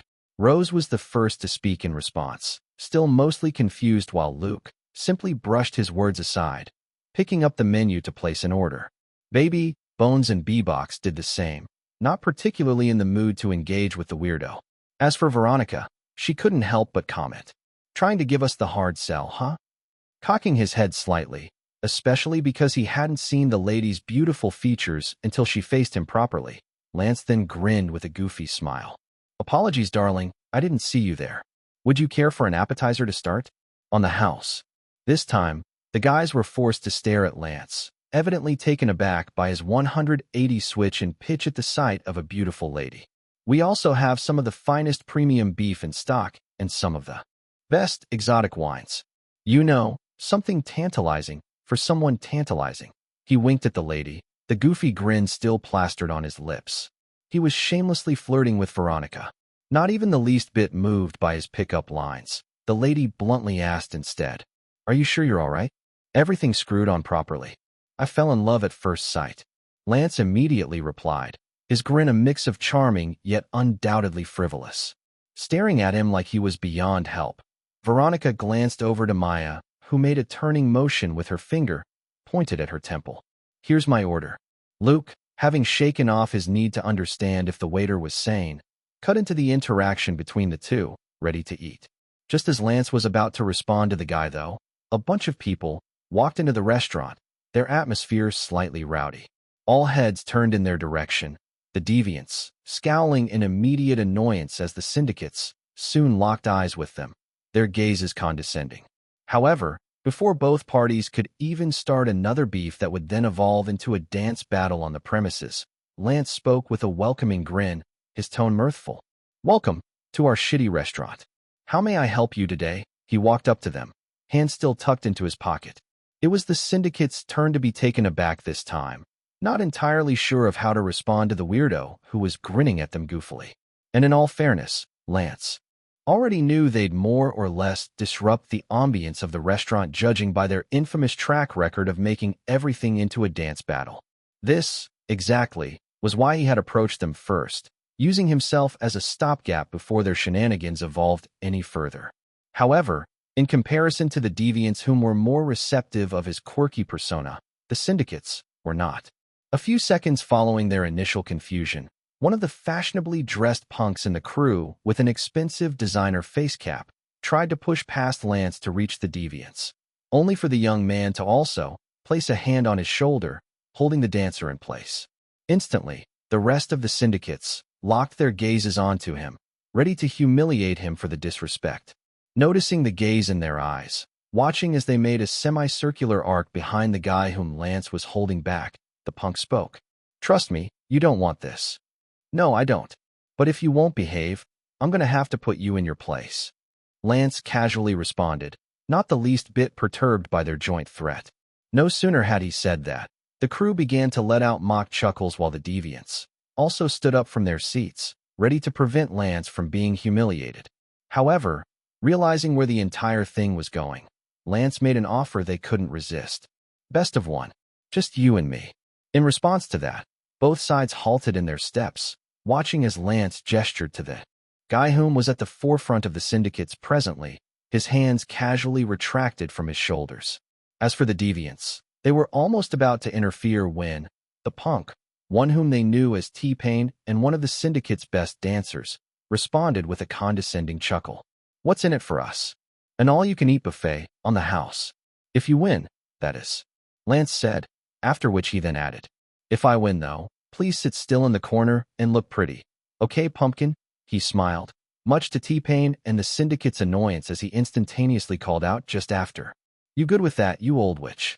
Do whatever you want, you little shit. Just stay out of my damn kitchen." Hilda responded from the kitchen in annoyance, cursing even further in a quietly subdued, thick Russian accent. Arching an eyebrow at T-Pain, Lance then said, "You heard the woman. Also, there's no cause for alarm, folks. Please, enjoy your meals while we entertain you." He gestured to everyone else in restaurant, including the deviants whom were already off their seats, now considerably relaxed in comparison to when the syndicates had just arrived. Lance turned around, tilting his head in the dance crew's direction, seemingly questioning if they were up for his offer. "All right, best of one it is," T-Pain replied with a condescending gaze as the rest of the syndicates cheered for him while booing Lance. As for the deviants, they were mostly unable to do anything, since Lance had efficiently devolved the entire thing into a battle between just him and T-Pain. All they could do now was watch in resignation. Taking center stage in the fairly wide restaurant, Lance and T-Pain sized each other up as the other people in the restaurant went with the flow. As long as it didn't disturb their actual meals and they were entertained, just as the weird waiter had assured, it was all good. "Smoke him, T-Pain. Show him how it's done." Watching on in anticipation, a bit excited by the turn of events, one of the syndicate's members put a coin into the jukebox, instantly selecting an old classic pop song that was made by a popular male rapper in the early 90s. Flexing his leather jacket, T-Pain walked circles around Lance, dusting the air around him like he was fresh meat before he then broke into a pop and lock, his movements skilled as he got up close and personal.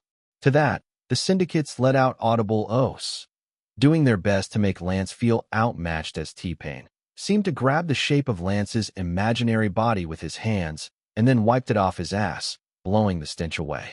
This earned even more jests and derisions from the syndicates, some of the people in the restaurant even joining in, much to the distaste of the deviants, who could only stand by and watch. However, after a few more seconds of basically mocking him with said dance moves, T-Pain finished his routine, his buddies, alongside the restaurant, cheering in his victory as they went with the flow. Since most in the restaurant had at least heard of Final Jam and knew of the syndicates being the top dogs in the competition, they didn't expect much from the waiter with a big mouth. Lance, however, lightly smiled in response, slowly walking back and forth while clapping inaudibly as the music from the jukebox continued. And then, much to the surprise of the deviants, the syndicates, and everyone else in the restaurant. Lance's body came to an immediate dime stop as the music halted for a brief pause, only for him to extend both arms in a jittery robotic strobing as it picked up again. And at the tail end of his outstretched arm were his hands, one slowly yet robotically turning like a lever and the other clenched, his middle finger slowly rising up like the lid of a music box till it came out to make a statement. Capital F-U. Oh. The deviants and the people in the restaurant let out excited shouts, watching as Lance instantly switched to a cyborg in motion, extending his index finger out and then retracting it back with another statement. Bring it on, bozo. Oh snap. Luke, Bones, and B-Box audibly commented this time, while someone in the restaurant commented as the rest of them cheered. T-Pain's in for some pain. Dancing to the song as he kept employing the same jittery movements, Lance danced around the punk by employing a circular sidewalk, continuously provoking him with strobing shoulder movements, and gestured arms with his next statement. What you gon' do, bro? At this point, everyone in the restaurant knew T-Pain was smoked, and the deviants, especially, were reveling in his inevitable loss. Having more or less returned back to his initial spot from the cyborg sidewalk, Lance strobed towards T-Pain, removed the designer cap from his head, placed it atop his, folded his arms, all in the same cyborg motion as he made his final statement. Any passing remarks, punk? And to that, the winner was determined in an instant, the rest of the restaurant seemingly agreeing as they let out even louder cheers of approval. Now sit still, look pretty, pumpkin. Lance gestured with his head, politely telling T-Pain and the other bozos to screw off to a corner in the restaurant with a victorious gloat, much to their shame. Cut. Checking the shot, ensuring that he came out exactly as he wanted it, and in one take nonetheless, Danny spoke. That was fantastic. Brilliant work, guys. He praised both the actors and the dancers on set, earning cheers from everyone. No sooner had that happened, though, the actor playing T-Pain, alongside the rest of the dance crew, instantly began approaching Kyle with excited smiles, finally getting the chance to speak with him proper as they requested for autographs. Considering they had all only just arrived on set a few hours before filming began, they hadn't gotten the opportunity to actually converse with him due to the set being prepared, and the director speaking to he and Rebecca about how he wanted the very first scene they had shot today to go. As for Tyler, there was a frown on his features, one that he wasn't even able to hide. This, he could only mutter inwardly in an uncomfortable manner, realizing that he might end up not being the star of the show as he had been so confident of. However, as if to add even more to his discomfort, he overheard a conversation between the director and his assistant, both of whom were situated a few steps sideways from him. And to think he perfected all that within a week and a half. Sean shook his head in amazement. Yeah, it's quite crazy, especially since he was quite the amateur when he started, Danny responded with a thin smile. A week and a half, Tyler inwardly repeated, genuinely taken aback by the info.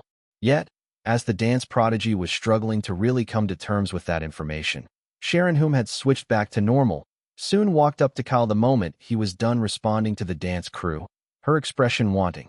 Kyle, she called out to him, to which Kyle responded after turning around to face her. Sharon, call me tantalizing, the lady shamelessly and audibly requested, instantly taking everyone around them aback. Reggie facepalmed, Maya squealed, Melissa, Josh, and Spencer shook heads, while everyone else within vicinity were mostly shocked, some frozen in disbelief. Staring at her, finding her words more amusing than anything else, Kyle slightly tilted his head and spoke. You're tantalizing. Aunt. Sharon melted, the warmest smile spreading on her lips and her palms placed on her cheeks as she blushed like a maiden, her reaction for all to see. As for everyone else in the restaurant, they couldn't help but inwardly comment. Crazy. Chapter 170, Live Your Dreams. 1 step with a shoulder pop. 2 step, side to side. Electro swing, hands in sync. Halt. Side walk and wave. Spin. Synchronized pop and lock. Kyle was practicing part of the choreography for the movie's last scene alongside Reggie and Maya, the squeak of their shoes, filling up the practice hall. And just as they did, Tyler and his crew, whom were further away from them in the hall, practiced theirs, the leader of the crew frequently glancing in Kyle's direction. Is he okay? Jonathan, The guy whom had played T-Pain a few hours ago couldn't help but ask one of his fellow dancers in the practice hall. Beats me. He suddenly told us after filming today that we were going to rehearse several times over in preparation for the syndicate's last dance scene in the movie. Weird, Jonathan commented with a slight tilt of his head. He looks fired up too. Very weird, he inwardly added, knowing fully well that Tyler was typically one to never go the extra mile to have their crew practice so hard, especially since most of them had already nailed their parts in the choreography in previous practice sessions. Unless, Jonathan mused to himself, glanced over to the main cast, and then brushed his thoughts aside, not wanting to believe that their proud leader felt threatened by them. He can't be, right? Jonathan shrugged as he and the dancer he had been conversing with joined in with the rest of the guys whom were rehearsing alongside Tyler. Tyler, on the other hand, as he watched over his crew going through the dance routine, glanced in Kyle's direction every few minutes. He had become quite concerned about something he had noticed during the scene they had filmed earlier today. Kyle's dancing was captivating. Too captivating, Tyler inwardly commented with a deep frown.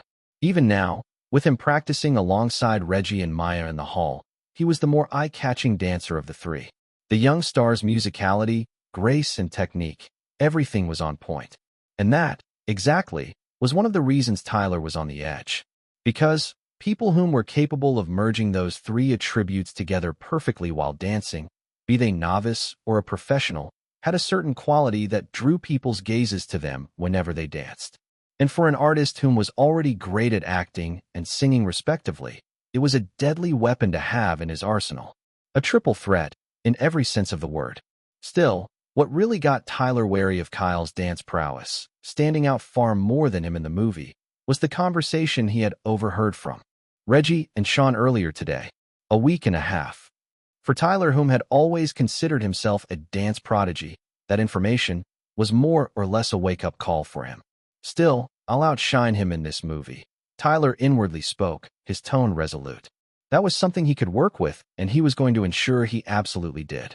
There was an extent to a person's growth after all, and Tyler believed that if at all Kyle was going to become even better at dancing, it'd probably be after they were done filming Level Up 2. Meanwhile, as this was happening, Sharon was busy dancing around her hotel room. Not for practice, but out of happiness. He called me tantalizing, she squealed to herself like a maiden in her youth, her blonde to pink ombre hair bouncing in rhythm as she swayed her head back and forth to Needs to Be Loved. Outwardly humming as she kept vibing to the song, Sharon soon frowned when a call from someone, all too familiar to her, interrupted her rosy ambience. Seeing the caller, the lady frowned even deeper. With a deep breath and a slow exhale, Sharon picked up the call, her expression calm, yet slightly wary. "Why didn't you inform me that Kyle Kestis was on the same set as you?" The annoyed voice of her agent rang from the other end of the phone. "So you can try and set me up with him like you did with Justin?" Sharon calmly questioned instead, although a slight hint of annoyance seeped into her voice. "Ho ho, would you look at you? Are you trying to be holier than thou now?" Her agent laughed dryly, after which she then stated, "Sharon, your entire Hollywood existence has thrived mostly off of one rumored drama, scandal, or the other. It's how you've stayed relevant so far in this cutthroat industry." The agent mockingly spoke, after which she then added, "Infamy is also a way to be renowned, and honestly, you should be thanking us for getting you as far as you've gotten. Now, if you know what's good for you, seduce Kyle Kestis.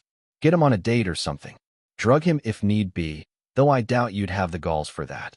The woman's voice nonchalantly stated, "Just do whatever it takes to get him to slip up so we can have you benefit off of his misery." She definitively concluded, simultaneously cutting off the transmission. Staring blankly at her phone, her mood soured beyond recovery, Sharon slumped onto her bed backwards. The lady was tired. Tired of her agency. Tired of being unable to escape them. Tired of feeling like she was someone else's marionette.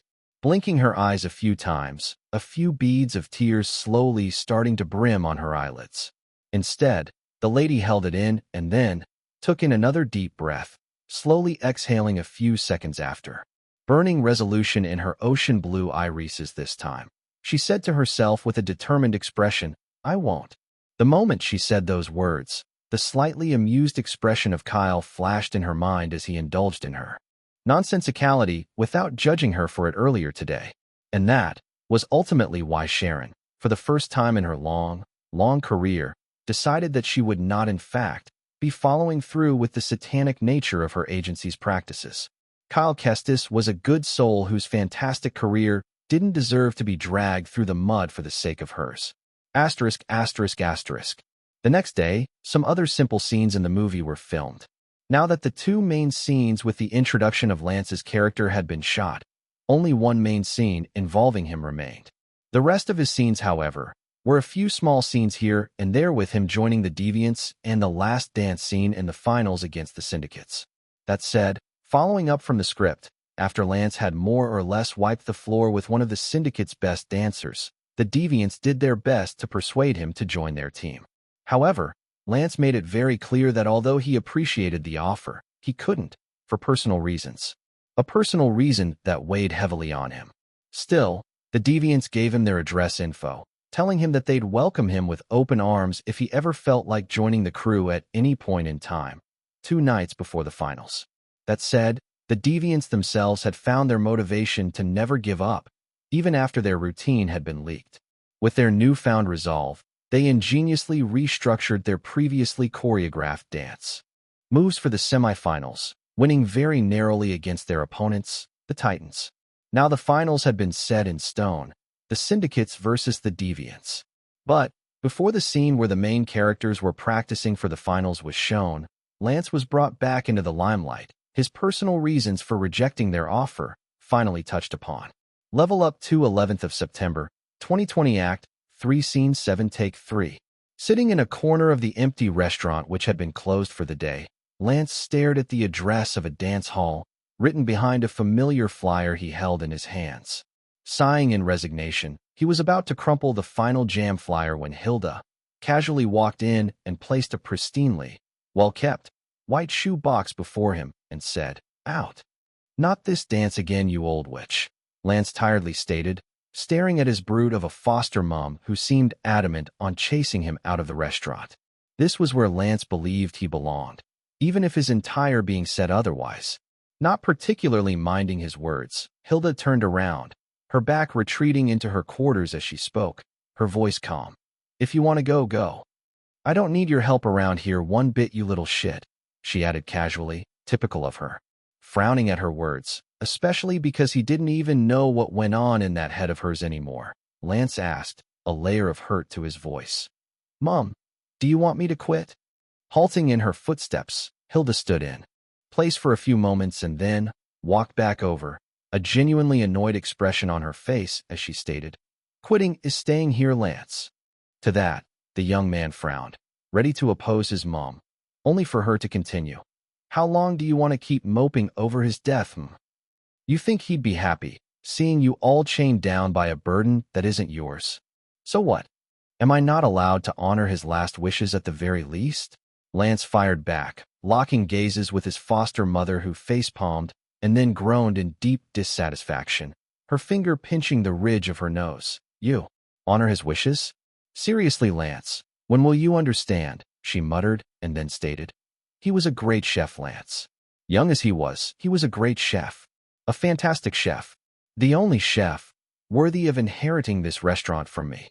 But your cooking is for shit in comparison to his," she berated him and then added. "Do you know why?" she rhetorically asked. "Because you're a great dancer, Lance. Not a chef," she stated definitively, sighing as she added, quietly this time. "You're a great dancer. You shouldn't be withering here, in a place that doesn't need you. Not when you have so much promise. I'll be fine, okay? So you don't need to worry about me," she gently said, her gaze genuine. Staring at each other for a few seconds, Lance, still with a hint of hesitation in his eyes, watched as his mother took a seat on the chair opposite him and extended her hands towards his, tightly holding onto his hands, her motherly affection on full display. Hilda spoke again. "So go, Lance. Live your dreams. Make him proud. Make me proud. Your own way, okay?" Pushing the white box even closer towards him, Hilda then stood up from the chair and once again began to make her way into her room upstairs. However, just as she was about to take her first step up the staircase, she heard as Lance spoke, his tone grateful. I'll be back to wait tables, you old witch. Huh. As long as you stay out of my kitchen, you little shit. His mother responded in typical fashion as she made her way up the staircase. Briefly glancing over to him as he made his way out of the restaurant, though, Hilda smiled warmly as she watched a new set of limited edition sneakers on his feet through the wall's window pane. And on the table of the restaurant was the open white box with his old sneakers placed in, a sticky note on it that read, "To the coolest big brother I know. Happy 20th birthday." The kicks had been a gift from his now deceased younger brother. Cut. Ding. Good work, everyone. That's a wrap for today, Danny stated, to which everyone responded with gratitude and nods of approval. He had checked the shot, and he was extremely satisfied with it.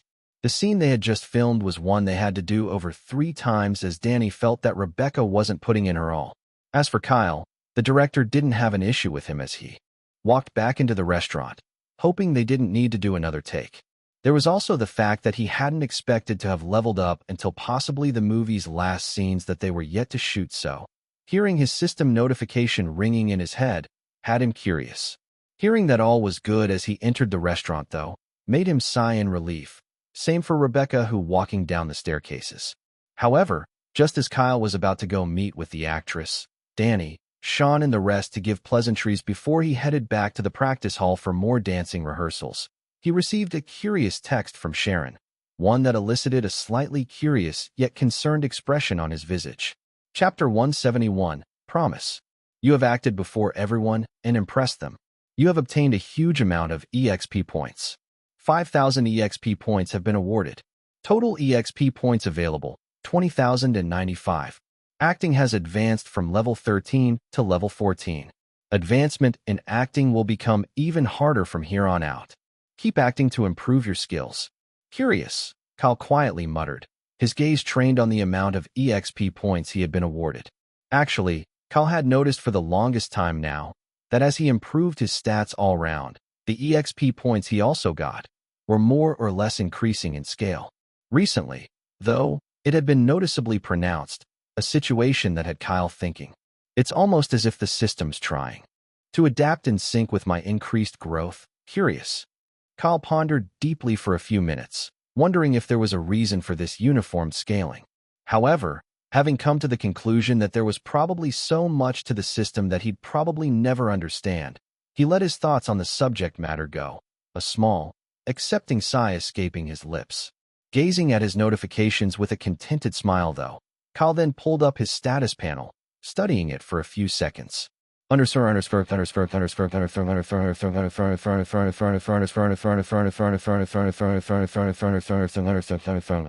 Kyle Kestis, EXP points, 20,095. Skills: Soulful Vocals, P. Growth Spurt, P. Appraisal, A. Resonance, P. A. Charisma, P. Polyglot, P. Deep Dive, A. Recollection, P. Scene Stealer, A. Action and Stunt Mastery, P. Bleeding Effect, P. Detoxification, A. Peak Human Conditioning, P. Flow, P. Asterisk EXP points can be used to create skills.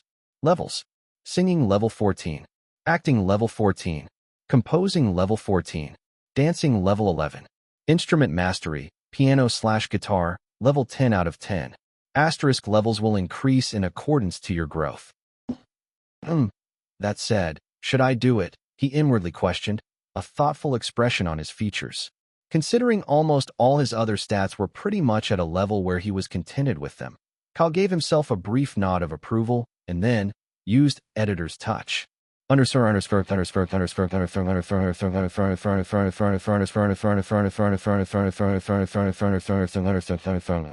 Dancing level 11. Upgrade to level 12 with 20,000 EXP points. EXP points available, 20,095. EXP points consumed, 20,000. EXP points left, 95.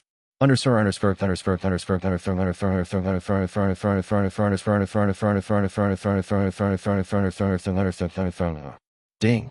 Dancing has advanced from level 11 to level 12. Keep dancing to improve your skills. Having felt that he had properly bridged the gap between the main cast, and the dance crew, and was also more or less on the same level as Tyler, Kyle closed off the panel and stared at the starry night sky. In fact, considering Kyle was going to be using Deep Dive and Scene Stealer in the Last Dance scene, it was safe to say that he would in fact be the best dancer in that moment. Not thinking along those lines, though, Kyle simply allowed the breeze of the cold night's air, which was facilitated by the swaying palm trees, to wash over him. Enjoying the somewhat peaceful ambience, save for the constant honks of vehicles in the distance, Kyle exhaled peacefully, only for his serene ambience to be disrupted by Sharon, whom had finally arrived. "Are you perhaps thinking about me?" "Fat chance, Sharon." Kyle got off the bench while stating casually as he stared at the lady whom had just come down from her hotel. She was dressed in a pink hoodie, pink Crocs, and white sweatpants, her hands in the hoodie's pockets as she pouted sullenly in reply. "Not even a little bit. I'm not the type to lead a lady on, so no," Kyle politely stated with a smile, and then asked, a hint of concern on his features. "So about the message?" In response to his words, Kyle watched as Sharon's expression changed from jovial to slightly uncomfortable, after which she then sighed in resignation and stated, "I think we should head somewhere more secluded. The hotel has a VIP dining lounge, so that'd be ideal."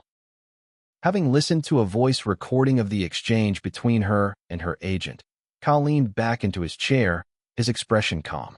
Staring at him from the other end of the table, Sharon spoke. "You see, the thing is, even when I try not to get myself involved, they always find a way to do so. It's always been like that for as long as I can remember. And well, since I was forced to sign a pretty predatory contract when I was quite young and stupid, I have to follow their terms," the lady explained even further. As Kyle listened, he picked up on the "I was forced" part especially, one that made him realize that Sharon was purposely leaving out many details for reasons only known to her. Deeply personal stuff, I'm sure, he reasoned to himself. Summary of it all: if I were to break off my contract, decide that I was done with them, everything I have, everything I own, it'd completely belong to them. Sharon slightly rubbed one of her arms with a slightly sad smile. "But this," she pointed with her other hand at her phone. "That's my limit. I can't do that. I won't do it," she concluded, staring at Kyle, who simply listened with a composed gaze. Introspecting on her words, on the situation she was in, Kyle realized once again that he had been one of the lucky few. One of the very lucky few whom wasn't held back or chained down by anyone in the deep, dirty waters of the fake, insidious glitz and glam of the industry called Hollywood. So many times, he'd heard from Oliver about crazy predatory and overall sinister practices in Hollywood, but this was the first time he was witnessing one of such cases. But, even more than that, the fact that Sharon was informing him of something she could have decided to keep to herself was in and of itself him being lucky. And it was why the young star couldn't help but ask, "Why me? Why tell me all these?" Kyle asked after a few minutes of silence. "Because I'm in love with you." Sharon tried to lighten the mood with a seductive smile, to which Kyle frowned, an eyebrow arched up. "Fine." She let out another sigh, her somberness returning. "Because you never seem to care about the rumors surrounding me, Kyle," Sharon truthfully said, after which she then added, "And because I don't want you to end up having your career tainted by someone like me or my agency," the lady concluded, her smile honest.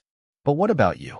Surely, your agency wouldn't be all right with you simply discarding their orders, right?" Kyle asked, his tone serious, one to which Sharon responded, hands placed on her cheek with a dazzling smile. "I knew it. You do care about me, Sharon," the young man chided her. "Oh, what's the worst that could happen that hasn't already?" Sharon had an accepting smile on her features, her hands tucked back into her hoodie. "Just ensure to keep away from me for the next few months." She winked at him with a thin smile. To that, a small silence descended between both individuals, Sharon feeling her chest getting lighter by the second. Sure enough, she was just acting tough, but, for the first time in forever, she also felt so relieved. Thinking to himself for a few seconds, though, Kyle then slightly leaned forward on the table and calmly spoke. "I apologize for being incapable of helping you now, Sharon. As much as I may seem popular, the extent of my connections and reach aren't anything impressive, unfortunately," Kyle stated, a noticeable hint of regret in his tone. "Not to the extent that I can go against an entire agency on my own, but I will make it up to you in the future. Step by step." he added, his words genuine. That I promise, Kyle declared, a fierce glint of determination in his sapphire irises. Staring at him, seeing just how genuine he was being with her, Sharon couldn't help but stare at her pocketed hands, nervously fiddling with them as tears began to brim on her eyelids. Thank you, the lady quietly said in gratitude after a few seconds, her shaky voice whispery as her field of vision slowly blurred with tears streaming down her beautiful face. In response, Kyle offered his handkerchief, one that Sharon was grateful for as she wiped her tears with it. Making promises was something Kyle rarely ever did. However, when he did end up making them, he would hold himself to it till he fulfilled it. And in Sharon's case, he already had a sort of methodical plan on how he would gradually pull her out of her agency's vile clutches. However, considering said plan had to do with a conceived idea of his only he and Oliver had ever discussed a few times here and there, Sharon would need to wait much longer. That said, unknown to both Kyle, Oliver, and the lady herself, this idea of his was one that was going to cement both his and the lady's career in Hollywood as one of the biggest A-listers of their time. But that was a story for another time. Asterisk, asterisk, asterisk. 3 days later. Finally, the last dance scenes for Level Up 2 were about to be filmed. Leading up to those days, both the main cast and the dance crew had put in their all into perfecting their dance routines, especially because a bunch of external factors were to be used in those scenes. From dust, to trampolines, to devil sticks, to water, and even the lighting equipment, everything was going to be incorporated into their dance routines. In fact, the actual auditorium, a small gladiatorial-like one with evenly spaced columns and boxes, where the final dance itself was going to take place, was one they had used to practice a day before due to all these external factors. As for all the preparations that went into pepping all these external factors, accolades had to be given to the movie's prop crew, set designers, and cinematographers. It was something they had been working on for many months after all to bring Danny's vision to life. And now, having already filmed the Deviants' final dance practice montage and the scene where Lance eventually joins them, the main cast was in the auditorium, ready to film their last dance scene too. Clad in matching black, long-sleeved shirts, slim-fitted black jeans and mini-skirts with workout shorts underneath for the ladies, sleek sneakers, and black leather jackets for the guys. All 7 alongside the rest of the people on set, watched as Tyler and his dance crew owned the stage with perfection. Using the dust-exuding trampoline like it wasn't even a big deal, they sometimes even performed some dance moves in the air that mirrored their teammates dancing on the stage with eerie precision. That's insane. Maya couldn't help but mutter out loud when she saw just how crazy some of the moves were, one to which Reggie, Josh, Melissa, and Spencer nodded in agreement to. Tyler especially stood out, his moves being the heart of the entire choreography as he employed a double back flip and went straight into the next dance choreography mid-performance. It was the final stretch of their dance routine as the live audience in the auditorium cheered them on in amazement. Honestly, if we hadn't practiced our butts off, I'd have been so intimidated. Sharon, back to her typical self, said to Kyle, who nodded in approval, a relaxed expression on his features. And so, watching the syndicates finally finish up their choreography with excited screams from the audience, the Deviants were called up a few minutes later, just as Danny moved to take his seat on the director's chair. Chapter 172, Splash. A few seconds earlier, having finished up their dance routine with such finesse and aplomb, Tyler and his crew walked off the stage of the gladiatorial-looking hall fitted with giant LED screens. Tyler especially was feeling on top of the world, believing that even if the plot of the movie demanded that they lose, in the hearts of the audience, they'd ultimately be the winners. The amount of effort he and his crew had put into overperforming their choreographed dance moves was nothing short of immense. Maybe that was why, just as the Deviants passed by to take the stage, the dance prodigy, with his pride already inflated, purposely and pettily bumped into Kyle. Yet, as the young star looked over his shoulder, about to apologize for bumping into Tyler, he couldn't help but be slightly confused when he saw the prideful gloat on the young man's features. And just like that, their only actual interaction ever since he had been on set was over. Unfortunately for Tyler, Kyle couldn't even be bothered to spare him his thoughts. The young man's focus currently was solely dedicated to giving it his all for the dance scene. However, for Tyler himself, after he had taken his place by the side with the rest of his crew to watch the deviants make their stand, he couldn't help but gently massage his shoulder. What even is he? A rock? The dance prodigy went stealthily, no one else really picking on their interaction. Well, except Sean. He saw it all and simply felt Tyler was committing to his role as Xander. Quietly, he whispered to the director, who then took the initiative to have their cinematographer check the cameras to see if the brief shot was usable. And that exactly was how a scene which was never supposed to be in the movie ended up making its way into the final cut. Asterisk, asterisk, asterisk. Honestly, when Danny had been originally creating Level Up 2, there hadn't been a character named Lance Knight. However, in the process of writing the script, he had realized that the main cast needed a bit more edge if they really were going to have any chances of winning against the syndicates. And so Lance Knight was born, a character who the director created to be a dark horse. A dark horse he would delude even the audience to believe could only dance like a cyborg till the very last dance scene. Why, you ask?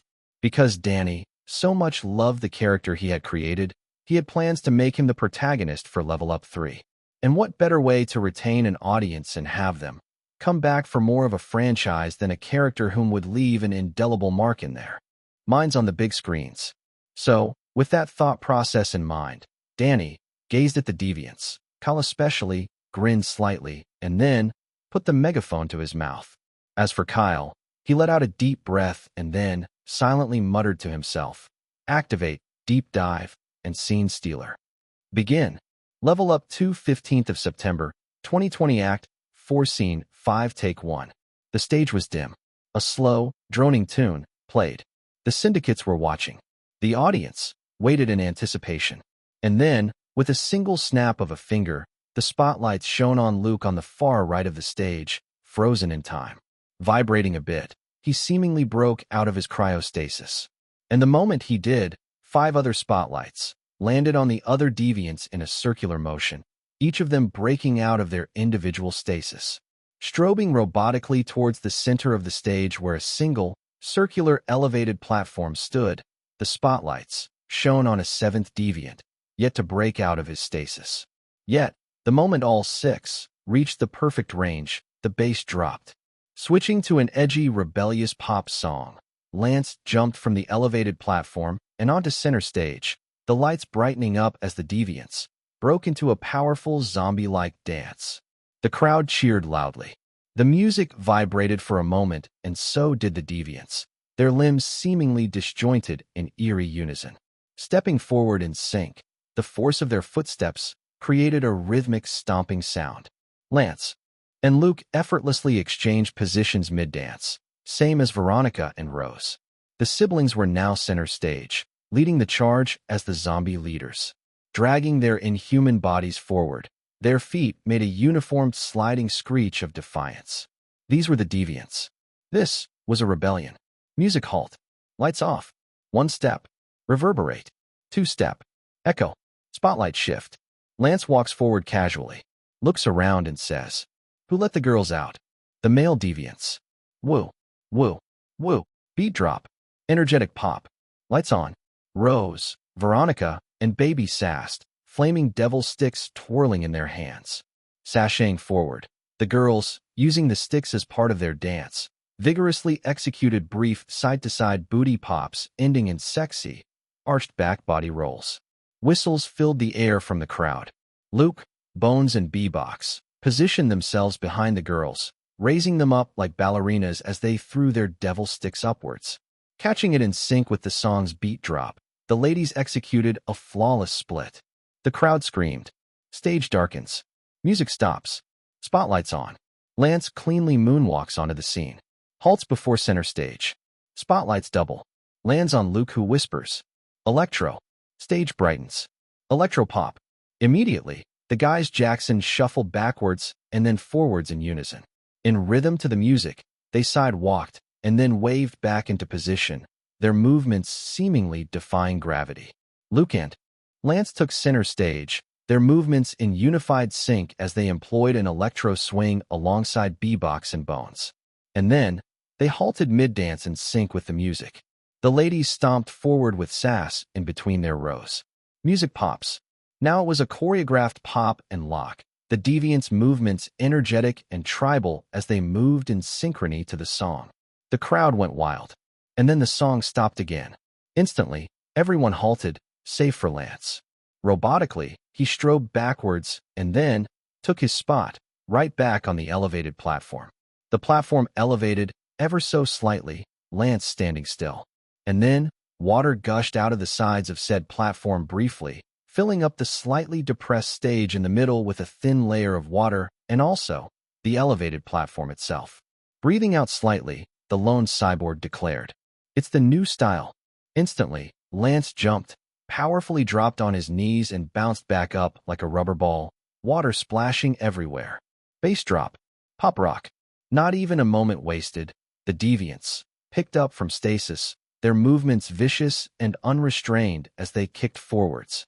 Now in the final stretch of their choreography, their feet moved in rhythm, sliding through the thin film of water with another splash.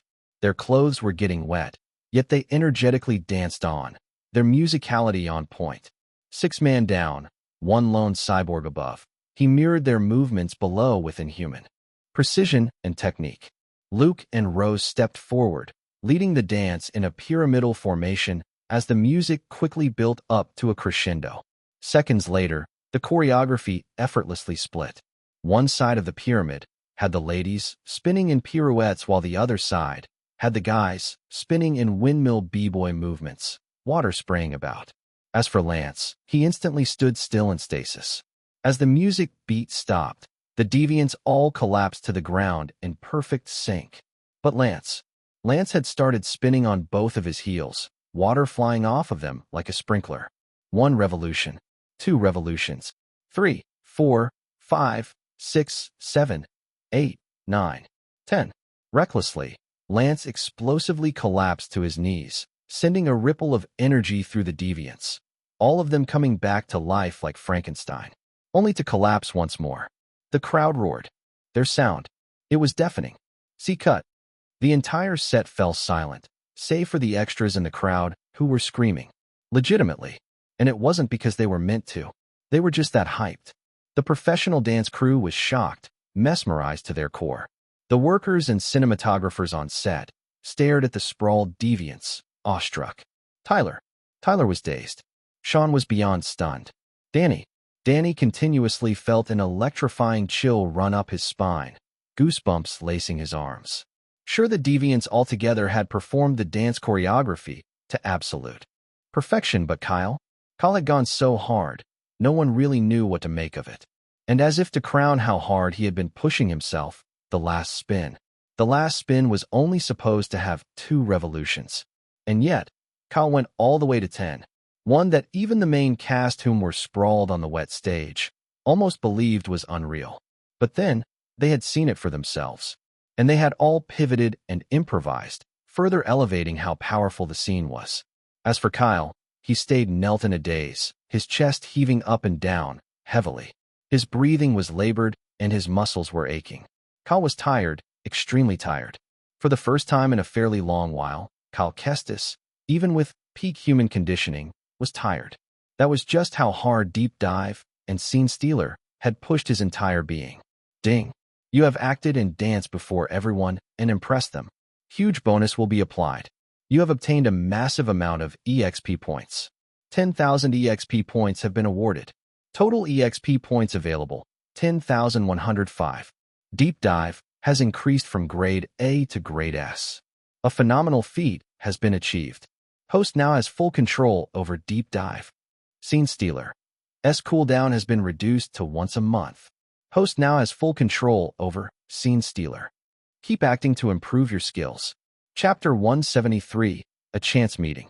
Having filmed his last scene in the movie, a brief one that lasted less than a minute, Kyle was applauded by everyone on set, a gesture he was extremely appreciative of. You were fantastic, Kyle. Congratulations. Danny's warm smile was genuine as he exchanged a firm handshake with the young man. Thank you for saying that. And thank you for having me. Kyle reciprocated his warmth with a similar expression of his own. Hope to see you again soon, man. Sean pulled the young man into a bro hug with a hearty laughter, one Kyle simply indulged in while responding with a light-hearted chuckle of his own. Hopefully. Thanks, Sean. And just like that, a few more people on set came to exchange pleasantries, the most notable of them being Rebecca Sablanova, the lady who played Lance's foster mom. All said and done. A few minutes later, Kyle headed out of the restaurant, ready to make his way back to his hotel to grab his stuff in order to catch his flight. However, as if already waiting for him, the main cast, whom had been seated together on an outdoor bench just outside the shop, walked over to say their goodbyes. Congratulations, Kyle. I had fun working with you. Maya, bubbly as ever, grinned happily as she extended a fist bump, one that the young star partook in. So did I, he calmly responded, a light smile on his lips. I hope to work with you in the future again. Reggie was the next to speak, both hands in his pockets as he maintained a genuine smile. That'd be great. Kyle reciprocated similarly, after which he then exchanged pleasantries with Josh, Melissa, and Spencer, their interactions brief. As for Sharon, I wonder if you'll give me a goodbye kiss? That isn't too much to ask, is it? The lady coquettishly fluttered her eyes at him. To that, Kyle laughed a bit, his tone mirthful, after which he then said, Don't ever change, Sharon. I won't. She grinned at him, and then added quietly, her tone warm. I'm gonna miss you. Watching as she gently fiddled with her thumbs, Kyle replied with a thin smile. So will I. However, if you ever need someone to talk to, don't hesitate to call. Thanks, I'd appreciate that. She warmly smiled in appreciation. Still, Kyle wasn't done with his farewells yet, as there was one more unexpected individual who was with the main crew as of the moment. If you ever need a backup dancer for a music video or something, feel free to contact me. I'd be honored to dance with you. Tyler, although at first reluctant, extended a handshake with a thin smile as he said, not a single hint of pride in his eyes this time. Kyle's last dance scene had left quite the mark on him, one that made him realize something he had forgotten a long time ago. Dancing wasn't something to be made into a competition. Rather, it was a work of art, open to all to be used to express themselves in a way like no other. Just like the young star had used to completely bring the fictional Lance Knight to life. A bit surprised by his appearance originally, especially since Kyle had wondered if he'd offended the dance prodigy at some point. The young star received the handshake nonetheless with a light smile as he responded. So would I? Thank you, Tyler. And just like that, Kyle, after waving goodbye for a few more seconds as he departed from the main cast, boarded a taxi, headed back to his hotel room, grabbed his stuff, got to the airport, and then boarded a flight back to Canada. Asterisk, asterisk, asterisk. A week later, clear skies, cool weather, late morning sun, and yet, a bunch of TikTokers seeking validation found nothing better to do than halt random passersby at a park with the age-old question. How would you guys rate me on a scale of 1 to 10? A pretty face with a lithe but slightly curvaceous figure, dressed in a skimpy, skin-tight, spaghetti mini dress, asked a group of guys from a college nearby. I'd say an 8. One of the guys, obviously taken in by the lady's revealing dress, did his best to play it cool as the lady in question felt her ego swell. 9. The second guy in the group rubbed his palms together in interest, leering at the lady's curvaceous proportions lewdly. Maybe an 8 too. The last guy timidly gave his verdict, much to Karen's glee as he added while scratching the back of his head. I don't know you personally, but I guess you look good. I'm the alpha, simps. Red_pill_dude. Gotta give these guys some of that Andrew Tate podcast session. Fresh and foolish. Can't these guys see all the fuggin' red flags? It's clear as day, darn it. But then again, maybe red's their favorite color. Feeling validated by the words of a few strangers, the lady on a live stream exchanged numbers with the group of guys and gave her farewells, knowing they'd never actually be able to reach her since it was a discarded line of hers. At the same time, the small film crew consisting of only 2 guys followed her as she scanned around for her next target. And luckily for her, she spotted a guy whose impressive side frame hinted that he was bespectacled, a comic book in his hands. Easy pickings, Karen thought to herself as she walked over. Hello, may I have a minute of your time? Rolex Nation 99. Sigh. He's gonna be another simp, isn't he? Big D energy. Can't wait for one guy to absolutely demolish her though. Seeing the light, Moment of clarity here. Aren't we all just also wasting our time and fueling this lady's ego by watching her content? Man, I need to go do something worthwhile with my time. How would you rate me on a scale of 1 to 10? Karen, on the other hand, instantly asked, already expecting to catch her prey off guard. Honestly, I don't think I can do that. Kyle turned around to face the lady with a slightly thoughtful expression. Encompassing the intricacies and individuality of a person on a scale of numbers just feels so shallow and wrong. To me, I guess. The young star slightly frowned and then said to the lady, whom was absolutely shell-shocked, "My apologies.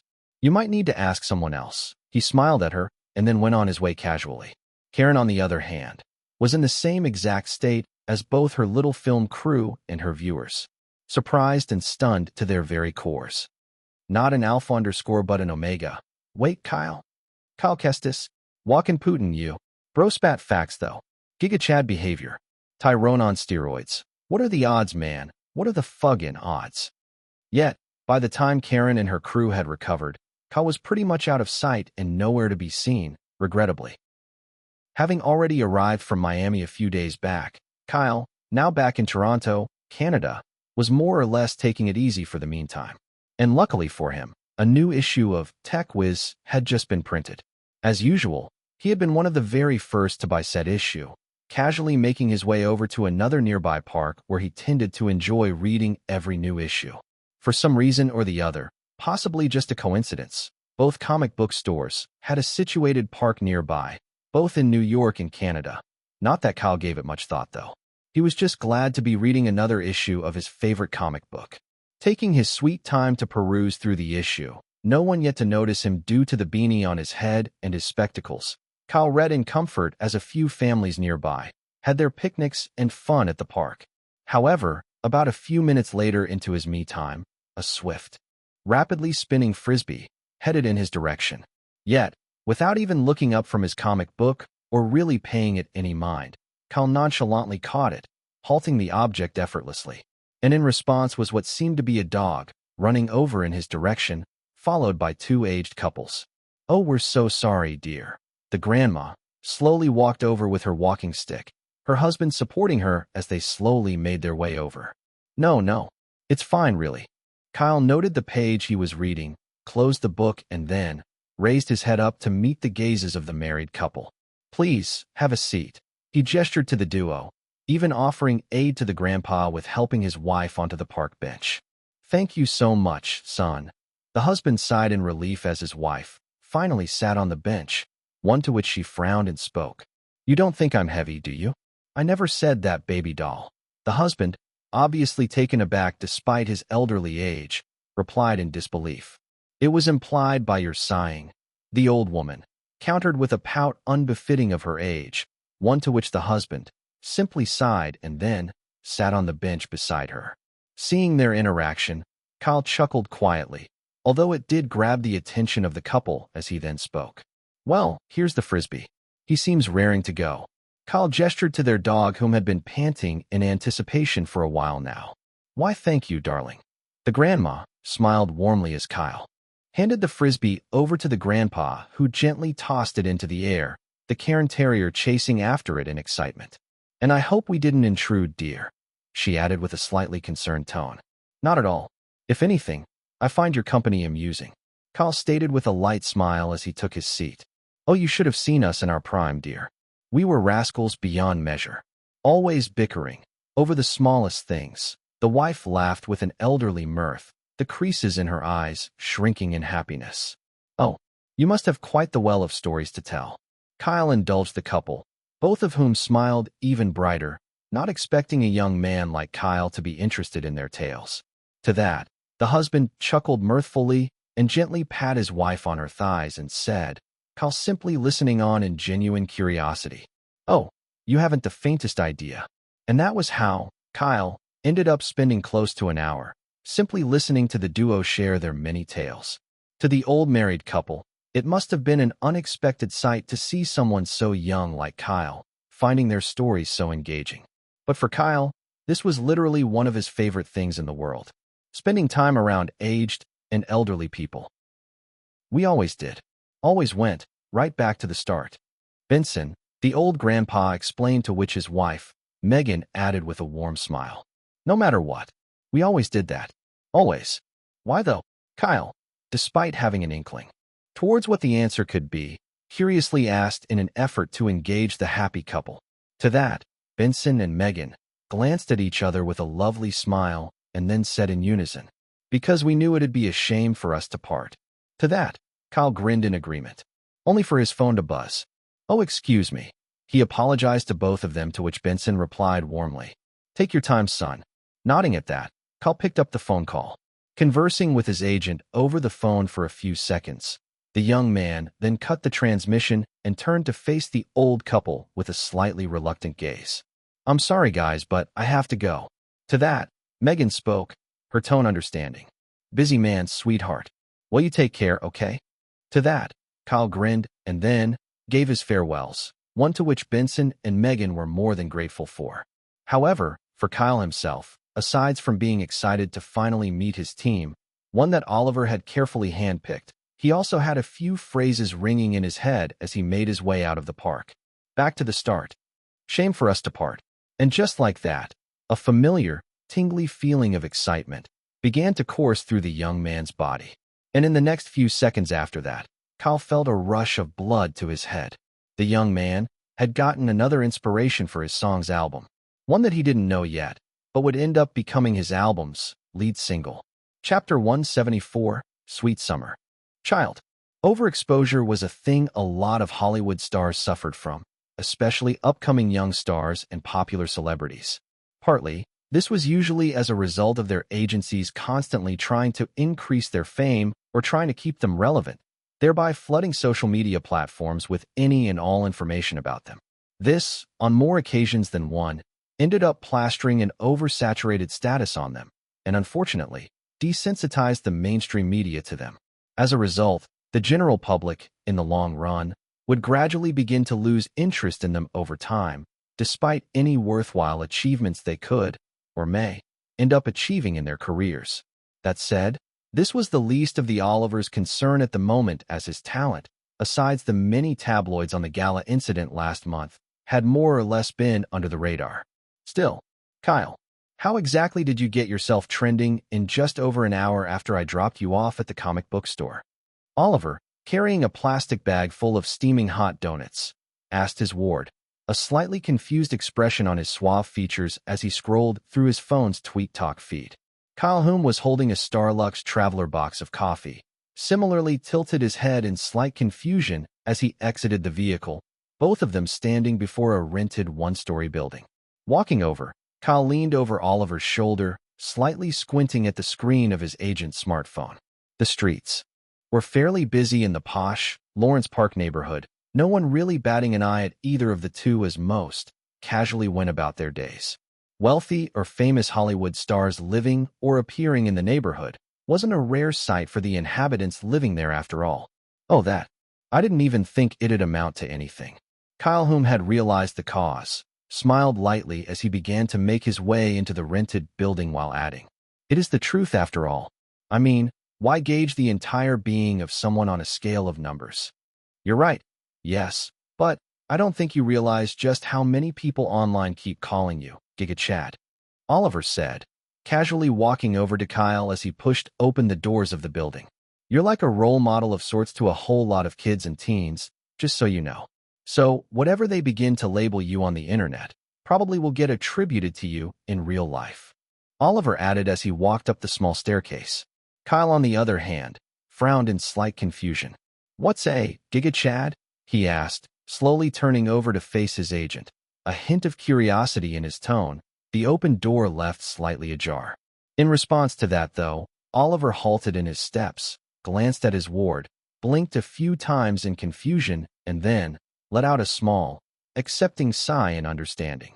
Walking over to him, Oliver gently pat Kyle on the shoulder with a proud, fatherly smile, and then said, You sweet summer. Child, keep staying off the internet. Frowning even deeper this time, befuddled by his agent's statement as he walked past, Kyle eventually gave up and followed the suave man in.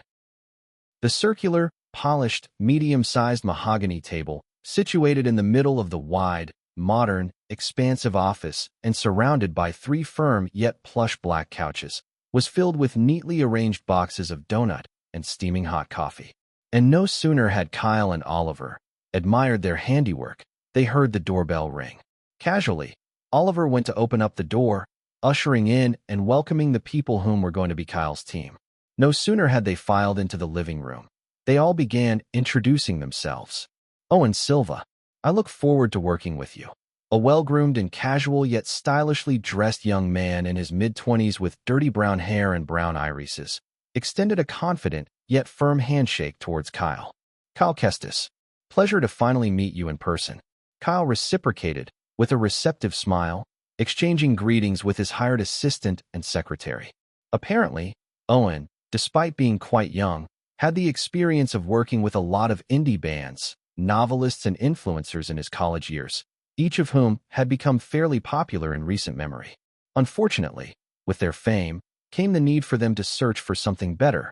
Not that Owen ever minded. He really just enjoyed working for artists in Hollywood and was really good at his job. Miguel Reyes, business manager, a sharp-looking man in his late 30s with black irises, introduced himself in similar fashion, his black hair gelled and a well-kept stubble on his chin. He was an accountant that was going to be handling and managing most of Kyle's finances, funding, contacting, and processing payments from film studios, gigs, events, and the likes. Gwendolyn Jobs, social media and public relations manager. Gwen for short, a friendly yet professional-looking lady with long, ash-blonde hair, light brown irises, and a poised smile on her lips, introduced herself warmly. Won't that be too much to handle all alone? Kyle asked in concern as he exchanged a handshake with the lady, slightly arcing his eyebrows. Oliver, your agent, has a good eye for specialists like me.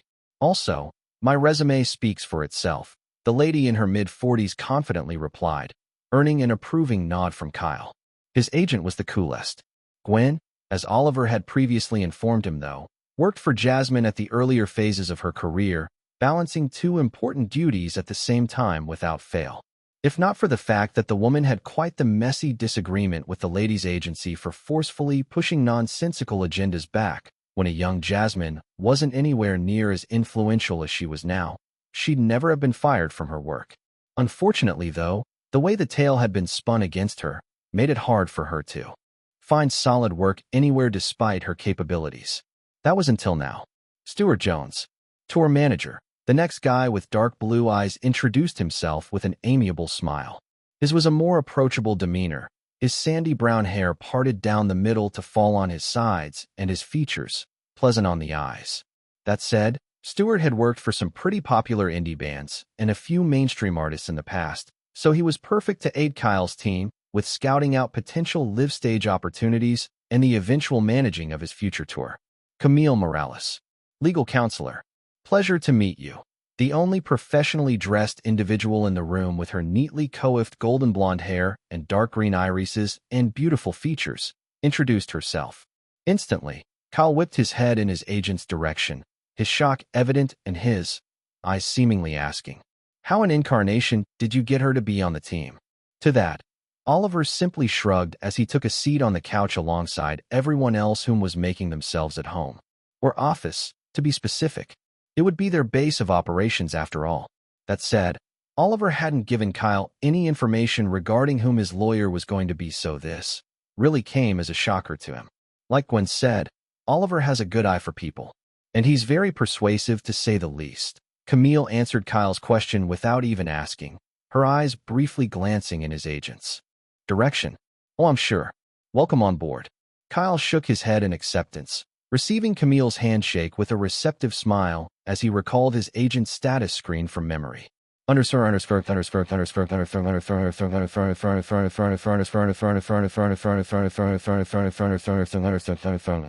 Oliver Stone, 45 years. Managerial duties, level 17. Talent Scout, level 15. Skills, polymath, persuasion.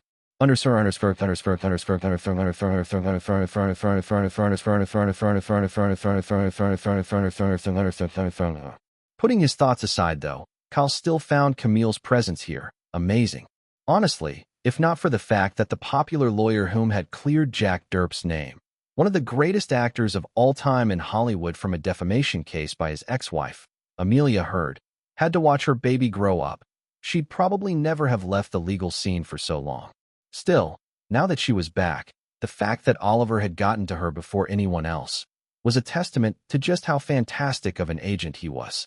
All said and done, though, now that everyone was settled, Owen then asked, "Apologies if this seems like I'm overstepping my bounds already, but Kyle, what is your goal in Hollywood?" To that, everyone else in the room nodded in curiosity, wondering what the young man's aspirations were.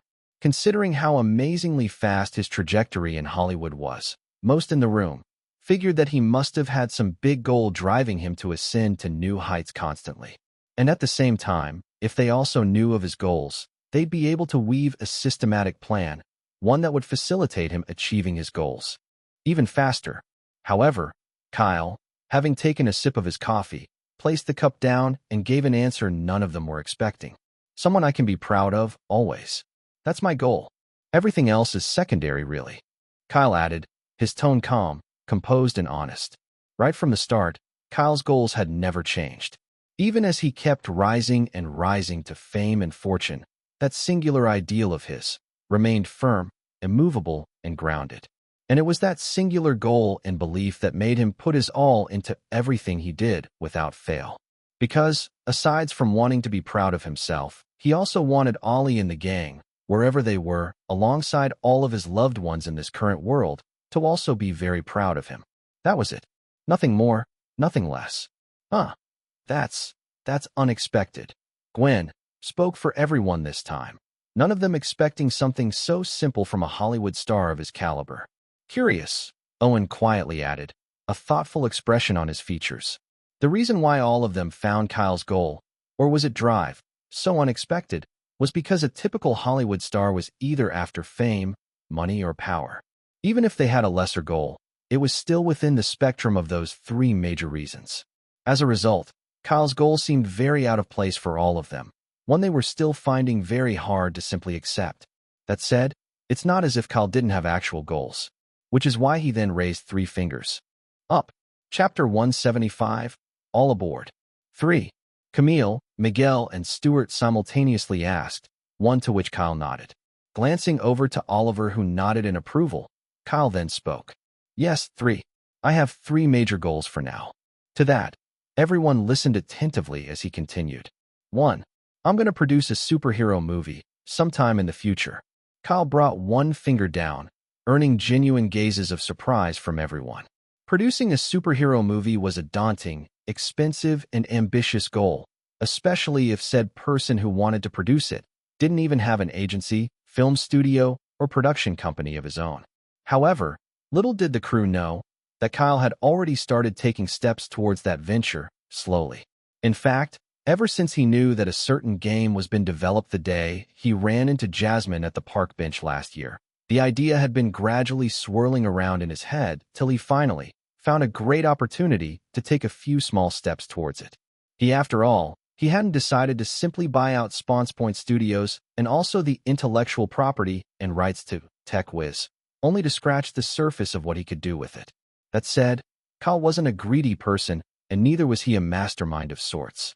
Just a guy who wanted to live his dreams to the best of his capabilities. 2. I'm going to open my own production company. I think that's something I'll really need to establish going forward. Kyle listed his second goal. It was a goal that was somewhat intricately linked to the first, but even then, his team was already starting to realize that the young star sitting before them wasn't playing around as he spoke. As for the last, it's very doable within the coming months. Kyle smiled as he said, one to which Owen curiously asked on the behalf of everyone else. "And what's that?" "I'm going to be making my very first album," the young star declared, one to which the team did indeed believe was very feasible in comparison to his other plans. It wasn't going to be easy, yes, but it was definitely achievable. As for his other plans, those seemed like something that could only happen in the distant future, to them at least. So, we've laid the cards and the groundwork on the table for Kyle's future goals. What do you guys say? Oliver, having allowed his talent to have the floor for most of the conversations, finally spoke as he leaned forward on the couch, his tone of choice, cool and composed. "All aboard. Kyle then asked with an inviting tilt of his head and a gesture of his arms towards his team, a similarly inviting smile on his lips. To that, Owen, Gwen, Camille, Miguel, and Stuart glanced over to each other for a few seconds and then gave a brief nod as they simultaneously declared, "All aboard! Asterisk, asterisk, asterisk. You have a game studio?" Owen, Gwen, and Camille asked, a bit of shock evident in their voices. "Well, color me surprised," Miguel added, a genuinely curious expression on his features. Considering all four had done some really deep search into Kyle Kestis's life, especially because they were very thorough people who liked to know whom they were working for, this came as an unexpected news to all of them. Stuart, on the other hand, simply listened, just as interested as the rest in Kyle's business ventures. Having already decided to sail the high seas with the young star, the team had gone around exploring the apartment, realizing that there was a personal room to each of them on the upper floor. In fact, there were 8 mid-sized rooms upstairs, each with its own kitchen and toilet, one each for Kyle and Oliver to use if they needed to stick around for the night, and one extra room, left unoccupied. This extra room was one that the team wondered whom was for, to which Oliver had then explained that he was still trying to get said person to come on board and join the team. But that's beside the point. Since his team members already had accommodations of their own, their individual rooms were more or less prepared notwithstanding, in case they needed to stay over and work the night at the office. Having done that, though, they had then returned back to the office downstairs and began discussing a few important things here and there regarding Kyle's enviable career in Hollywood and how they needed to push him to new heights. Some part of that conversation had been what eventually led to the conversation they were having now. "Yes," Kyle casually responded to his team while Oliver, placing a few fingers on his chin, thoughtfully spoke. "He's been a CEO for close to 4 months now if my estimations are correct. He's also worked me to the bone as his stand-in secretary. Not that I mind, though." Oliver glanced over to Owen, who realized he was in for it, and then back to Kyle with a light smile on his lips, to which he then added, deviously, "I haven't even taken my lady on a date this past month, come to think of it." To that, Kyle coughed a bit, his agent's words subtly cutting into his bones as he swiftly changed topics. "The album. That's our focus for now." Laughing a bit at their interaction, the team then focused on the matter at hand, their gazes serious as Gwen, the social media and PR manager, spoke. "Are you going to be collaborating with any artists?" "Yes, I will be collaborating with quite a few," Kyle replied confidently. Collaborations between artists, after all, especially amongst the popular ones, was something fans were always typically very excited to hear. It was also something that Kyle was really looking forward to. Added to that, even though Kyle had no agency or record label, sorting out distribution was going to be a cinch, especially since Oliver had already informed Disco Tune and Groovebox about his talent's upcoming album. "All right then, happy to hear that," Gwen replied, a subtle hint of excitement in her tone. "It'd be in your best interest that the album is completed before March, though, Kyle." Stuart, the tour manager, then spoke, this time, his tone of choice calm. "That way, we can position you for an April release while avoiding all the craze that usually comes with the South by Southwest Festival and the wave of releases from other more mainstream artists earlier in the year." He explained his reasoning even further, one that everyone else agreed with. Usually, whenever an independent artist planned to drop an album, it was always advised for them to set aside a month or 3 months to give themselves a breather and also use that period to organize a strategy, prepare marketing campaigns, promotional contents, and most of all, build up hype for the eventual release of said album. March was typically a good month to release, but that was only if you were a mainstream musician whose record label could take excellent advantage of all the music festivals and the likes that'd be happening then, the South by Southwest Festival in Austin, Texas being the major one. And sure, it could be argued that Kyle had more or less reached that status, but still, he was, by industry standards, an independent artist that was well and far above indie, but not quite yet mainstream. That was why Stuart had suggested an April release instead. There was no point in taking any chances when they could very well prepare for Kyle's album release without any competition in sight. "Yeah, I understand. It'd probably take me about 4 months to come up with 3 to 4 songs more, so that won't be an issue," Kyle stated, a thoughtful expression on his features. Since they were currently in September, possibly by January ending next year. Kyle's album should have been ready, speculatively. That meant they could use the rest of January, February, March, and early April to effectively prepare for all the other variables, alongside shooting and preparing the music videos to release in sync with the album. Wait, 3 to 4. Owen soon asked, a bit concerned by that information, one that Gwen and Stewart also shared. 3 to 4 more songs in an album in addition to the other songs Kyle had produced previously was in no way a small number for an album, but, typically, musicians tended to go for more. If that's what you're worried about, don't be. Oliver, having understood their concerns, casually spoke. He already has 2 sorted out and apparently had a great idea for another today, so you can be rest assured he's making more than 4 songs. The agent explained to Owen and the team, to which Kyle slightly grinned in appreciation. Over the course of the week he had returned, the young star had first finished up the rest of the game's soundtracks and then began working on his album pronto. Atypical of him, though, a lot of hair pulling hadn't gone into trying to get the guide tracks and the lyrics of the song he wanted to create down this time. This was mostly because Kyle had been consciously keeping the ideas for the songs in mind for more than a few months now. Hence, when he eventually got around to making them, it had been an unexpectedly smooth process. That said, Kyle was certain the idea for the new song he got today was really going to test and put him through his paces. Not that he wasn't up to it, though. The young man loved a good challenge that pushed the limits of his creativity. So, 6 to 7 songs then. That's great. Gwen nodded in understanding this time, earning a small sigh of relief from Owen and Stewart. And with that, a few more tidbits here and there were discussed amongst the team regarding Kyle's album, till eventually, the topic of conversation shifted to various other things that was also of importance to his career, the release of Level Up 2, next year February being one of the major things. Asterisk, asterisk, asterisk.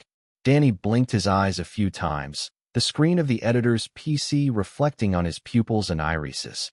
Having already finished up filming for Level Up 2 2 weeks ago, the movie was now in the first stages of post-production.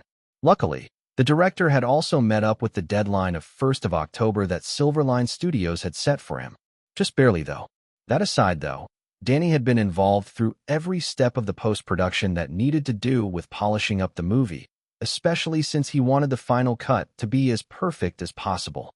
Added to that, he wanted to ensure that the last dance scenes especially wasn't butchered to oblivion by the editors, and just as Silverline Studios had trusted in him from day one, they didn't interfere with his wishes this time either. There. That scene. The transition is a tad bit too late. No, that's fine. It's perfect. The cut is a bit too early here. Please push it forward a bit. No. Don't cut that scene out. Xander bumping into Lance just makes the Deviants dance scene after even better. Just like that. Without nagging at the editor, Danny would occasionally comment if he felt some scenes could be more cohesively put together, he and the editor working together in harmony. That was until Sean walked in and said with a genuinely uncomfortable expression, "So, apparently, Prom Perfect 3 will be hitting theaters the same day as ours." In response to that, Danny Rock scowled in absolute disdain. Chapter 176, Step by Step. Prom Perfect 3. A rom-com teen movie that Kyle had originally auditioned for last year, but fortunately, wasn't picked by the director as at the time. And luckily so at that. Because, in all fairness, anyone who watched it could only say 3 good things about it. Hot guys. Hot chicks. Smexy scenes. That was it. Period. That was where everything good about the movie ended. As for its negatives, oh boy were they countless. The plot was kitsch and subpar. Cringy as fuck interactions were numerous. Too much irrelevant drama. Unresolved plot points. And most of all, it should have never been a franchise. This was just a few among the many glaring issues the movie had. In fact, if Kyle could reappraise the script now, especially for the second and now upcoming third movie, he'd have been horrified by the way his system would have absolutely demolished the darn thing. And yet, for some crazy-ass reason or the other, the teenage demographic seemingly loved these guilty pleasure teen movies and just couldn't seem to get enough of them. It was almost as if the movies had earned the "it's so bad it's good" reputation, enough that the first and the second movies ended up becoming successful box office hits that individually brought back triple the revenue invested into making them each time. And for the greedy film studio execs from Lighthouse Films greenlighting each new installment to the franchise, money was all they cared about. Everything else was secondary. Even then, the execs of the mid-sized film studio had really believed that this time, they had truly outdone themselves by planning to release the movie on February 14th, 2021. Valentine's Day, next year. Wondrous, wasn't it? Fantastic, wasn't it? For Lighthouse Films, at least.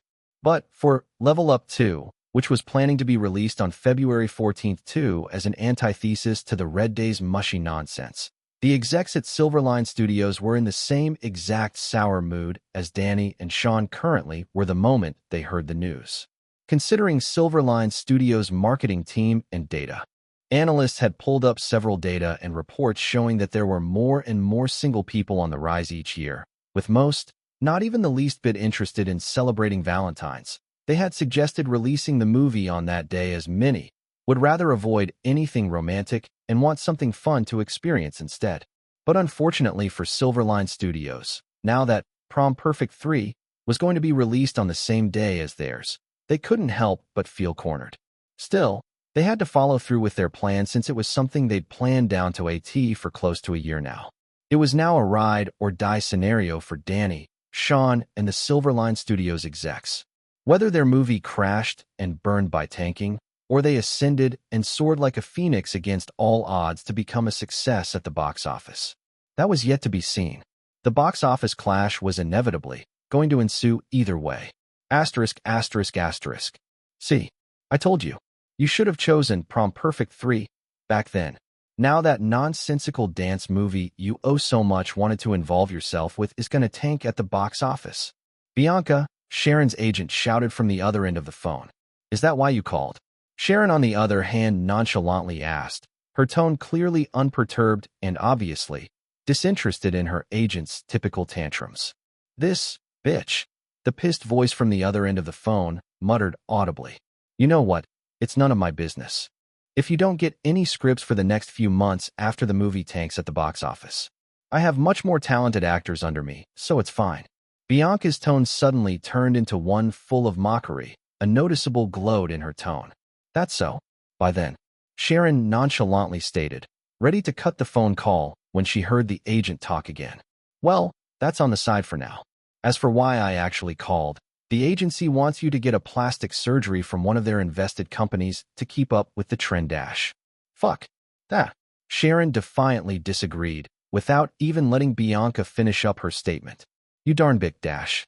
The phone transmission was cut off almost immediately. Peace and crackers. Sharon let out a relieved sigh, tossing her phone onto the bed.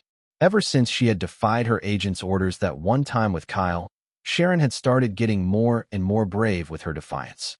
Sure, the agency was now more or less starting to blacklist from quite a lot of opportunities here and there, but honestly, Sharon had realized she'd much rather be at peace with herself. At the same time, just because she figured Kyle would honor his promise, didn't mean she was going to be twiddling her thumbs waiting for him. If she could defy her agency without too much repercussions, she decided she'd start from there instead of just kowtowing to their vile practices. Plastic surgery, my ass. I'm sexy just the way I am. The lady gazed at herself in the mirror, with a gaze of absolute pride, after which she then asked herself in deep confusion, honestly, how exactly did Kyle keep his hands off me? One of the many mysteries of the world, that man. Sharon sighed in resignation, knowing fully well Kyle never even had any thoughts of such towards her. No sooner had those words left her lips, though, the lady soon heard her doorbell ring, a slight frown on her features. Did I order anything? Sharon couldn't help but ponder to herself as she moved towards the door.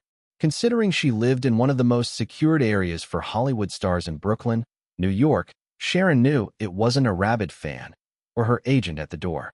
The HQ was quite far from here to say the least, so getting here within that short span of time was impossible.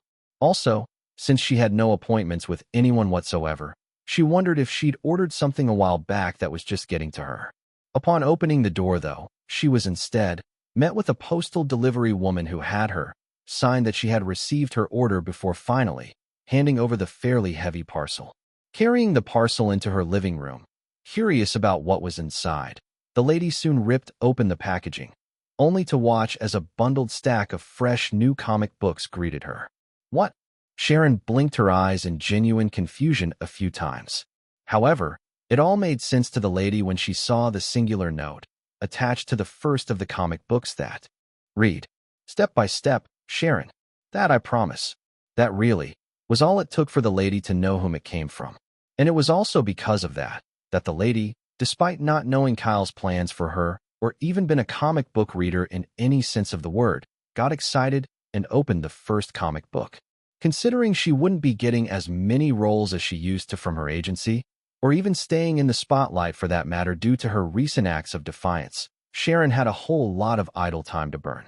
That was how the lady, although she had no idea as of the moment, became a diehard fan of Tech Whiz in the coming months. However, for Kyle, this really was just the first phase of his many plans to draw the lady out of her agency's clutches. One that Sharon would end up realizing much later down the line. Asterisk, asterisk, asterisk. 2 days later. Passive skill, bleeding effect, has fully analyzed. Lance Knight. High-grade passive skill, choreography master, has been awarded.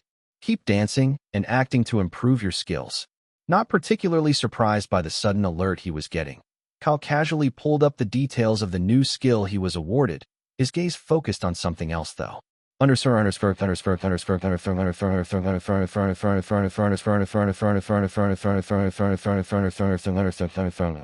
Passive skill, choreography master. Gain all the necessary ideas and insights into creating interesting and complex dance routines.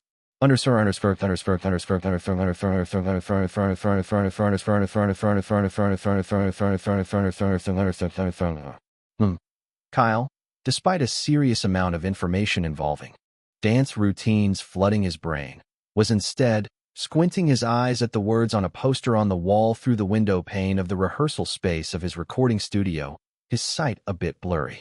The fact that even after gaining peak human conditioning, he still needed to use his glasses to see things fairly far away was something the young man found curious. And yet, it was also because of the same peak human conditioning that the surge of information to his head hadn't bothered him one bit. Still, the mystery regarding his myopia and astigmatism wasn't resolved. Probably because I was born with it, the skill doesn't see it as a defect. Kyle could only speculate with a slight shrug as he donned his glasses. Regardless, he didn't mind. Sure, contacts were something he had now gotten used to, but at the end of the day, Kyle still loved using his normal glasses. He felt very much at home with them. Now paying full attention to the new skill, Kyle smiled in excitement, the wonders he could do with it coming to mind. It'd be a waste if I didn't at least try to make a good dance music with a great choreography, right? Kyle mused to himself, mentally jotting down another idea for his album. Now he only had 3 more song ideas left to think of. That said, better get back to you. Kyle glanced at the music sheet in his hands. Frozen in time. Wish I had the words to say. Caught in your gaze, like ASS Static Shock. I'm trying to move, but my feet are glued. She has me electrified, electrified. Electrified. It was a half of the chorus of the first song he was working on. A song, obviously titled Electrified. It was also the pop rock song he had been ruminating on ever since the mini-tour with Carl Finch had ended. A song about the overwhelming feelings of being captivated by someone.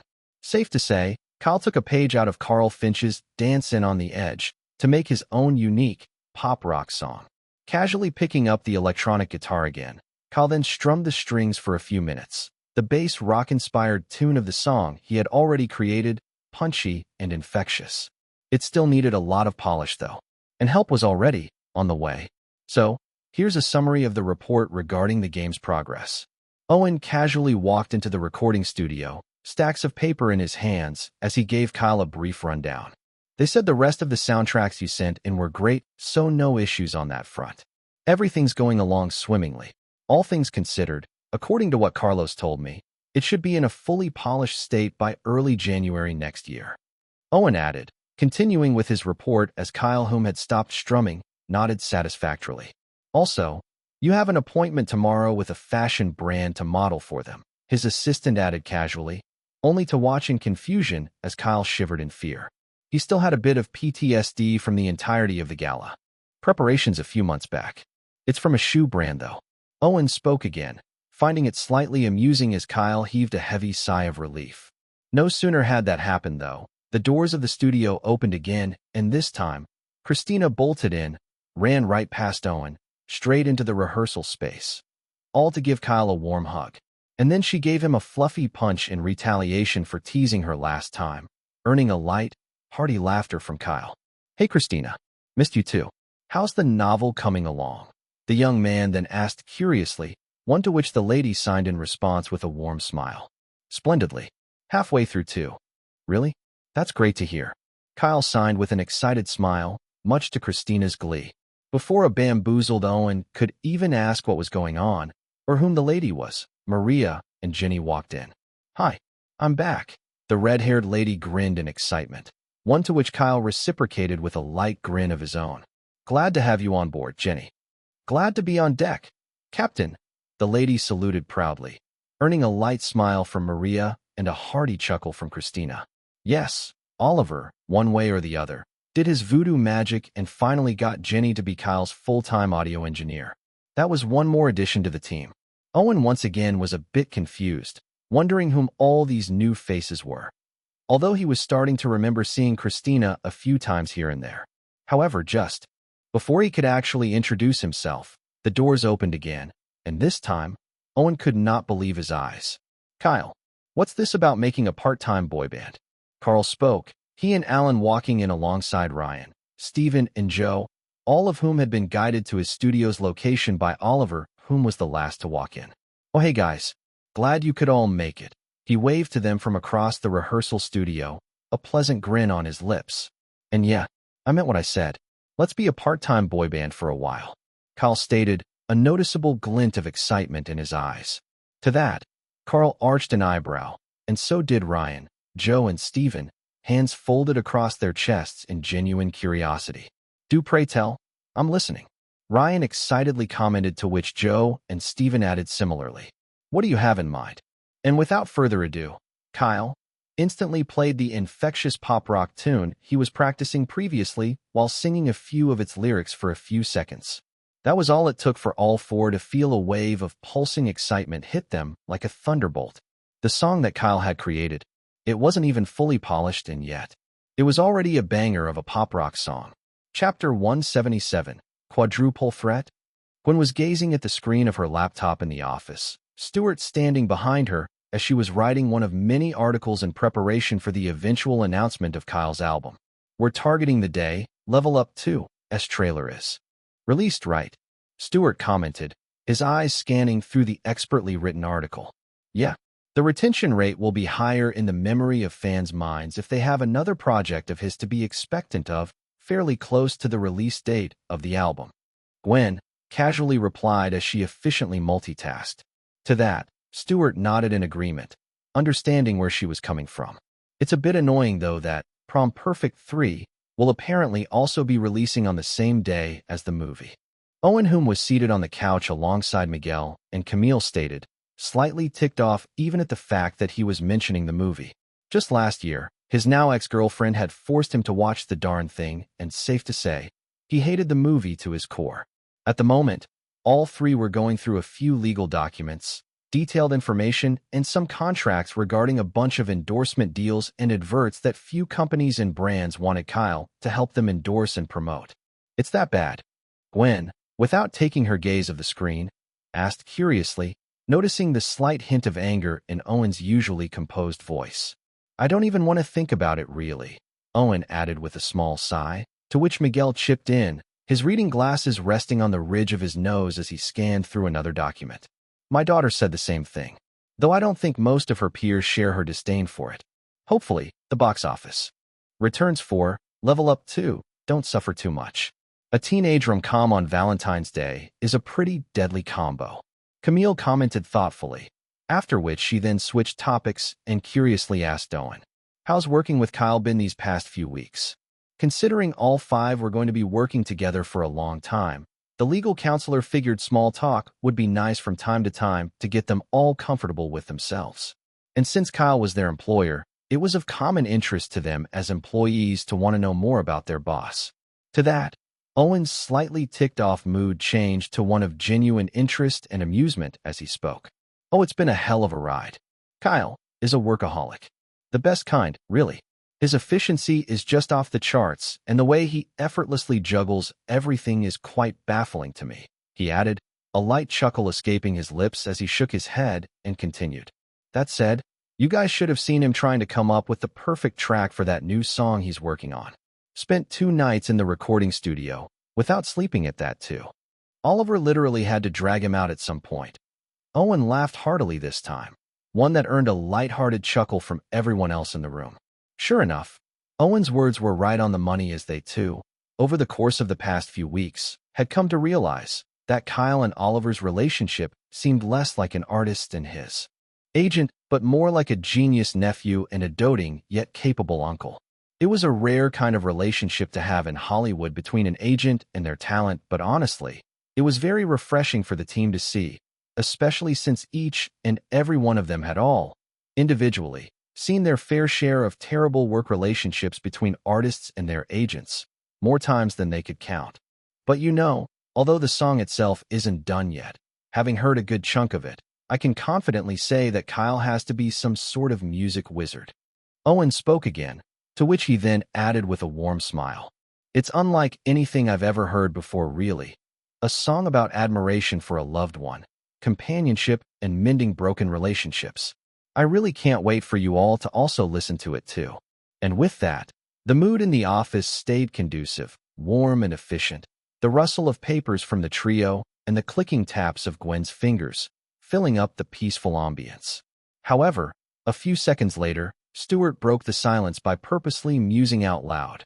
"Honestly, Kyle's already a triple threat, isn't he? I mean, he composes, he sings, and he acts. It perfectly explains why all these record labels and talent agencies are still relentlessly after him even after he's declined numerous offers from them." In response to Stuart's words, everyone in the office nodded in agreement. And now, regardless of whether the dance movie's successful or not, he's going to end up being a quadruple threat, I guess. "That'd be quite the sight to see," Stuart concluded, a gaze of genuine interest in his eyes. Once again, everyone in the office agreed to his words. Sure enough, all of them were of the belief that Level Up 2, regardless of whether it was a good dance movie or not, probably wouldn't be a box office hit due to Prom Perfect 3. Still, that wasn't a main concern of theirs, especially since Kyle's role had been that of a side character as he had informed them. Even if the movie flopped, their artist wouldn't be blamed for it one bit. That said, knowing that Kyle could also dance, though, had them all very excited for his future prospects and opportunities. Even though none of them had actually seen him dance before, save for Carl's mini-tour and his time on Rising Voices, having heard from Oliver that Kyle hadn't used a single stunt double in the movie had been quite the interesting piece of news to them. This, ultimately, made them all believe that his dancing, albeit should be nothing particularly remarkable, must have been quite good for the standards of a dance movie for the director to let him be. And for them, that really was all that mattered. The fact that Kyle would have even more versatility as a Hollywood artist. Asterisk, asterisk, asterisk. Guitar, musical notes, musical score, musical notes, drum. It's a hazy night, and I wonder if there's more. Am I more than this? Or is this all it is? Don't have the answers, but I'll hold on. I'll hold on. Guitar. Musical notes, musical score, musical notes, drum. As Caleb, Maeve, and Paul gradually stopped playing the tune of the power ballad as the song came to an end, Kyle, too, with his electric guitar in hand, stopped playing and smiled in contentment. Moving over, he began high-fiving his session musicians with a genuine smile of appreciation. Hazy Night was the second song Kyle had written for his album. It was also the song that Kyle had gotten the idea for the night he had been stuck in traffic. A song that captured themes of loneliness, a search for purpose, support, and the desire to keep going on against all odds. It really was the kind of song one would listen to on a cold night's drive from work. The kind that had a sort of calming, uplifting effect on a person's mind despite its somewhat sad and introspective lyrics. That was perfect, guys. Jenny, who was sitting by the consoles and modulators at the other end of the rehearsal, also said to the guys, to which they all responded gratefully. Thanks, Jenny. Having already recorded Electrified with the guys a few days ago, Kyle was already recording the next song. Slowly but surely, the creation of the album was proceeding as it should at a steady pace. As for the music videos, they would be shooting those starting late January to early March, one that every featured artist in the songs would also be involved with, of course. And speaking of featured artists, that reminds me, Kyle snapped his fingers. Aside from the rest of the other songs, in the album we're yet to record, there's actually one outlier we'll have to record in addition. Kill two birds with one stone, essentially, he said to Caleb, Maeve and Paul, all of whom gave him a curious look of interest.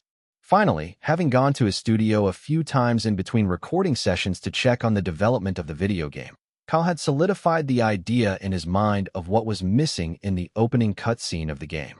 It was a high-energy rock song, one that needed to be futuristic, rebellious, and full of swagger. It didn't even need to be a full-fledged 2 to 3 minute song. Just 1 minute and 30 seconds was enough for it, really. However, before Kyle could explain what he meant to the session musicians, Oliver and Owen walked into the studio. Well, Kyle, you were invited to this year's Hollywood Star Awards and nominated for the Best New Artist and Best New Song awards for Now and Forevermore. Oliver casually stated, to which Kyle immediately replied in a similarly casual tone. I'm not going. And no, I don't have a grudge against them. I just have an album to create, and I need all the time I can get. Kyle clarified, before everyone got the wrong idea. Fair point. Oliver, Ginny, and Owen simultaneously stated, one that Caleb, Maeve, and Paul nodded in agreement to. Considering the young man still had 4 more songs to make besides the 3 he had sorted out, he really didn't have the time to spare, attending an award show that could, possibly, snub him again.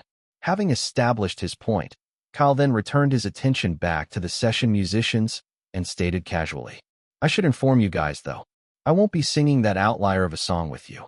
I don't have the voice for it, unfortunately. He continued, much to the confusion of the 3 and every other individual in the room who stared at him, their gazes puzzled. But you guys do. He pointed at the 3 who began to widen their eyes in shock. Same for every other person in the studio. Chapter 178. Straight Outta Broadway. 2 weeks later, Caleb, Maeve, and Paul had their chests heaving up and down in the rehearsal space, awaiting their next instructions from Kyle. At first they had thought he had been joking about having them sing a song he wrote, but right now, they were very much singing that song. A high-energy rock song that had a raw, futuristic, yet gritty, forceful garage rock feel to it. It was the kind of song one would make in their rebellious emo teenage years for something like the Battle of the Bands if they were cool enough. And yet, without really knowing why Kyle was making this song, or even having them sing it instead of him, they waited patiently for he and Ginny, whom were conversing from the other side of the studio, to speak. Nodding in approval to his words, Ginny turned around to face the session musicians in the rehearsal space as Kyle similarly turned around and spoke. All right, guys, so we're almost done, but you're going to have to take that second half of the first verse again. Your vocals and energy while singing that part needs to be a bit more forceful to perfectly contrast against the lyrical themes of self-doubt in it. Kyle added with pinpoint instructions, after which he then asked, Think you can do that?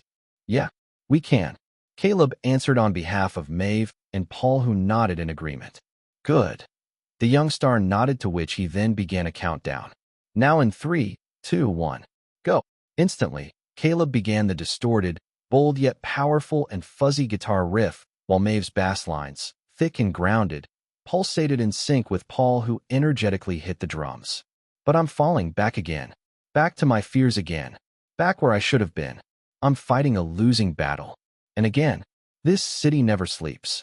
Everything's buzzing and sounds like nothing's working. Perfect. Kyle clapped in energetic, childlike excitement, much to the session musicians' relief. Once I comp everything together, you can have it sent to the studio. Jenny said to Kyle as she immediately got to work. Thanks, Jenny. The young man gave her an appreciative smile. Having already given her the rundown of what he was using the song for, Jenny had been visibly excited. Not because she was a tech whiz or a video game fan, but because she was the first amongst Kyle's fan group to know this extra information about their favorite Hollywood star having a video game studio. Suddenly, I feel omnipotent, the lady inwardly joked, a headset on her head as she kept merging all the various takes Caleb, Maeve, and Paul had taken to have the song made. Comping and auto-tune was something Kyle avoided like the plague when he produced his songs, since he always wanted to sound just as good whenever he performed live. But, considering the session musicians weren't exactly singers, comping and auto-tune was something that was required quite a bit to be used to make the song sound exactly the way Kyle had imagined it. And so, waiting for about an hour while they lounged around the studio for the song to be put together, Kyle, although joined in on Caleb, Maeve and Paul's convo, was also thinking about something else. The fourth song in the album. It was also the song he wanted to make into a sort of dance music, one that could immediately have a person get right off their chair and jamming. However, an hour of musing didn't really provide him much to work with, and a few minutes later, Ginny, whom was done doing her part, gave the completed song to Kyle in a flash drive. Immediately, Kyle put his thoughts on the back burner and then informed the session musicians that he wanted to take them somewhere. Not minding the offer, especially since all three figured it had something to do with the song Kyle had just made with them, they willingly jumped on board. And the moment they got to the game studio and realized what he wanted to use it for, the shocks on their faces were quite the sight to behold. In fact, even Carlos, Dahlia, and the other employees of the studio whom had known that Kyle felt the opening scene still needed something more to really make it the perfect intro to a superhero video game, and most especially, Tech Wiz, as a character, were just as amazed by how much further the opening scene was elevated. Considering they had felt his created soundtracks had already elevated the game in a way only a video game soundtrack could, this extra addition to it made it sublime. As Owen, whom had been at the studio previously to get the daily report on how things were going, glanced over to his right, where Kyle himself stood, an ecstatic grin on his handsome features as he kept gazing at the giant OLED TV while bopping his head, he couldn't help but inwardly comment. Definitely a music wizard. As for Carlos and Dahlia, both of whom were watching the scene alongside their other colleagues, a single thought was running through their collective minds. Gamescom, here we come. Kyle, you're not planning to sleep at the studio again, are you? Owen asked as he was about to exit the recording studio. Is that so? Oliver, whom was seated on the couch, casually cut his ward off by asking, one to which Kyle swiftly averted his gaze like a rabbit caught in a snare trap. Although Oliver had coolly questioned him, the youngster knew right there and then that he'd get another earful. He affirmed his assistant's seemingly innocent question. Considering everyone else had gone home for the night, Ginny included, Owen just wanted to ensure Kyle didn't pull the same stunt he pulled a few weeks back when he was making his lead single, even if that meant he'd snitch on him to Oliver. Kyle, who seemed to have realized what his assistant was up to, scowled at the young man, who simply chuckled deviously before he then left the studio. Sighing to himself, though, mostly grateful that he had an assistant who had his best interests at heart, Kyle then leaned onto his chair, pondering about his fourth song again. A dance music, huh? Considering for dance music, lyrical verses didn't really matter and only catchy, head-banging beats did. Kyle was in a bit of pickle. Honestly, the young man didn't want to make something similar to what almost every other popular musician typically did for their dance music. And typical, trendy, soulless dance music for him was also not it.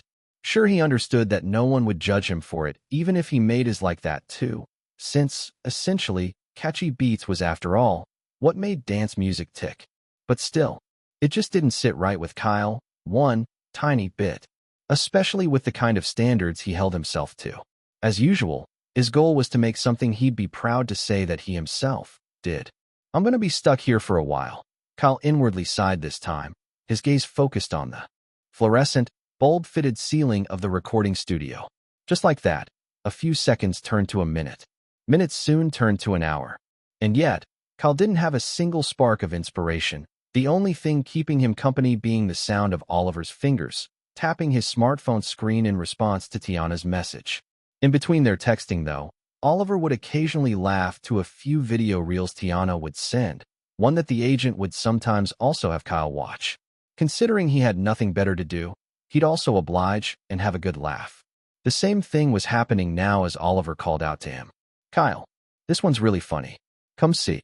Leaning over, Kyle stared at the phone screen, watching as a bored guy on a Broadway stage, whom was supposed to be a tree in the background, started sneaking in breakdance moves when he thought no one was watching him.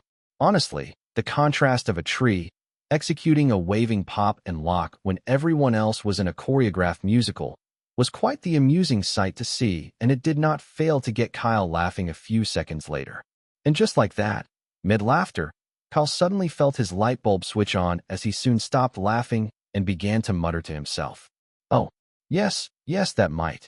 Yes, that should work." He immediately sprung off his chair, startling Oliver, whom was used to his talent's occasional bursts of inspirations. However, before his agent could ask what sort of idea he had stumbled upon this time, Kyle immediately spoke, extending his arms out like he was about to read poetry. "I'm going to make a dance music, Oliver. Straight out of Broadway," he declared with clenched fists, his sapphire irises twinkling with excitement.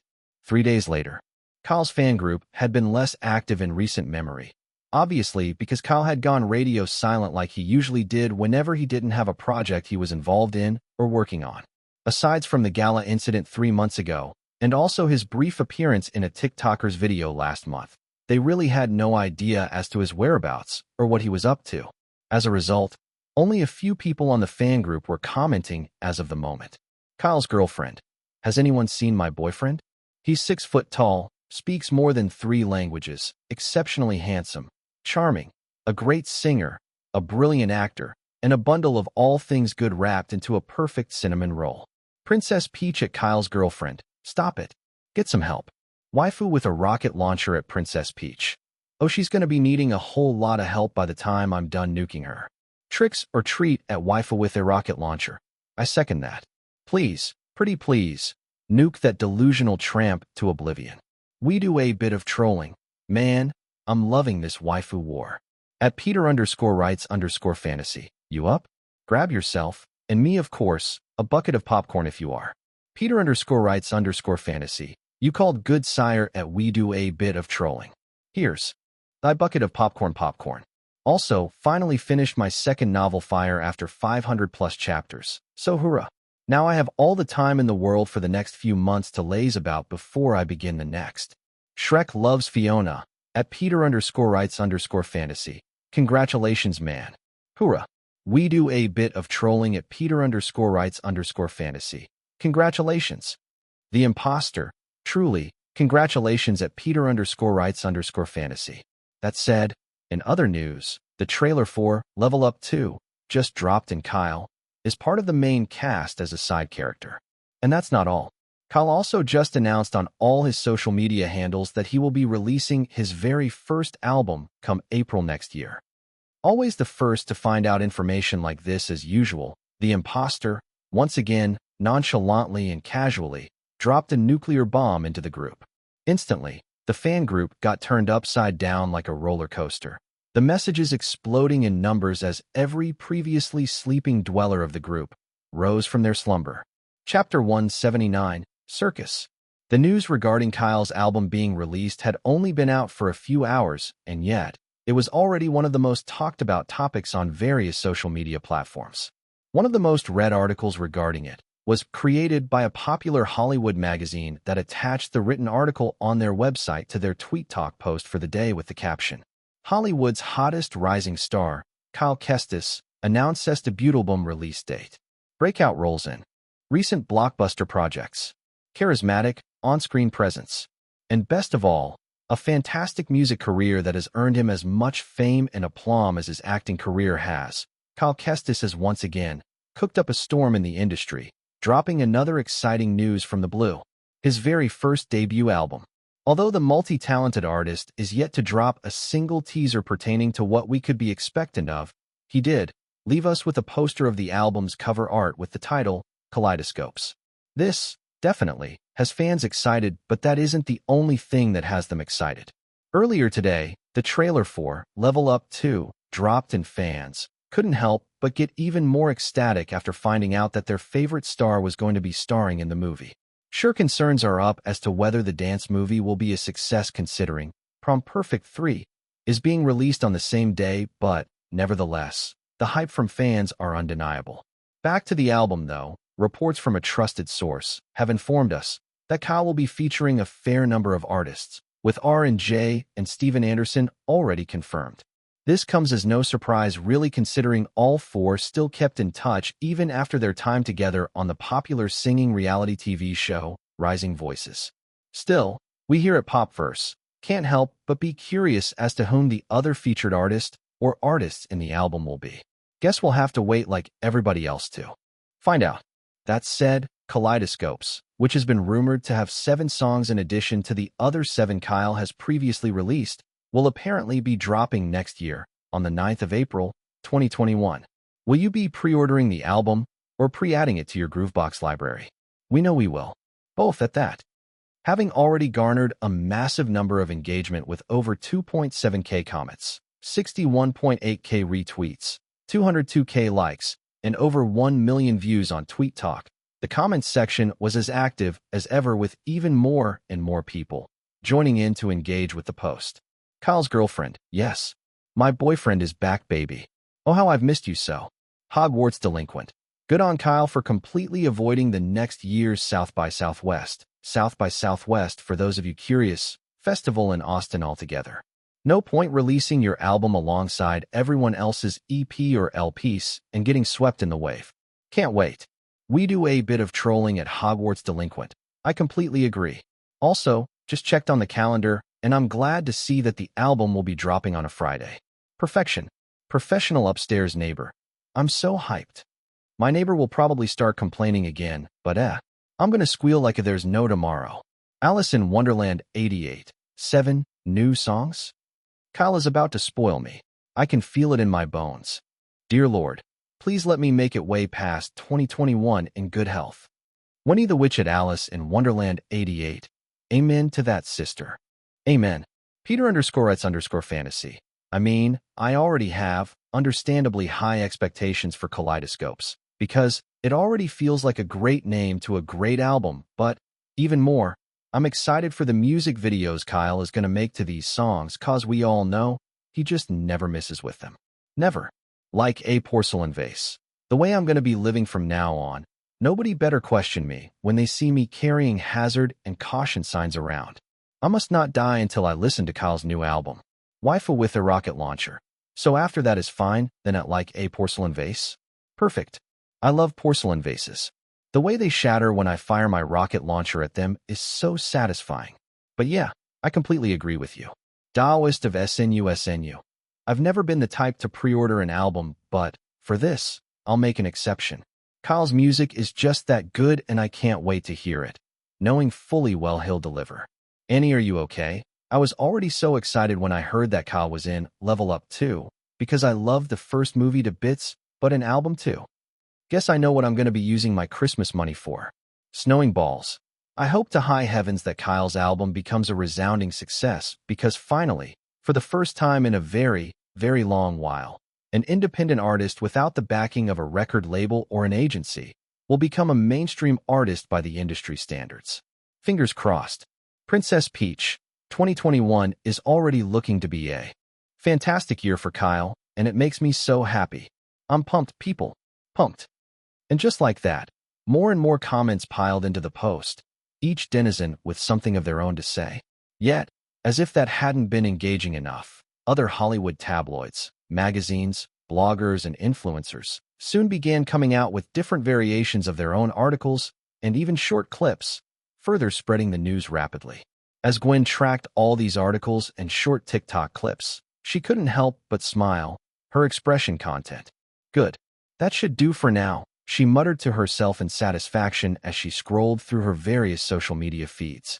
At the same time as this was happening, an intern from Popverse, the very first magazine to have covered the story, contacted the woman to give her appreciation for providing her with such precious info and even creating a well-tailored template for a written article to match. To that, Gwen simply replied, "No biggie.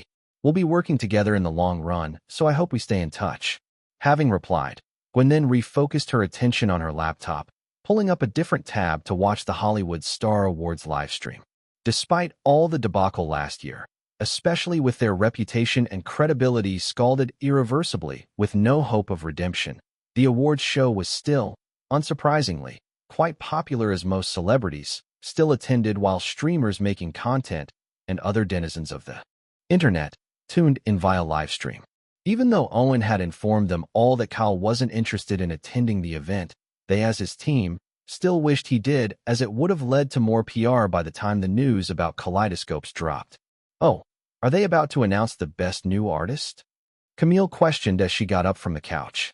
The lawyer had just come back from her firm a few minutes ago and had been relaxing on the couch before she began sorting through some of Kyle's other proposed endorsement deals and contracts. "Yeah, Kyle didn't win the Best New Song award, unfortunately. But I'm certain he'll win this," Gwen confidently stated, her attention on the screen as all the names of the nominees were called.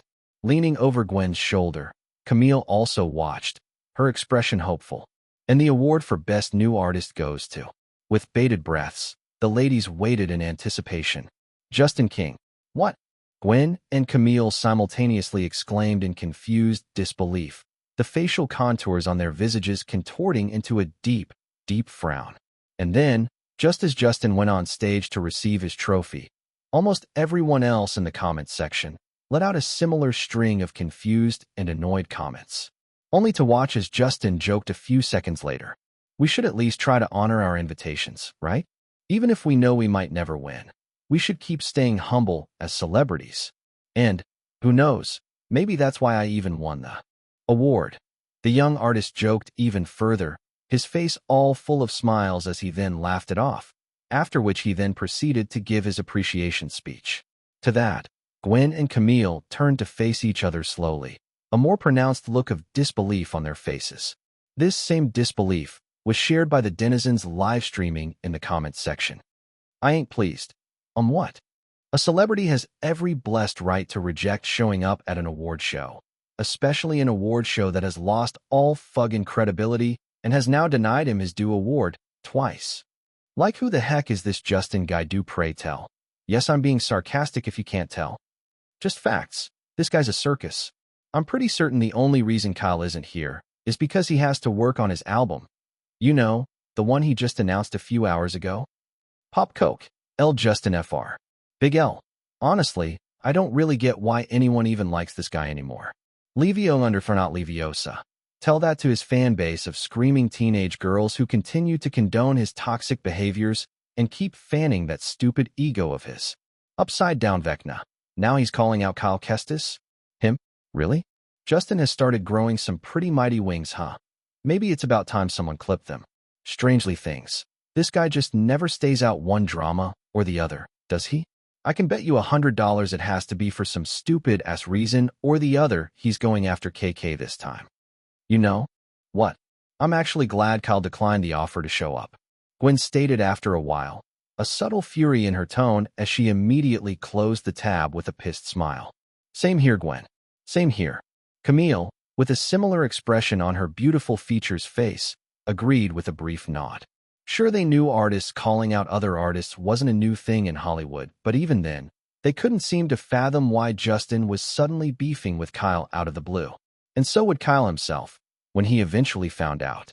Still, Gwen and Camille were equal parts furious at Justin's comments, yet somewhat glad that Kyle didn't have to face such unwarranted ridicule from a fellow artist. Meanwhile, in the recording studio, completely oblivious to the award show proceedings, Kyle raised the lyric sheet for his completed fourth song up into the air while stating, "I've obtained happiness." To that, Oliver, Owen, Jenny, and Christina, all of whom were in the recording studio as of the moment, burst into laughter at his sudden, out-of-the-blue declaration. Asterisk, asterisk, asterisk. A few days later, a bunch of backup singers that Oliver had hired for Kyle were currently in the recording booth, harmonizing together as Jenny occasionally gave them a few instructions as per Kyle's guidelines for the fourth song. Kyle himself was also seated by the consoles, although his headphone was hanging on his neck, his attention elsewhere. Gymnastics are fine and all, but I haven't sung in a very long time, Kyle. Last time I did was in a musical I acted in 6 years ago. Jasmine commented in slight anxiety, her gaze occasionally reading through the lyric sheet in her hands. Oh, don't worry. Your part's really short, so it'll be easy to hit a fairly high note once. Kyle responded to the lady whom was still obviously anxious, to which he then assured. Besides, the bulk of where you come in isn't in the song itself really, but the music video. To that, The lady nodded reluctantly, and then questioned curiously a few seconds later. Why a circus, though? Why not a circus? Kyle replied with an easygoing smile instead, fingers interlocked as he watched the lady squint at him, hands resting on her hips. Eventually, after a few seconds of holding his gaze, Jasmine then sighed in resignation and stated, Honestly, Sapphire, I wonder how you even come up with crazy ideas like this. Me neither, Jasmine. Me neither. Kyle honestly replied with a light shake of his head, after which he then returned his attention back to the singers performing in the recording booth. Chapter 180, in reverse. Slowly but surely, the month of October was reaching its end and Kyle was obviously hard at work with his album. Despite all the sudden debacle and drama that had sprung up at the awards show due to Justin's comments and him losing out on the award again, the young man remained unperturbed and simply focused on the task at hand. In fact, Justin's comments and the debacle couldn't have come at a better time to help promote his album's announcement even further in a frankly unexpected way. This was largely thanks to his steadfast fans who backed him up by sitting on the belief that Kyle didn't attend the award show because he was busy with his debut album and honestly, also wasn't obligated to considering last year's shenanigans had repeated itself again. Now that the production of the fourth song had been finalized, though, the young man had immediately moved on to figuring out the remaining three. As usual, it had been pretty taxing on him mentally, but gradually, he sorted it out.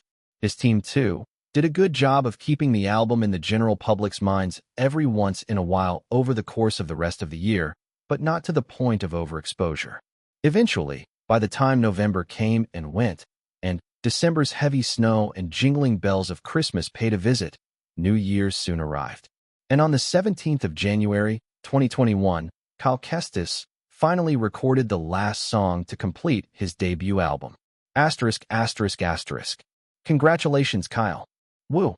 Jenny applauded alongside Owen and Oliver, both of whom shared a similar smile of pride as the young star exited the recording booth. Caleb, Maeve, and Paul also applauded in respect, all of whom now collectively had the band name Kickback Radio, courtesy of Awake, the song Kyle had produced for them, needing an artist name to be featured in the games. Credits. For every one of them. It had been an amazing experience being part of the journey that led to Kyle finally completing his debut album, Oliver more than anyone else in the room especially. Basking in the applause, though, also showing his appreciation for all their help, everyone soon dispersed a few minutes later to satiate their hunger. They had been working all morning after all with nothing in their stomachs and needed a good refuel. Owen, on the other hand, went to get refreshments for both himself, Oliver, and Kyle. Now, it was only the young star and his agent in the room, both having a pretty mundane conversation that then eventually got cut short when Oliver received a phone call from one of the managers handling reservations for one of the sites they had been planning to rent out for one of Kyle's music videos. Now alone in the room, Kyle took the opportunity to pull up his notifications and the system's interface. You have completed your very first album. Huge bonus will be applied. You have obtained a huge amount of EXP points. 15,000 EXP points have been awarded. Total EXP points available, 25,150. Resonance has increased from grade A to grade S. Host now has full control over resonance. Singing has advanced from level 14 to level 15. Composing has advanced from level 14 to level 15. Instrument mastery, piano, has advanced from level 10 to level 11. Instrument mastery, guitar, has advanced from level 10 to level 11. Advancement in singing and composing will become exponentially harder from here on out. Advancement in instrument mastery will become even harder from here on out. Keep singing, composing, and performing to improve your skills.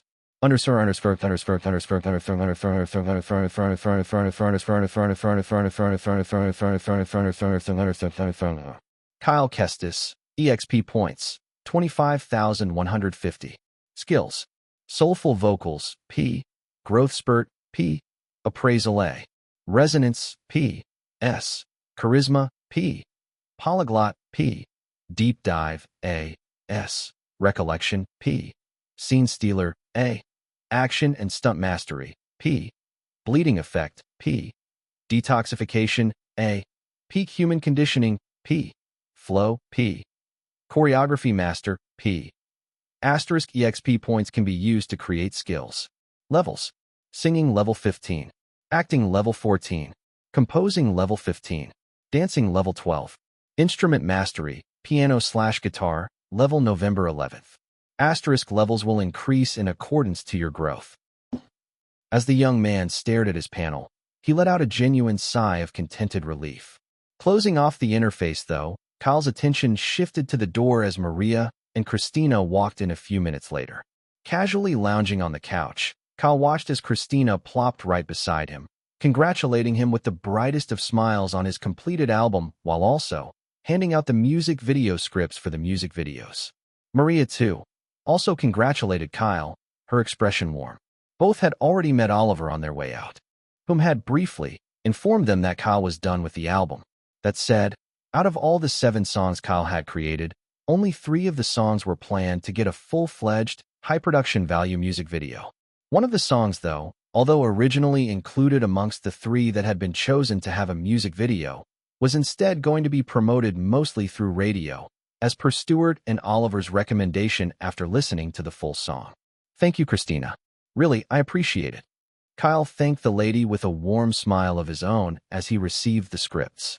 Oh, it's nothing. You deserve the best, and only the best, Kyle. She signed in response with a beautiful smile nestling on her lips. Just as Kyle was about to go through the scripts, though, Maria then commented, "The ideas for the music videos are very feasible. Won't be too much of a hassle to shoot, really, save for the 4th song, of course." To that, Kyle laughed lightly, understanding where Maria was coming from. The production values for the 4th song were quite literally off the charts and expensive to say the least, for an independent artist like Kyle at least. It was an idea Kyle had run through Christina, just like his other music video ideas, one that the talented lady herself then went on to refine to perfection.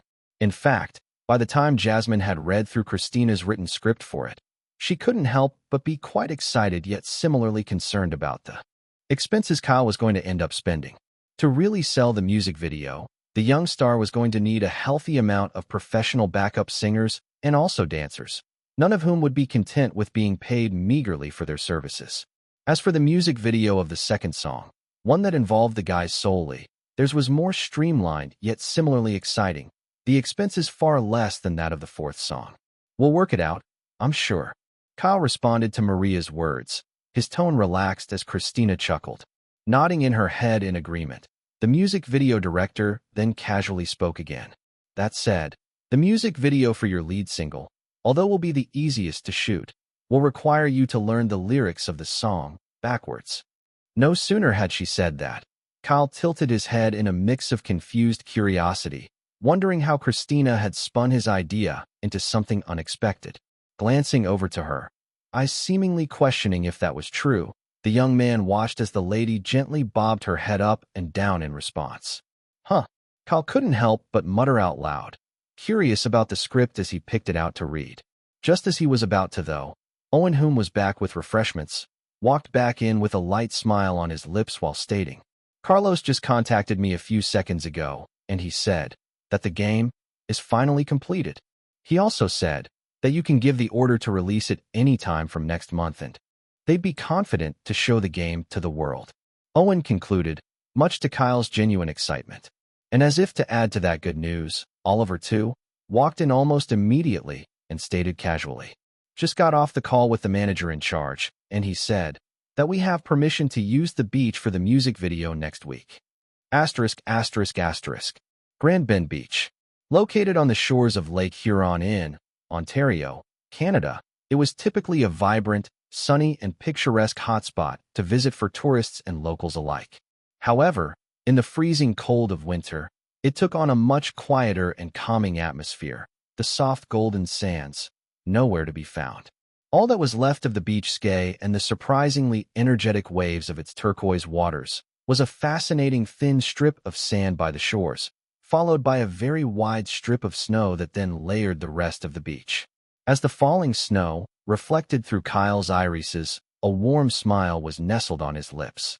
"It's perfect," he quietly commented as he stared at the snowy beach sky, hands in the pockets of his winter coat as the vapor from his breath diffused into the cold air. Maria and the rest of the crew were also a few meters behind him in the distance, pulling their stuff out of their van slowly and carefully.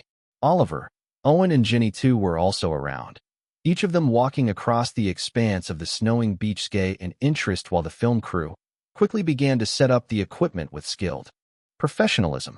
I have to say, Mississippi Albert, you truly outdid yourself this time. Kyle soon spoke again as he glanced over to the lady whom had walked over to stand beside him, the rest of her untucked blonde hair gently ruffling in the cold breeze. Currently, the lady's hands were encased in cute, self-knitted yet patterned white gloves, along with a winter cap and a muffler. Taking a small bow of pride, Christina then chuckled silently, after which she then tugged on Kyle's muffler in realization, her question evident from the gesture.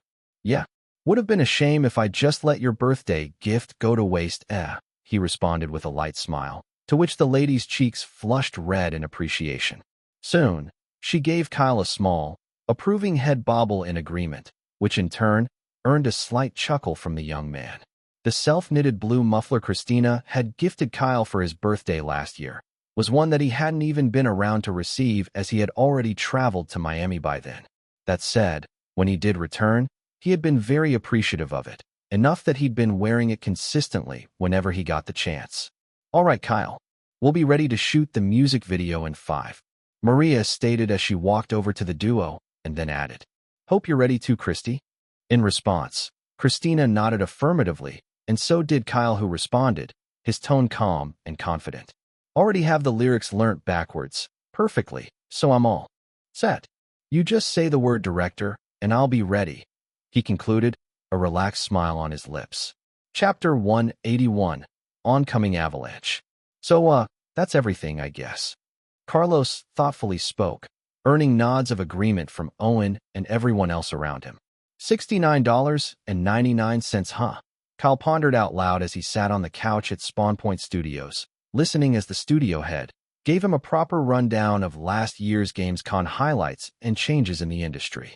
All around him, some of his employees in the studio's small marketing and HR department were seated, waiting for his verdict, and so was Oliver and Camille, both of whom were currently sipping on their cups of hot coffee. Considering he had been so busy trying to sort out his album, Oliver had figured he'd sort out a bunch of things on his ward's behalf so as not to distract him from his main task as at the time. The current topic of interest, however, was one he had left solely to Kyle's decision. As for the young CEO, whom was now a tad bit free, hearing that GameSoft Studios had more or less caused a pretty big shift in the video game industry's marketing price, came as quite the shocker to him. But what really had Kyle concerned was the fact that so many other big video game companies, and even some lesser-known ones, were following in their footsteps, pricing all their biggest and newest IP releases at the same price. $69.99.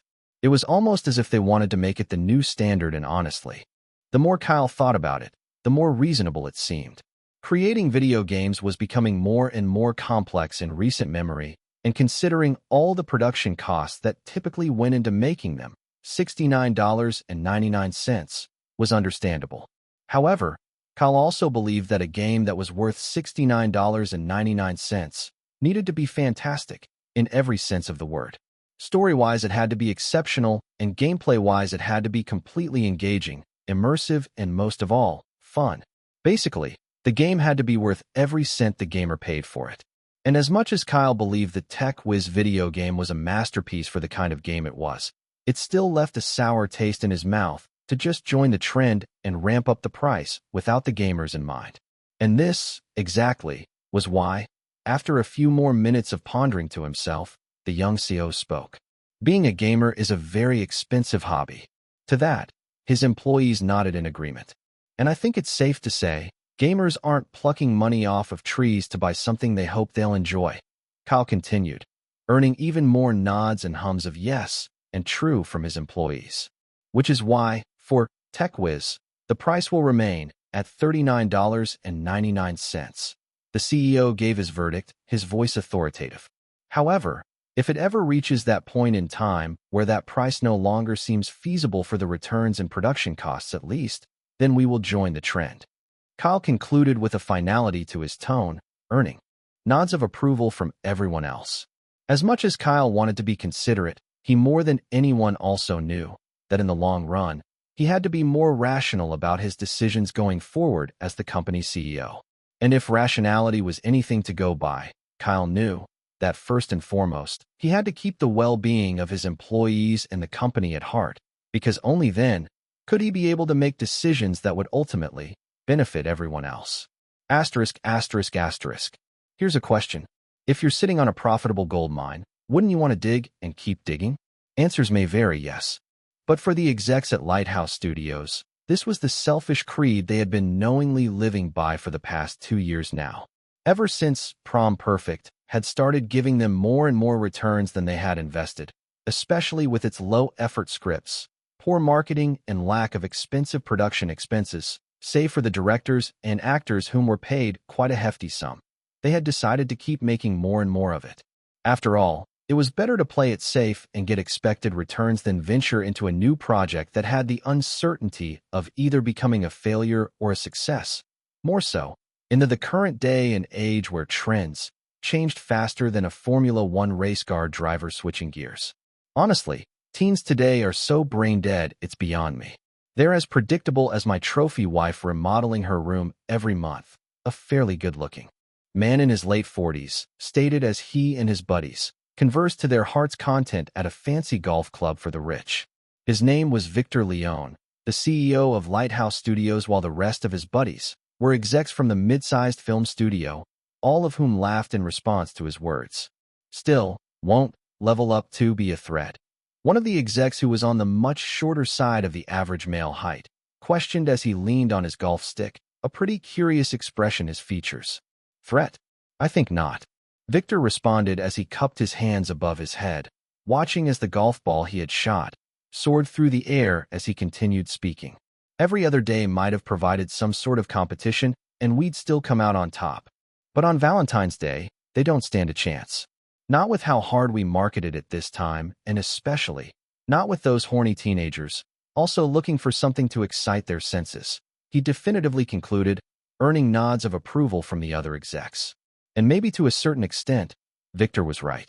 However, at Silverline Studios, 2 interns in the marketing department were holed up around one of their fellow colleagues' laptop, a genuinely curious expression on their features.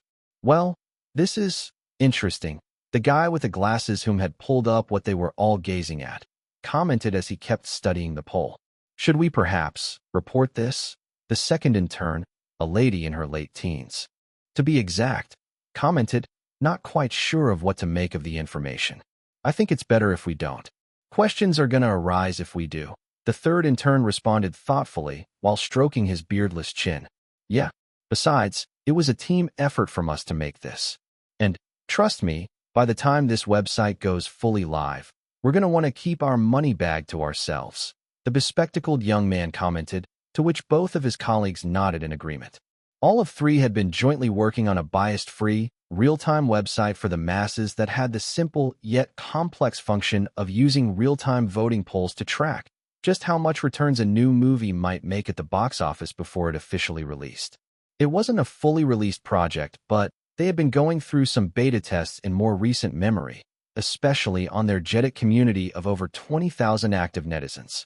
And since they were all also part of the marketing and PR team for Level Up 2, and had realized that the movie they had been working on might end up flopping hard, they had run it through the metrics and put it up against Prom Perfect 3 on the website for another beta test for their community to test it out and also share with their families and friends.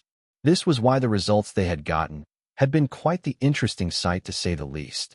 Underscore. Level Up 2. 48%. $19,961,400. Prom Perfect 3. 53%. $22,108,900. Underscore. Considering Level Up 2 was made on a budget of roughly $35 million, marketing and promotion costs included, the fact that they were going to have that much on the opening week alone was definitely curious.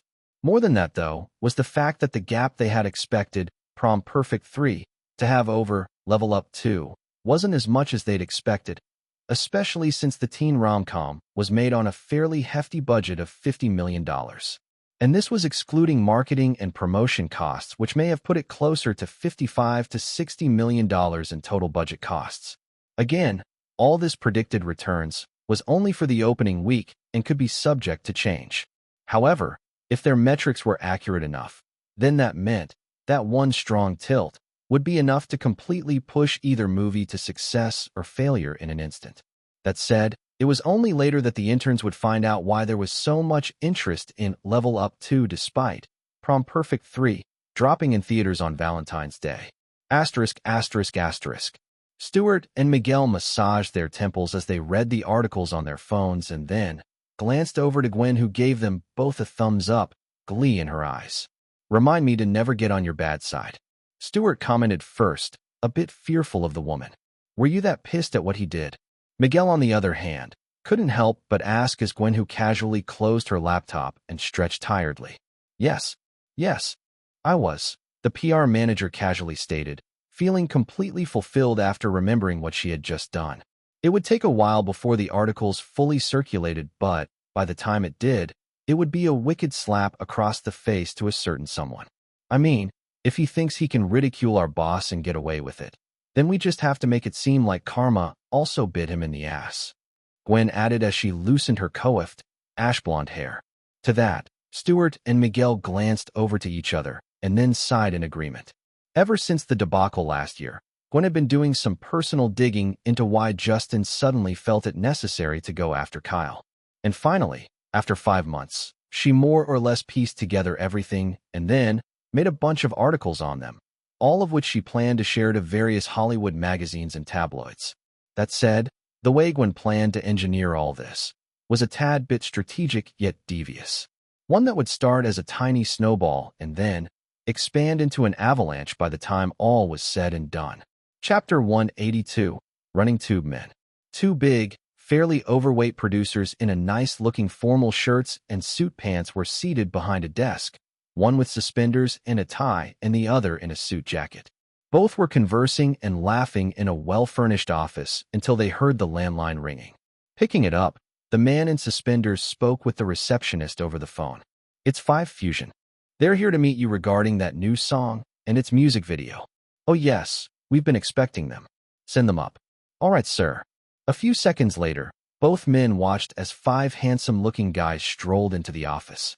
Dogs, I'm so glad to see you, the guy in a suit jacket stated in excitement. We have names, you know. Kyle casually corrected as he and the rest of the guys sat down on the plush couches in the office. Carl, Steven, Ryan, Joe, and Kite. The producer in suspenders pointed to each of them in excitement. It's Kyle. Kyle corrected again. Whatever you say, kiddo. The suspender guy brushed him aside while the rest of his buds shrugged in acceptance. Now, we know you just came back from your record-shattering tour, but time waits for no man. The suited producer retrieved a wall frame from underneath his desk, to which he then added as he showed the picture in the frame to them. We've prepared the biggest stage for your next hit song. Looks cool.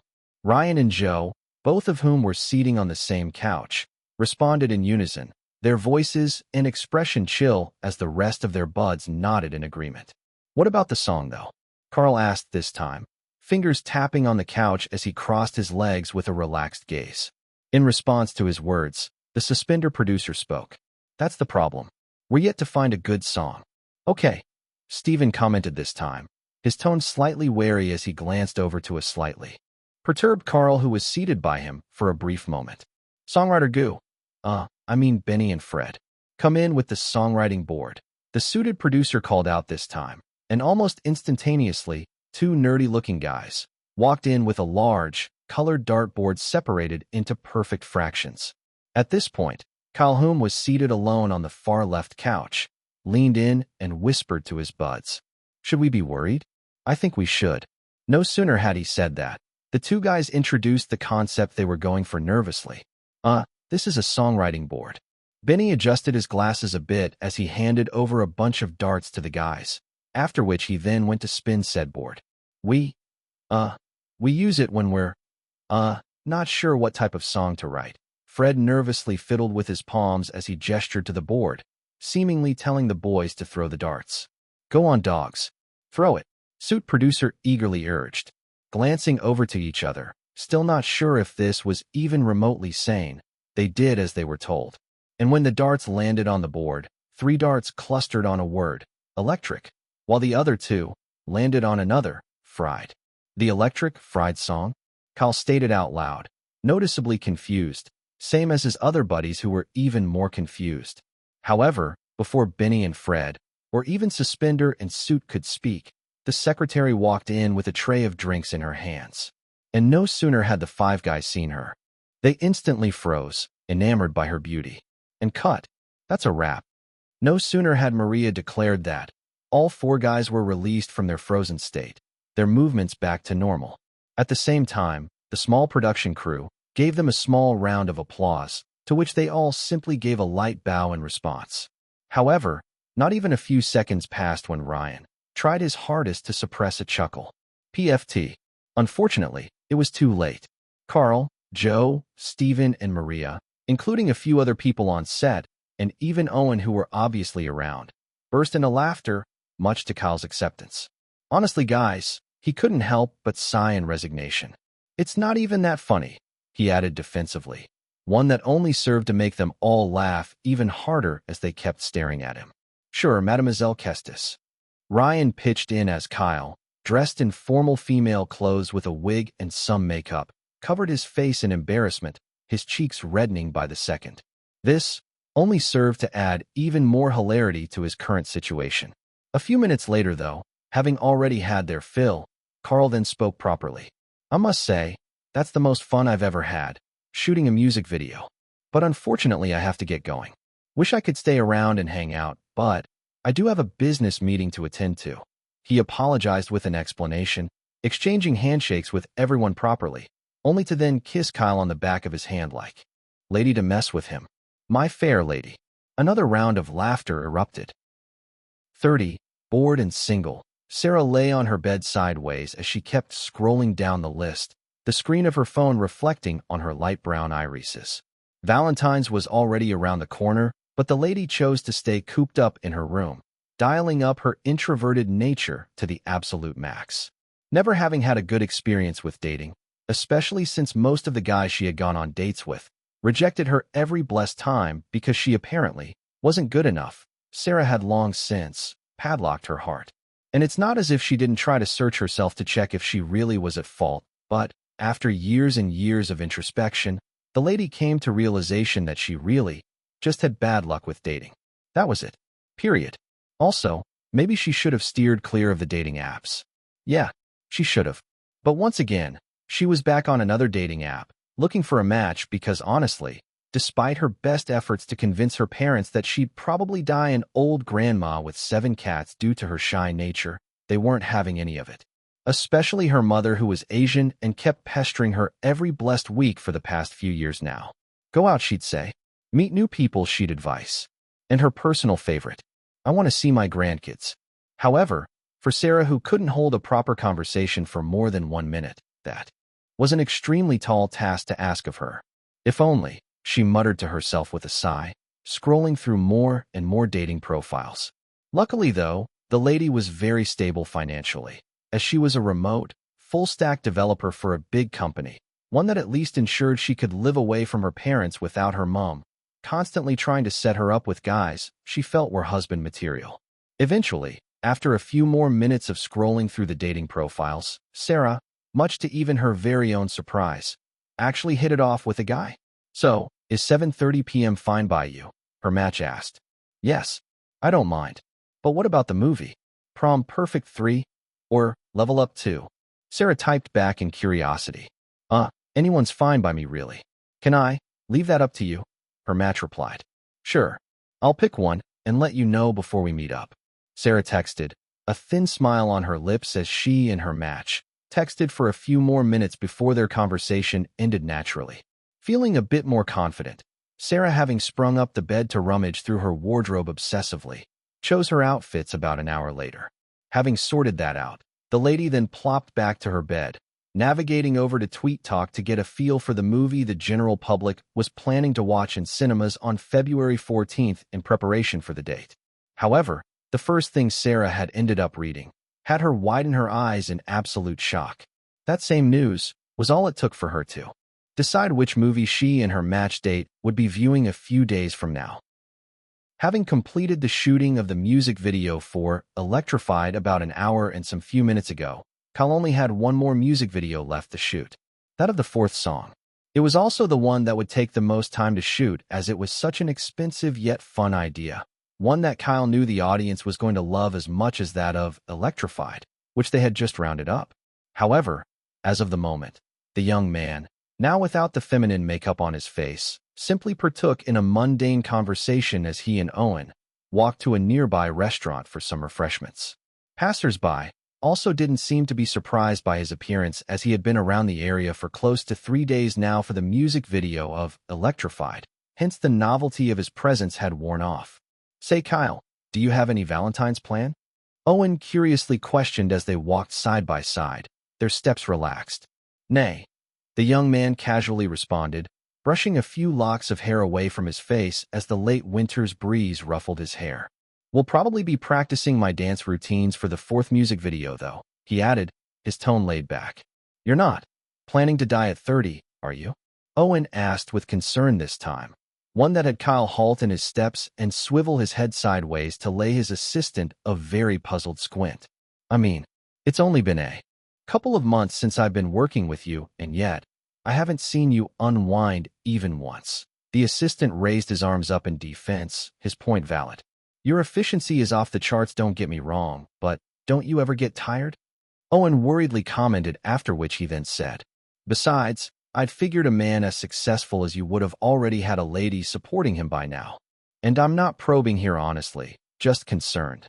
The assistant concluded, his tone honest and genuine, same as the expression on his features. To that, Kyle's gaze lingered on Owen for a few seconds, after which he then smiled warmly in response as he resumed walking. "Thank you for caring, Owen. Truly, I appreciate it. That said, I think all things will happen at their due time, really, romance included." He winked at the assistant, who blinked a few times in slight surprise, not expecting Kyle to have humored him. "How about you, though? What are your plans for Valentine's?" the young star inquired this time, a noticeable hint of interest in his tone. To that, Owen briskly caught up to Kyle's pace and replied with interest. "I actually have plans to go watch Level Up 2 in theaters with Gwen and Stuart Dash." However, just before Owen could finish up his sentence, he was caught off guard by Kyle, who abruptly halted in his steps again, a slight frown on his features as he squinted his eyes. Coming to the realization that Kyle was actually staring into the distance, the assistant did the same, curious about what his boss was looking at.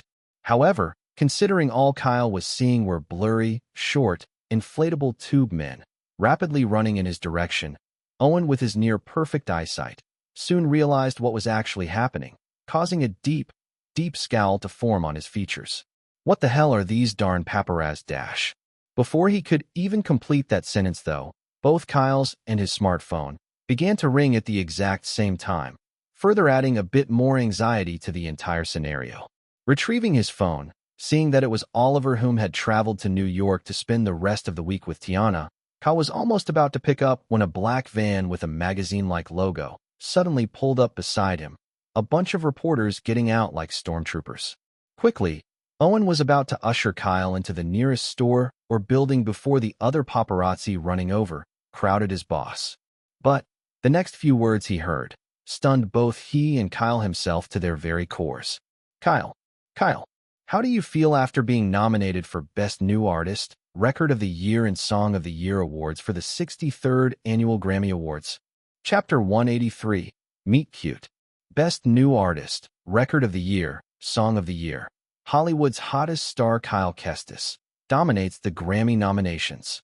A triple threat and possibly a quadruple threat in the making, Kyle Kestis, just a few days away from the dance movie he's starring in, hitting cinemas, earns 3 Grammy nods. Kyle Kestis's first Grammy nominations, and it's in 3 major brackets. Is this the rise of the next superstar? No sooner had the news been let out to the general public, The internet was immediately bombarded with articles online about the Kyle's Grammy nods. Added to that were various TikTok influencers, Hollywood-based YouTube channels, and Mediagram handles, sharing and making multiple video clips about the announcement.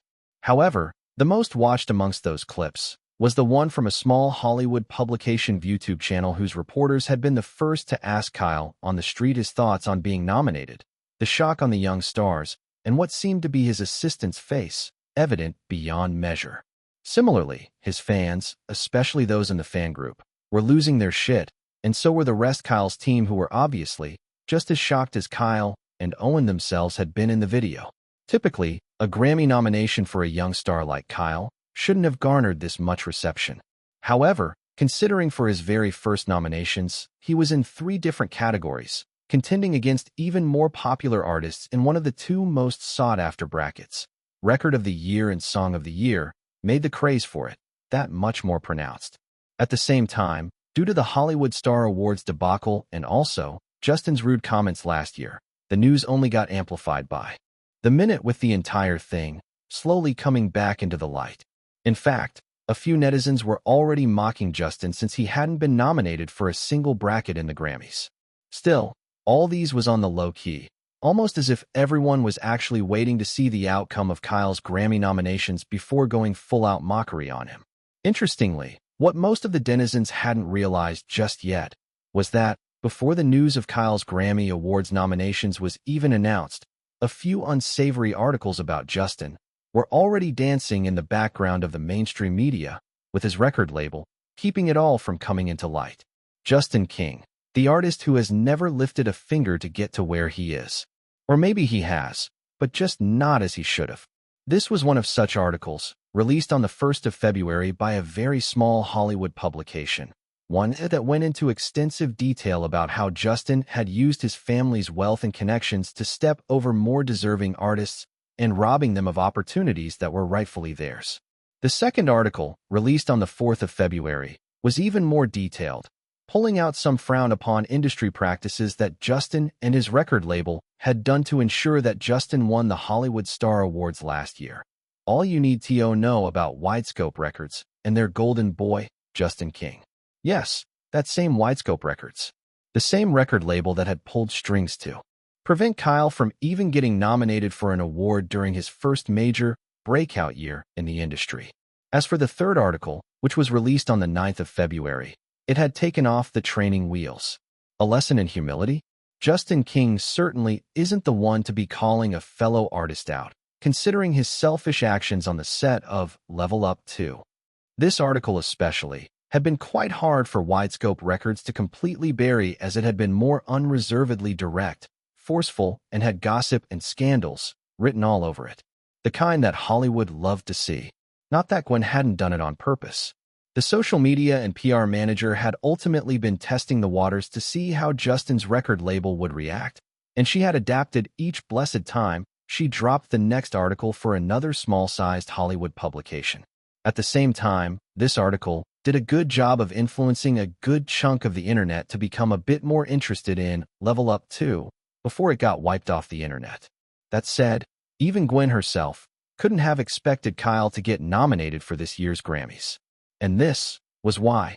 Instead of dropping her magnum opus on the art of driving Justin's name into the mud on February 13th, just before Valentine's, she had held herself back and waited. If before she had been doing it so that Kyle would get more exposure while Justin would be his stepping stone, hence garnering more attention towards Level Up 2 in the process, she didn't need to anymore. Kyle's Grammy nods already gave the upcoming movie far more exposure than even the marketing and PR team at Silverline Studios could have expected, so very close to the movie's release date. As a result, Danny, Sean, and the execs at the mid-sized film studio became hopeful that they could, in fact, make back their returns, and then some at the very least. But for Gwen, this just meant that she could polish out her article on ridiculing and humiliating Justin to absolute perfection in preparation for after the movie had aired in cinemas. *****. 14th of February, 2021. The day had come. Finally, Prom Perfect 3 and Level Up 2 were going to clash in real time at various cinemas around the world. Currently, though, at a well-known cinema in Toronto, Canada, was a dressed-up Sarah who stood outside the cinema as various people behind her queued in line to buy their tickets, their chatter audible. "I'm telling you, babe, Prom Perfect 3 is a fantastic watch." A girlfriend tried to cajole her boyfriend into watching the teen rom-com with her, her movie ticket flailing in her hands. "No thank you, sweetie. Kyle just got nominated for the Grammys, so I'd like to see him in this movie." Her boyfriend declined respectfully as he showed her his own ticket to Level Up 2. "That doesn't even make sense. What's the Grammys got to do with Kyle being a dancer or not?" The girlfriend retorted with a slight frown. "Well, it doesn't have to really. Kyle got nominated. I got interested. I'm gonna watch the movie." The boyfriend stood his ground, the couple drawing the curious gazes of a few people around. Despite finding the argument behind her interesting, Sarah simply glanced at her wristwatch instead, watching as the time struck 7:50 p.m. Her date was already late, but she kept waiting patiently, believing that maybe he was stuck in traffic or possibly something important came up. Considering they had hoped to meet earlier so they could at least get to know each other better, kind of like a small date before the actual movie date. Sarah had even come earlier by 7 p.m. as most of her previous dates typically arrived 10 to 20 minutes before her. And just like that, the pretty introvert kept waiting, the cold winter's breeze ruffling her long, shiny black hair as a few snowflakes landed on it. At the same time, the noise and chatter behind her was getting quieter by the minute, indicating that most people were already in the cinema, ready for the movie to start. Soon though, after waiting for a few more minutes without a single call from her date, Sarah whipped out her phone to call him, only to realize that he had already unmatched her about 30 minutes ago. "I got stood up," the lady blankly muttered. Quite shocked by the sight of it, Sarah kept staring at her phone for what seemed to be a minute or two, after which she then let out a sad, disappointed sigh, one that was aimed at herself for getting her hopes up. Turning around, the lady was about to walk into the cinema all by her lonesome, only to watch as three individuals ran over to the ticket counter, one of them commenting after they had gotten their tickets, "Gwen, you're such a mama bear. The article doesn't even need to be that brutal, you know? We almost missed the movie on the first viewing because you kept re-editing it. Oh, it needs to be Stuart. That little shit's gonna get what's coming to him. Karma's rated E for everyone, and I'll take in pride being its enforcer. Guys, can we just forget about Justin and go watch the movie?" Owen gestured as he spoke, after which he then walked in almost immediately, Stuart and Gwen following after. And just like that, all the tickets to Level Up 2 were sold out. A bit taken aback by the interaction of the three strangers, Sarah soon brushed her thoughts aside and proceeded to walk in, only to hear a vehicle come to a screech behind her. Not a few seconds had passed when a young man in his early 30s briskly walked past her, only to let out a dejected sigh as he ran his fingers through his hair while muttering, "Well, that's what happens when you have emergencies." Noticing that it was because the ticket counter was closed, Sarah glanced over at the two tickets in her hands. Anxious beyond measure, the lady, already knowing the other ticket would end up going to waste regardless, summoned up the courage after a few more seconds. Walking over to him, she gently tapped the dejected guy on the shoulder and spoke quietly. Would you like to see the movie? I have a spare ticket, if you don't mind." Turning around, Andrew, a young, recently employed doctor who was quite the looker, widened his eyes in disbelief and then appreciation, after which he then responded, Sure. Yes. I'd love to." To that, Sarah smiled warmly, handing over the spare ticket to an enamored Andrew who was dazzled by her smile. And with that, both individuals walked into the movie theater, ready to watch Level Up 2, alongside many others. Shuffling their way over into the theater just before the movie started, Sarah and Andrew were just in time to watch the opening credits of the movie, Silverline Studios logo, currently fading off from the screen. At the same time, Andrew, whom had managed to grab a popcorn bucket, informed Sarah that it was for both of them, earning an honestly surprised yet genuinely grateful smile from her. A few seconds later, both were seated on the last rows, same as Owen, Gwen, and Stuart, whom Sarah recognized to be the strange trio. That said, Sarah's attention was soon focused on the screen as the movie's first scene opened up with Luke and Rose coming in second place at the dance competition in their tweens.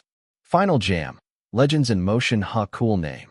Owen, munching on his popcorn, inwardly commented as the main competition of the movie was introduced as the siblings, now in their tweens, danced in sync to the beat that was playing. Dance movies usually had quite the simple plot lines, so everyone in the theaters could more or less guess what the Luke and Rose's goals were from the first few minutes of their intro. It must have definitely had something to do with their father, who was now, possibly, late. That said, they were quite entertained by the execution of it when the movie showed that the siblings, asides, wanting to buy back their father's dance hall after their stepmom sold it off, also had personal goals of their own linked to it. At the same time, they both seemed to genuinely love dancing, and the audience could feel it from the way they talked about it. This especially became evident when Luke, after finding out Veronica, the ballet dancer who always rented the same dance hall as theirs for practice, was a great dancer, tried to cajole her into joining he and his sister's troupe with a few interesting choice words. Dance can change things, you know. One move, and you can set a whole generation free. One move can make you believe that you're something more.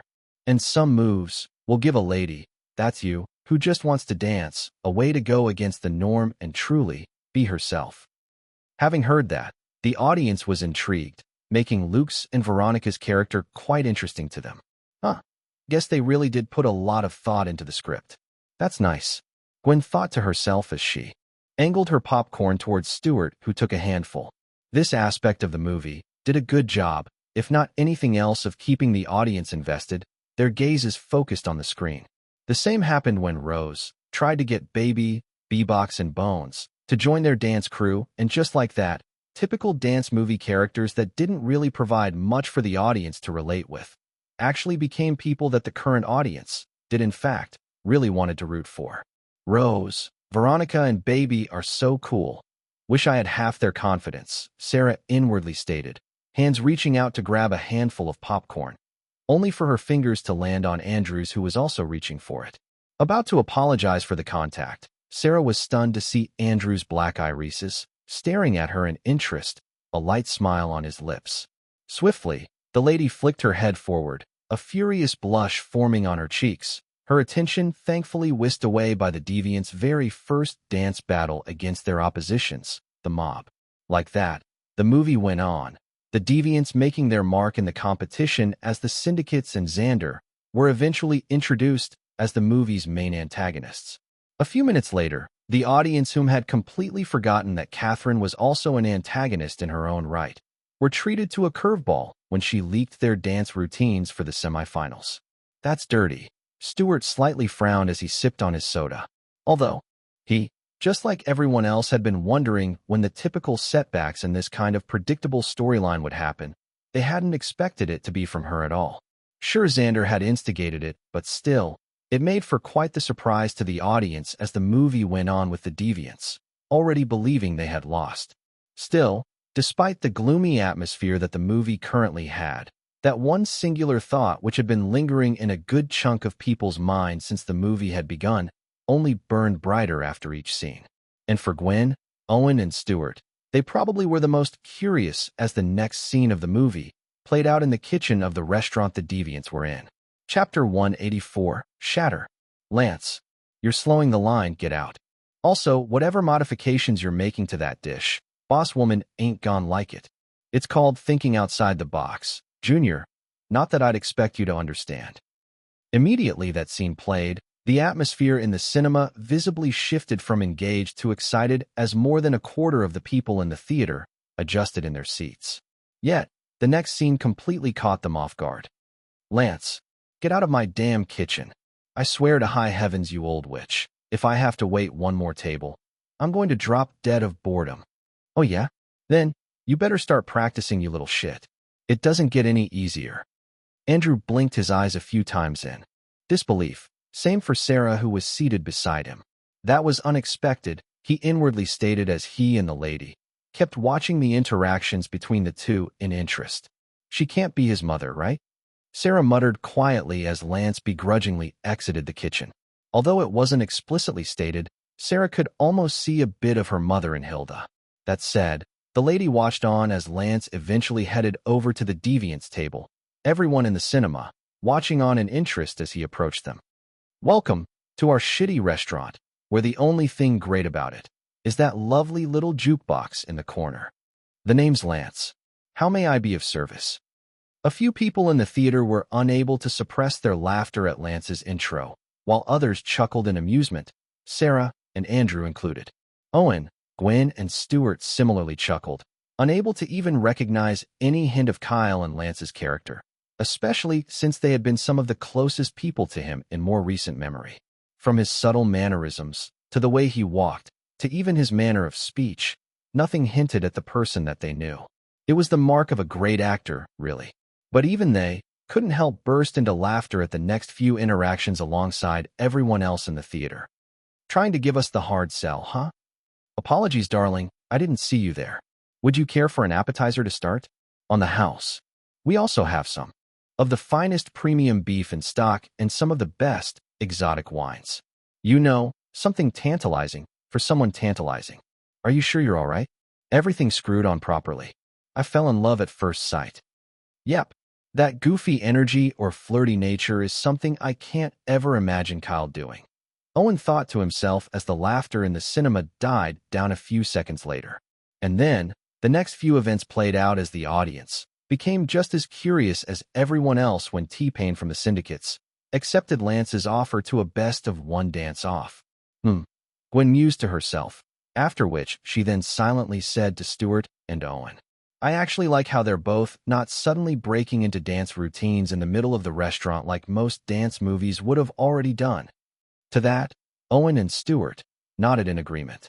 That was one thing everyone agreed was quite unrealistic in dance movies no matter how cool the scene looked. However, the way they had set it up in Level Up 2 actually made sense. It was almost as if the movie knew exactly how unrealistic scenes like that felt and was more or less making an effort to make it seem more grounded with Lance's next few words. Also, there's no cause for alarm, folks. Please, enjoy your meals while we entertain you. All right, best of one it is. Still, as T-Pain began to smoke Lance, the question became obvious from the gazes of a lot of individuals in the theater. Was Kyle Kestis even a remotely good dancer? Enough to not actually make it seem like T-Pain lost just because of the plot progression? And that question was immediately answered when they watched Lance robotically give T-Pain the middle finger in the most unexpected way possible. Oh, a bunch of people in the cinema silently exclaimed in sync with the deviants and the people in the movie's restaurant. As for Owen, Gwen, and Stuart, their eyes widened in a mix of genuine shock and surprise. Sure, they had expected Kyle to be at least good at dancing for him to have been casted for the role, but they obviously hadn't expected him to actually be able to do the robot to such a perfect degree. Maybe that was the major reason why he even got casted for the role in the first place. Andrew, whom was one of Kyle's core fans, inwardly commented. This same mix of reactions and thoughts were shared by everyone in the theater who had been skeptic about Kyle's dancing prowess as they watched Lance absolutely demolish T-Pain. Following that, the next few scenes were shown with the deviants trying to cajole Lance into joining their dance group, to which he declined by explaining he had his personal reasons.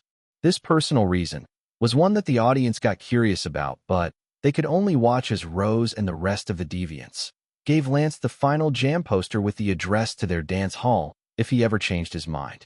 Then the movie continued on, showing as the deviants ingeniously tweaked their previous dance routines for the semifinals, their win, slim and narrow against the Titans.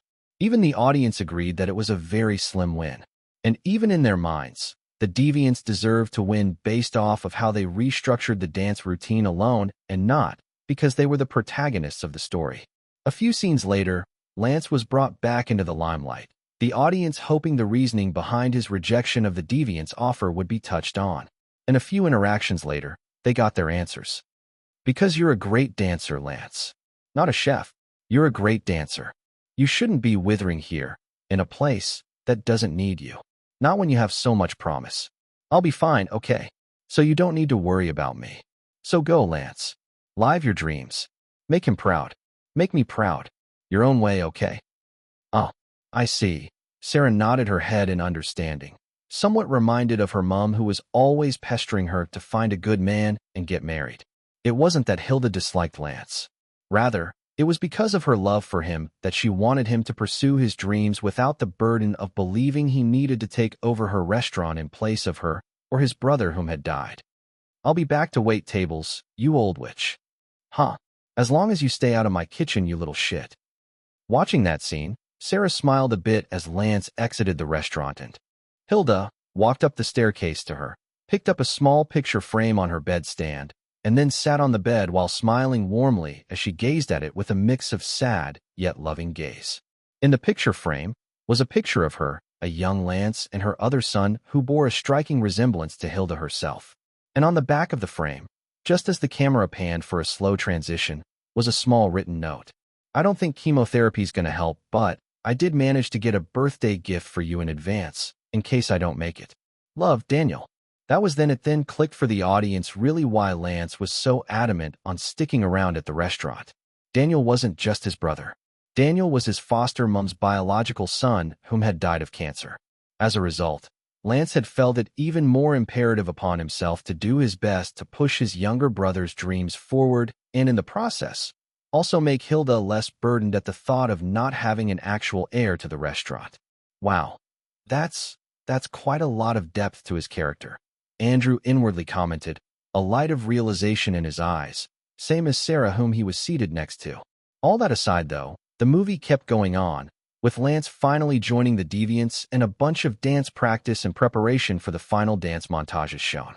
Even in these dance montages, Lance had been dancing as a robot while practicing, so the audience simply believed that was his forte, not really expecting him to have flexible dance skills. Almost like a one-trick pony. But still, Owen, Stuart, and Gwen were satisfied by that. The fact that Kyle could even do the robot perfectly was a cool thing in and of itself and would be a source of interesting talking points during talk shows and interviews. That was why, by the time the Deviants and the Syndicates finally came face to face at the finals, the audience were looking forward to Luke and Rose the most to steal the spotlights. Having watched as the Syndicates absolutely owned the dance floor, the audience really began to wonder if the Deviants had what it took to really make them feel like they won without plot armor. Still, Andrew, just like a few others, Owen and Stuart included, couldn't help but tilt their heads curiously when Xander bumped into Lance and not Luke as he'd expected. But then again, remembering that Lance did mop the floor with T-Pain previously, they simply brushed the thought away, although they did find it a bit humorous that Xander was the one rubbing his shoulder after purposely bumping into Kyle. And then, as the droning music played, with Luke snapping his fingers and breaking out of his cryostasis as the spotlight dawned on he and his teammates, everyone in the theater watched in interest as they walked towards Lance, who was frozen in time like the robot he was supposed to be on the slightly elevated platform. Yet, no one was prepared for the moment the bass dropped and Lance jumped on a center stage to lead the first charge in the rebellious zombie dance. Wait, what? Owen slightly leaned forward, baffled. His eyes, in fact, seemed to almost want to pop out of its socket in disbelief, same as many others in the theaters as Lance effortlessly exchanged positions mid-dance with Luke and Rose, who led the charge. Lance had literally shattered all their illusions, presumptions, thoughts, and beliefs without care or reason like a bolt from the blue.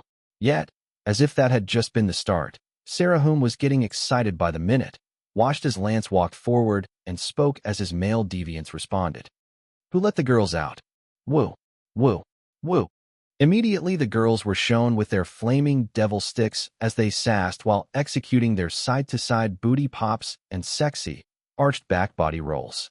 To that, a bunch of guys in the theater audibly whistled, almost in sync with the audience and the scene itself.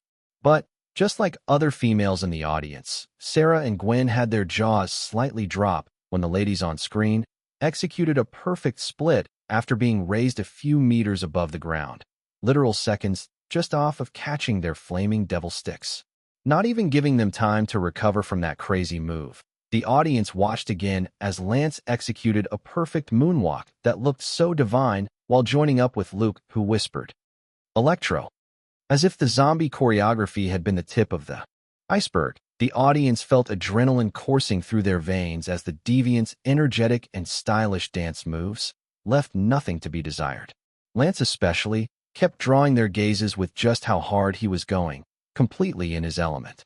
The next few dance routines followed, with Lance robotically strobing to take his place on the slightly elevated platform, which water gushed from briefly as he spoke. "It's the new style." No sooner had that happened, some of the ladies in the theaters let out a mild gasp of shock as Lance jumped, powerfully dropped on his knees, and sprung back up like a rubber ball without concern for his bones. "Whoa, whoa, whoa." Stewart couldn't help but mutter out loud in genuine shock, the deviants not even giving anyone in the audience, both in the movie and in theaters, any time to catch their breaths as they kept dancing on. And once again, everyone's gazes were drawn to Lance, whose movements was inhumanly precise, his musicality and techniques perfected to an unbelievable degree as he stood atop the small platform. Still, it didn't mean the rest of the deviants looked lackluster. Rather, Lance's perfect dance moves further elevated their entire dance routine in the gazes of the audience. And then the crazy moment came as Lance began to spin. Sarah's breath was stuck in her throat. Andrew's excited heart beat faster. Gwen's lips parted open to gape. Stewart felt a wicked chill run up his spine. And Owen was dazed beyond disbelief as he raised a palm to cover his mouth when Lance explosively collapsed to his knees. And just like that, everyone else in the theaters, adrenaline pumping through their veins, were glued to their chairs in disbelief, their attention immovable from the sight of a wet, heavily breathing Lance and the rest of the deviants. Even the cheers of the crowd from the movie was getting deafening by the second. That alone was enough to signify that the deviants had won. And just like that, the next few scenes played after. The deviants won the prize money, obviously. Baby, B-Box, and Bones finally got their hot ticket to stardom after a popular movie producer called them up to appear as important side characters in a dance series and TV show. Veronica's parents, having seen her winning the dance competition, willingly compromised and finally allowed the lady to expand her wings and not just study ballet. Lance returned back to the restaurant to wait tables. Luke and Rose, on the other hand, finally got back their father's dance hall and also enough fame and recognition to earn the title of dance instructors. The dance hall they had bought back, however, much to the audience's surprise, was the very same dance hall they had practicing in from the beginning of the movie. The only difference, they wouldn't need to be renting it anymore to use it. Credits roll. Or did it? I mean, cliffhangers are kind of fun.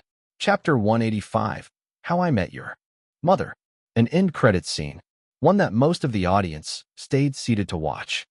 "So what you're saying here is that you want to go for a double major in the culinary arts and dance?" the college's dean asked of the young man before him. "Yes." Lance nodded in response. "It won't be easy, I know, but I want to do it. I can do it, and I will do it. If I'm granted the permission to," he added confidently, a light smile nestling on his lips. Seemingly contemplating over his proposal for a few more minutes, the dean then spoke with an extended handshake. "Well then, you'd be the first. Welcome on board, Mr. Knight." No sooner had that happened, the rest of the movie's actual credits finally rolled. To that, everyone in the theater slowly began to head out, some of them meeting up with those whom had gone to watch Prom Perfect 3. What they saw, though, were frustrated and annoyed couples beyond measure, all of whom felt bitter that an already terrible movie had ended on a nonsensically atrocious cliffhanger that honestly didn't make any sense. However, without even entertaining their concerns, those whom had gone to watch Level Up 2 were still feeling the adrenaline coursing through their veins. And the character that left an indelible mark on their minds had undoubtedly been Lance Knight. Added to that, there was a glint of excitement in a lot of people's eyes as they kept filing out the theater, excited at the possibility of Lance being a protagonist of his own in a possible sequel. As for Gwen, no sooner had she gotten out of the theater, she instantly whipped out her phone and made a simple tweet talk post. "Kyle Kestis is an onion. Hashtag level up 2. It took only an hour." The post went fucking viral. Asterisk, asterisk, asterisk. The next day, as the execs at Lighthouse Studios got together at a club to celebrate the successful launch of Prom Perfect 3's first day returns of $7 million at the box office, one of them spoke. "It's all going according to predictions, Victor." The mid-height exec was quite drunk as he laughed in excitement, his clothing disheveled, and a few lipstick marks on his neck and the collar of his formal shirt as a few escorts snuggled up to him on the plush couch. All were currently in the VIP section, getting wasted yet also excited about the bag of cash that would soon be coming their way. "Walter, take it easy on the alcohol." One of the other execs, equally surrounded by his own escorts, laughed in response to his words as he fondled the boobs of one of the escorts. "No, I'm gonna get wasted like there's no tomorrow." Walter cheered in disagreement, his fellow execs in the VIP lounge similarly cheering in approval. Fuck the critics and their less than 3-star ratings. Fuck the audience and their high expectations. And fuck those stupid teens for throwing their cash at us. Walter riled up his buddies even more. In response, the cheers of agreement were even louder. As Victor watched all these, he popped open another bottle of vodka with a slight grin of victory, his gaze flicking over to the paid stripper who was doing some unholy things to the pole before him. Sure enough, just as the CEO of the mid-sized film studio had expected, the reviews for the teen rom-com had been disastrous to say the least, some of which he was even reading through at the moment. Teen savvy. If you're planning to watch Prom Perfect 3, you're honestly better off searching for some off-brand porn website and jerking off to their best videos, since that would honestly keep you engaged at least. And WTF is with that atrocious cliffhanger. Rotten potatoes. Honestly, if I could give this movie no stars at all, I most definitely would. The plot twists in the movie are so obvious. You can see them coming from the opening credits. Oh, and as if that wasn't bad enough, the characters have the emotional depth of a puddle. Hollow beyond measure. Daily Burglar. Prom Perfect 3 is as predictable as teen movies come. Every overused trope in the genre gets stuffed into 90 minutes, with dialogue so cringeworthy, it feels AI-generated. Seriously, even Oscar winners couldn't save this script. It's bland, predictable, and painfully unfunny. Critic Times. It's like Lighthouse Studios eagled teen rom-com cliches and turned it into a script. Nothing new, nothing funny, and definitely nothing memorable. If you've ever watched a teen movie, congratulations, you've already seen this one. The most exciting part was the credits rolling. Doesn't change anything though. Victor tapped on his smartphone's power button and placed it aside, not the least bit perturbed by the brutality of each article. He was here to enjoy himself after all, and for the most part, judging by how their studio's marketing and analytics team had accurately predicted their $20 million returns for opening week, with the first day returns even exceeding the proposed $6 million, Victor was confident Prom Perfect 3 was going to be an absolute box office hit. Relaxing onto his couch as the rest of the execs all around him cheered happily in vulgar excitement, Victor simply focused his attention on the stripper before him with sultry interest, his hands throwing a few $1,000s at her as he simultaneously lit up a cigarette. Drawing in a deep swig, the CEO had a few escorts walk over to entertain him, their intentions crystal clear. Not minding that he'd be taking both escorts and the stripper herself home with him tonight, Victor comfortably indulged in the sultry ambience. However, the next few minutes later, much to his annoyance, his phone buzzed loudly amidst the reverie, earning a slight frown of disapproval from him. Still, he ended up picking up the phone call, already expecting his trophy wife to begin requesting for something expensive again. His expectations, however, were shattered in the worst way possible when he heard from his secretary that Level Up 2 also earned $7 million for their first-day returns. Asterisk, asterisk, asterisk. Just as the reviews for Prom Perfect 3 had started to dissuade people from watching the movie, that of Level Up 2 was doing the exact opposite. Thief in the Night. Level Up 2 is the kind of movie that makes you want to get up and dance even after a second viewing. Yes, you can bet I did. No romance whatsoever in sight, and yet, Danny Rock made a banger of a sequel to his previous work. One that's bold, creative, and utterly unforgettable. The last scene's especially perfection. Big props to Reggie and Maya Lopez, Tyler Reeds, Sharon Winters, and especially Kyle Kestis for absolutely owning their characters. Critic Eye. The energy in this movie is unmatched. From the dynamic dance battles to the heartfelt moments that made it clear that the cast and crew loved every minute of filming this movie. Level Up 2 is everything you'd want in a dance movie and more. Also, may I just say, Kyle Kestis's portrayal as Lance Knight especially is a standout. Shooting stars. Although not completely unpredictable, it's the refreshing execution of the plot that really sells Level Up 2. Still, I can confidently say that a new standard for dance films has been set, one that a lot of other movies in this genre have been severely lacking as of recent. Listen, it's not just about the moves, Hollywood. It's about passion, resilience, and the power of teamwork. Great movie. We'll be going for a second viewing. Holly Waves. The characters have depth, the music slaps, the dance choreography is eclectic, and the final showdown is pure cinematic magic. Level Up 2 is the definition of a perfect sequel. That said, there's no denying it anymore. Kyle Kestis, straight off his Grammy nods, has proved why he's a rising star in the industry. A quadruple threat, so to speak. As Andrew read through a mix of critic and audience reviews for Level Up 2, he couldn't help but smile a bit. Against all odds, the dance movie, despite releasing on the same day as Prom Perfect 3, on Valentine's for that matter, was easily holding its ground, at least by what he had gathered from various social media platforms. In fact, some analysts had predicted it to have launched with the same opening returns as the distasteful teen rom-com, a feat that was really surprising, considering people's interest typically veered towards romance movies on the red day. Still, it's been quite a journey, hasn't it? The young man muttered to himself as he navigated over to a certain group chat which was exploding, even by the minute, with more and more swarms of messages. Every single message was talking about how Kyle was the most talented Hollywood star they had ever seen in recent memory, with layers to him they never thought possible. Just like an onion, casually dropping a message of his own, the young man soon pocketed his phone and stared out the window to gaze at the bustling, snowy streets. Honestly, watching Kyle's journey for Andrew had been one of the more interesting things in his life for the past 2 years now. Considering how stressful both final year and his residency program had been, Andrew had been looking for a way to vent out his frustrations and had taken on a pretty interesting moniker on an alt account to do so. One that went by the name, "We Do a Bit of Trolling."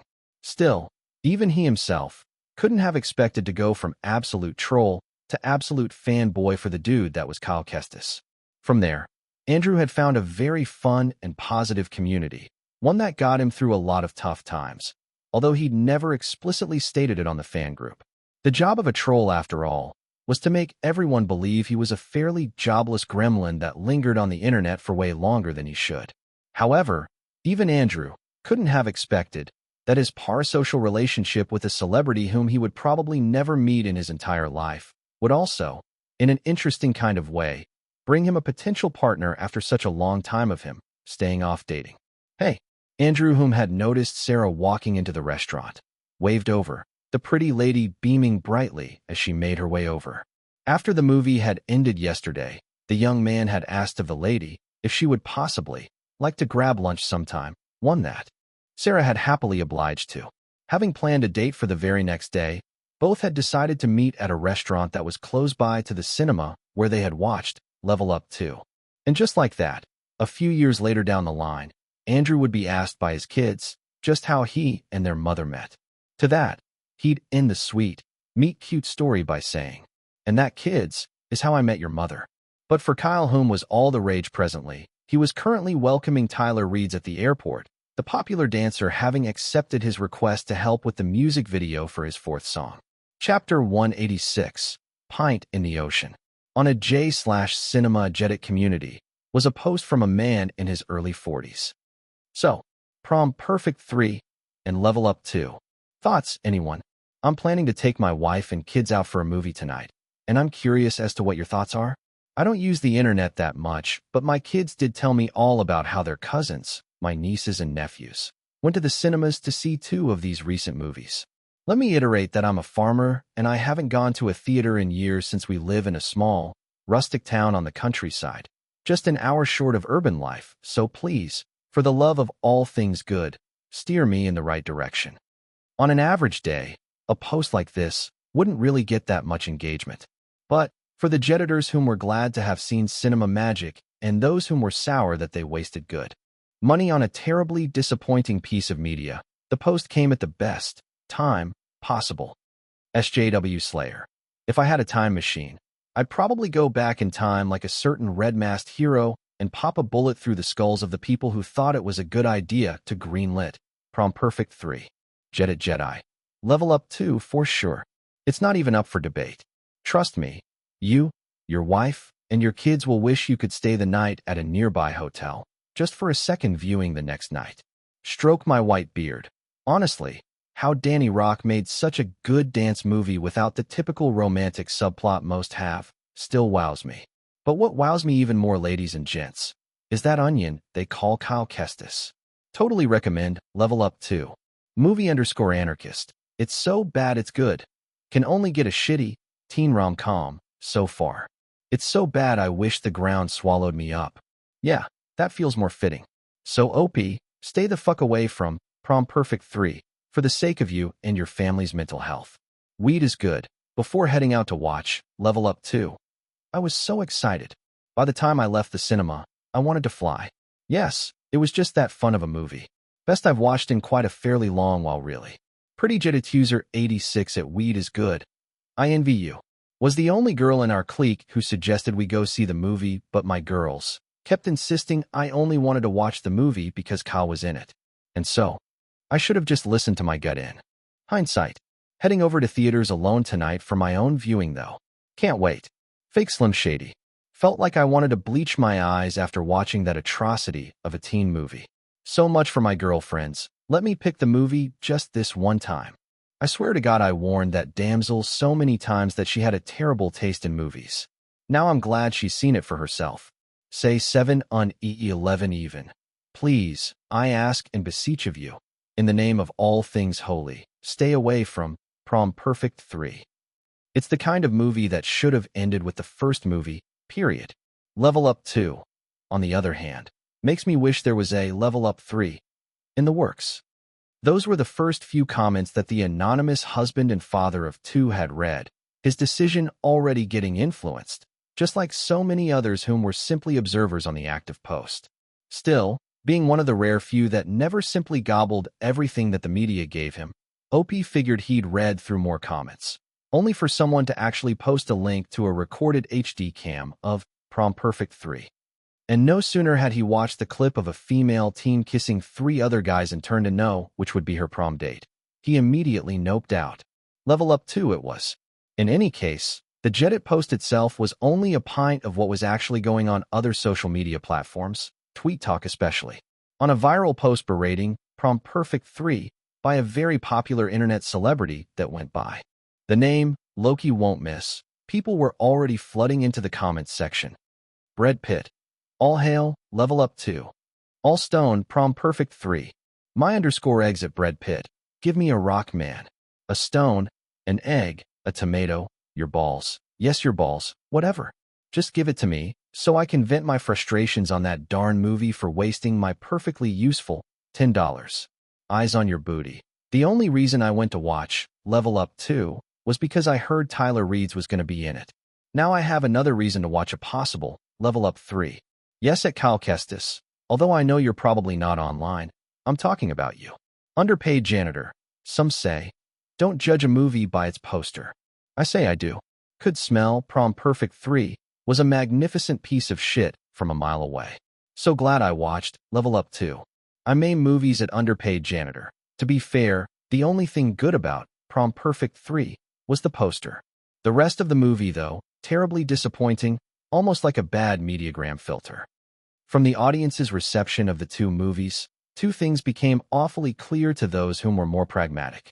One, the dance movie had a lot of people excited, a good chunk of them even planning for a second, or quite possibly even a third viewing, as opposed to the people whom had vowed to boycott the teen rom-com. Secondly, a good percentage of people didn't really give a shit about Valentine's, just as the analysts and marketing team at Silverline Studios had predicted. In that regard, their plan to release a movie without even anything remotely romantic as a way to garner the interest of the single folks on the red day was a success.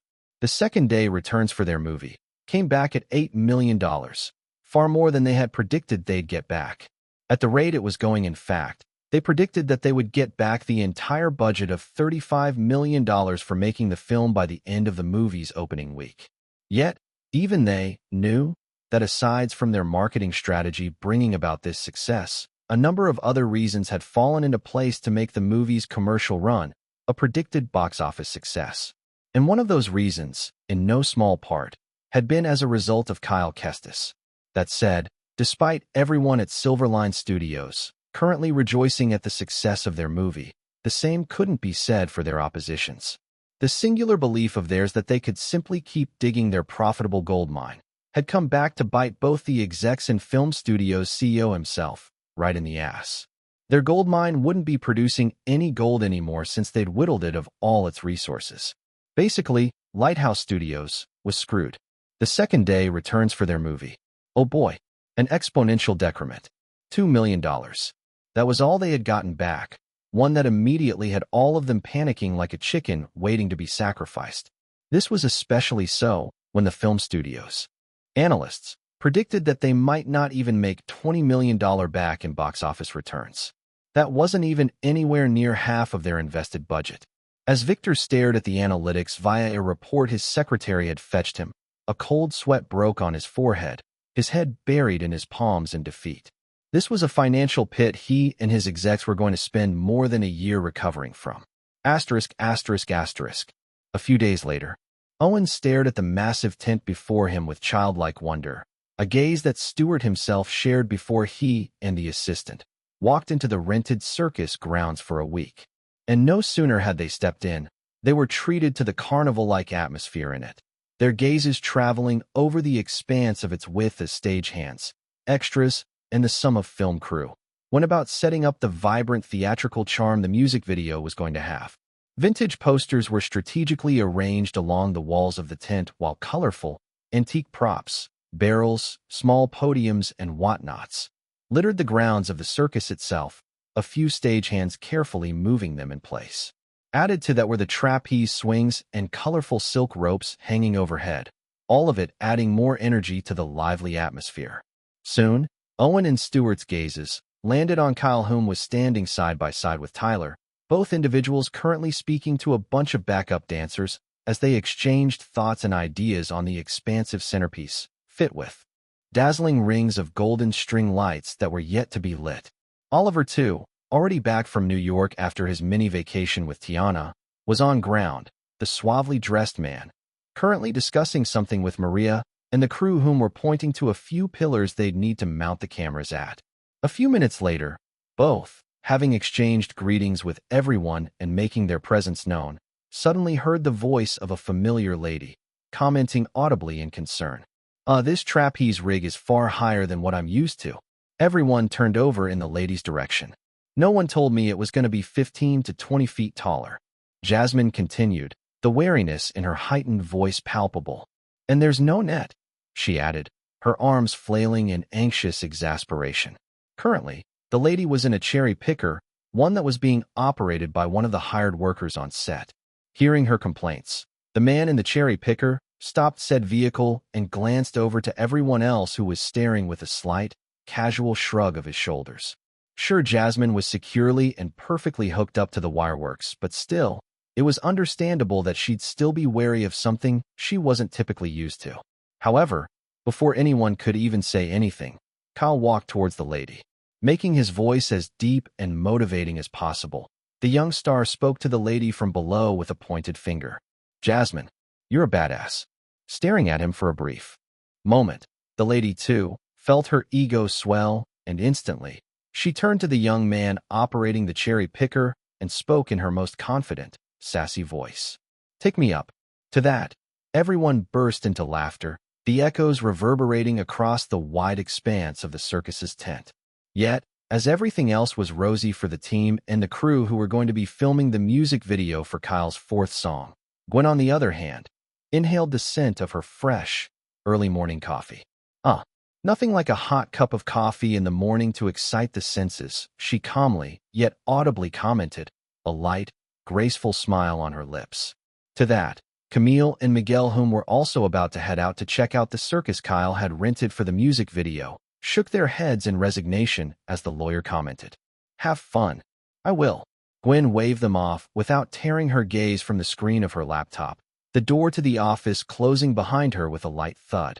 Taking a small yet satisfying sip, the lady then placed her coffee down on the desk, her movements relaxed and her mind serene. And then, with one brief look over at the brutal article she had been prepping for almost a month now to enforce karma on Justin, the social media and PR manager, hit send. Chapter 187, Demolition, Destruction, Annihilation. Justin King, Pettiness Beyond Measure. How one actor nearly derailed, Level Up 2. Thank fuck he didn't. Hollywood loves their rising stars, don't they? Yes, Kyle, you're the man. But every so often, a troublemaker emerges, hell-bent on reminding you just why some celebrities cannot be stood with their oh-so-mighty egos and expectant entitlements, unbefitting of them, or their achievements for that matter. So he won a rigged award. So what? Enter Justin King, the young musician who is presumably, at least by his fans, still considered one of Hollywood's most promising talents, but also an absolutely unbearable actor to be around. First off, it was the diva's dance refusal.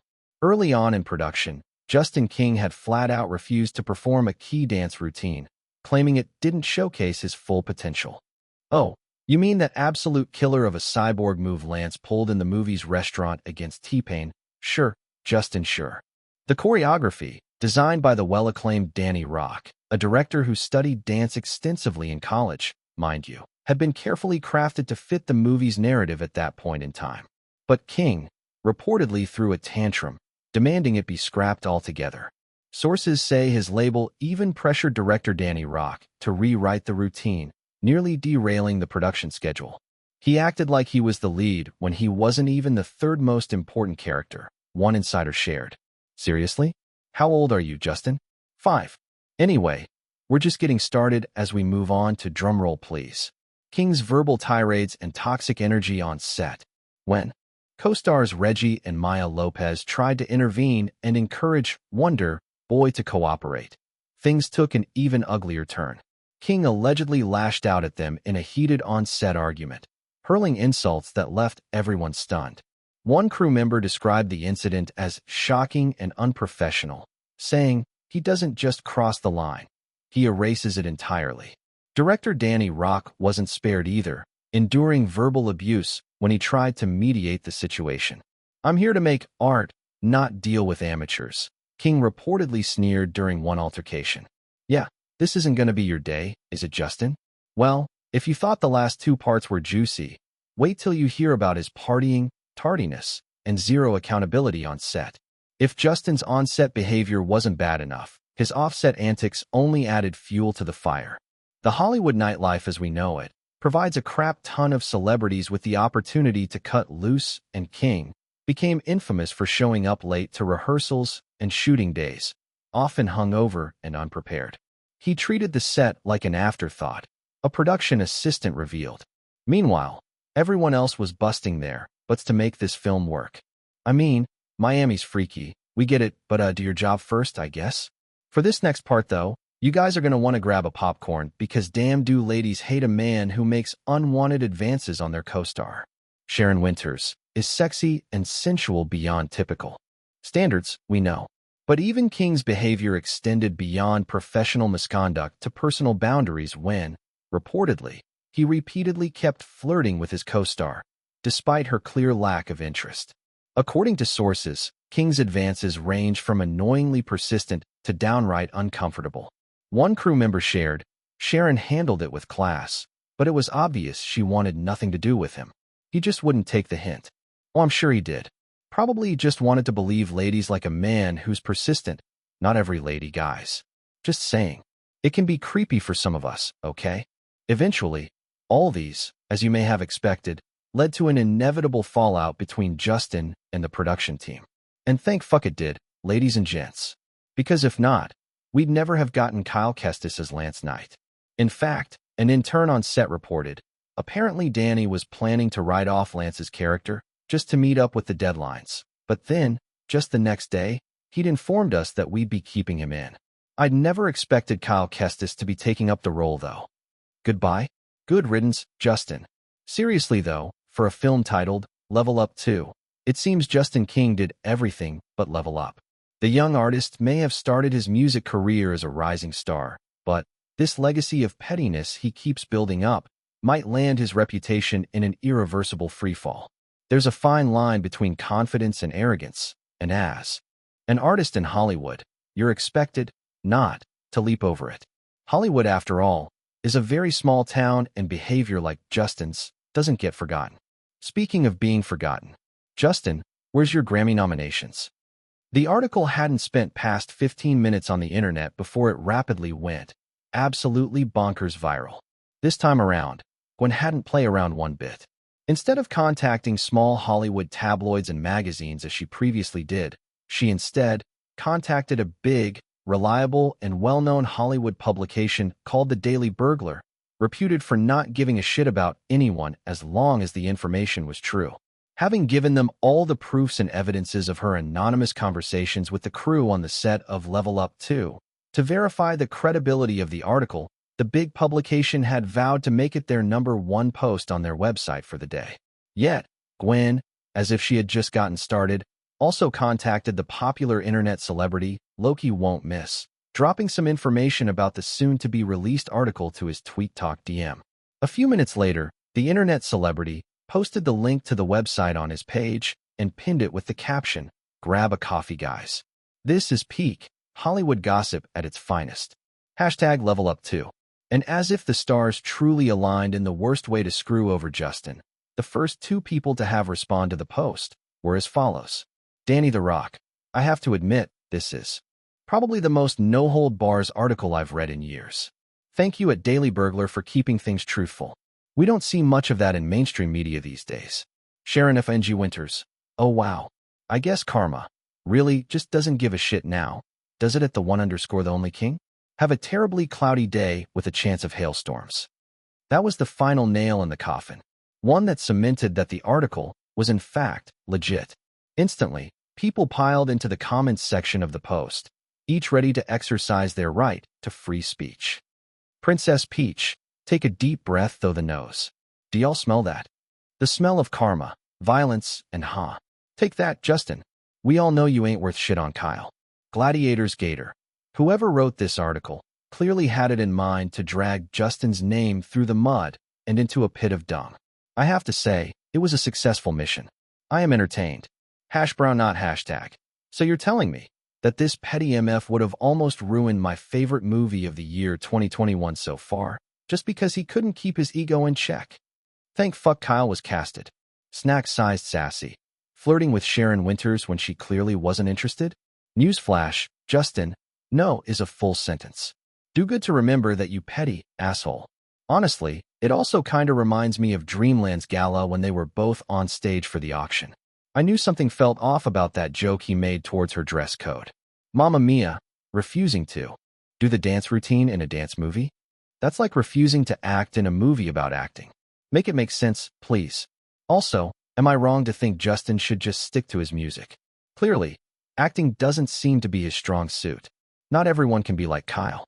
Dow of violence at Mamma Mia, you're so right.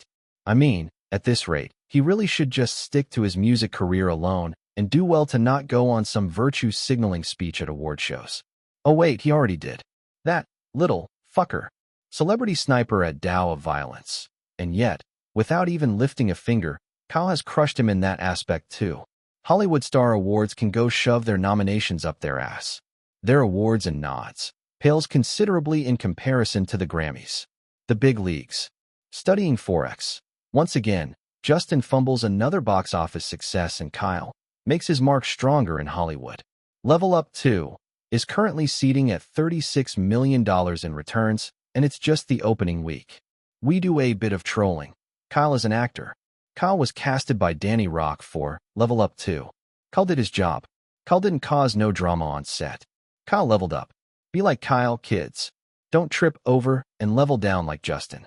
Thank you for listening to my TED Talk. Chronically online at We Do a Bit of Trolling. Best 3-second TED Talk of my life. Kratos speaks. Justin, acting like a brat is not a personality trait. Boy, be better. 404 humor not found. From one of Hollywood's rising star to one of its more avoidable problems in recent memory. This dude is speedrunning his career's destruction like it's a game while Kyle is maxing his limited resources to pinpoint perfection. And guess what? I'm all for it.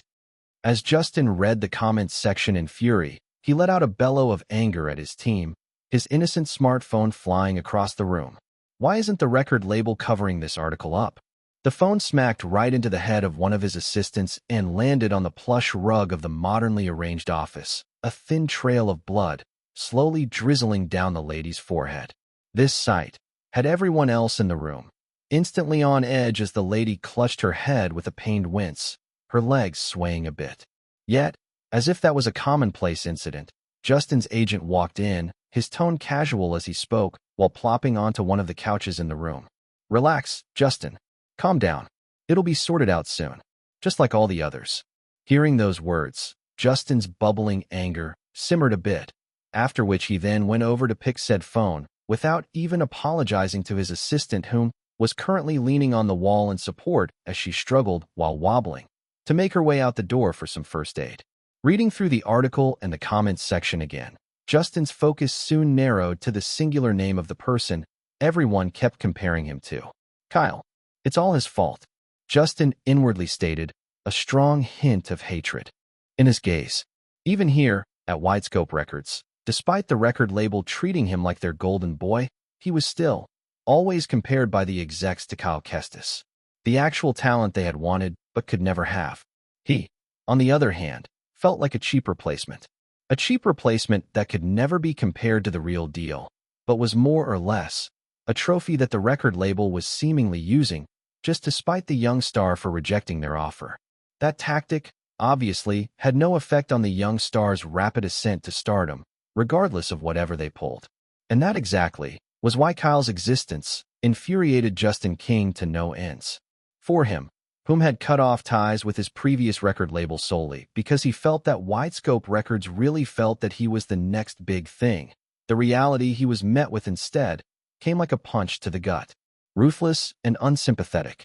Meanwhile, as Justin was still trying to suppress his anger, one of the main event planners coordinating the Grammys, having realized whom the winners in all the brackets were, had a pretty amused expression on her features as she spoke to her assistant. Contact Widescope Records. We might have an offer for them if they're willing, she added with a hint of mischief in her eyes. Chapter 188, Busy Year. Despite Widescope Records assuring Justin that the article would be taken down soon, it had been anything but easy for them to do so. The moment they took one down, the infamous article would resurface somewhere else again, especially with Tweet Talk users, keeping it trending on the social media platform by reposting said article. At this point, one could even say that their patience was wearing out fast as they had started using more forceful methods to scrub the brutal article of the internet. Not that it did anything to suppress the article really.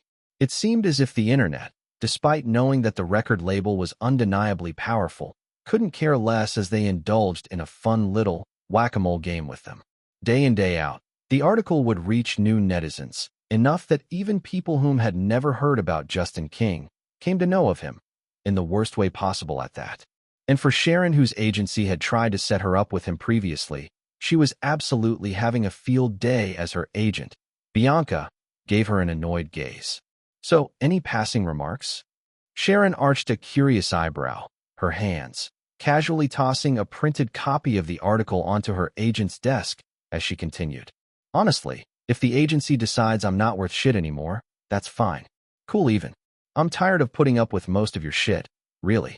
I mean, you guys have stopped giving me my hard-earned pays and royalties, so, might as well double down on my defiance. The lady shrugged as she made her way out the office. That said, if you so much as try to set me up with one more darn sleazebag, use me as an escort for men that are old enough to be my father or, worst of all, market me as a sex symbol to the media one more goddamn time, I will quit. Even if that means I'll lose everything, Sharon declared, the little hint of amusement that previously lingered in her tone vanishing without a trace. Thank you for your time. Sharon donned her loveliest smile as she headed out. The annoyed agent, unable to say a thing, she watched the lady exit the door. Typically, Bianca would have had all the words to knock Sharon back to her place. However, after the overwhelming success of Level Up 2, A crap ton of movie scripts and roles, specifically meant for Sharon from both unknown and well-known movie directors, had started flooding her emails. To put it simply, the lady, much like her co-stars, were a hot topic in her agency, Summit Talent Agency, STA, one of the more influential Hollywood agencies in the game. Despite previously blacklisting her, knew it would be a bad idea for them to not market and capitalize on her current popularity. The power, literally, was in Sharon's hands, if only for a brief period of time. That was why Bianca, even as she gritted her teeth while seething with anger, reeled it in and instead massaged her temples with an annoyed sigh. Sharon, on the other hand, having walked a few meters away from the door and around the corner, leaned on the wall, her shoulders sagging as a wave of relief cascaded over her. A few other artists and workers who, sparsely littered the hallways, glanced over at the lady with slightly curious gazes as they walked past. Staring at her hands, which had been trembling before she confronted her agent and were currently still doing so as of the moment, Sharon clenched it tightly into a fist with determination. This is just the start, she told herself, her back straightening as she made her way out of the building to head home. And upon reaching her neighborhood, just before parking her vehicle at the garage, Sharon was surprised to notice a new letter in her mailbox, one that hadn't been there when she headed out earlier. Casually walking over and picking the letter up, the lady curiously opened it as she strolled into her house, her legs casually closing the door. Reading the contents within it, though, had Sharon widened her eyes in a mix of happy thrill, exhilaration, and excitement. Asterisk. A few days later, as Kyle, Tyler, Jasmine, and the rest of the backup dancers bowed before the entertained audience, Maria commanded, "And cut." That's a wrap. A unified wave of excited cheers, followed by a standing ovation of claps, cascaded over the entirety of the circus. Stylishly flipping his top hat back onto his head, Kyle, dressed in a beautifully embroidered red and gold tailcoat, reminiscent of a man in the Victorian era, smiled at all the extras currently occupying the audience seats. At the same time, Jasmine and Tyler waved at everyone cheering and applauding, their chests heaving up and down, much like every other colorfully dressed backup dancer on the stage. Finally, the young man had finished up the shooting for the music videos. Currently seating on one of the benches in the audience, Kyle's field of view, although populated with the liveliness of the extras, film crew, and workers on set packing up their stuff, wasn't focused on them at all. You have acted, sang, and danced before everyone and impressed them. You have obtained a huge amount of EXP points. 5,000 EXP points have been awarded. Total EXP points available, 30,200. Dancing has advanced from level 12 to level 13. Keep dancing to improve your skills. With a thin smile on his lips, Kyle dismissed the notifications, just as Oliver walked up to him and said, his tone knowing, "Think you'll be willing to take a break now?" "Couldn't, even if I wanted to." Kyle responded with a light smile as Oliver shook his head in understanding, a light sigh escaping his lips as he sat next to his ward while speaking. TechWiz, SDLC, the album's release, and the Grammys, huh? What a busy year. Oliver smiled warmly, reminiscing briefly on the past when, despite Kyle being busy, things were still much simpler. It was the mark of success that Kyle days were becoming more and more congested with busy schedules, so in all fairness, the agent was proud of his talent. Almost immediately, though, Oliver added, his tone of choice relaxed. "Well, there are rumors that the Actors and Writers Guild might go on a strike this year, so you may possibly get the chance to unwind quite a bit." This earned raised brows of genuine surprise from Kyle, who muttered out loud, "That's unexpected." "Yeah." Oliver nodded in agreement, after which he then switched topics. "That said, Silverline Studios contacted me a few minutes ago. They're hosting a celebration party for Level Up 2 next week and would love for you to attend," the agent added, his gaze focused on some of the film crew a few meters away, trying to unmount a camera. "Figured as much. Hopefully I'm chance to." Kyle replied honestly, a thoughtful expression on his features. "So, do you think you might win in any of the brackets?" Oliver changed topics again by posing a curious question. "Can't say." Kyle casually shrugged in response, after which he then added, a thin smile on his lips, "I am absolutely prepared to lose in every bracket, though." To that, Oliver chuckled a bit, gently patting Kyle on the back as a comforting silence descended between both of them. The Grammys was going to be taking place on the last week of March, literally just a month away from now. The prestigious award show, much like the Hollywood Star Awards, already had their own fair share of controversies over the years. But for the most part, and surprisingly at that, they actually remained quite fair. Still, for Kyle, the Grammys was literally the lowest thing on his priority list. No matter how prestigious winning the awards were, his actual goals were what really mattered to him. Also, considering he had a lot on his plate, it wasn't really something that excited the young star as much as his other projects which were at the forefront. This was why, leading up to the prestigious award event, it was going to be a pretty busy period of time for him as Spawn Point Studio had already begun working on the video game's DLC. Plans were already being made to have it release about a year after the base game had launched with a $19.99 price tag. For 25 plus extra hours of content, and a bit of pragmatic yet rational consideration on his part, Kyle believed it to be a relatively fair price point. Added to that was the fact that most of the DLC content were all story and gameplay ideas he, Carlos, and the rest of the game devs had thought of adding into the base game last year, but ultimately became way too much to stuff into the game within a reasonable time frame in preparation for this year's Gamescom. As a result, they decided to make it into a separate DLC, one that could get as much love, care, and attention to detail as the base game itself. But even that took second priority when his album was involved. Promotions for said album was majorly what Kyle would be focusing on for now, along with all the endorsement offers, adverts, and the likes that he still needed to sort out. It really was going to be quite the busy year for Kyle. A month later, for the past month, Kyle hadn't stepped foot into Spawn Point Studios, owing to his busy schedule that was skewed towards album promotions, adverts, endorsements, and the likes. Today, though, he was chanced, so he made his way over, arriving at the studio's basement. Pookie. Sharon waved with excitement the moment she spotted him, earning raised brows from everyone in the motion capture studio. Carlos, Oliver, and Owen especially, all of whom were standing by the side so as not to interfere with the captioning process, swiveled their heads sideways to stare at the CEO, who was practically unfazed by the lady's words. To that, Kyle, hands in his pocket, simply replied with a light smile. Long time no see, Sharon. The lady had already been at the studio for close to 3 weeks now, yet Kyle hadn't even been around to actually welcome her. That's awfully cold of you. No welcome back kisses? No hugs. Sharon, whom was already before him, clad in her motion capture suit, pouted, hands resting on her hips.